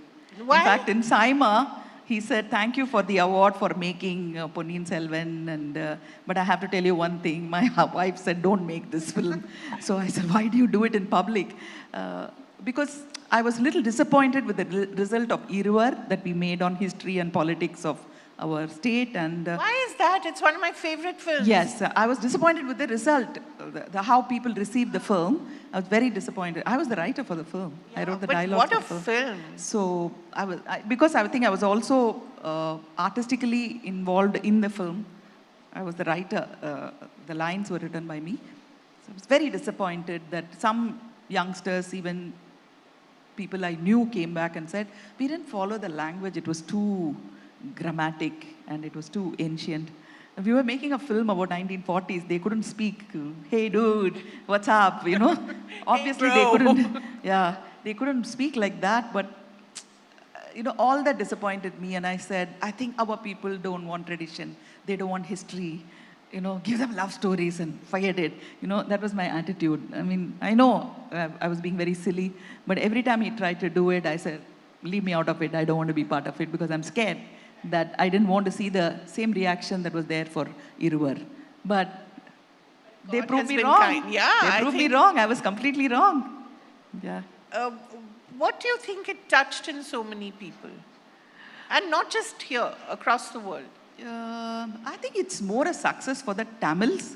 I mean, it's the biggest success that Tamil cinema has ever seen in terms of number of people who saw, number of people who liked, number of people who were really looking forward to it. It was like a celebration. It was not like a movie. I don't think it was like a film. It was like a celebration, because I keep telling this, every Tamil family, any family in the world, you just ask them, is there anybody who read Ponniyin Selvan in your family? There will be at least 1 or 2 or 3 people. 100%. Every Tamilian family, one person at least has read the entire. So they have been narrating these stories to the children, to the siblings, to the friends, to the relatives, and people have been listening to it for years. So it's been part of their lives, and nobody really made it and, you know, come alive on screen. And when somebody brought out something that they were kind of, you know, brought up as a child and as a young adult, to see it, you know, metamorphosized into visuals and emotions and acting and costumes and drama, they just loved it. They loved it even before they started watching it. Yeah. You know what I mean? Yeah. Because it had the biggest advance booking for any Tamil film ever. You know, it broke all the records even before the film release, which means that Some kind applause. of thing. You guys haven't watched it. At least it has my favorite song, which is of course named after me. Thank you. Yeah. Yes, of course. So, yeah, that's a film that they loved even before watching it. So I think the credit goes to the people. And the idea of releasing it in 2 parts, that was interesting. Why didn't Mani take that call? See, originally when he wanted to do it, it was one film. Right. With Kamal. And later on when he wanted to do it with Vijay and Mahesh Babu, it was again one film. But I think Bahubali changed it, because Bahubali came and the both parts were successful. People were looking forward to sequels. And so Mani got the confidence that you could do 2 films and people will have the patience to wait for the second half of the film, even if it's 6 months later. And they did. Yes. Yeah, yes, and they it did. worked. They did. So, does that make you feel happy now that, is this something that perhaps Mani would do more of, or you would like to do more of? Sort of bringing tradition back, bringing history back, but in a different contemporary way perhaps?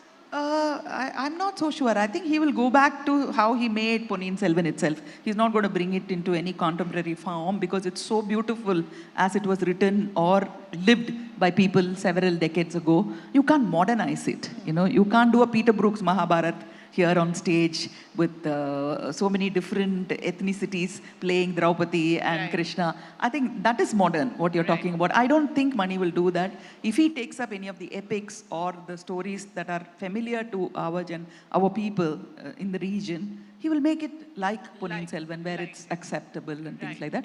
It's not going to be the immediate film, because the next film is going to be with Kamal, which is a modern story. Yeah. You know, after 35 years or 40 years, 38 years, no, 35 years, they are getting together. Yes. Yeah. And they're going to shoot in 3-4 days. My so I'm God. really looking forward to it. I'm looking forward to it already. And you should see the 2 of them when they sit together and talk. It's just amazing, you know. Like, they agree on everything and they're so excited to work with each other. They have the respect that, you know, both of them have for each other. Wow. And the production is also, it's going to be, first time it's going to be co-production between Raj Kamal and Madras Talkies. You know? So it's 2 people getting together. It's just unbelievable. And you're the common link. No, I'm not the common link. Cinema is the link. And 2 people who don't care about success or failure. Yeah. They who want just to care make about the content. movie- I don't think they're even thinking about box office. Yeah, yeah. They But just of course- want to enjoy themselves, Yeah. and they want, in the process, the audience too to enjoy. But of course, these days, box office seems to matter a lot, 100 crore, 500 crore, 1,000 crore. Is there something a little vulgar about these figures? It's disgusting. It's not just vulgar, it's disgusting. You can just call a film success, moderate success, or not so successful. Yeah. In my days, when I was doing lead roles, it was average, above average, and success. Yeah. We never even heard of a term called flop. We didn't, because most of our films did well. But today, the 100 crore, 200 crores, it's all, I don't think it should be out in the open. I don't think we should have analysts who are giving you those figures. I think it's not so great. It also skews the way films are made, isn't it? It then becomes a business rather than... Kaveri, did you know how much your father made when you were like 12 years old? Never. So my son knew how much money we were making. I'm sure 12-year-olds today know how much their parents are making. Yeah, and they It's always as feel bad it's as not that enough. when films making 100 crores or 200 crores. We are suffering with our children because they know how much we earn. So we can't say we can't afford it because he says, I know what's your bank balance.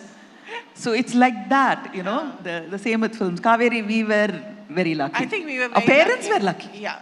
Parents were very lucky. No, actually, we were lucky that they were our parents. But I don't know, somehow along the way, we lost the plot, perhaps. And Yeah.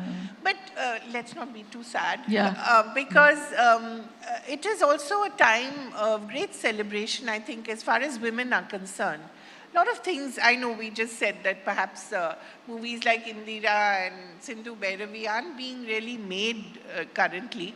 But there are other kinds of movies which put women front and center of the narrative.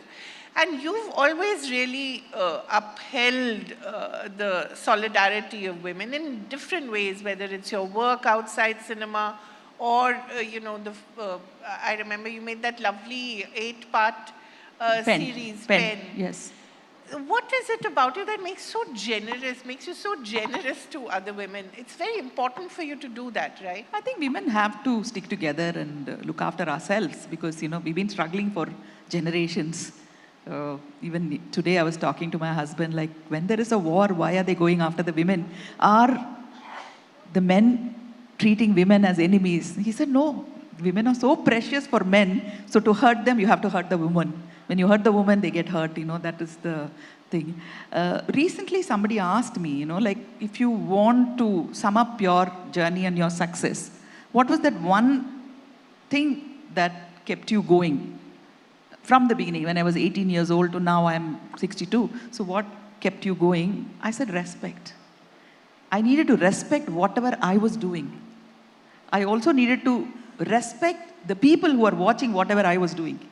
I can't say I wore these clothes, I said this dialogue because my director forced me to do.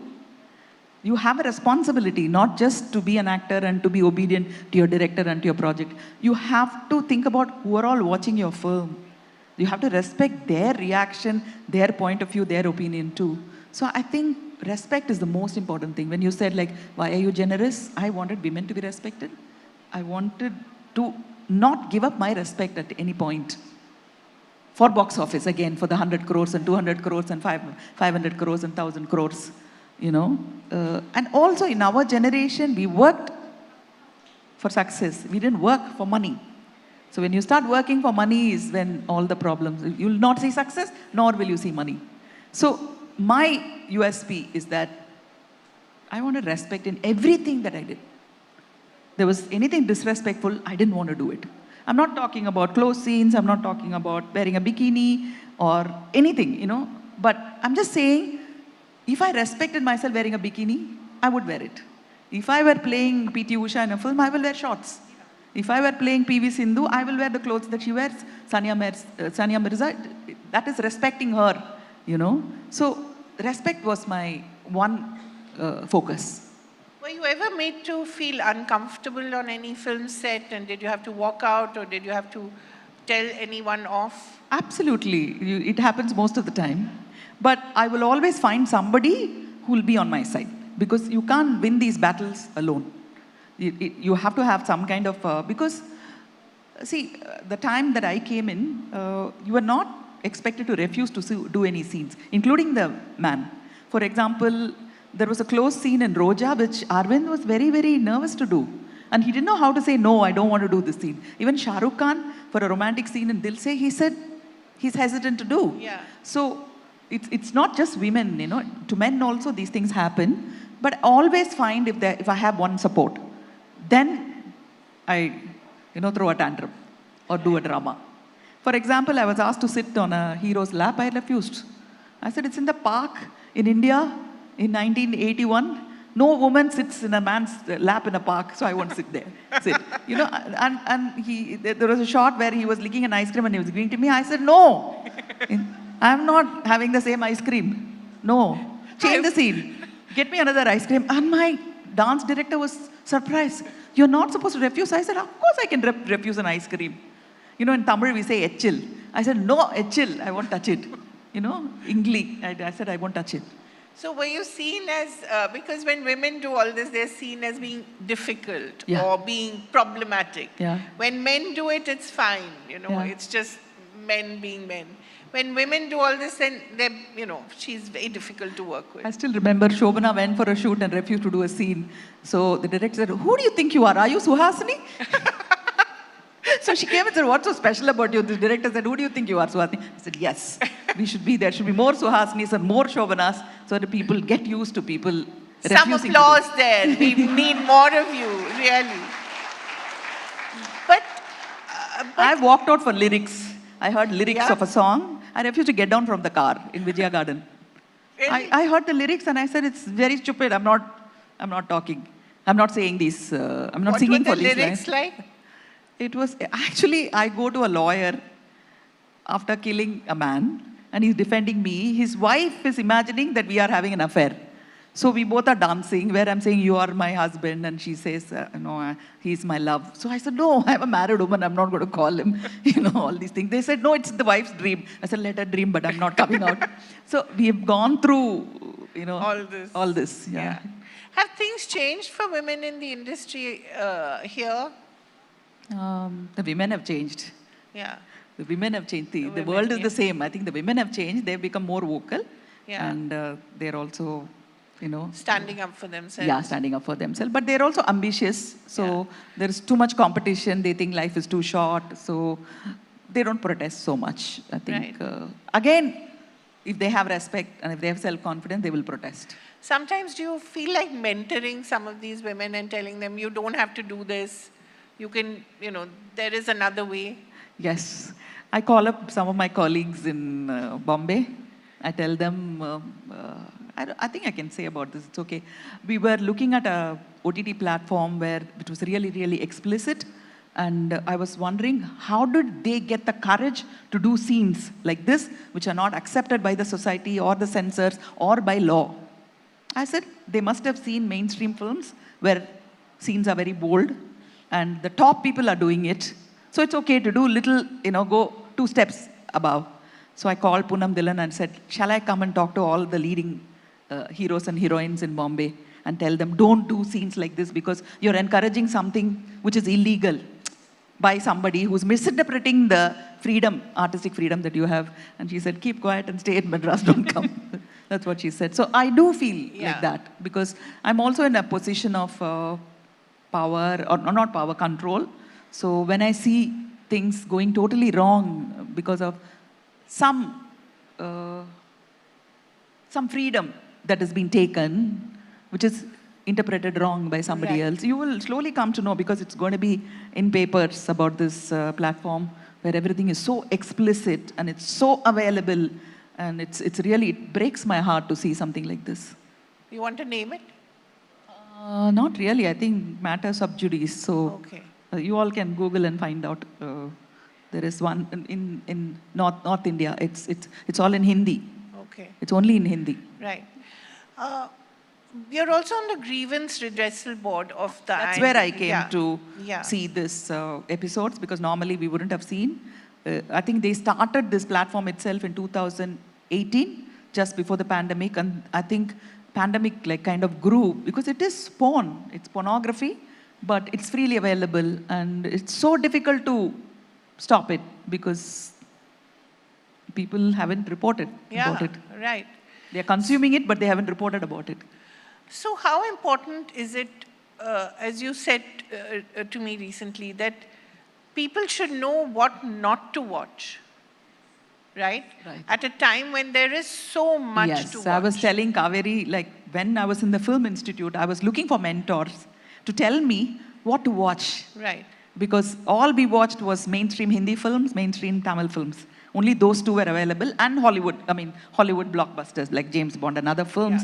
And we didn't get to see the international films, but we had mentors. So many mentors, like my uncle, my principal, and there was a man called Anantu, Sridhar Rajan. They all told us, watch this film, watch that film. But today, I think they need mentors like us to tell the youngsters, do not watch those. Please don't watch those films. Don't watch that on OTT. Don't watch this. Because that's not how life is. That is not how art should be represented. Right. And there is a certain kind of aesthetic that you need to develop and work on that. Watch this, watch that, right? Yeah, absolutely. Because everything is available, so people lose control of what is good. Yeah. And what is, and I hate this term, goosebumps. Yeah. You know, women get goosebumps when we are uncomfortable about something. Isn't it? When it's too cold, we get goosebumps. And when, you know, a centipede walks, it gets into our feet, we say, oh, I'm getting goosebumps, I don't want it. So this goosebumps has become a very, very positive, you know, expression. Oh my God, I saw this film, I got goosebumps. Why should you get goosebumps? Right. You have to just watch it and enjoy it, you know. Right. It shouldn't physically affect you. So the whole thing about everything should affect you physically. You have to be on a high to enjoy something. That is a new phenomenon which is very, very scary. So people can't be on a high all in the life time. forever. Yeah. Yeah. And then they'll just be looking for the next high, you know, which is possibly even worse. Yeah, and can't come down. Yeah. Can't come back from it. There's also this sort of blurring of lines between what used to be highbrow and what used to be called lowbrow. You know, now it's called no brow, you know, the sort of in between. Is that a good thing or a bad thing? I'll tell you a very, very stupid incident. When I was a teenager, I thought anybody who spoke English had good taste. Seriously. I mean, who spoke English with proper grammar and good vocabulary had very good taste. So I'd gone to Bombay and we were like 10 of us sitting and we were talking about movies. And suddenly this man who spoke grammatically beautiful English said, I love this actor. What an actor he is. He was a very ordinary actor. I was thinking, what the hell is wrong with this man? He speaks such good English, he can't differentiate between good acting and bad acting. You know, that's how naive we were. I mean, that's what I'm saying. Between the high bro and the low bro, it's all, You're also co-chair of CII. Yes. And there again, I think you're trying to sort of work in a way for the next generation. I think you're trying to leave Actually, some last legacy. 2 years, we've been asking people to look at us in the South. We are here, kind of a thing, you know. I think people now have seen the reality. Yes. Our tagline itself was think local and win global. And the second edition was breaking barriers. Right. So I think we were like, literally, we were seeing what was going to happen in the future. And the second year, we didn't even have to tell people, like, look at us, you know, from the film industry, we are here, because all eyes were already on South Indian cinema. But I would like it if the smaller films and the meaningful films also reach all over India, instead of just the blockbusters that you see. I don't want to name all of them, because most of them are nice. Some of them I don't really appreciate, but that doesn't matter. But I want the good content to go all over India, and also it should not affect the aesthetic, you know, in whatever combination or proportion or the, of the Hindi films. I think it's affecting that. The Hindi films also have become like the blockbusters which are made in the South. So that part is a little worrisome for me. How important is politics of the art to you? That, you know, the politics should be right. And what for you is the right politics? Today, I think there is no Indian film without politics. Yeah. Because most of the film, the villain is a politician. Isn't it? I mean, at least there are 4 or 5 villains who are all politicians. The local MLA is the first villain, you know. So I think that is not a real politics that I want to see in films. You know what I mean? That's not... Yeah, a film like Wednesday or like Bombay or, you know, Roja or Irvar is the kind of politics that I want to see in films, not really films that milk out of politics and make money. So there is no difference between, you know, the politicians you're trying to say they're all wrong. So Right. for me, that's not a good politics in my in cinema. But also it's difficult to make a political film in India. I mean, money Right has now, tried yes. so much. Right now, yes, it is difficult. Sorry, no more. Today, it's impossible to make a political film. I wonder if money would even make Dil Se now. Or Or Bombay, no. Or Bombay. Shabana said even Sholay you can't make today because there were so many scenes which will not be accepted today by... Because I think everybody has a right to their opinion. Right. So they will have their own opinions which is debatable. So earlier on, you just saw something and accepted it. Today, everybody has an argument. And politics is the easiest thing to argue about. I'm sure all of you, when you go for dinner, I think 75% of the people are different from whatever you are saying, and you end up fighting with them. You wonder, why did you go for dinner? You went to have a good time, but you picked up an argument with somebody. You know, it happens. It happens. Do you and Mani go and watch movies in halls? Yes. Yeah. Mani does. He does it on the sly. He doesn't take me. Because when he goes with me, he gets mobbed. So when he goes alone, he doesn't get mobbed. That was the scenario before Ponniyin Selvan. Right. But after Ponniyin Selvan, he gets recognized more than I do. Because of the social media and all the interviews, the promotions. He's become world famous. He's not the kind who likes the Yeah, limelight. he doesn't like it, but what to do? Yeah. He made Ponniyin Selvan. It's his He fault. has to accept it's his fault. So, what are the kinds of movies that you go to watch? Or you go with your we girlfriends? go the James Bond films, Interstellar, and Christopher Nolan's films. We go and watch in the theater. Yes, we do. So, the other thing that I want to also ask you, because you mentioned Poonam Dhillon, is your class of 80s. Yes. Let's talk about that, because it has the Tamil film industry, Telugu, Malayalam, film, Kannada, Telugu, and now Hindi and industry. Hindi. Hindi films. Let's talk about the members. Okay. And what do you do? It's a fun group. I think it's all about friendship. We started it about 13 years ago. This year will be the 14th year. And You're the main man, main woman. Lissy Priyadarshan and me, we were the main. Of course, now she's Lissy Lakshmi. So she and I thought of getting people together because we live in Chennai. And what we decided was people who worked with her from Malayalam and Telugu, and people who worked with me, Malayalam, Telugu, Kannada. We invited people who worked with us. And then it grew. And we have 38 people now. Who are the notable members? Jackie Shroff and Poonam What does he Dhillon. say? I wonder what his greeting every morning is. He's there. He's talking about some herb that is available, some plant, and he's there for all the weddings. Acha? Menaka's daughter's wedding, he's there. Then Rahman's daughter's wedding, he was there. Now we're all going for Radha's daughter's wedding. So we're all together. In fact, we're all, my birthday was with all of them. Wow. They all came from Bombay and we went to Pondicherry and spent time. It's really wonderful. It's really wonderful. And I'm called Captain by Rajnikant. Captain? Yes, he calls me Captain. He's also a member of this? Yes, he's part Who of else? us. And Who else? Chiranjeevi, Mohanlal, Venkatesh, Nagarjun, Prabhu, and we've lost 2 people who were in our group, Ambrish and Vishnuvardhan. They are no more, but they were with us too. And who's who of South Indian film industry? What do you talk about? Do you have a WhatsApp group? Yes, every morning we chat. You do? What do you talk about? Today I had to tell them no Gaza talk, no Israel talk. Yeah, Okay, in this group, no talk about that. Right. Because some of them are politicians, some of them are MPs. Right. So I tell them, we just share our happiness. Most of them share their grandchildren's photos. Today there were 2 photographs of grandchildren. So they're all telling all of us who are not grandparents yet, saying that that's the most beautiful face in your life. Your poor son is going to get all that pressure. No pressure.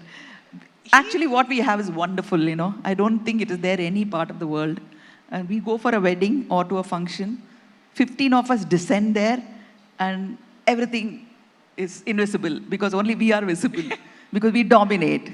I'm trying to show off, but it's true. I think you all should try it, to be with your colleagues at a time after 50 and 55, to be together.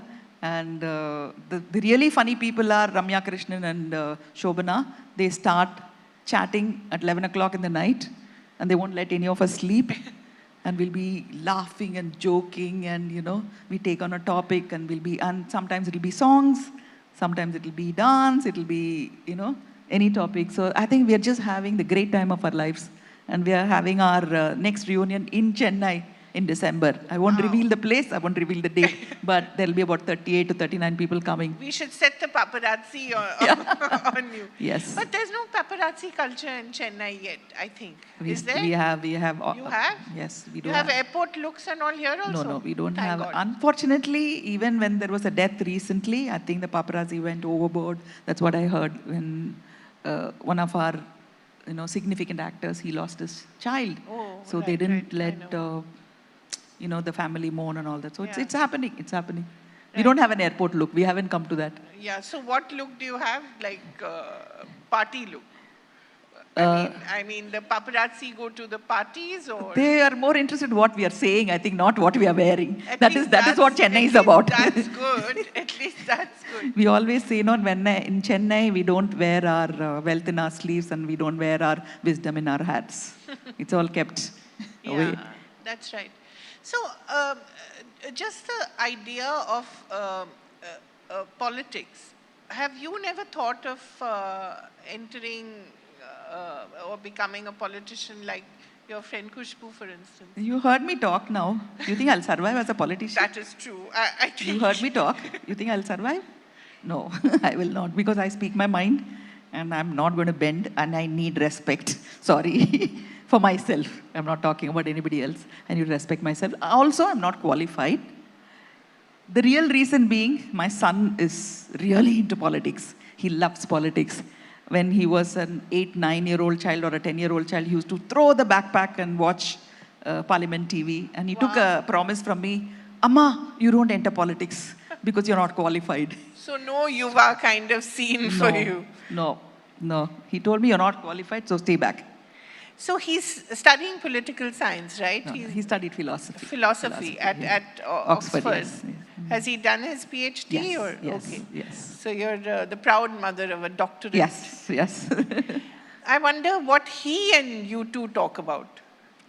When you what meet. Normal mothers talk about, like the son says, you don't know anything. That we hear You don't from know all anything, our Amma. sons. Yeah. Please, Ma, you don't know anything.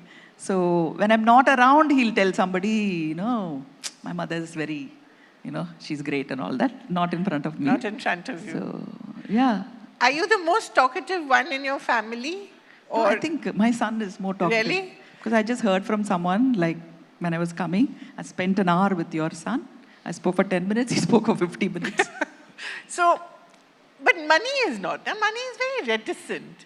He talks when opening there up is a to- relevant topic. Yes. Yeah. He'll never give up an argument.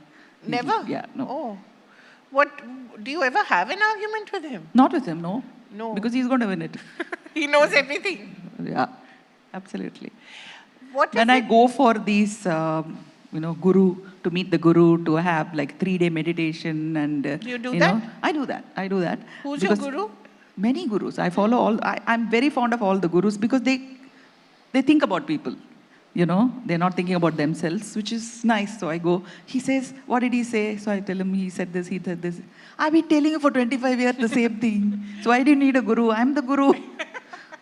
I can't imagine Mani talking like that. But the whole family that Mani has created, all his ADs who've now become directors, people like Shad and Bijoy, all of them, they're all really part of your family. Absolutely, right? yes. But the kind of sustenance that they've all got from both of you, both I think personally as well as artistically, it's very rare to find that kind of extended family.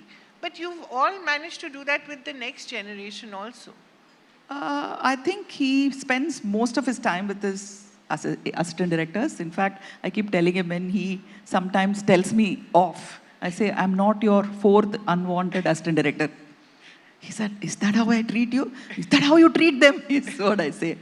So he's very, very close to his ADs, and he discusses all his dreams with them. You know, when you discuss your dreams with somebody, when you discuss your passion with somebody, when you discuss something like absolutely brilliant that you want to create with somebody, they automatically become your family. Right. I think that's what has happened with this ADs. And when you see them succeeding, he must be really... Very happy. Yeah. He's very happy. Yeah. Right. Also the kind of people you have groomed, I mean from A.R. Rahman to whoever, to your actors. I mean, look at Aishwarya. I think her finest performances are in Mani's movies. Arvind, Swami and Madhavan, Yeah. they're all Siddharth, they're all like part of our family because they all... the advantage for all of them is that in their first film itself, Arvind Swami worked with Rajnikant on one side, Mammootty on the other side, and then you have Ilayaraja doing music and Santosh Sivan doing cinematography and Mani is directing. So they see the best the creme de la creme of film industry. It also spoils them then for later directors. Not really. I think they learn a lot, you know, which I think is better. So when you've seen the growth of actors like Arvind or Aishwarya or Madhavan, yes. what is the sense that you get? How do you feel? I'm like, when I see Aishwarya, I feel really, really happy. You know, I know her as a person. Yeah. You might all see her as, a beauty or whatever. I see her as a real person. She's got so many qualities that are not seen by public. For example, her nurse, if you fall ill, she'll be the first person who will come and look after you. And she'll give you advice on what to eat and what, she has that. Florence Nightingale is Aishwarya Rai. And Arvind is so brilliant. I think some of you might have seen, he can remember 100 things. If you show him in a second, he'll be able to repeat to you. He has got all those And what a things. fantastic And Madhavan played basketball for the country. Oh, really? He represented the country in basketball. Oh, I didn't So know that. you don't even know. And no wonder his son is a swimming champion. Yeah, that's right. So it's there in the genes. So when I see all of them succeed, and he's the chief of the Pune Film Institute, Madhavan, I feel very happy because usually I used to be his GPS. When he was newly married and he was living in Chennai, he'll call me, Hasni ma'am, I'm stuck in the road outside Park Sheraton. Which way do I go to Adyar? I said, take the left and turn right and go to Adyar. So I was the GPS for both of them. So it's so lovely to see them do so well. Abhishek Bachchan too. Yeah, I've seen them grow and so beautiful to see all of them. In Ravan and Guru. Yes. Guru, I think, was again. And Mani has this ability to extract such terrific performances from people sometimes you don't expect it from, right? I think there is a tradition in South Indian films for that. And some of the Tamilians would know K. Balachandar. He has made so many stars. If I start naming the stars, you'll be surprised. It is Kamal, Rajnikant, Chiranjeevi, Jayaprada, Jayasudha, Sri Devi, Madhavi, and Sarita, and how many people? Prakash Raj.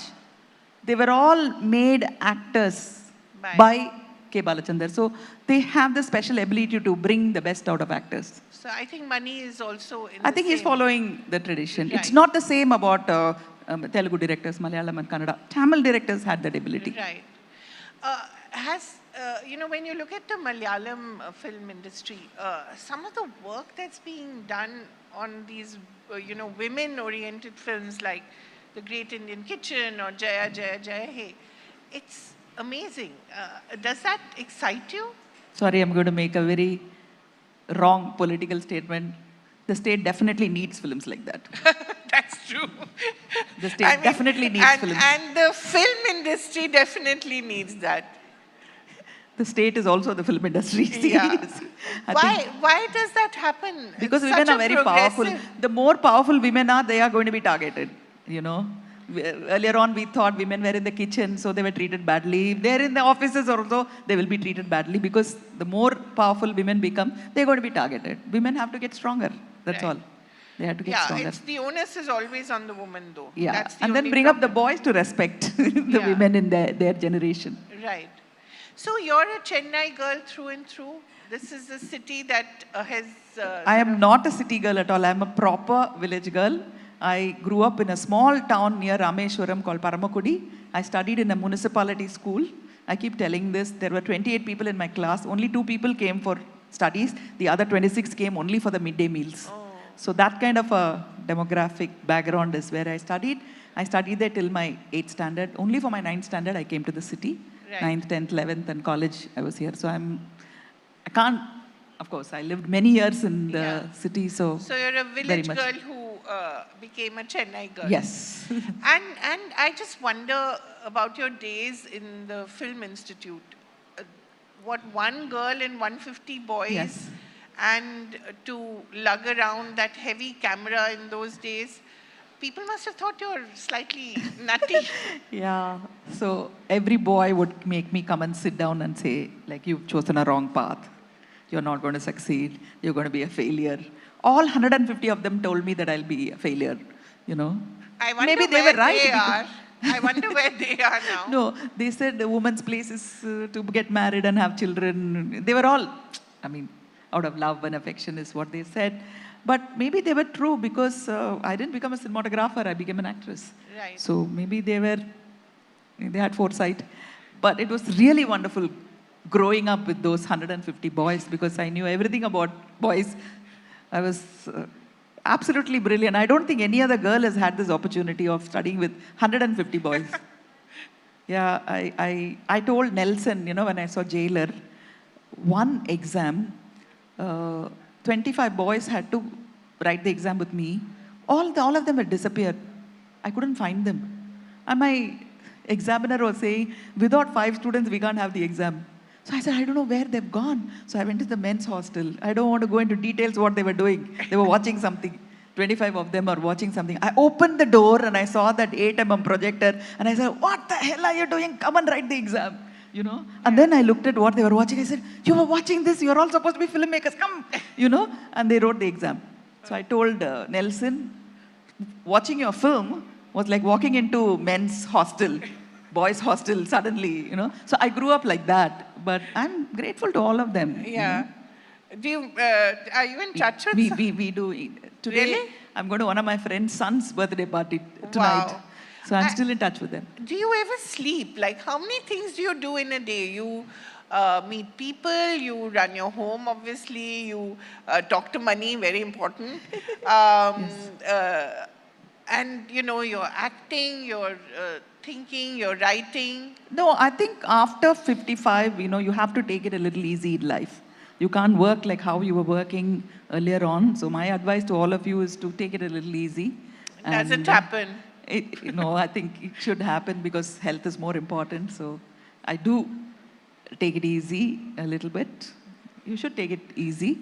And yeah, manage your time well. My best friend lives in Frankfurt, my classmate. So every time my dearest friend is also here, Kush, you should ask her how she manages her time because she wakes up at 4:30 in the morning. She does? Yes. Really? 4:30 in the morning, she's cooking for the children and she's sending them to school or college. And after that, she goes for shooting.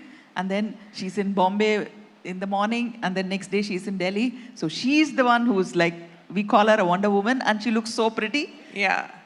But you were one of those who really stood by her when her cases were on. I remember that she said that and she was very grateful about it. That was a turning point in both our lives, I think. Yeah. We kind Just of to realized... remind people, Khushbu had 22 cases, 23. 46 I had 28 cases. You had 46 cases. So 46 cases where she was accused of all kinds of things, of leading people astray, leading young people astray, being morally wrong. But that was very important. That was a very important moment in her life and yours. Do you want to mention it? Yeah, like, yes, I stood by her. I didn't even know her then. Really? I didn't know her. I didn't know her very well. She acted in her first Tamil film with me. Oh. Rajnikant, myself, Prabhu and Khushbu acted. I knew her and I saw her success and everything. And I said, hello, how are you and all that. But I didn't realize that I will be holding her hand. I remember that when 28 cases were filed, my mother said she didn't sleep that night. Okay? So she came and told me I couldn't sleep because 28 people have filed cases.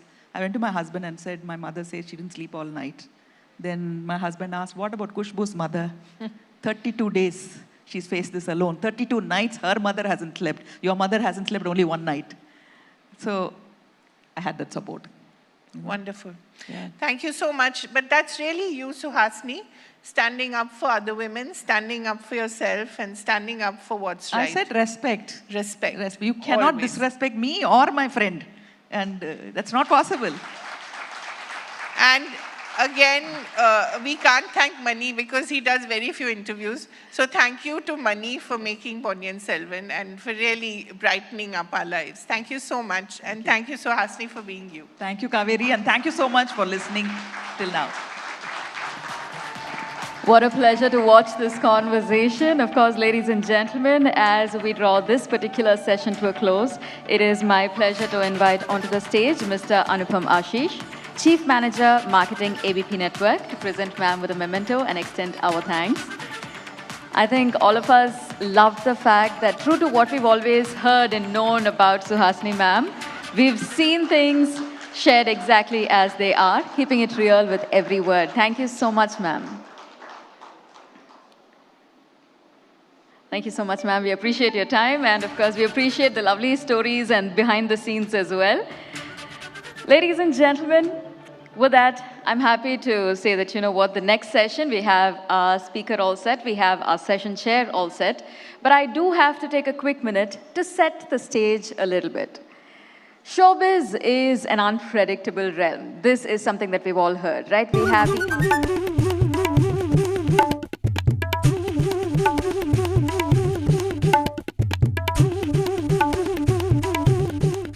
The Southern Rising associated by Sri Sri Tatva Shuddhata Ka Naam, We Bano Kisi Ke Hum, We Ke Sang, Finolex Pipes, Long-Lasting Pipes, Partners, Rumta Steel TMT Bar, Ekdam Solid, Z Black Premium Agarbatti, Pratna Hogi Swikar, Acco, Welcome Change, State Partner, Tamil Nadu, where stories never end.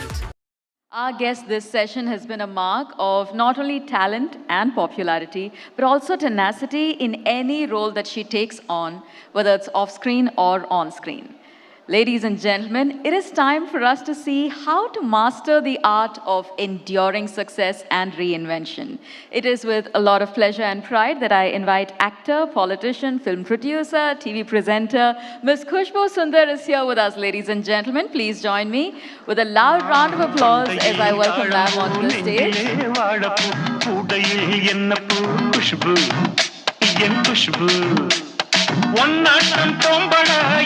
ma'am.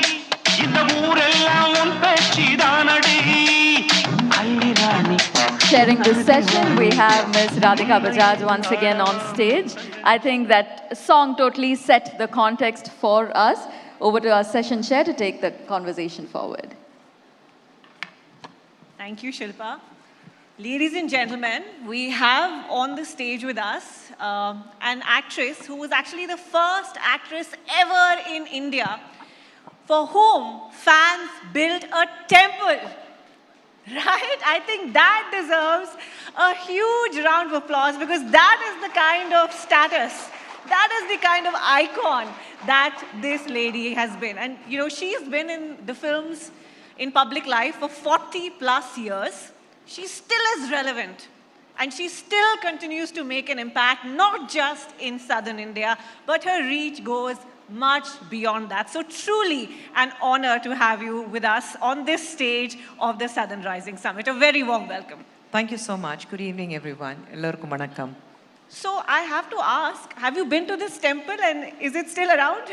I don't know if it's still around. I have never been there because when this temple was built, I think way back in 91, I was so busy that, and I didn't know Tamil. I couldn't read or write Tamil or understand Tamil then. So, I mean, I didn't find the time to react. And by the time I understood, it sunk in me. There's a temple has been built. It was a little old news. So I didn't want to react then. And I haven't reacted to it till date. Yeah, so easy, you know, just a little temple that was made. So I love that. You know, 40 years plus in public life as an actress, as a politician.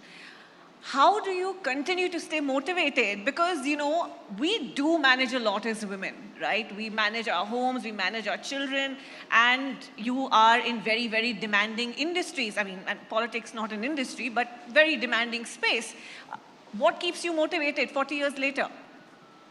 Public life, I've been in politics just for 12 years, but I was literally brought up in cinema, so I don't know anything but cinema. So whatever I earn from cinema, I put it back in cinema. I'm also a producer. My husband is a producer, director. So we don't know anything but cinema. So I think public life, yes, but I also have a very simple motto, which says that if there is a will, there is a way. So you just need to find time. If you start complaining that, oh, I don't have the time, then you'll never find the time. But if you have a mindset which says, ho jayega, manage kar sakte hain. So I think anything is possible. Where there's a will, there is a way. But it still sounds like it takes a lot of effort. So could you explain to us what your everyday life is about? Like, what is the schedule on a daily basis? My good friend Hasni just said that I wake up at 4:30 in the morning. They know I wake up that early, my close circle of friends, because we have this WhatsApp group, what we have. We've heard some secrets today. No secrets, but then we have these lot of WhatsApp groups, the family group, only the school friends, only our 80s gang, and there are a couple of other friends. So it's a compulsion where we wake up in the morning and we have to send good morning message. So if you don't get the good morning message, then it's like, are you okay? That's the first reaction what we get. So they see that mine is the first message, which is around 4:20 to 4:30 is my good morning message. Wow. So I start very early because I like to sleep very early.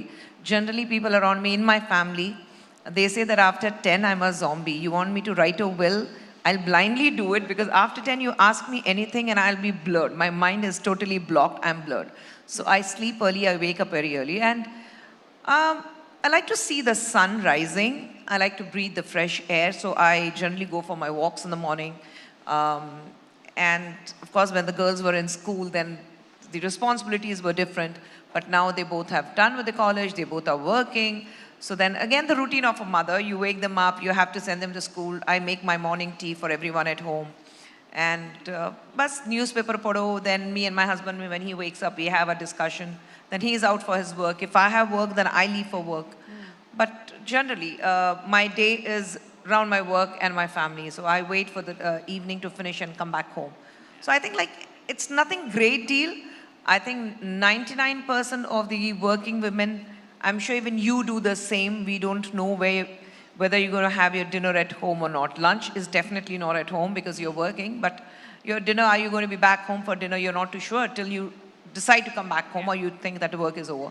So I don't know why there's so much of, but me, but I think most of the women go through it. Well, you're just very humble, but that's of course packing in a lot in a very challenging kind of work environment. You started very, very early. I think you were 10 years old when it was your first role? 8. 8 years old. So from the age of 8 until now, you have reinvented yourself in many roles. Your roles, in fact, have diversified, right? You're a politician now as well. What role are you enjoying the most? I mean, of course, motherhood is something we all enjoy, but beyond that, you're an actress, you're part of the NCW, you're also with the BJP. So what role are you enjoying the most right now and why? I think the best role what I like is being a human because it comes with a lot of responsibility. It's not about which party you belong to, which organization you belong to, which industry you belong to. I think what is extremely important, thank you. I think what is extremely important is you understand your purpose of being in this world. Why were you born? And if you understand that, I think, and I feel that you evolve. I mean, if people would have asked me something 10 years back, I would have said, chance, no way. But then you evolve, you grow, your thinking changes, your mind changes. You learn to adapt to these surroundings. You learn to understand things in a much more better way as you age, as you grow older. So I think it's just me who I feel that my purpose as a human, a role as a human in this world is the most fascinating. And that is a role I love the most. But when you start that young in an industry like the film industry, do you look back now and say that, hey, if somebody behaved with me like this today, I wouldn't stand for it? Or, oh, I did this kind of a role back then. But hey, I wouldn't do something like that today because times have changed, moral compass has changed. So what do you, I mean, do you look back and say, Acha, you know, this is perhaps something I may not have done? No, I think we all go through that. Like what I said just before that, I think we all grow wiser, and our thinking, our mentality, everything, the capability of understanding the situation, understanding a particular role. I mean, at the age of 14, you're playing a wife and a mother to someone where you wouldn't even know you're a kid yourself at the age of 14, and you're like, okay, you're playing a mother, you're playing a wife. You do not know what that role of a mother comes with, what kind of a responsibility. So I think you just understand more. But there's nothing which I would say that I regret doing, because everything, even things which I have done which I may not appreciate today, I think it all has been a great learning experience, because if I had not done that then, I wouldn't realize that, okay, there's something to learn from what I have made a mistake. So I think then there are no regrets Do you at all. remember saying no to someone when you were young, something that you felt uncomfortable with? Yes, of course. I think I've always been a very strong person, and I've been very clear of my yes and no's. And I have never thought twice before saying no or turning around and giving it back if I feel that you're crossing the line of decency. I have always turned around, and people do vouch that I've turned around and even slapped people for trying to be a little indecent with me. We need to know more about the slapping incident. What happened? No. I mean, everywhere. I mean, I remember I was new in Chennai and I was walking down Anna Saleh, main road here, and my mom and my aunt were with me, and this guy just walked in. Literally, he saw my mom and aunt, and he literally walked into them, brushing them and moving aside.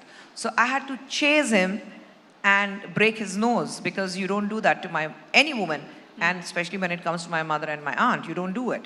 So, and like I was for a campaign in Bangalore, for an election campaign, and there somebody tried to misbehave with me. I could feel a hand going up my waist, and I caught the hand, I turned around and I slapped that guy in that rally. Because just because it's a political rally, I'm not going to stay quiet if somebody is trying to misbehave with me. So there have been many incidents. There have been incidents where I've been shooting somewhere in the interiors of Tamil Nadu, somebody misbehaved with me. I've literally chased that man and hit him. So I'm known for that. Well, you know, I have to say in a situation like that, a lot of us just shut down, right? So I think that's why people, and especially young girls, are inspired by you. They idolize you because you take a stand. Now, the problem with that is that sometimes when you take a stand, you're alone because the world is coming at you. How have you managed those instances? Like, you know, it was heartening to hear Suhasini ji earlier, where she said that, you know, she stood by you. She didn't know you then, but you were a woman taking a stand. So, has that happened often enough, or have there been times when you've taken a stand and said something and felt like, should I really have done that? I've always stood up and I've always spoken my mind. Yes, I may not be politically correct. I may not speak the language what others would want to hear, because now unfortunately, we tend to live in a society which is not opinionated but very judgmental. Yeah. And I'm not here to please anyone. So politically, non-politically, personally, I speak what I have to say. I may not be at par with my political ideologies at times. I may go overboard at times where I go against my party lines and I speak, but then I do what I have to say. And yes, most of the times I have found myself alone, but I've never let that bother me, because I don't expect others to come and stand up for me. I think you have your disappointments only when the expectations are high. So you don't do it with a thought, with an idea, okay, I'm going to say this today. Even if I have a problem tomorrow, I will have 10 other people coming and supporting me. No, you do it because this is what your mind says to do it. And this is what you think is right at that moment to do it. So you just do it.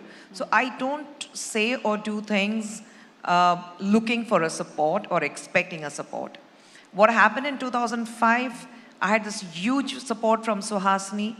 Like she said, my very first film in Tamil, I started with her, and I thought she was a teacher because she was so strict and she reminded me of my school principal. So I used to be in awe of her. And she didn't even tell me. In fact, she was at an event where she stood up and said that shame on the people of the men in the industry who don't stand up when a woman is hounded like this. And she stood up for me. And since then, we have been like, we bonded for life. But do enough women speak up? Did you get enough support from actresses in the industry? Not then, but I'm sure today if there is a problem, we all will stand up because we have come out of that cocoon where we were a little more worried whether we can voice our opinion or not.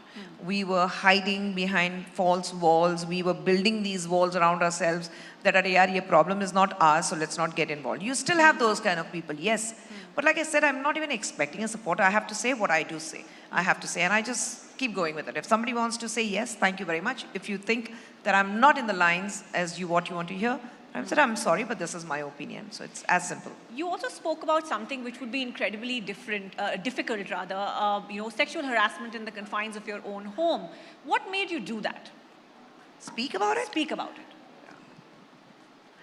You know, I had spoken about this much earlier actually. And when I was in Jaipur, I was addressing children who were between 15 to 18. And we were talking about, there were other people on the floor where they were discussing about sexual harassment. And I think this has been with me for a long time. It didn't come as a rude shock to my family, my children, or my husband. They knew about it. I have been very honest about what has happened to me. And I think I just had to address the issue to the students there, that you don't have to keep quiet, you have to speak. And as an NCW member, the first thing we tell them, every woman is, please speak up against any kind of assault you face, whether it's sexual, mental, emotional, physical. Please speak up is what we tell them. And I would have failed if I wouldn't have spoken up being a member myself. And it's very important in today's times. I mean, gone are the days where you think that you'll be shamed, you have a mental health problem, you have been sexually abused, or you have been through troubled times. So it's like, oh, you have to live in the society. So let's, there'll be a stigma attached to it. So let's confine to ourselves. But trust me, when I spoke about it, the kind of relief it was in me that I slept like a log after a very, very long time. My shoulders were lighter. I was feeling a little lighter because I was carrying it with me for many years now. And that's it. It's done with it. So I'm not ashamed of what I've been through. The person who was to be shamed is gone and buried, so I'm not even bothered about it. That's such a powerful message that it's nothing that you have to be ashamed of if you've been ill-treated or harassed. It is on the person. You are the survivor. So that's a very brave and inspiring thing to say. Let's talk about Southern cinema some more before I talk about your role at the NCW. Southern cinema has been making waves at the Oscars, isn't it? Yes? We have I think that deserves a huge round of applause. Come on. I want to ask you what you feel has attracted the global audience towards Southern cinema, because, they're not used to the chaos of our movies or the colors or the sounds or sometimes the over-the-top portrayal of emotions. So why do you think it's so attractive to them? We are deeply rooted. We are connected to the people.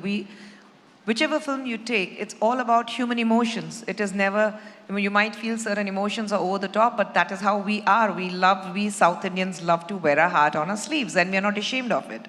And yes, we have hero worshipping, and we love it. We all love Rajnikant, we love Kamal Hassan, we love Vijay and Ajit the way they are.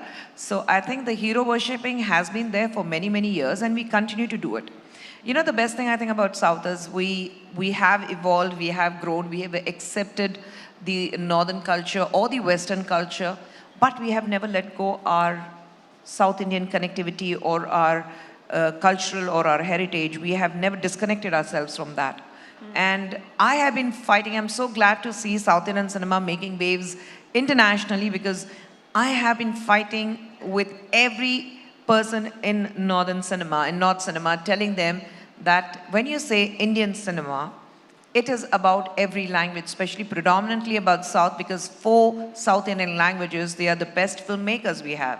Yes. And I mean, you see the kind of films which are made in Malayalam. You see the kind of history what Mr. Maniratnam gives you with Ponniyin Selvan. You see the kind of action what Mr. Kamal Hassan gives with Vikram, or the kind of, again, sentiment what we saw very recently in Jailer, or Triple R for that matter, or Bahubali, the magnum opus. So I think we all have been the best, whether it is Rahman, or whether it's Russell Pukuti, or Kirvani, or Ramcharan, or anybody you name it. I mean, we have been there. And I am glad that finally the North is waking up and saying when it comes to Indian cinema, South Indian cinema is way ahead of Indian cinema. Yeah. Technically, box office collection wise, the actors, the technicians, every which way. So I think it's great, and we stay connected is because we are rooted. Yeah, because at one point of time, you know, Bollywood was like, you know, we are Bollywood and that is the South film industry. And now you see... But I don't know, I somehow don't appreciate the word Bollywood, Tollywood, Collywood. I think when you say Indian cinema, let's be inclusive. Why do we bring these barriers by saying it's Bollywood or Collywood or Tollywood? I don't understand. I think that recognition has taken place because now the monies are flowing from Mumbai to the South. No, I'm glad that even a Hindi film says that when a film is releasing, so it says Tamil, Telugu, Kannada, Malayalam, Hindi. Yeah. So I'm glad about that, you know, the South Indian languages are there. Yeah, absolutely.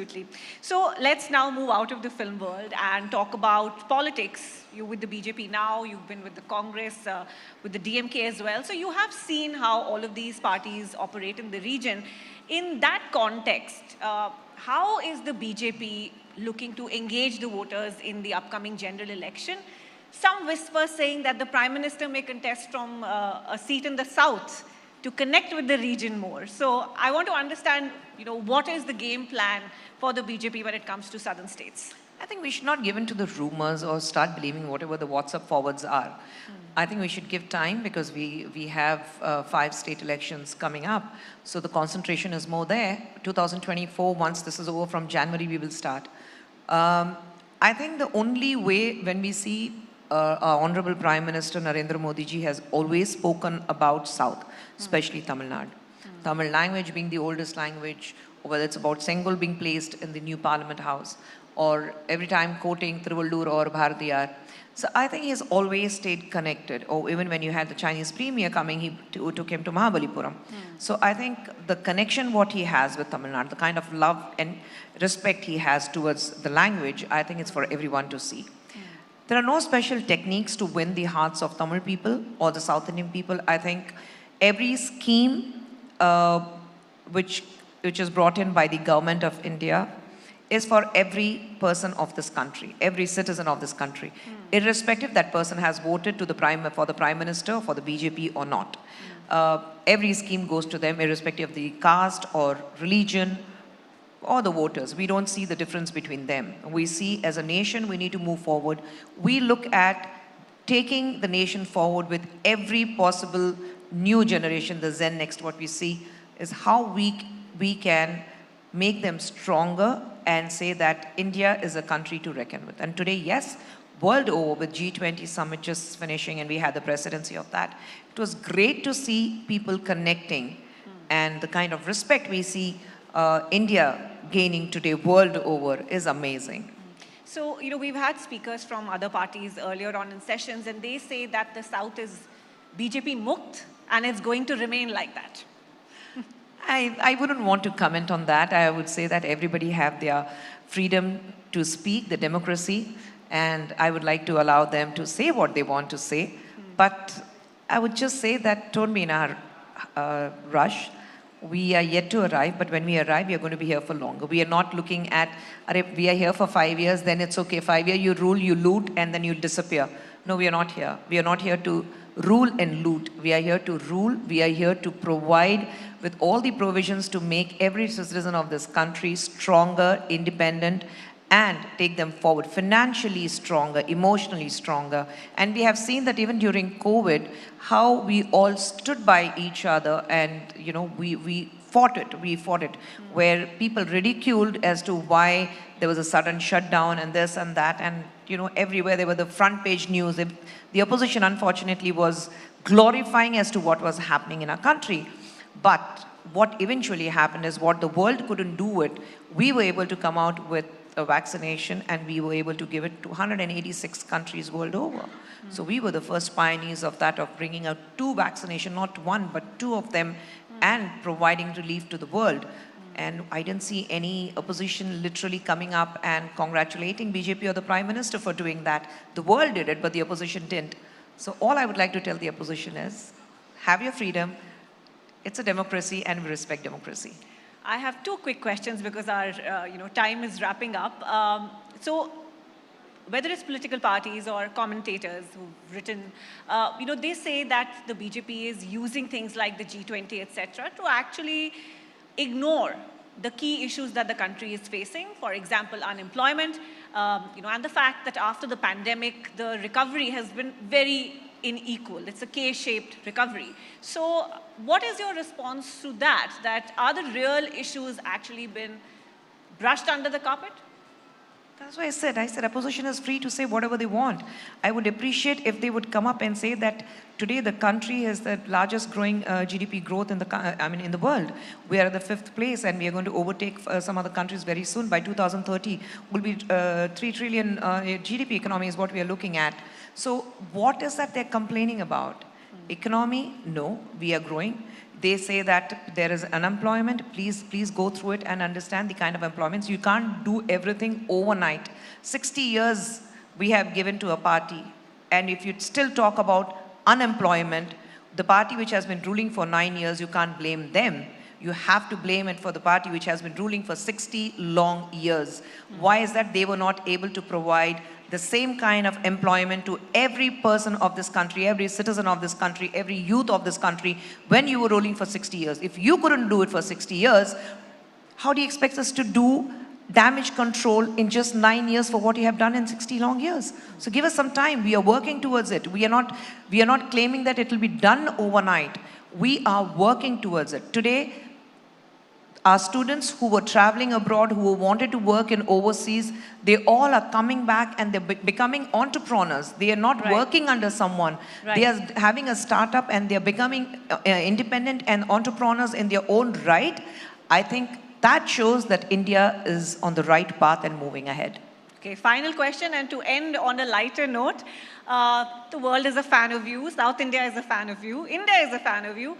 Who are you a fan of? And I'm not asking about political leaders, but who are you a fan of? I grew up on Mr. Amitabh Bachchan. I still have his posters in my bedrooms. And on my wardrobe, I have a nice poster of Mr. Amitabh Bachchan. And I compensate with one poster of my husband because I don't want him to feel low. So I also have a poster of my husband. So like he looks at Amitabh Bachchan, he said, okay, I know this is for compensation, but it's okay, I can manage. But I'm a huge Kamal Hassan fan. I'm a die-hard Kamal Hassan fan, and I'm a Karthik fan. All right, wonderful. Thank you so much for sharing all the insights into your personal journey and what we can expect from the BJP in the coming general election. Thank you so much. Such a pleasure to really have you with us over here. Thank you so much. Wonderful to be here. Thank you. Ladies and gentlemen, a loud round of applause for our speaker, Ms. Khushbu Sundar. May I please call upon Mr. Shailendra Shetty, National Sales Director, Digital Sales, ABP Network, to present ma'am with a memento. I do have to say, ma'am, from politics to film, I think this session, we witnessed the challenges, the triumphs, everything in between. And of course, as a very special thanks, I'd like to request Mr. Shailendra Shetty to do the honors.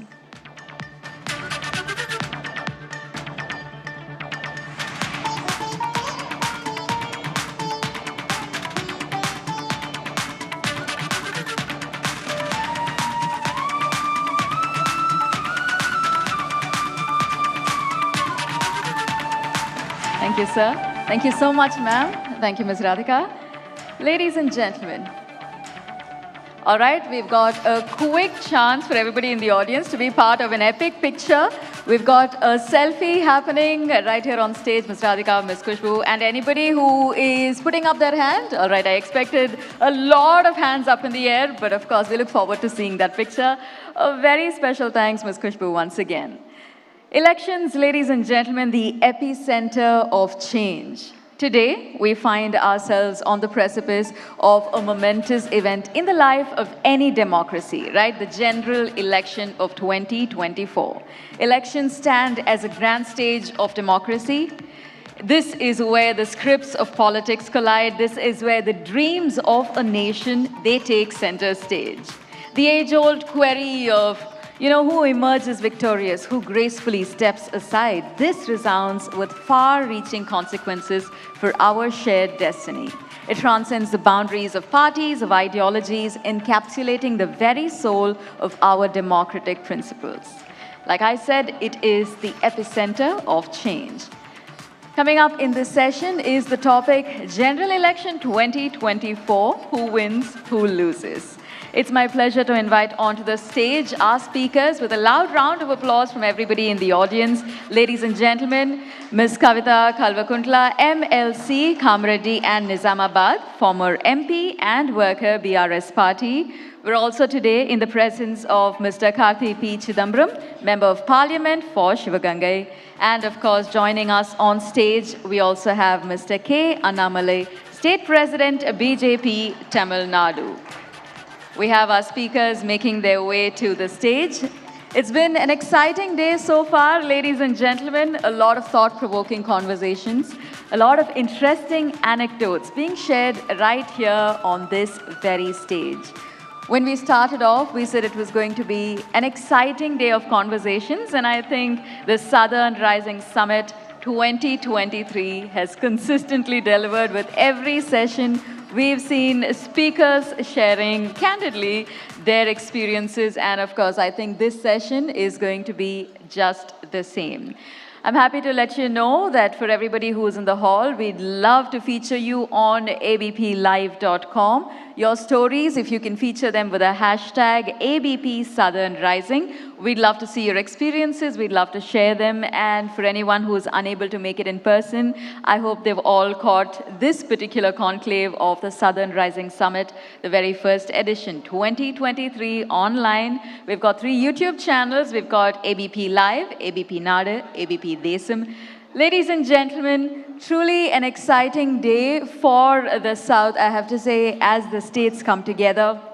We're happy to say that our speakers have truly represented pretty much every single thought that we have had.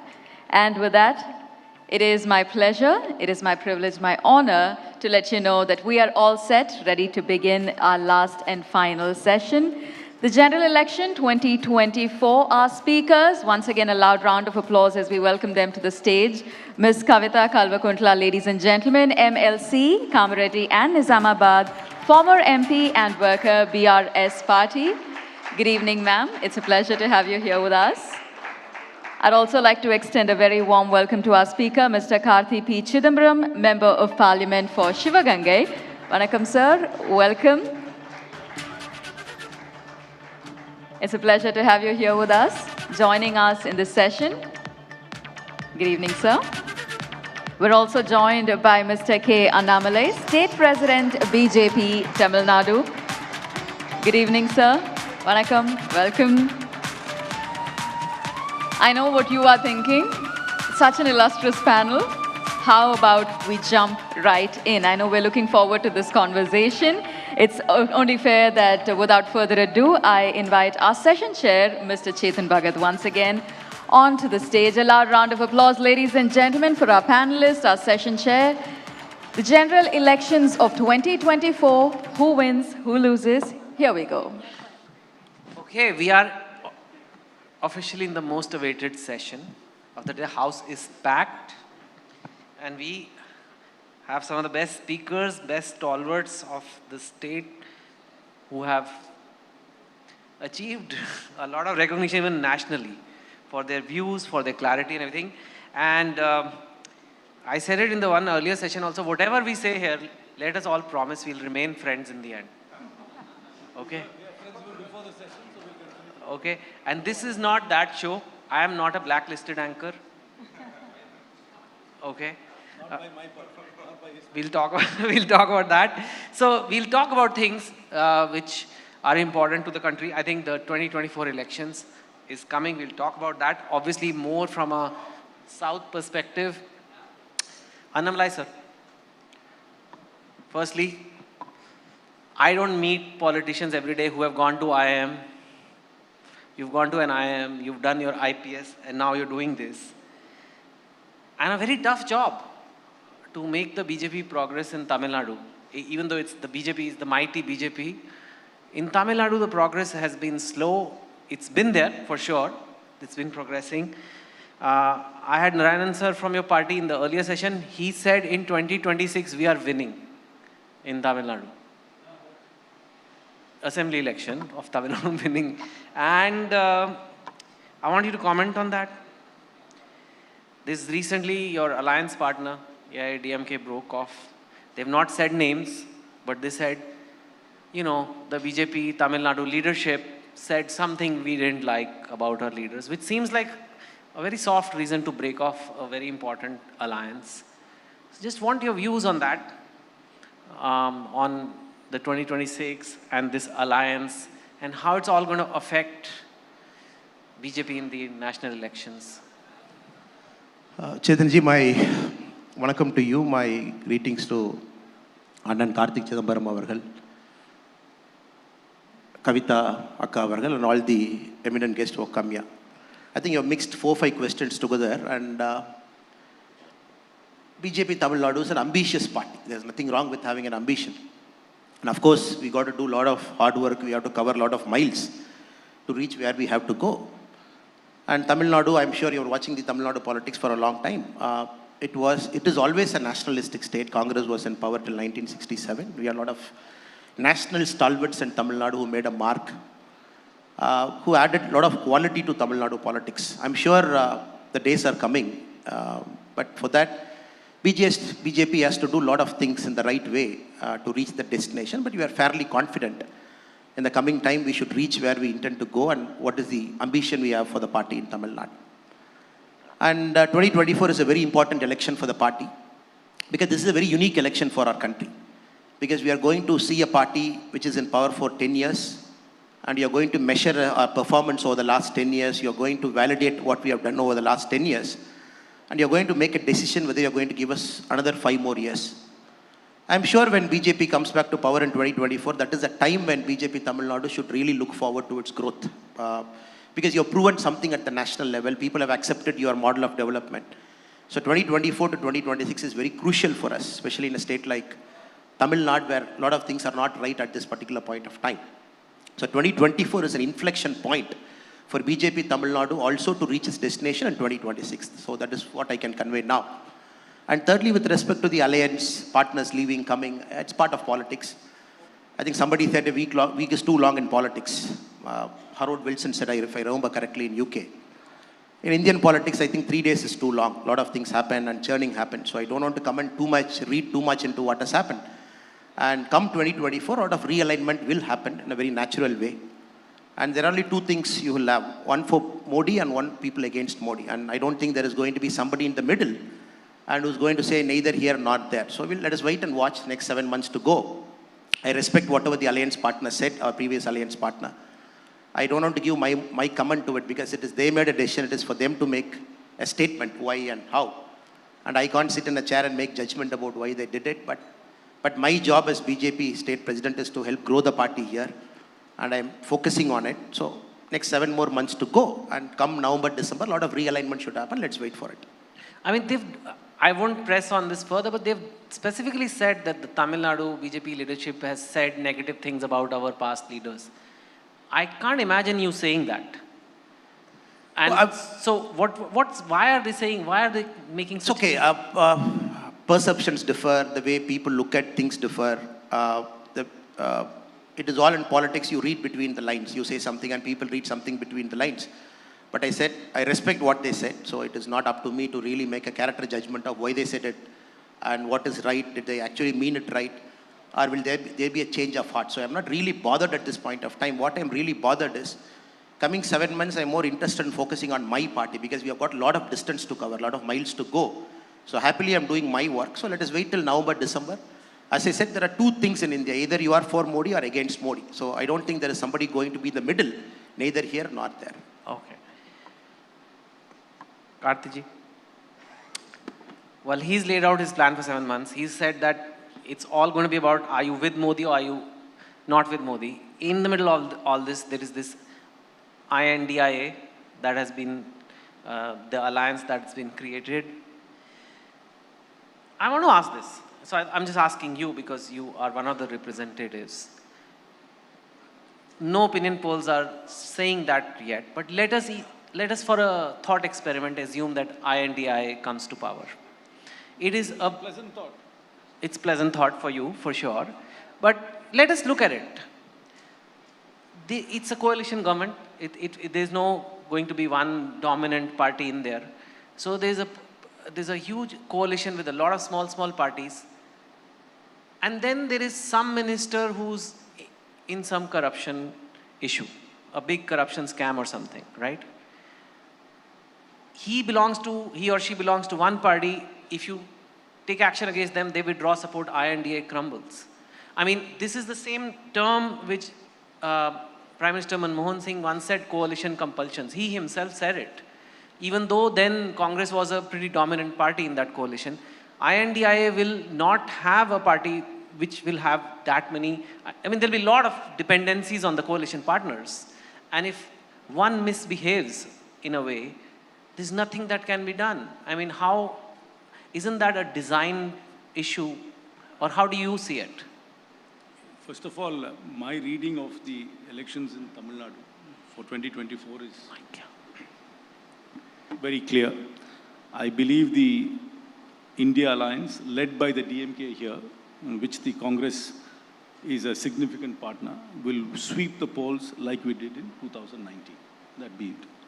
The reason being, Tamil Nadu does not subscribe to the Hindi Hindutva politics of the BJP. And the Hindutva of the BJP is a North Indian, upper class, Sanskritized, vegetarian version of Hindutva, which doesn't gel well with Tamil Nadu. So that being it, I believe the result in Tamil Nadu is going to be very, very clear. It's going to be for federalism, it's going to be for secularism, and it is going to be against this Hindi Hindutva model of governance which the BJP has. As far as the rest of India is concerned, I've always said that Indian elections are like a tennis match. Each set is independent of another set, and what happens in one state might not necessarily having a bearing on another state, and we have to look at the electoral grammar in each state before we come to any conclusions. As far as this coalition being, you're alluding to a potential problem a coalition government can have.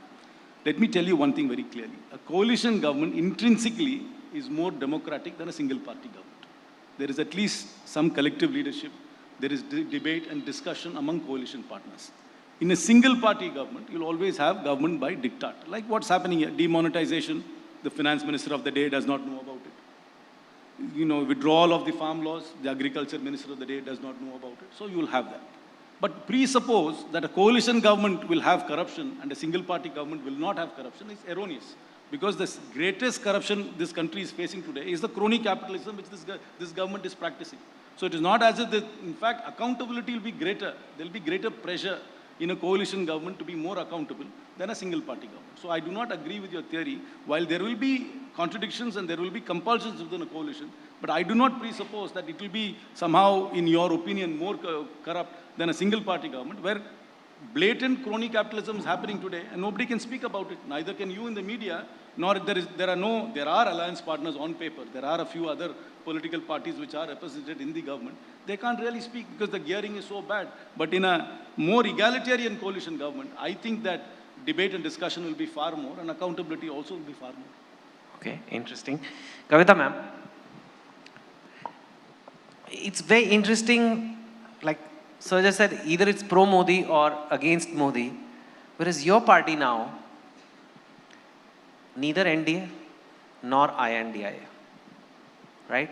And there could be many reasons for that. One is you love them both, so can't decide which one, or you don't love either, right? You've also renamed the party, TRS to BRS, making a state party to a national party, not allying with anyone. There seems to be some thought and strategy behind it. what's going on? No other party that originated from the south, or at least I can't remember them saying, okay, now we're going to go national, we're going to rename ourselves, we're not going to ally with NDA, INDIA. Just walk me through the thought process quickly on that. What's going on? Thank you, Chetanji. Thank you, ABP, for having me here today. India is too vast and too diverse to say that either you are against someone or for someone, or at the same time saying that you have to be in either one of the national parties. That again has failed, that experiment. So that is why you've seen a TMC emerging. That's why you've seen a Naveen Patnaik ji emerging. That's why you've seen a Jagan emerging. That's why you've seen a KCR emerging. So in India, when there are versatilities and diversities which are not respected enough, there will be agitations in the regional space, and that is how many regional parties have come to force today. Now, having said that, regional parties have certainly performed better than both of these national parties. That is a matter of fact. When you look at the growth strategy of Telangana or growth strategy of any other state compared to the nation, we have done far better. Having said that, if two parties have had a chance for 75 years to perform at the national level and have repeatedly failed the nation, or I would say not failed the nation, but maybe they have not tapped the potential of the nation enough, we believe as new political alternative, as a third party, which can work pan-India and provide with a development model. Whatever we have done in Telangana, we have that model to be able to be replicated across the nation. We have a proof of concept. It worked in Telangana. In 10 years, we jumped from 1.2 lakh per capita to now 3.7 lakh per capita, which is the highest in the country. So obviously, we've done something right in the last 10 years.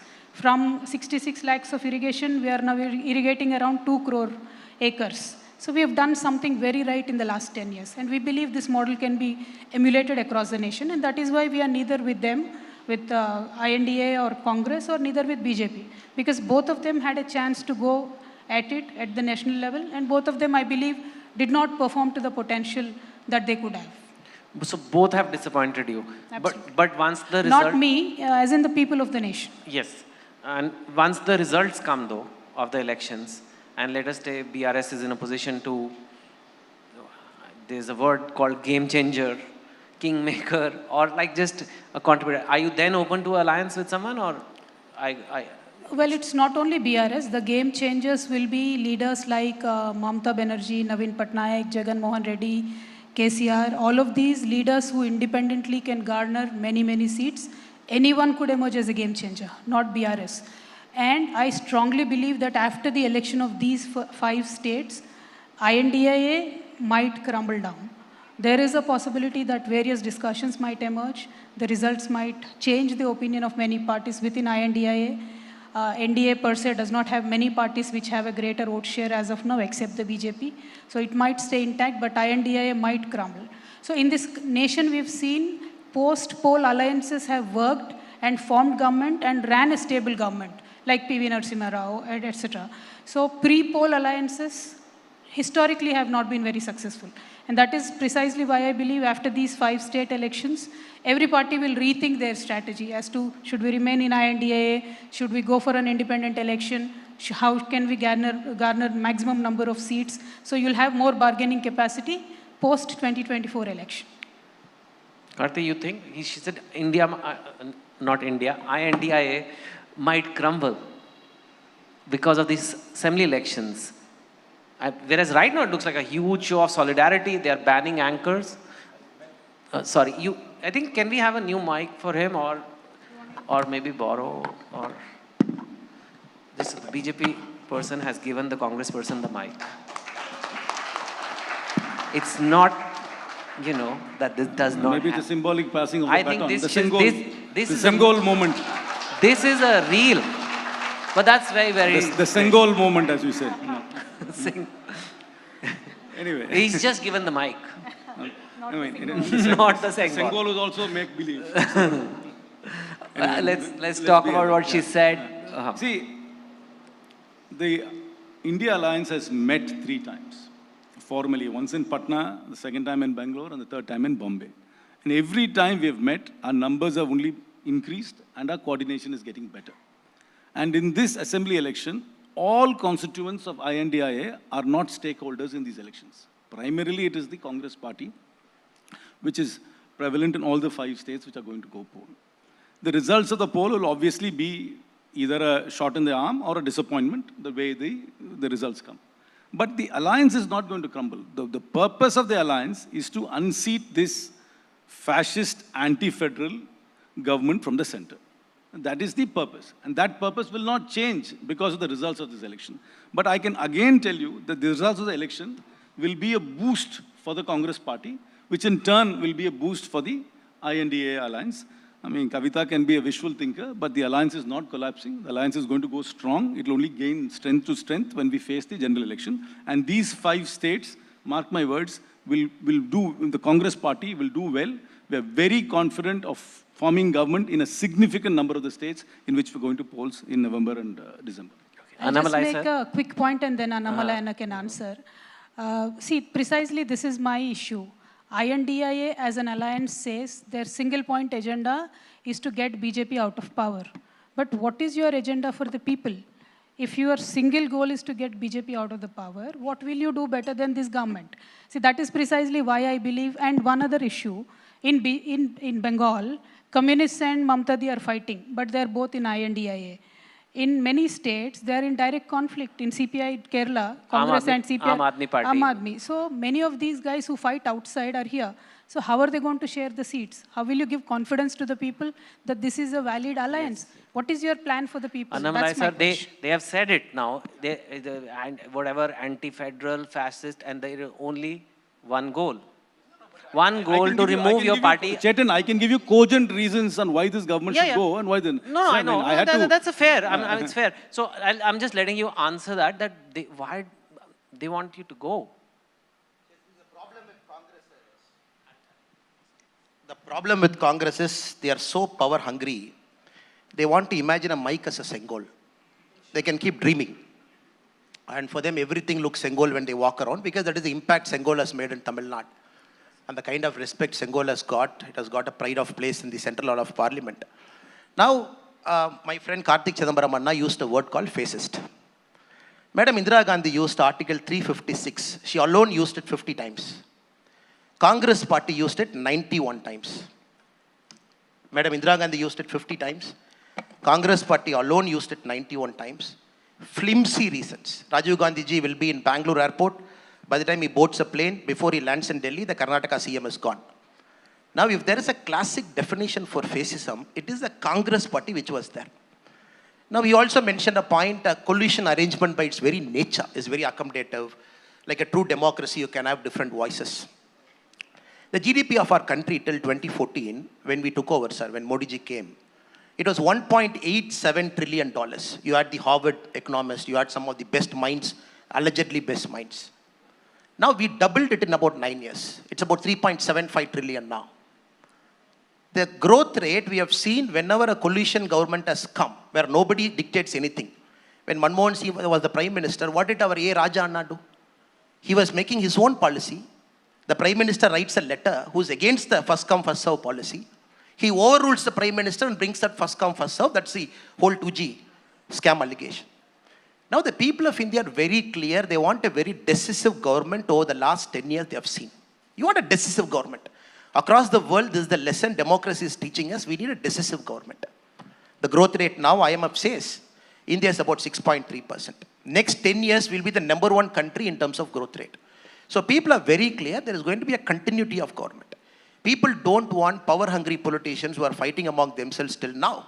Just assembling in a room for the convenience of power, they come to a common broad agreement. I'm very sure 2024 we will see Modi ji coming back to power for the simple reason we have delivered.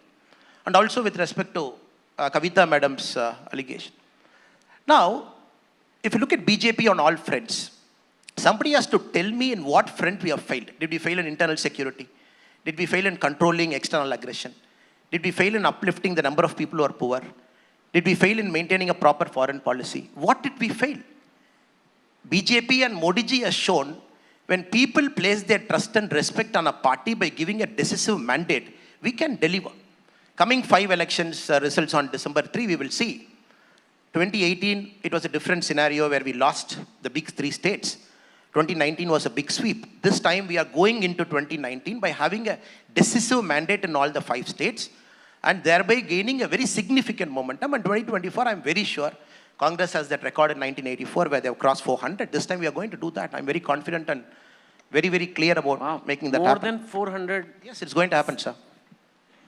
In the Lok Sabha 2023, Agan Bharat will happen. When the time is right, it will 100% happen. Just give a mic to him. Can you get another mic for him? We are missing the best punchlines. Anyway, this is all wishful thinking of this 400 seats. Anyway, you wanted to tell me, ask you, where has the BJP failed? The BJP is tremendously anti-federal. They want to take away the rights of the states. They want to centralize all power of the central government. They believe that uniformity is equal to unity, whereas we believe in diversity is equal to unity. They want to have this, one that. Want to destroy the multifaceted culture, linguistic differences of India, which we don't want to. And most importantly, to keep on throwing this that, you are a fascist government, you are emergency, 356. I mean, aren't you supposed to be better than us? Didn't you come into government saying that you're going to give us a better government? I mean, here you're stifling every independent voice in this country, going after institutions, going after political opponents. You have weaponized the law. I mean, the journalist fraternity, I mean, I'm sorry to say, you hardly stand up for your own clan. I mean, you're one of the most vilified class of people in this country. I mean, I could have a huge laundry list of why this government should go. I mean, while he's stating that the economy is grown, why can't you state the fact that we're 124 in per capita income in the world? Why can't you state that 200 high net worth individuals gave up the Indian citizenship? Why did they leave the country? And look at the inflation. Look at a gas cylinder price. You're giving us what the economy was when we left government. Naturally, the world's largest population will have a natural growth in size of GDP. What was the price of a cylinder when we left government? What is the price of a cylinder today? How much are the average man hurting in the street? How much is small business getting hurt? Where is the credit for the small business? And where is this huge crony capitalism which has crept into this country? No other country in the world can one business conglomerate be in airports, be in power transmission, be in mining, be in data centers, in everything else. The Glass-Steagall Act in America will prohibit that. This kind of complete monopolistic oligarchs, you're creating that. I mean, if this is not corruption, I don't know what corruption is. I could have a huge laundry list of why this government should go. And what are we proposing in an alternative? We are proposing an inclusive, a democratic growth for everybody else. That is why we are insisting on a caste census, to show where the power matrix of this country is, to show how concentrated power and wealth is within only a small class of people which are at the helm of the BJP. And that is why the BJP is opposing it. And that is what real social justice is. That is what real economic growth is. That is what will be an egalitarian society. And that's exactly what the Congress is going to usher in along with its alliance partners. Okay. To continue to what Kartiji is saying, when this government came in, when Modi ji came in, he talked about 56 inch ka seena hai, we will not let anybody come into the nation, etc. China is just making inroads, roads, etc. inside the country. They named 23 villages from Arunachal Pradesh suddenly in their list, and we can't do anything about it. What are we doing is we are making movies. We are making various movies trying to, circulate that we are doing a good job. When we talk about local issues, per se, what has BJP done for Telangana? Zero.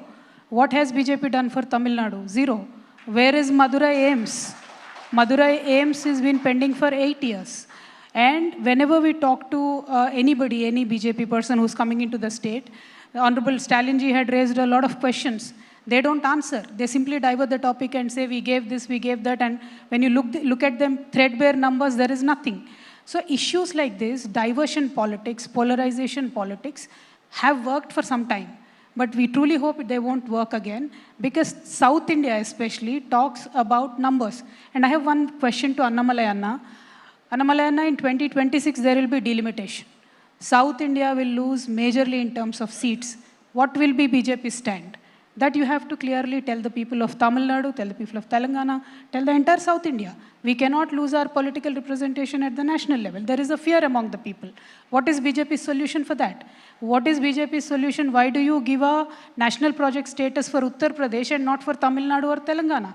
When there is election, when there is BJP in power in Karnataka, you give a national project status to Upper Bhadra, and there are demands from every state. You don't give that.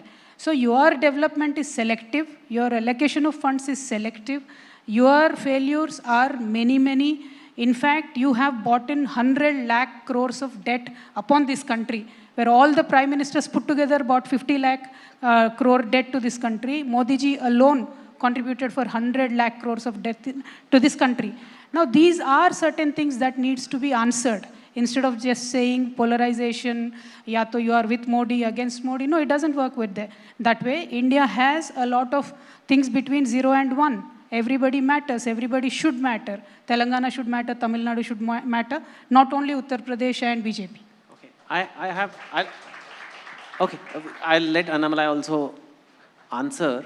But since you mentioned a couple of things, you said this polarization thing doesn't work in South. I've been curious about this question since morning because like I do feel people in the South have a lot of faith and religion is a very big part of life. Like it's there. Like there are more temples here than in many places. A lot of Hindu population, and yet the Hindutva politics doesn't seem to be working so well. So as a natural curiosity, I want to ask you guys why that doesn't work. We will get to the caste census also, and I will let you reply also, because looks like, you know. I'll let Karthia respond to a lot of faults. Yeah, I will come to you. So I want to give you enough time, but let's just talk about this, why the Hindutva politics doesn't work. Maybe one of you can answer that. And then let's talk about this caste census, which I think could be a factor in this coming election, a big one maybe. But let's hear it for them, then Annamalai. Well, please take it. See, as I told you earlier, the BJP's construct of Hindutva is a North Indian Sanskritized upper class vegetarian construct. So that is very different from the day-to-day practice. I mean, I am a tremendously temple-going, ritualistic, superstitious, astrology-believing person. But their version of the faith and their version of the practice of the religion is very varied from what we practice on a daily basis. Yes, Tamil Nadu has per square kilometer more number of temples than anywhere in India. We break more coconuts every day in Tamil Nadu. The mistake the BJP does is they believes that because it's a temple-going state, they will vote for us. And the mistake the Dravidian parties make is because they go to temples, because they vote for us, they are not temple-going. So both the parties make a mistake. One is different from the other. The politics is different from the faith. And the people here are clearly going to divorce their practices from their politics. And the politics here there is a strong regional identity here. There is a linguistic identity here. And the BJP, because of its overt push to this Hindutva agenda, and also this uniformity is equal to unity kind of an agenda, one this, one that, pushes Tamil Nadu back. And that is why Tamil Nadu will consistently reject the politics of the BJP. And, anybody who is independently assessing will know that the BJP has only got a certain limit it can grow to. It is not an acceptable party. The politics of the BJP, the agenda of the BJP will be roundly rejected in Tamil Nadu time and time and again because they don't agree with the construct of the societal construct which they are proposing. Their construct is, as I repeatedly say, it's a very North Indian, Sanskritized, vegetarian, upper class construct. And that will be rejected time and again in Tamil Nadu. I have a good point to make. I have to let him, I think I need to give him 2 mics. One second. Let him answer and then I'll just quickly finish the point. See, I strongly believe there are political Hindus and there are practicing Hindus. BJP is political Hindus and rest of us in South India are practicing Hindus. We are very temple going, very ritualistic, very religious people. I personally myself am a very religious person. But it is my religion inside my home.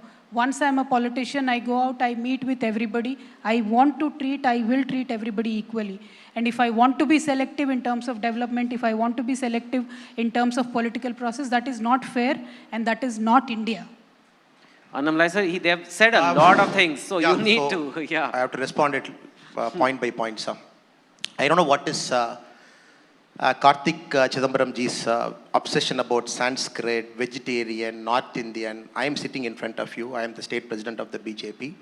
I am not a North Indian. I am not a vegetarian. I don't know a word of Sanskrit. I don't know a single word of Hindi. Maybe a possible conversation Hindi I might try. You have to understand, sir.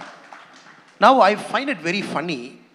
Madam Kavita ji, should have defended her father's record of 10 years what they have done. You are in power for 10 years, you are not able to defend what you have done. Pulavaram project is more like a ATM of the KCRG's family. We have seen it. A lot of allegations. We are seeing it, what is inside. Now, I would respect an opponent when they defend their track record of what they have done for the state. And every time it is like, you want to vilify BJP, you want to call this, you want to call that. It's okay, sir. Now, A.K. Antonyji, Defense Minister of India, 2011 Parliament. What did he say about China? He said the best way to contain China is not to develop border villages. As we speak now, our Prime Minister is in Uttarakhand, in the border area, inaugurating projects worth more than 2,000 crore there. They said the best way, don't do anything. Allow Chinese to come. Give acres and acres and square miles of acres in Ladakh and Arunachal and different parts.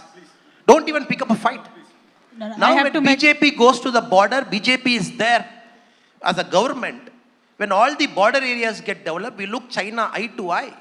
And suddenly they have this China problem, including Rahul Gandhi ji. I don't know who he meets outside the country. And with respect to Karthik ji's very specific thing, I find it very funny. This is a Congress state till 1967. Now, Congress party in Tamil Nadu has become a cheerleader for DMK. DMK has got no business to come in 1967 to govern the state. I find the Congress party more as a cheerleader for DMK, encouraging them whatever nonsense they are doing. The only common link I see between, Tamil Nadu and Telangana. Both states have made the states as states of drunkards. When they came to power, their liquor revenue, what was it? 12,000 crore. They have taken it to 30,000 crore now. We are at 44,000 crore. When the state got bifurcated, Telangana, if you look at the net debt, was 75,000 crore. It's 3,13,000 crore now. Tamil Nadu is the state with the highest number of debt in the country, 7 lakh crore. What model are they talking? Are they talking of a development model? Are they talking of a pro-poor model?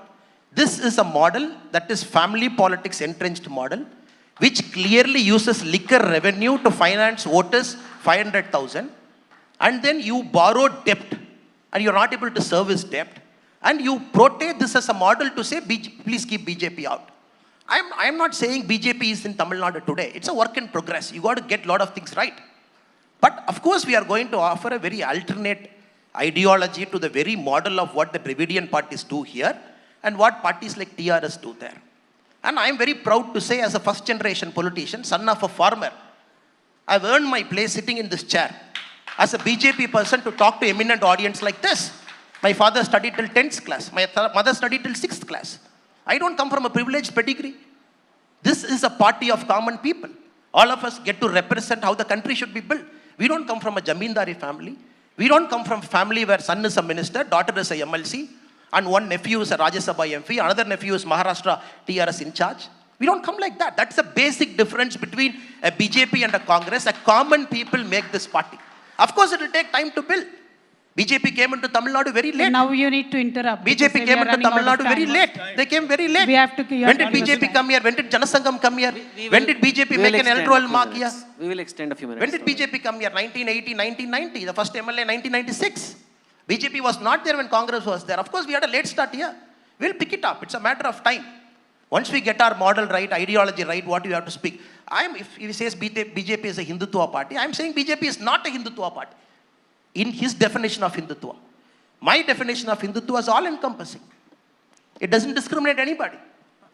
I want Muslims and Christians to sit in the same table. If they have an imagination that BJP discriminates, I can't cure the disease. That's the disease of appeasement, disease of Congress.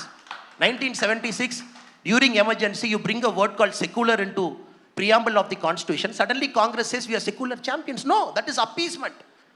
That has taken India backwards. What Rajiv Gandhi ji did in Parliament is a terrible crime, Shabanu case. You have completely altered the social fabric of this country. When BJP does it right, when we do a civilizational continuity, when we do a civilizational reset, you call us Hindutva party, proudly will wear that label. But BJP's definition of Hindutva is all-encompassing, non-discriminatory, take everybody along. And when you want to stock a state like Tamil Nadu, of course, I understand I am at a disadvantage. The party came late, we are building the party, it will take time. That is not a measure. The measure is 2024 is an inflection point for BJP Tamil Nadu. Modi ji is going to come back. You can't do they agree on a prime ministerial candidate? Or is it going to be like 2004? You form a government, then you have a chair competition, then you put a roll of dice, then you select a prime minister. then somebody will come. That's how you want to govern India. We are seeing what is happening in Israel. You have a far right, you have a centrist, you have a left centrist. What has happened to Israel? Now Israel wants a unity government now. Look at all over the world. People want a decisive government, and India should not lose this decade. Next 25 years is very important for country's growth. And people of India are very clear.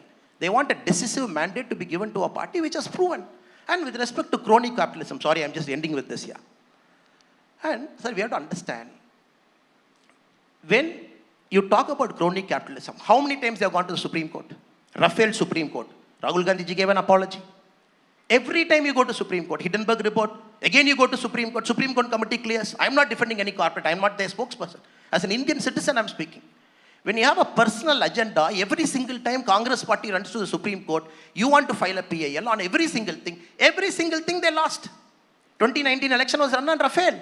He was forced to give an apology, Mr. Rahul Gandhi, who was the prime ministerial candidate in 2019. Forced to give an apology to the Supreme Court. What are they talking about crony capitalism? They have to understand. You cannot come and make allegations and get away with it, sir. When somebody made a mistake, we are making an action.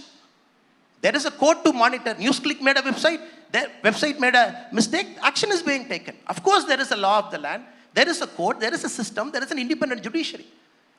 And simply everything, whatever is wrong in the country, you put it on BJP. So what were you doing for 67 years? We are trying to correct what you have done in 67 years over the last 9 years. We need more time to go ahead. Very Exactly, quickly, that's Kavita what we are saying. Just two lines because we do want to discuss. No, we asked you for time. You said you are giving us time. Yeah. That's but not fair. I think categorically, the government, because I believe that he has got access to the government, must categorically state, perhaps in the floor of the parliament, or the Prime Minister must come and say, there's been no incursions by China into Indian territory. We've been repeatedly asking this question in parliament. It has been stalled. No question about China is ever admitted into question hour. Can the government of India, I'm challenging the government of India, the Prime Minister of India, the Defense Minister of India, to categorically state that there has been no incursion on Indian territory and no incursion by China into Indian territory. Can they state that? Everybody knows there's been massive incursions there. And all these kind of photo ops on the border areas where incursion is happening on the other side is completely misplaced. And secondly, it's constantly saying that, there is no crony capitalism. I mean, I'm giving you an example. There is nowhere in the world has one company been given so much, one corporate entity been given into a sort of an open door policy into so many sectors. That is what mature democracies do. Mature democracies do not allow concentration of economic clout into one hands. And to say that you always go to court, everybody knows the state of institutions today in this country. I don't want to specifically name that. Institutional capture has happened in the last 9 years. Everything you do is you do under the veneer of a legal sanction. Every raid is legal, technically, because somebody signs it off. Every arrest is legal because some magistrate is remanding you. But that does not necessarily make it fair. That does not make it honest. Even Jesus Christ was crucified because there was a judge, Pontius Pilate, who put him to the crucifix. So every illegality in this world, including what happened in Nazi Germany, happened under legal sanction, against legislative sanction. So just because it happens under legal sanction, just because it happens against legislative sanction, does not make it moral. Karthik, Chetanji, I just have to say this, that BJP still talks like a party in opposition. Whenever anybody asks you a question, they will highlight the problems, they will not give a solution. I'm simply stating the fact that Modi ji came into power in the last 10 years. 100 lakh crores of debt is incurred on this country. Is it true or not? AIMS Madurai is not made yet. Is it true or not? We did not get any special project. Is it true or not? And you are saying that we are corrupt. Polavaram is not in Telangana, it's in Andhra, but our particular project was completed in 3.5 years. Today it is giving water to 73 lakh acres. Can you do it? And I'll tell you this categorically, my leader, my father, what he has done for my state, Telangana, your party can never do that to in India in 100 Janams also. Because we worked categorically, we worked honestly. That is why people elected us twice. And we are going back for the third term. We will certainly get elected again. And I'll just leave the audience with simple thought that if it is not crony capitalism, how did you waive off 12 lakh crores debt of corporates, whereas you will not even speak about farm loan waiver? Why can't you waive off the farmer's loan? But why will you waive off the corporate loans? And then how can you say that it is And you tell me today, did you not capture the Cricket Association of India today? Is it just because one person is a cricketer? No, one person belongs to a certain party who's of a powerful leader's son. So what are you talking about family rule? You have just taken Scindia ji into your party. You have broken the Madhya Pradesh government. You were here in alliance with DMK. That time you don't remember DMK was a family rule party. You were in alliance with Uddhav Thackeray. That time you don't remember it is.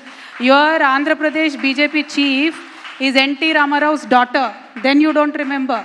So when it suits you, you talk about family, legacy. When it suits you, you talk about being very non-corrupt, non-free. See, this is not fair. So when you're talking about issues, might as well talk about them in a very objective manner.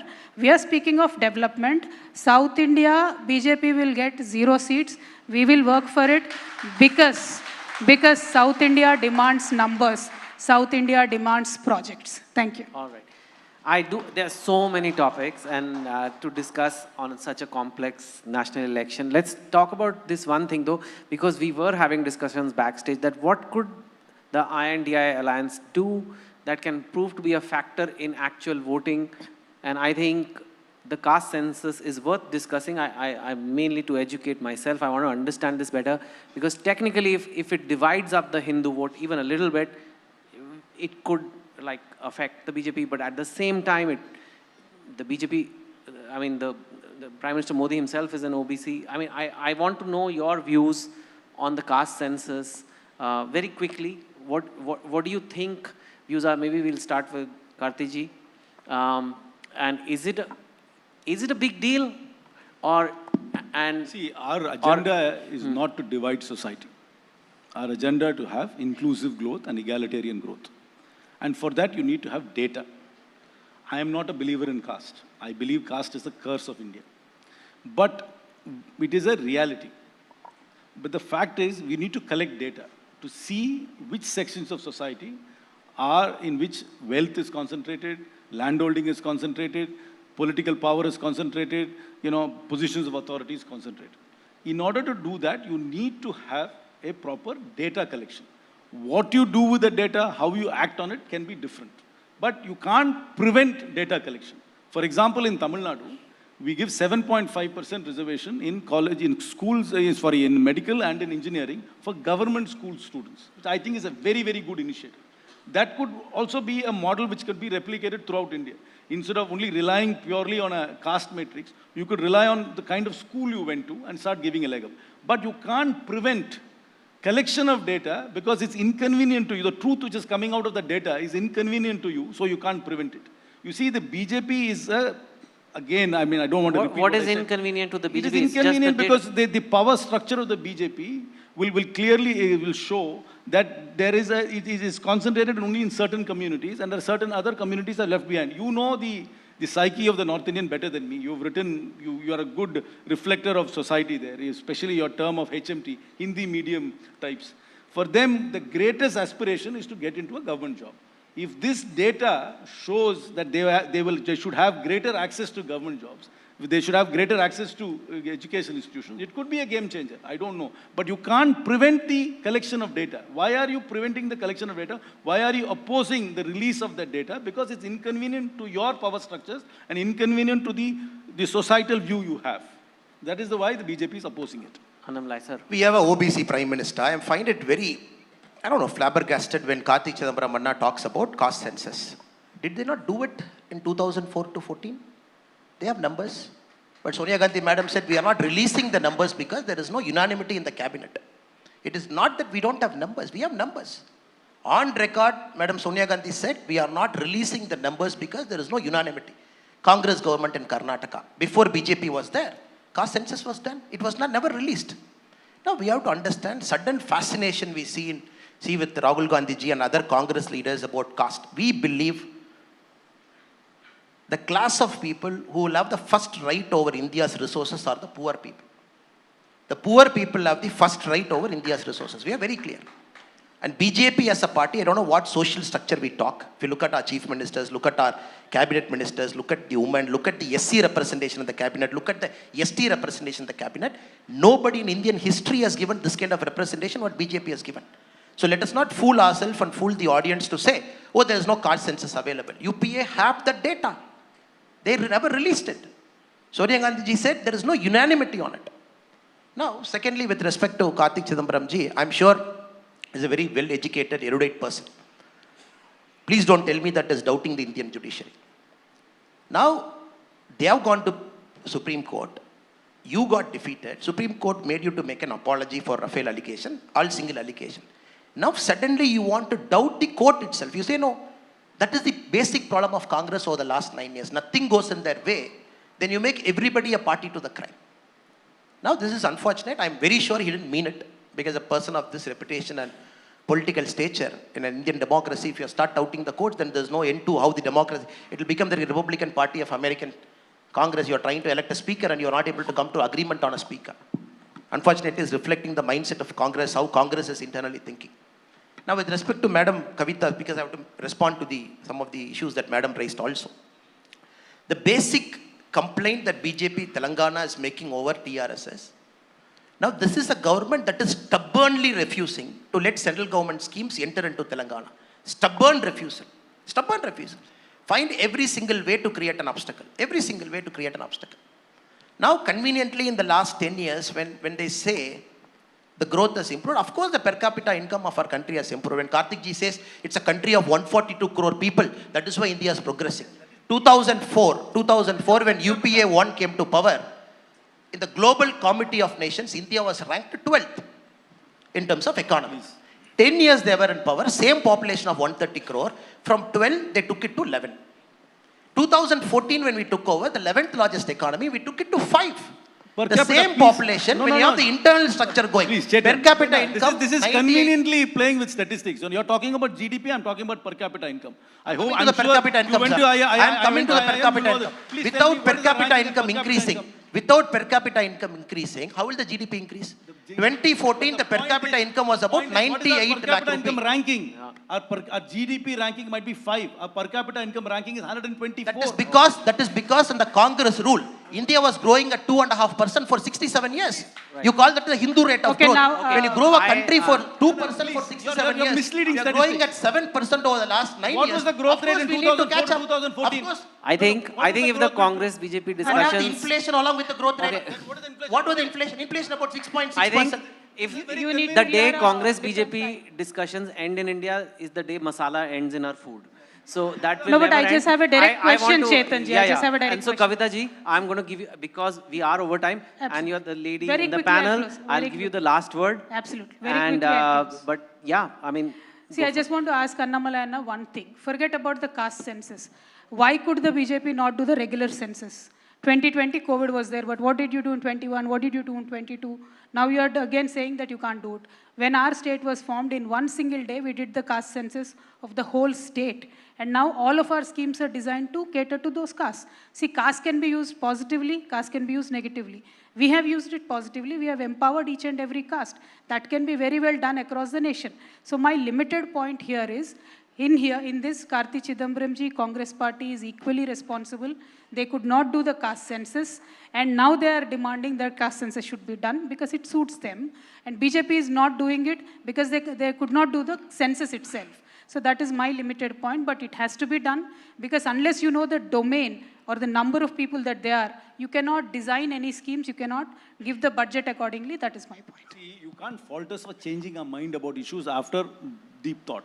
We have thought, perhaps at that time, there was no consensus. Now we're very clear that we need this data in order to have an egalitarian society, in order to make social programs or whatever it is. I'm not saying that how the data will be used is a matter of debate. But to say we can't even have the data is not acceptable. And there is an evolution of thought. I mean, any politician who says that he has had no evolution of thought is a politician who's not thinking. Okay. Evolution of thought in Indian politics is Rahul Gandhi ji, one day Amar, one day Akbar, one day Antony. That is evolution of thought for Congress party. You tell me, did Madam Sonia Gandhi never say there is no unanimity among the Congress-led government cabinet with respect to caste census? Now I need answer for that. Suddenly you can't say in 2023... He said he changed his mind. No, sir, I don't understand. These are very convenient changes. Karnataka Congress government, the same Siddaramaiah ji, when did he do caste census? Why it was not released for 5 years? Yeah. Now, we believe very categorically The resources of the country, the first right should go to the poor of the country. That is Why what are we are you doing. decreasing NREGS allocation if poor is your priority? I will give you the last word, and now since you have spoken, because there is something else, sir, in the program. Thank you so much, guys, for your passionate, like really passionate, very, very enjoyable session. Wish you all the best. The people will ultimately decide, and the numbers will be out. But good. Thank you so much.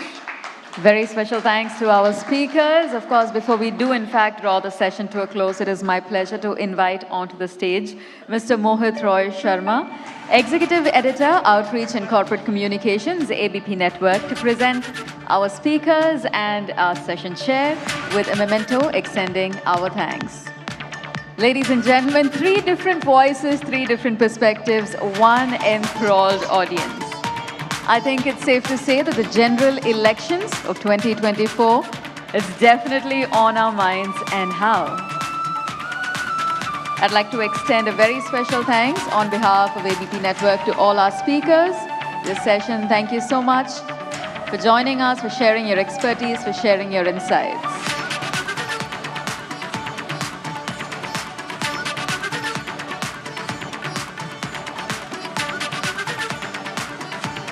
Thank you very much, Ms. Kavita. Thank you very much, Mr. Karthi. A very special thanks to Mr. K. Annamalai. A very special thanks, of course, to our session chair, if I may request Mr. Mohit to do the honors and present our session chair, Mr. Chetan Bhagat, with a memento.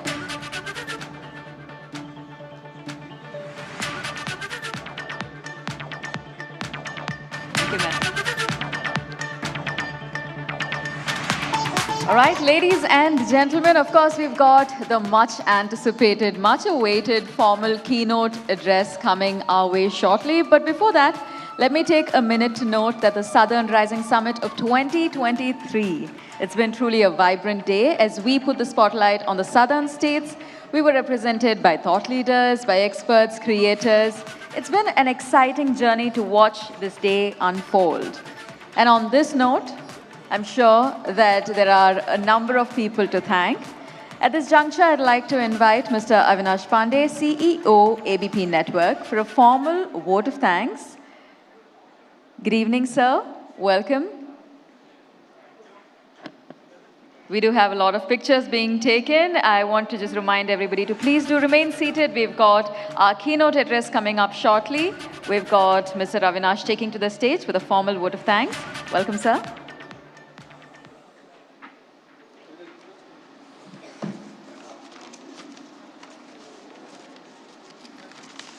Let the political dust settle down.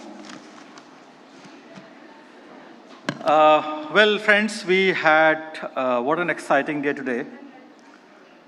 We would like to thank all our speakers, our audience, and our anchors for a fulfilling day today at the first edition of the Southern Rising Summit. ABP Network is always trying to raise the bar in telling stories that connect with people. So it was fitting that we began with Governor, Her Excellency Ms. Tamilisai Sundararajan, who calls herself a people's governor and took on Telangana CM K. Chandrasekhar Rao. We had riveting session with authors Gurucharan Das and Gopal Gandhi.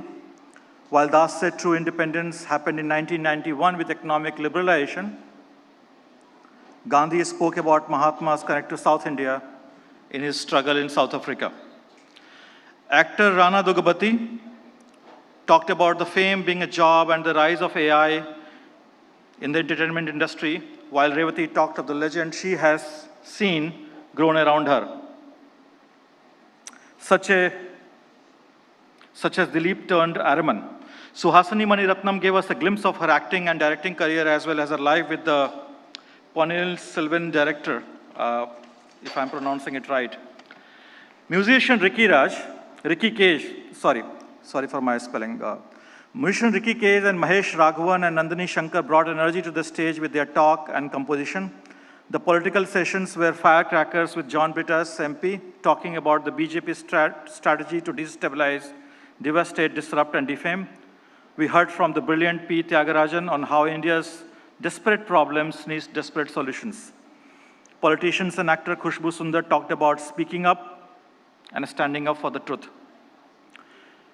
Kavitaji, Karthi, and Karthi P. Chidambaram and K. Annamalai were in a heated and passionate discussion just now on who will vote and how, which was a taste of thing to come. It has been a great day of diversity, of opinion and thought, of learning and lesson, and what a brilliant thought and vision that everybody spoke about. Thank you so much, Chennai. You guys have been a great audience sitting throughout the day. Amazing audience, amazing city. Good reception from my South team to organize such a beautiful event here today. Please keep watching ABP NAD and ABP Desam on ABP Live and stay tuned to the ABP network. Thank you very much.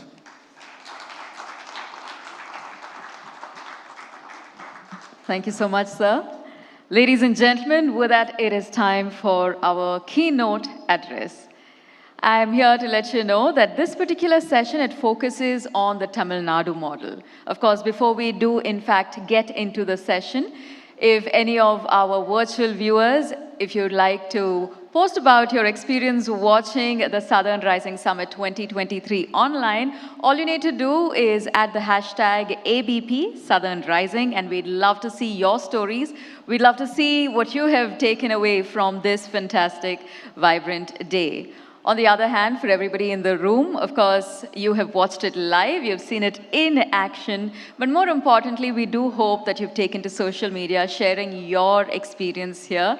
Once again, our social media handles, especially YouTube, have been live throughout the day. We've got ABP Live, ABP NADA, and ABP Desam. All three platforms showcasing this particular conclave live, and we've seen spectacular engagement through the day. Only showcasing and reminding us that the Southern Rising Summit is truly on the right track. And with that, ladies and gentlemen, from eminent speakers to experts, to esteemed guests, today we have pretty much seen it all. And at the core of all of it is diversity. Right, when we started off, we spoke of confluence, whether it's modernism and technology, whether it's culture and innovation. The South has kind of stood through all of it all. And of course, at the helm of all of it, we've got the Southern Rising Summit presenting a mesh of all these wonderful cultures, the wonderful mosaic right here to the heart of India. Ladies and gentlemen, I think it's safe to say that we are all set and ready to begin our keynote address.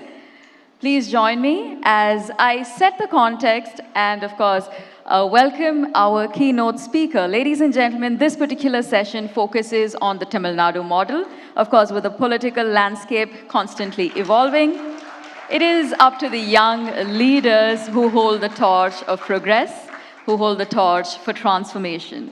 This keynote address that we're going to be witnessing right now will showcase how Tamil Nadu's governance model, it offers valuable lessons that extend far beyond the state boundaries. To say a few words and formally introduce our keynote speaker, it's my pleasure to invite Mr. Ganesh Ramachandran, Assistant Editor, ABP Nadu. Welcome, sir.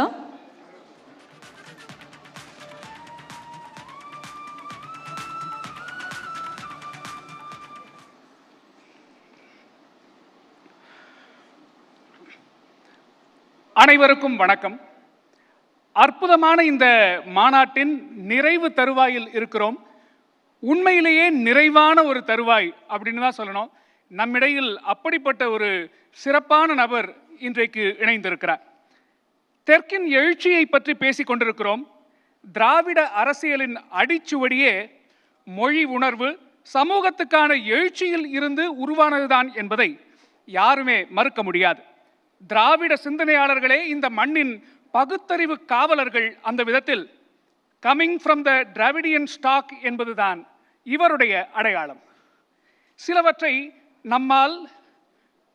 நாம் ஒழிக்கத்தான் வேண்டும், எதிர்க்க முடியாது. சனாதனம் குறித்து திராவிட அரசியலின் புதிய கருத்து அல்ல இது. இதை சொன்னதால் சனாதன ஆதரவாளர்களால் அன்று இவருடைய தாத்தாவின் தலைக்கு விலை வைக்கப்பட்டது வரலாறு. மீண்டும் இன்று தன் தலைக்கும் விலை வைத்தும் கூட, அது தேசிய அளவில் பெருஞ்செய்தியாக பெருக்கெடுத்தும் கூட, தன்னுடைய தாத்தாவின் பாணியிலேயே சொன்ன கருத்தில் இருந்து பின்வாங்காமல் பதில் கொடுத்த விதத்தில் இவர் 5ஆம் தலைமுறை திராவிட அரசியலின் முகமாக மக்கள் மனதில் ஆழ பதிந்திருக்கிறார். திராவிட கொள்கையின் பரப்புரையை தற்போதைய தேசிய அரசியல் களத்திலும் தவிர்க்க முடியாத அரசியல் ஆளுமையாக இத்தனை விரைவில் உருவாக்கி பல நல்ல அரசியல் விமர்சனங்களையும் நம்பிக்கையையும் கவனத்தையும் ஈர்த்து வருகிறார் இவர். திமுகவின் சட்டமன்ற உறுப்பினர், தமிழக அரசின் இளைஞர் நலன் மற்றும் விளையாட்டு மேம்பாட்டுத்துறை அமைச்சர், திமுக இளைஞரணி இதயங்களின் மாமன்னன் திரு உதயநிதி ஸ்டாலின் அவர்களை பேசுவதற்காக அழைக்கின்றோம்.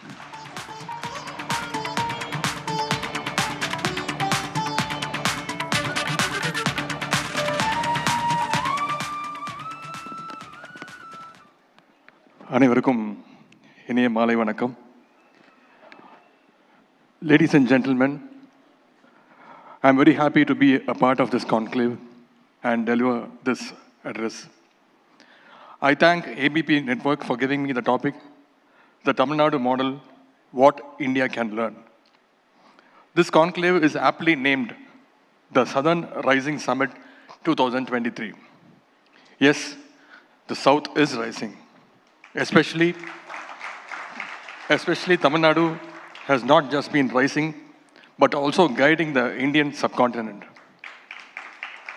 For the last 50 years, the South Indian states have grown faster than the national average. ஒரு நல்ல அரசு என்பது உணவு உற்பத்தி, கல்வி, சுகாதாரம், தொழில்துறை ஆகிய அம்சங்களில் சிறந்து விளங்க வேண்டும் என்று சொல்வார்கள். Tamil Nadu has attained greater heights in the field of food security, agriculture, education, health and industrial sector. சுதந்திரம் பெற்ற பிறகு இந்திய மாநிலங்கள் பெரும்பாலானவை ஒரே நிலையில்தான் இருந்தன. எல்லா மாநிலத்திற்கும் ஒரே மாதிரியான வாய்ப்புகள் தான் இருந்தது. ஆனால் தென் மாநிலங்கள், குறிப்பாக சொல்லணும்னா தமிழ்நாடு, இந்த அளவுக்கு முன்னேற்றம் கண்டிருக்கிறது என்றால் இங்கு நிகழ்ந்த சமூக பொருளாதார புரட்சி தான் காரணம். உழுதுவருக்கே நிலம் சொந்தம் என்ற வகையில் நில உச்சவரம்பு சட்டத்தை கொண்டு வந்து ஏழை எளிய மக்களுக்கு நிலங்களை வழங்கியவர் டாக்டர் கலைஞர் அவர்கள்.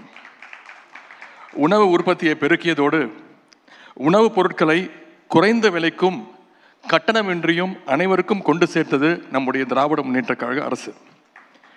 இன்றைக்கு இந்தியாவிலேயே ஒரு முன்னோடி உணவு கொள்முதல் மற்றும் விநியோக அமைப்பாக தமிழ்நாடு சிவில் சப்ளைஸ் கார்ப்பரேஷன் உள்ளது.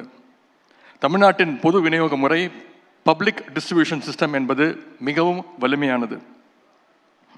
The DMK has been giving equal importance to the health and education also. Our Honorable Chief Minister has built the state-of-the-art library called Kalaignar Centenary Library at Madurai and a 1,000-bedded Kalaignar Centenary multi-speciality hospital at Chennai at a cost of rupees 250 crores each. Tamil Nadu has achieved a phenomenal growth in industrial sector too. Tamil Nadu is the first state in India to frame an IT policy as early as 1997 and introduce a need-based computer education in education institutions in big way.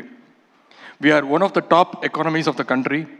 We are competing with Maharashtra in the field of industrial development.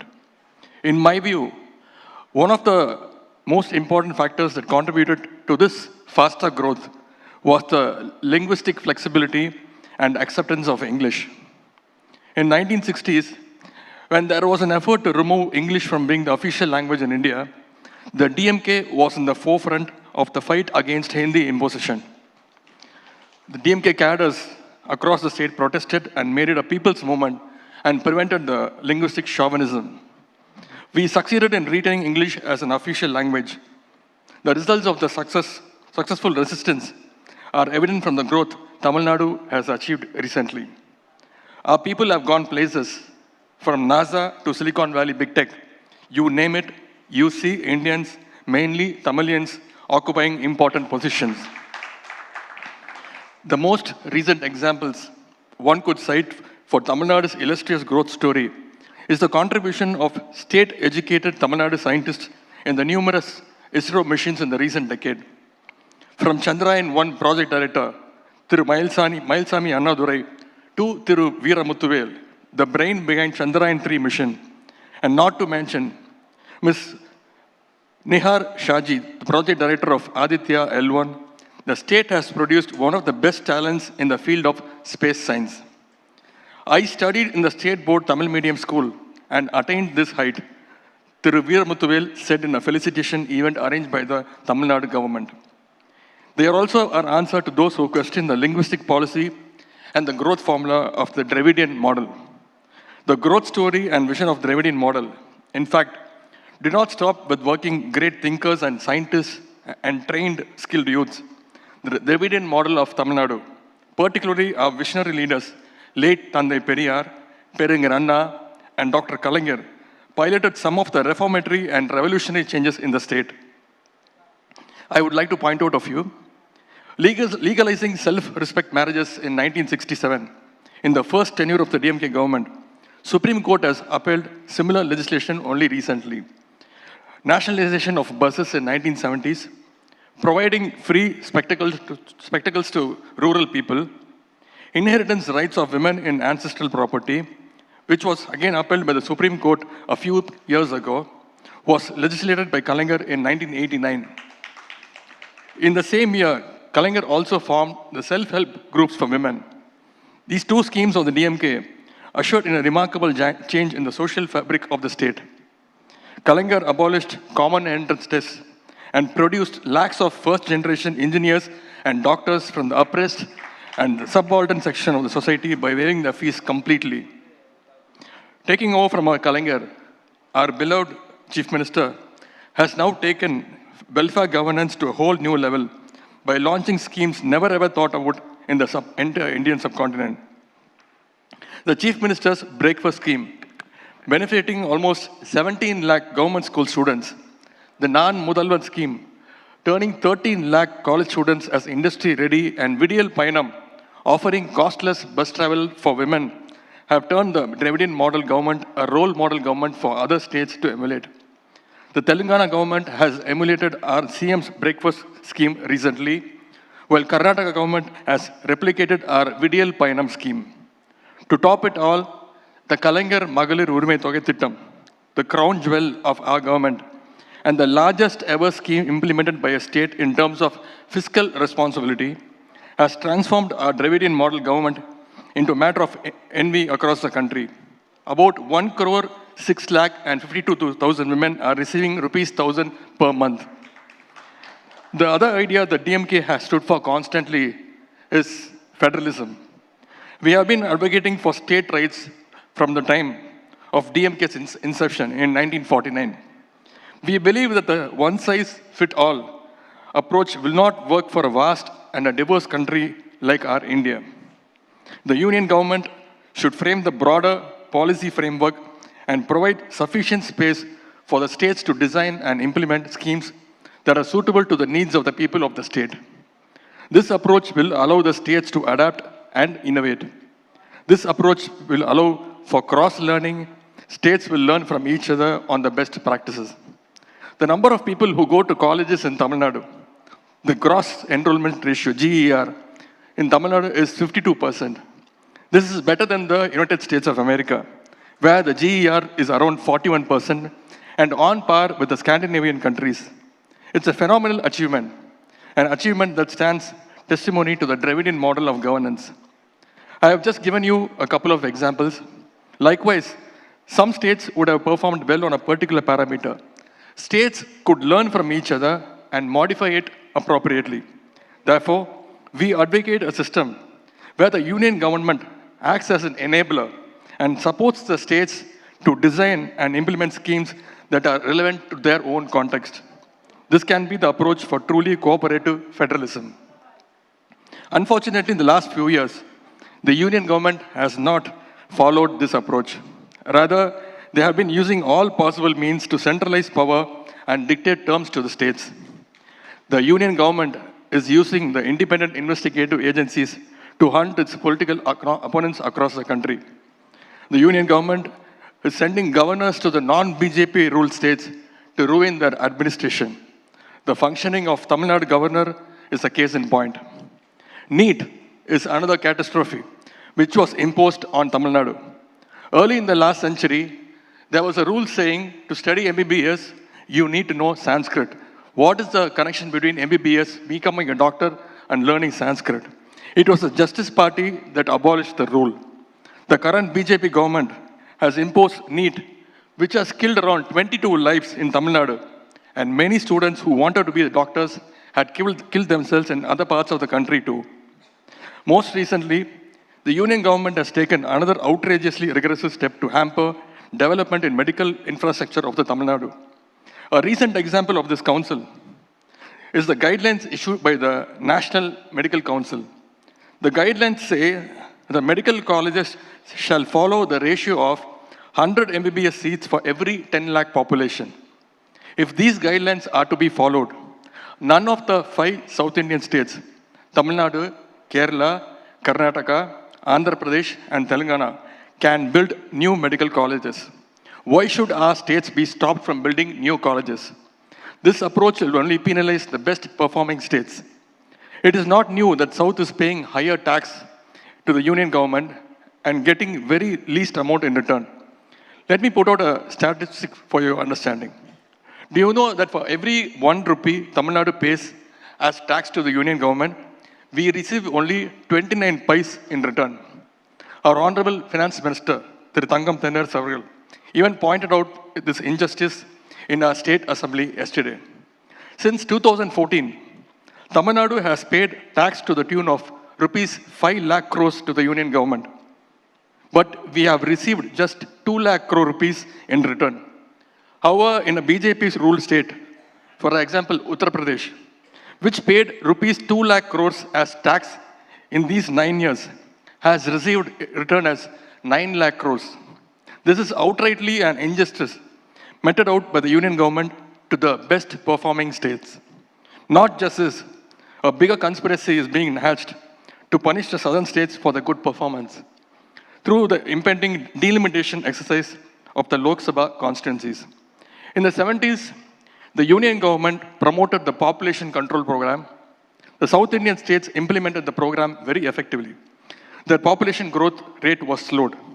In comparison to the other states that did not implement the program well, whose population continued to grow at a higher rate, this effectively reduced the population share of the South Indian states.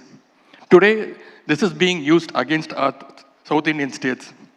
As you all would know, the Constitution mandates that each state must receive seats in proportion to its population, and constituencies should be of roughly equal to the size of the population. The union government pushed states to reduce population in the 1970s. This principle was kept in abeyance through a constitutional amendment. The amendment to the Constitution passed by the Parliament in 1976 froze the number of seats in the Lok Sabha till 2000. In 2001, when again the issue came up, the states that were likely to lose seats protested. Due to this protest, the then NDA government piloted another constitutional amendment, 84th Amendment to the Constitution, that extended the freeze for another 25 years till 2026. We are just 2 years away from the deadline. So how will this delimitation affect us? It is clear that all 5 states, Tamil Nadu, Kerala, Karnataka, Andhra Pradesh, and Telangana, will lose their seat share in Lok Sabha. If delimitation is done without changing the number of seats in Lok Sabha, Tamil Nadu will lose 8 seats from the current 39 seats to, it will be limited to 31, decreased to 31. This is a clear attempt to silence the voice of southern states. Our Chief Minister has called the delimitation a sword hanging over our head. We should be mindful of the conspiracy that is being hatched to take away our rights and act accordingly. I am hopeful that most political parties that are fighting for the state rights will definitely oppose this move. Every right-thinking citizen will confront this move, and I can guarantee you that DMK will be at the forefront of this people's movement. Finally, I have a request for the media friends who have lent your ears to me. From the above points, you would have understood that Tamil Nadu is distinct and a class apart from the rest of the country on most spheres of the social development. However, the media, mostly the upcountry media, has been prejudiced in its perception of Tamil Nadu. Instead of showcasing our success stories and uniqueness, a few northern India media paints a grim picture of the state as being divisive. We are not divisive. We are great patriots and second to none. In fact, we are among the first in contributing to the national development. I can also cite instances when the media had fallen prey to the malicious designs of some selfish political parties like the Bharatiya Janata Party. Recently, I spoke about the importance of creating an equal society without caste discrimination. My statement was mischievously twisted and falsely spread by the BJP for cheap political gains. Instead of exposing the falsehood of the BJP and the truth in my statement, the media, mainly the North Indian media, organized exhaustive debates for almost 10 days. It was worrisome to see the media fall for some malicious political designs instead of speaking the truth to power. ஊடகங்களுக்கும் சமூக பொறுப்பு இருக்கின்றது. எப்படி அரசியல்வாதிகளுக்கு சமூக பொறுப்பு இருக்கிறதோ அதே போல ஊடகங்களுக்கும் சமூக பொறுப்பு இருக்கின்றது. எப்படி எங்களை மக்கள் பார்த்து கொண்டிருக்கிறார்களோ உங்களையும் மக்கள் பார்த்து கொண்டு தான் இருக்கின்றார்கள். எனவே அந்த பொறுப்பை உணர்ந்து நீங்கள் அனைவரும் செயல்பட வேண்டும் என்று இந்த நேரத்தில் கேட்டுக்கொள்கின்றேன். I would like to conclude my speech with a famous quote of a great leader, Perangar Anna. Anna said, "Go to the people, live among them, learn from them, save them, serve them, plan with them, start with what they know, build with what they have." Our Honorable Chief Minister is following what Perangar Anna has said 6 decades ago and running a people-centric and public welfare government.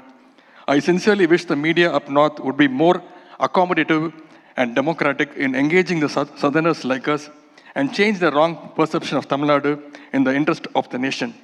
Tamil Nadu, mainly DMK, and our people will continue to contribute to the national development. Thank you. Vanakkam.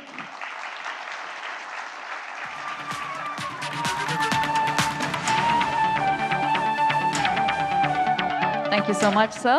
May I please request Mr. Saurabh Yagnik, COO ABP Network, to join us on stage for a formal felicitation of our keynote speaker. A keen and insightful showcase of the Tamil Nadu model, ladies and gentlemen, setting the stage with, of course, valuable lessons, especially on state rights. What a fitting platform to share that. Also, a quick reminder on citizens and our civil rights.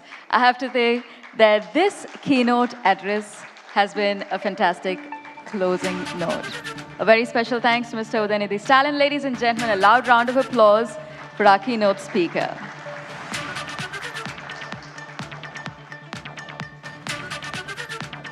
Thank you so much, sir.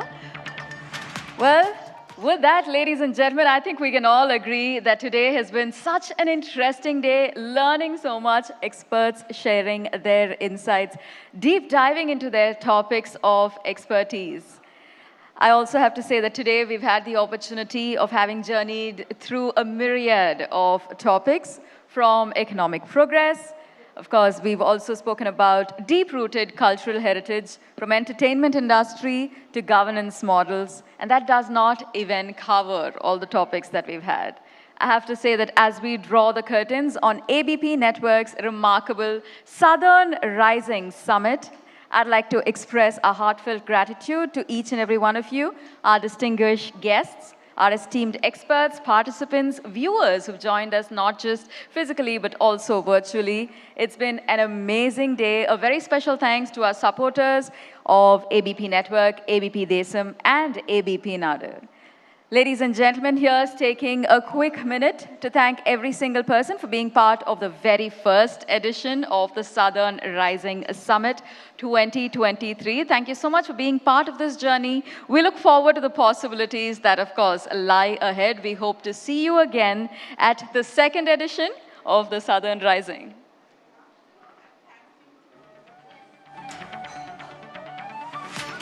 Well, on that very positive note, I would like to extend our thanks and congratulations to Team ABP Network. I think we give them a loud round of applause. And it's only fair that we invite the team to join us on stage. I think the first edition of the Southern Rising Summit demands a team picture. So I would like to take the opportunity to invite all the members from ABP Network to join us on stage.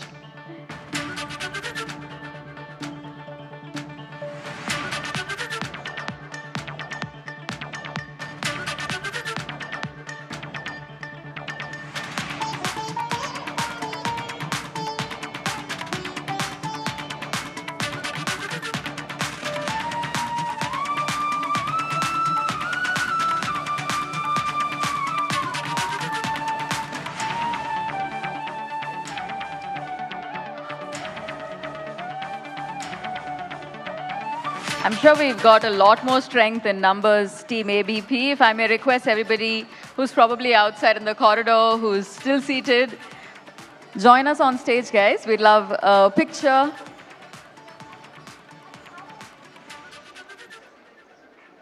Also, if you're not seeing your friends here, now's a good time to give them a call and let them know. Everyone from ABP Network, can we please have you guys on stage? Come in. ABP. ABP.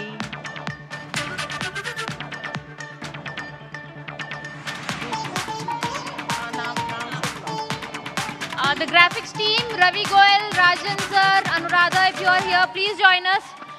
And marketing team, Anupam and team, Kriti, Shushmita, Shabik, please join us.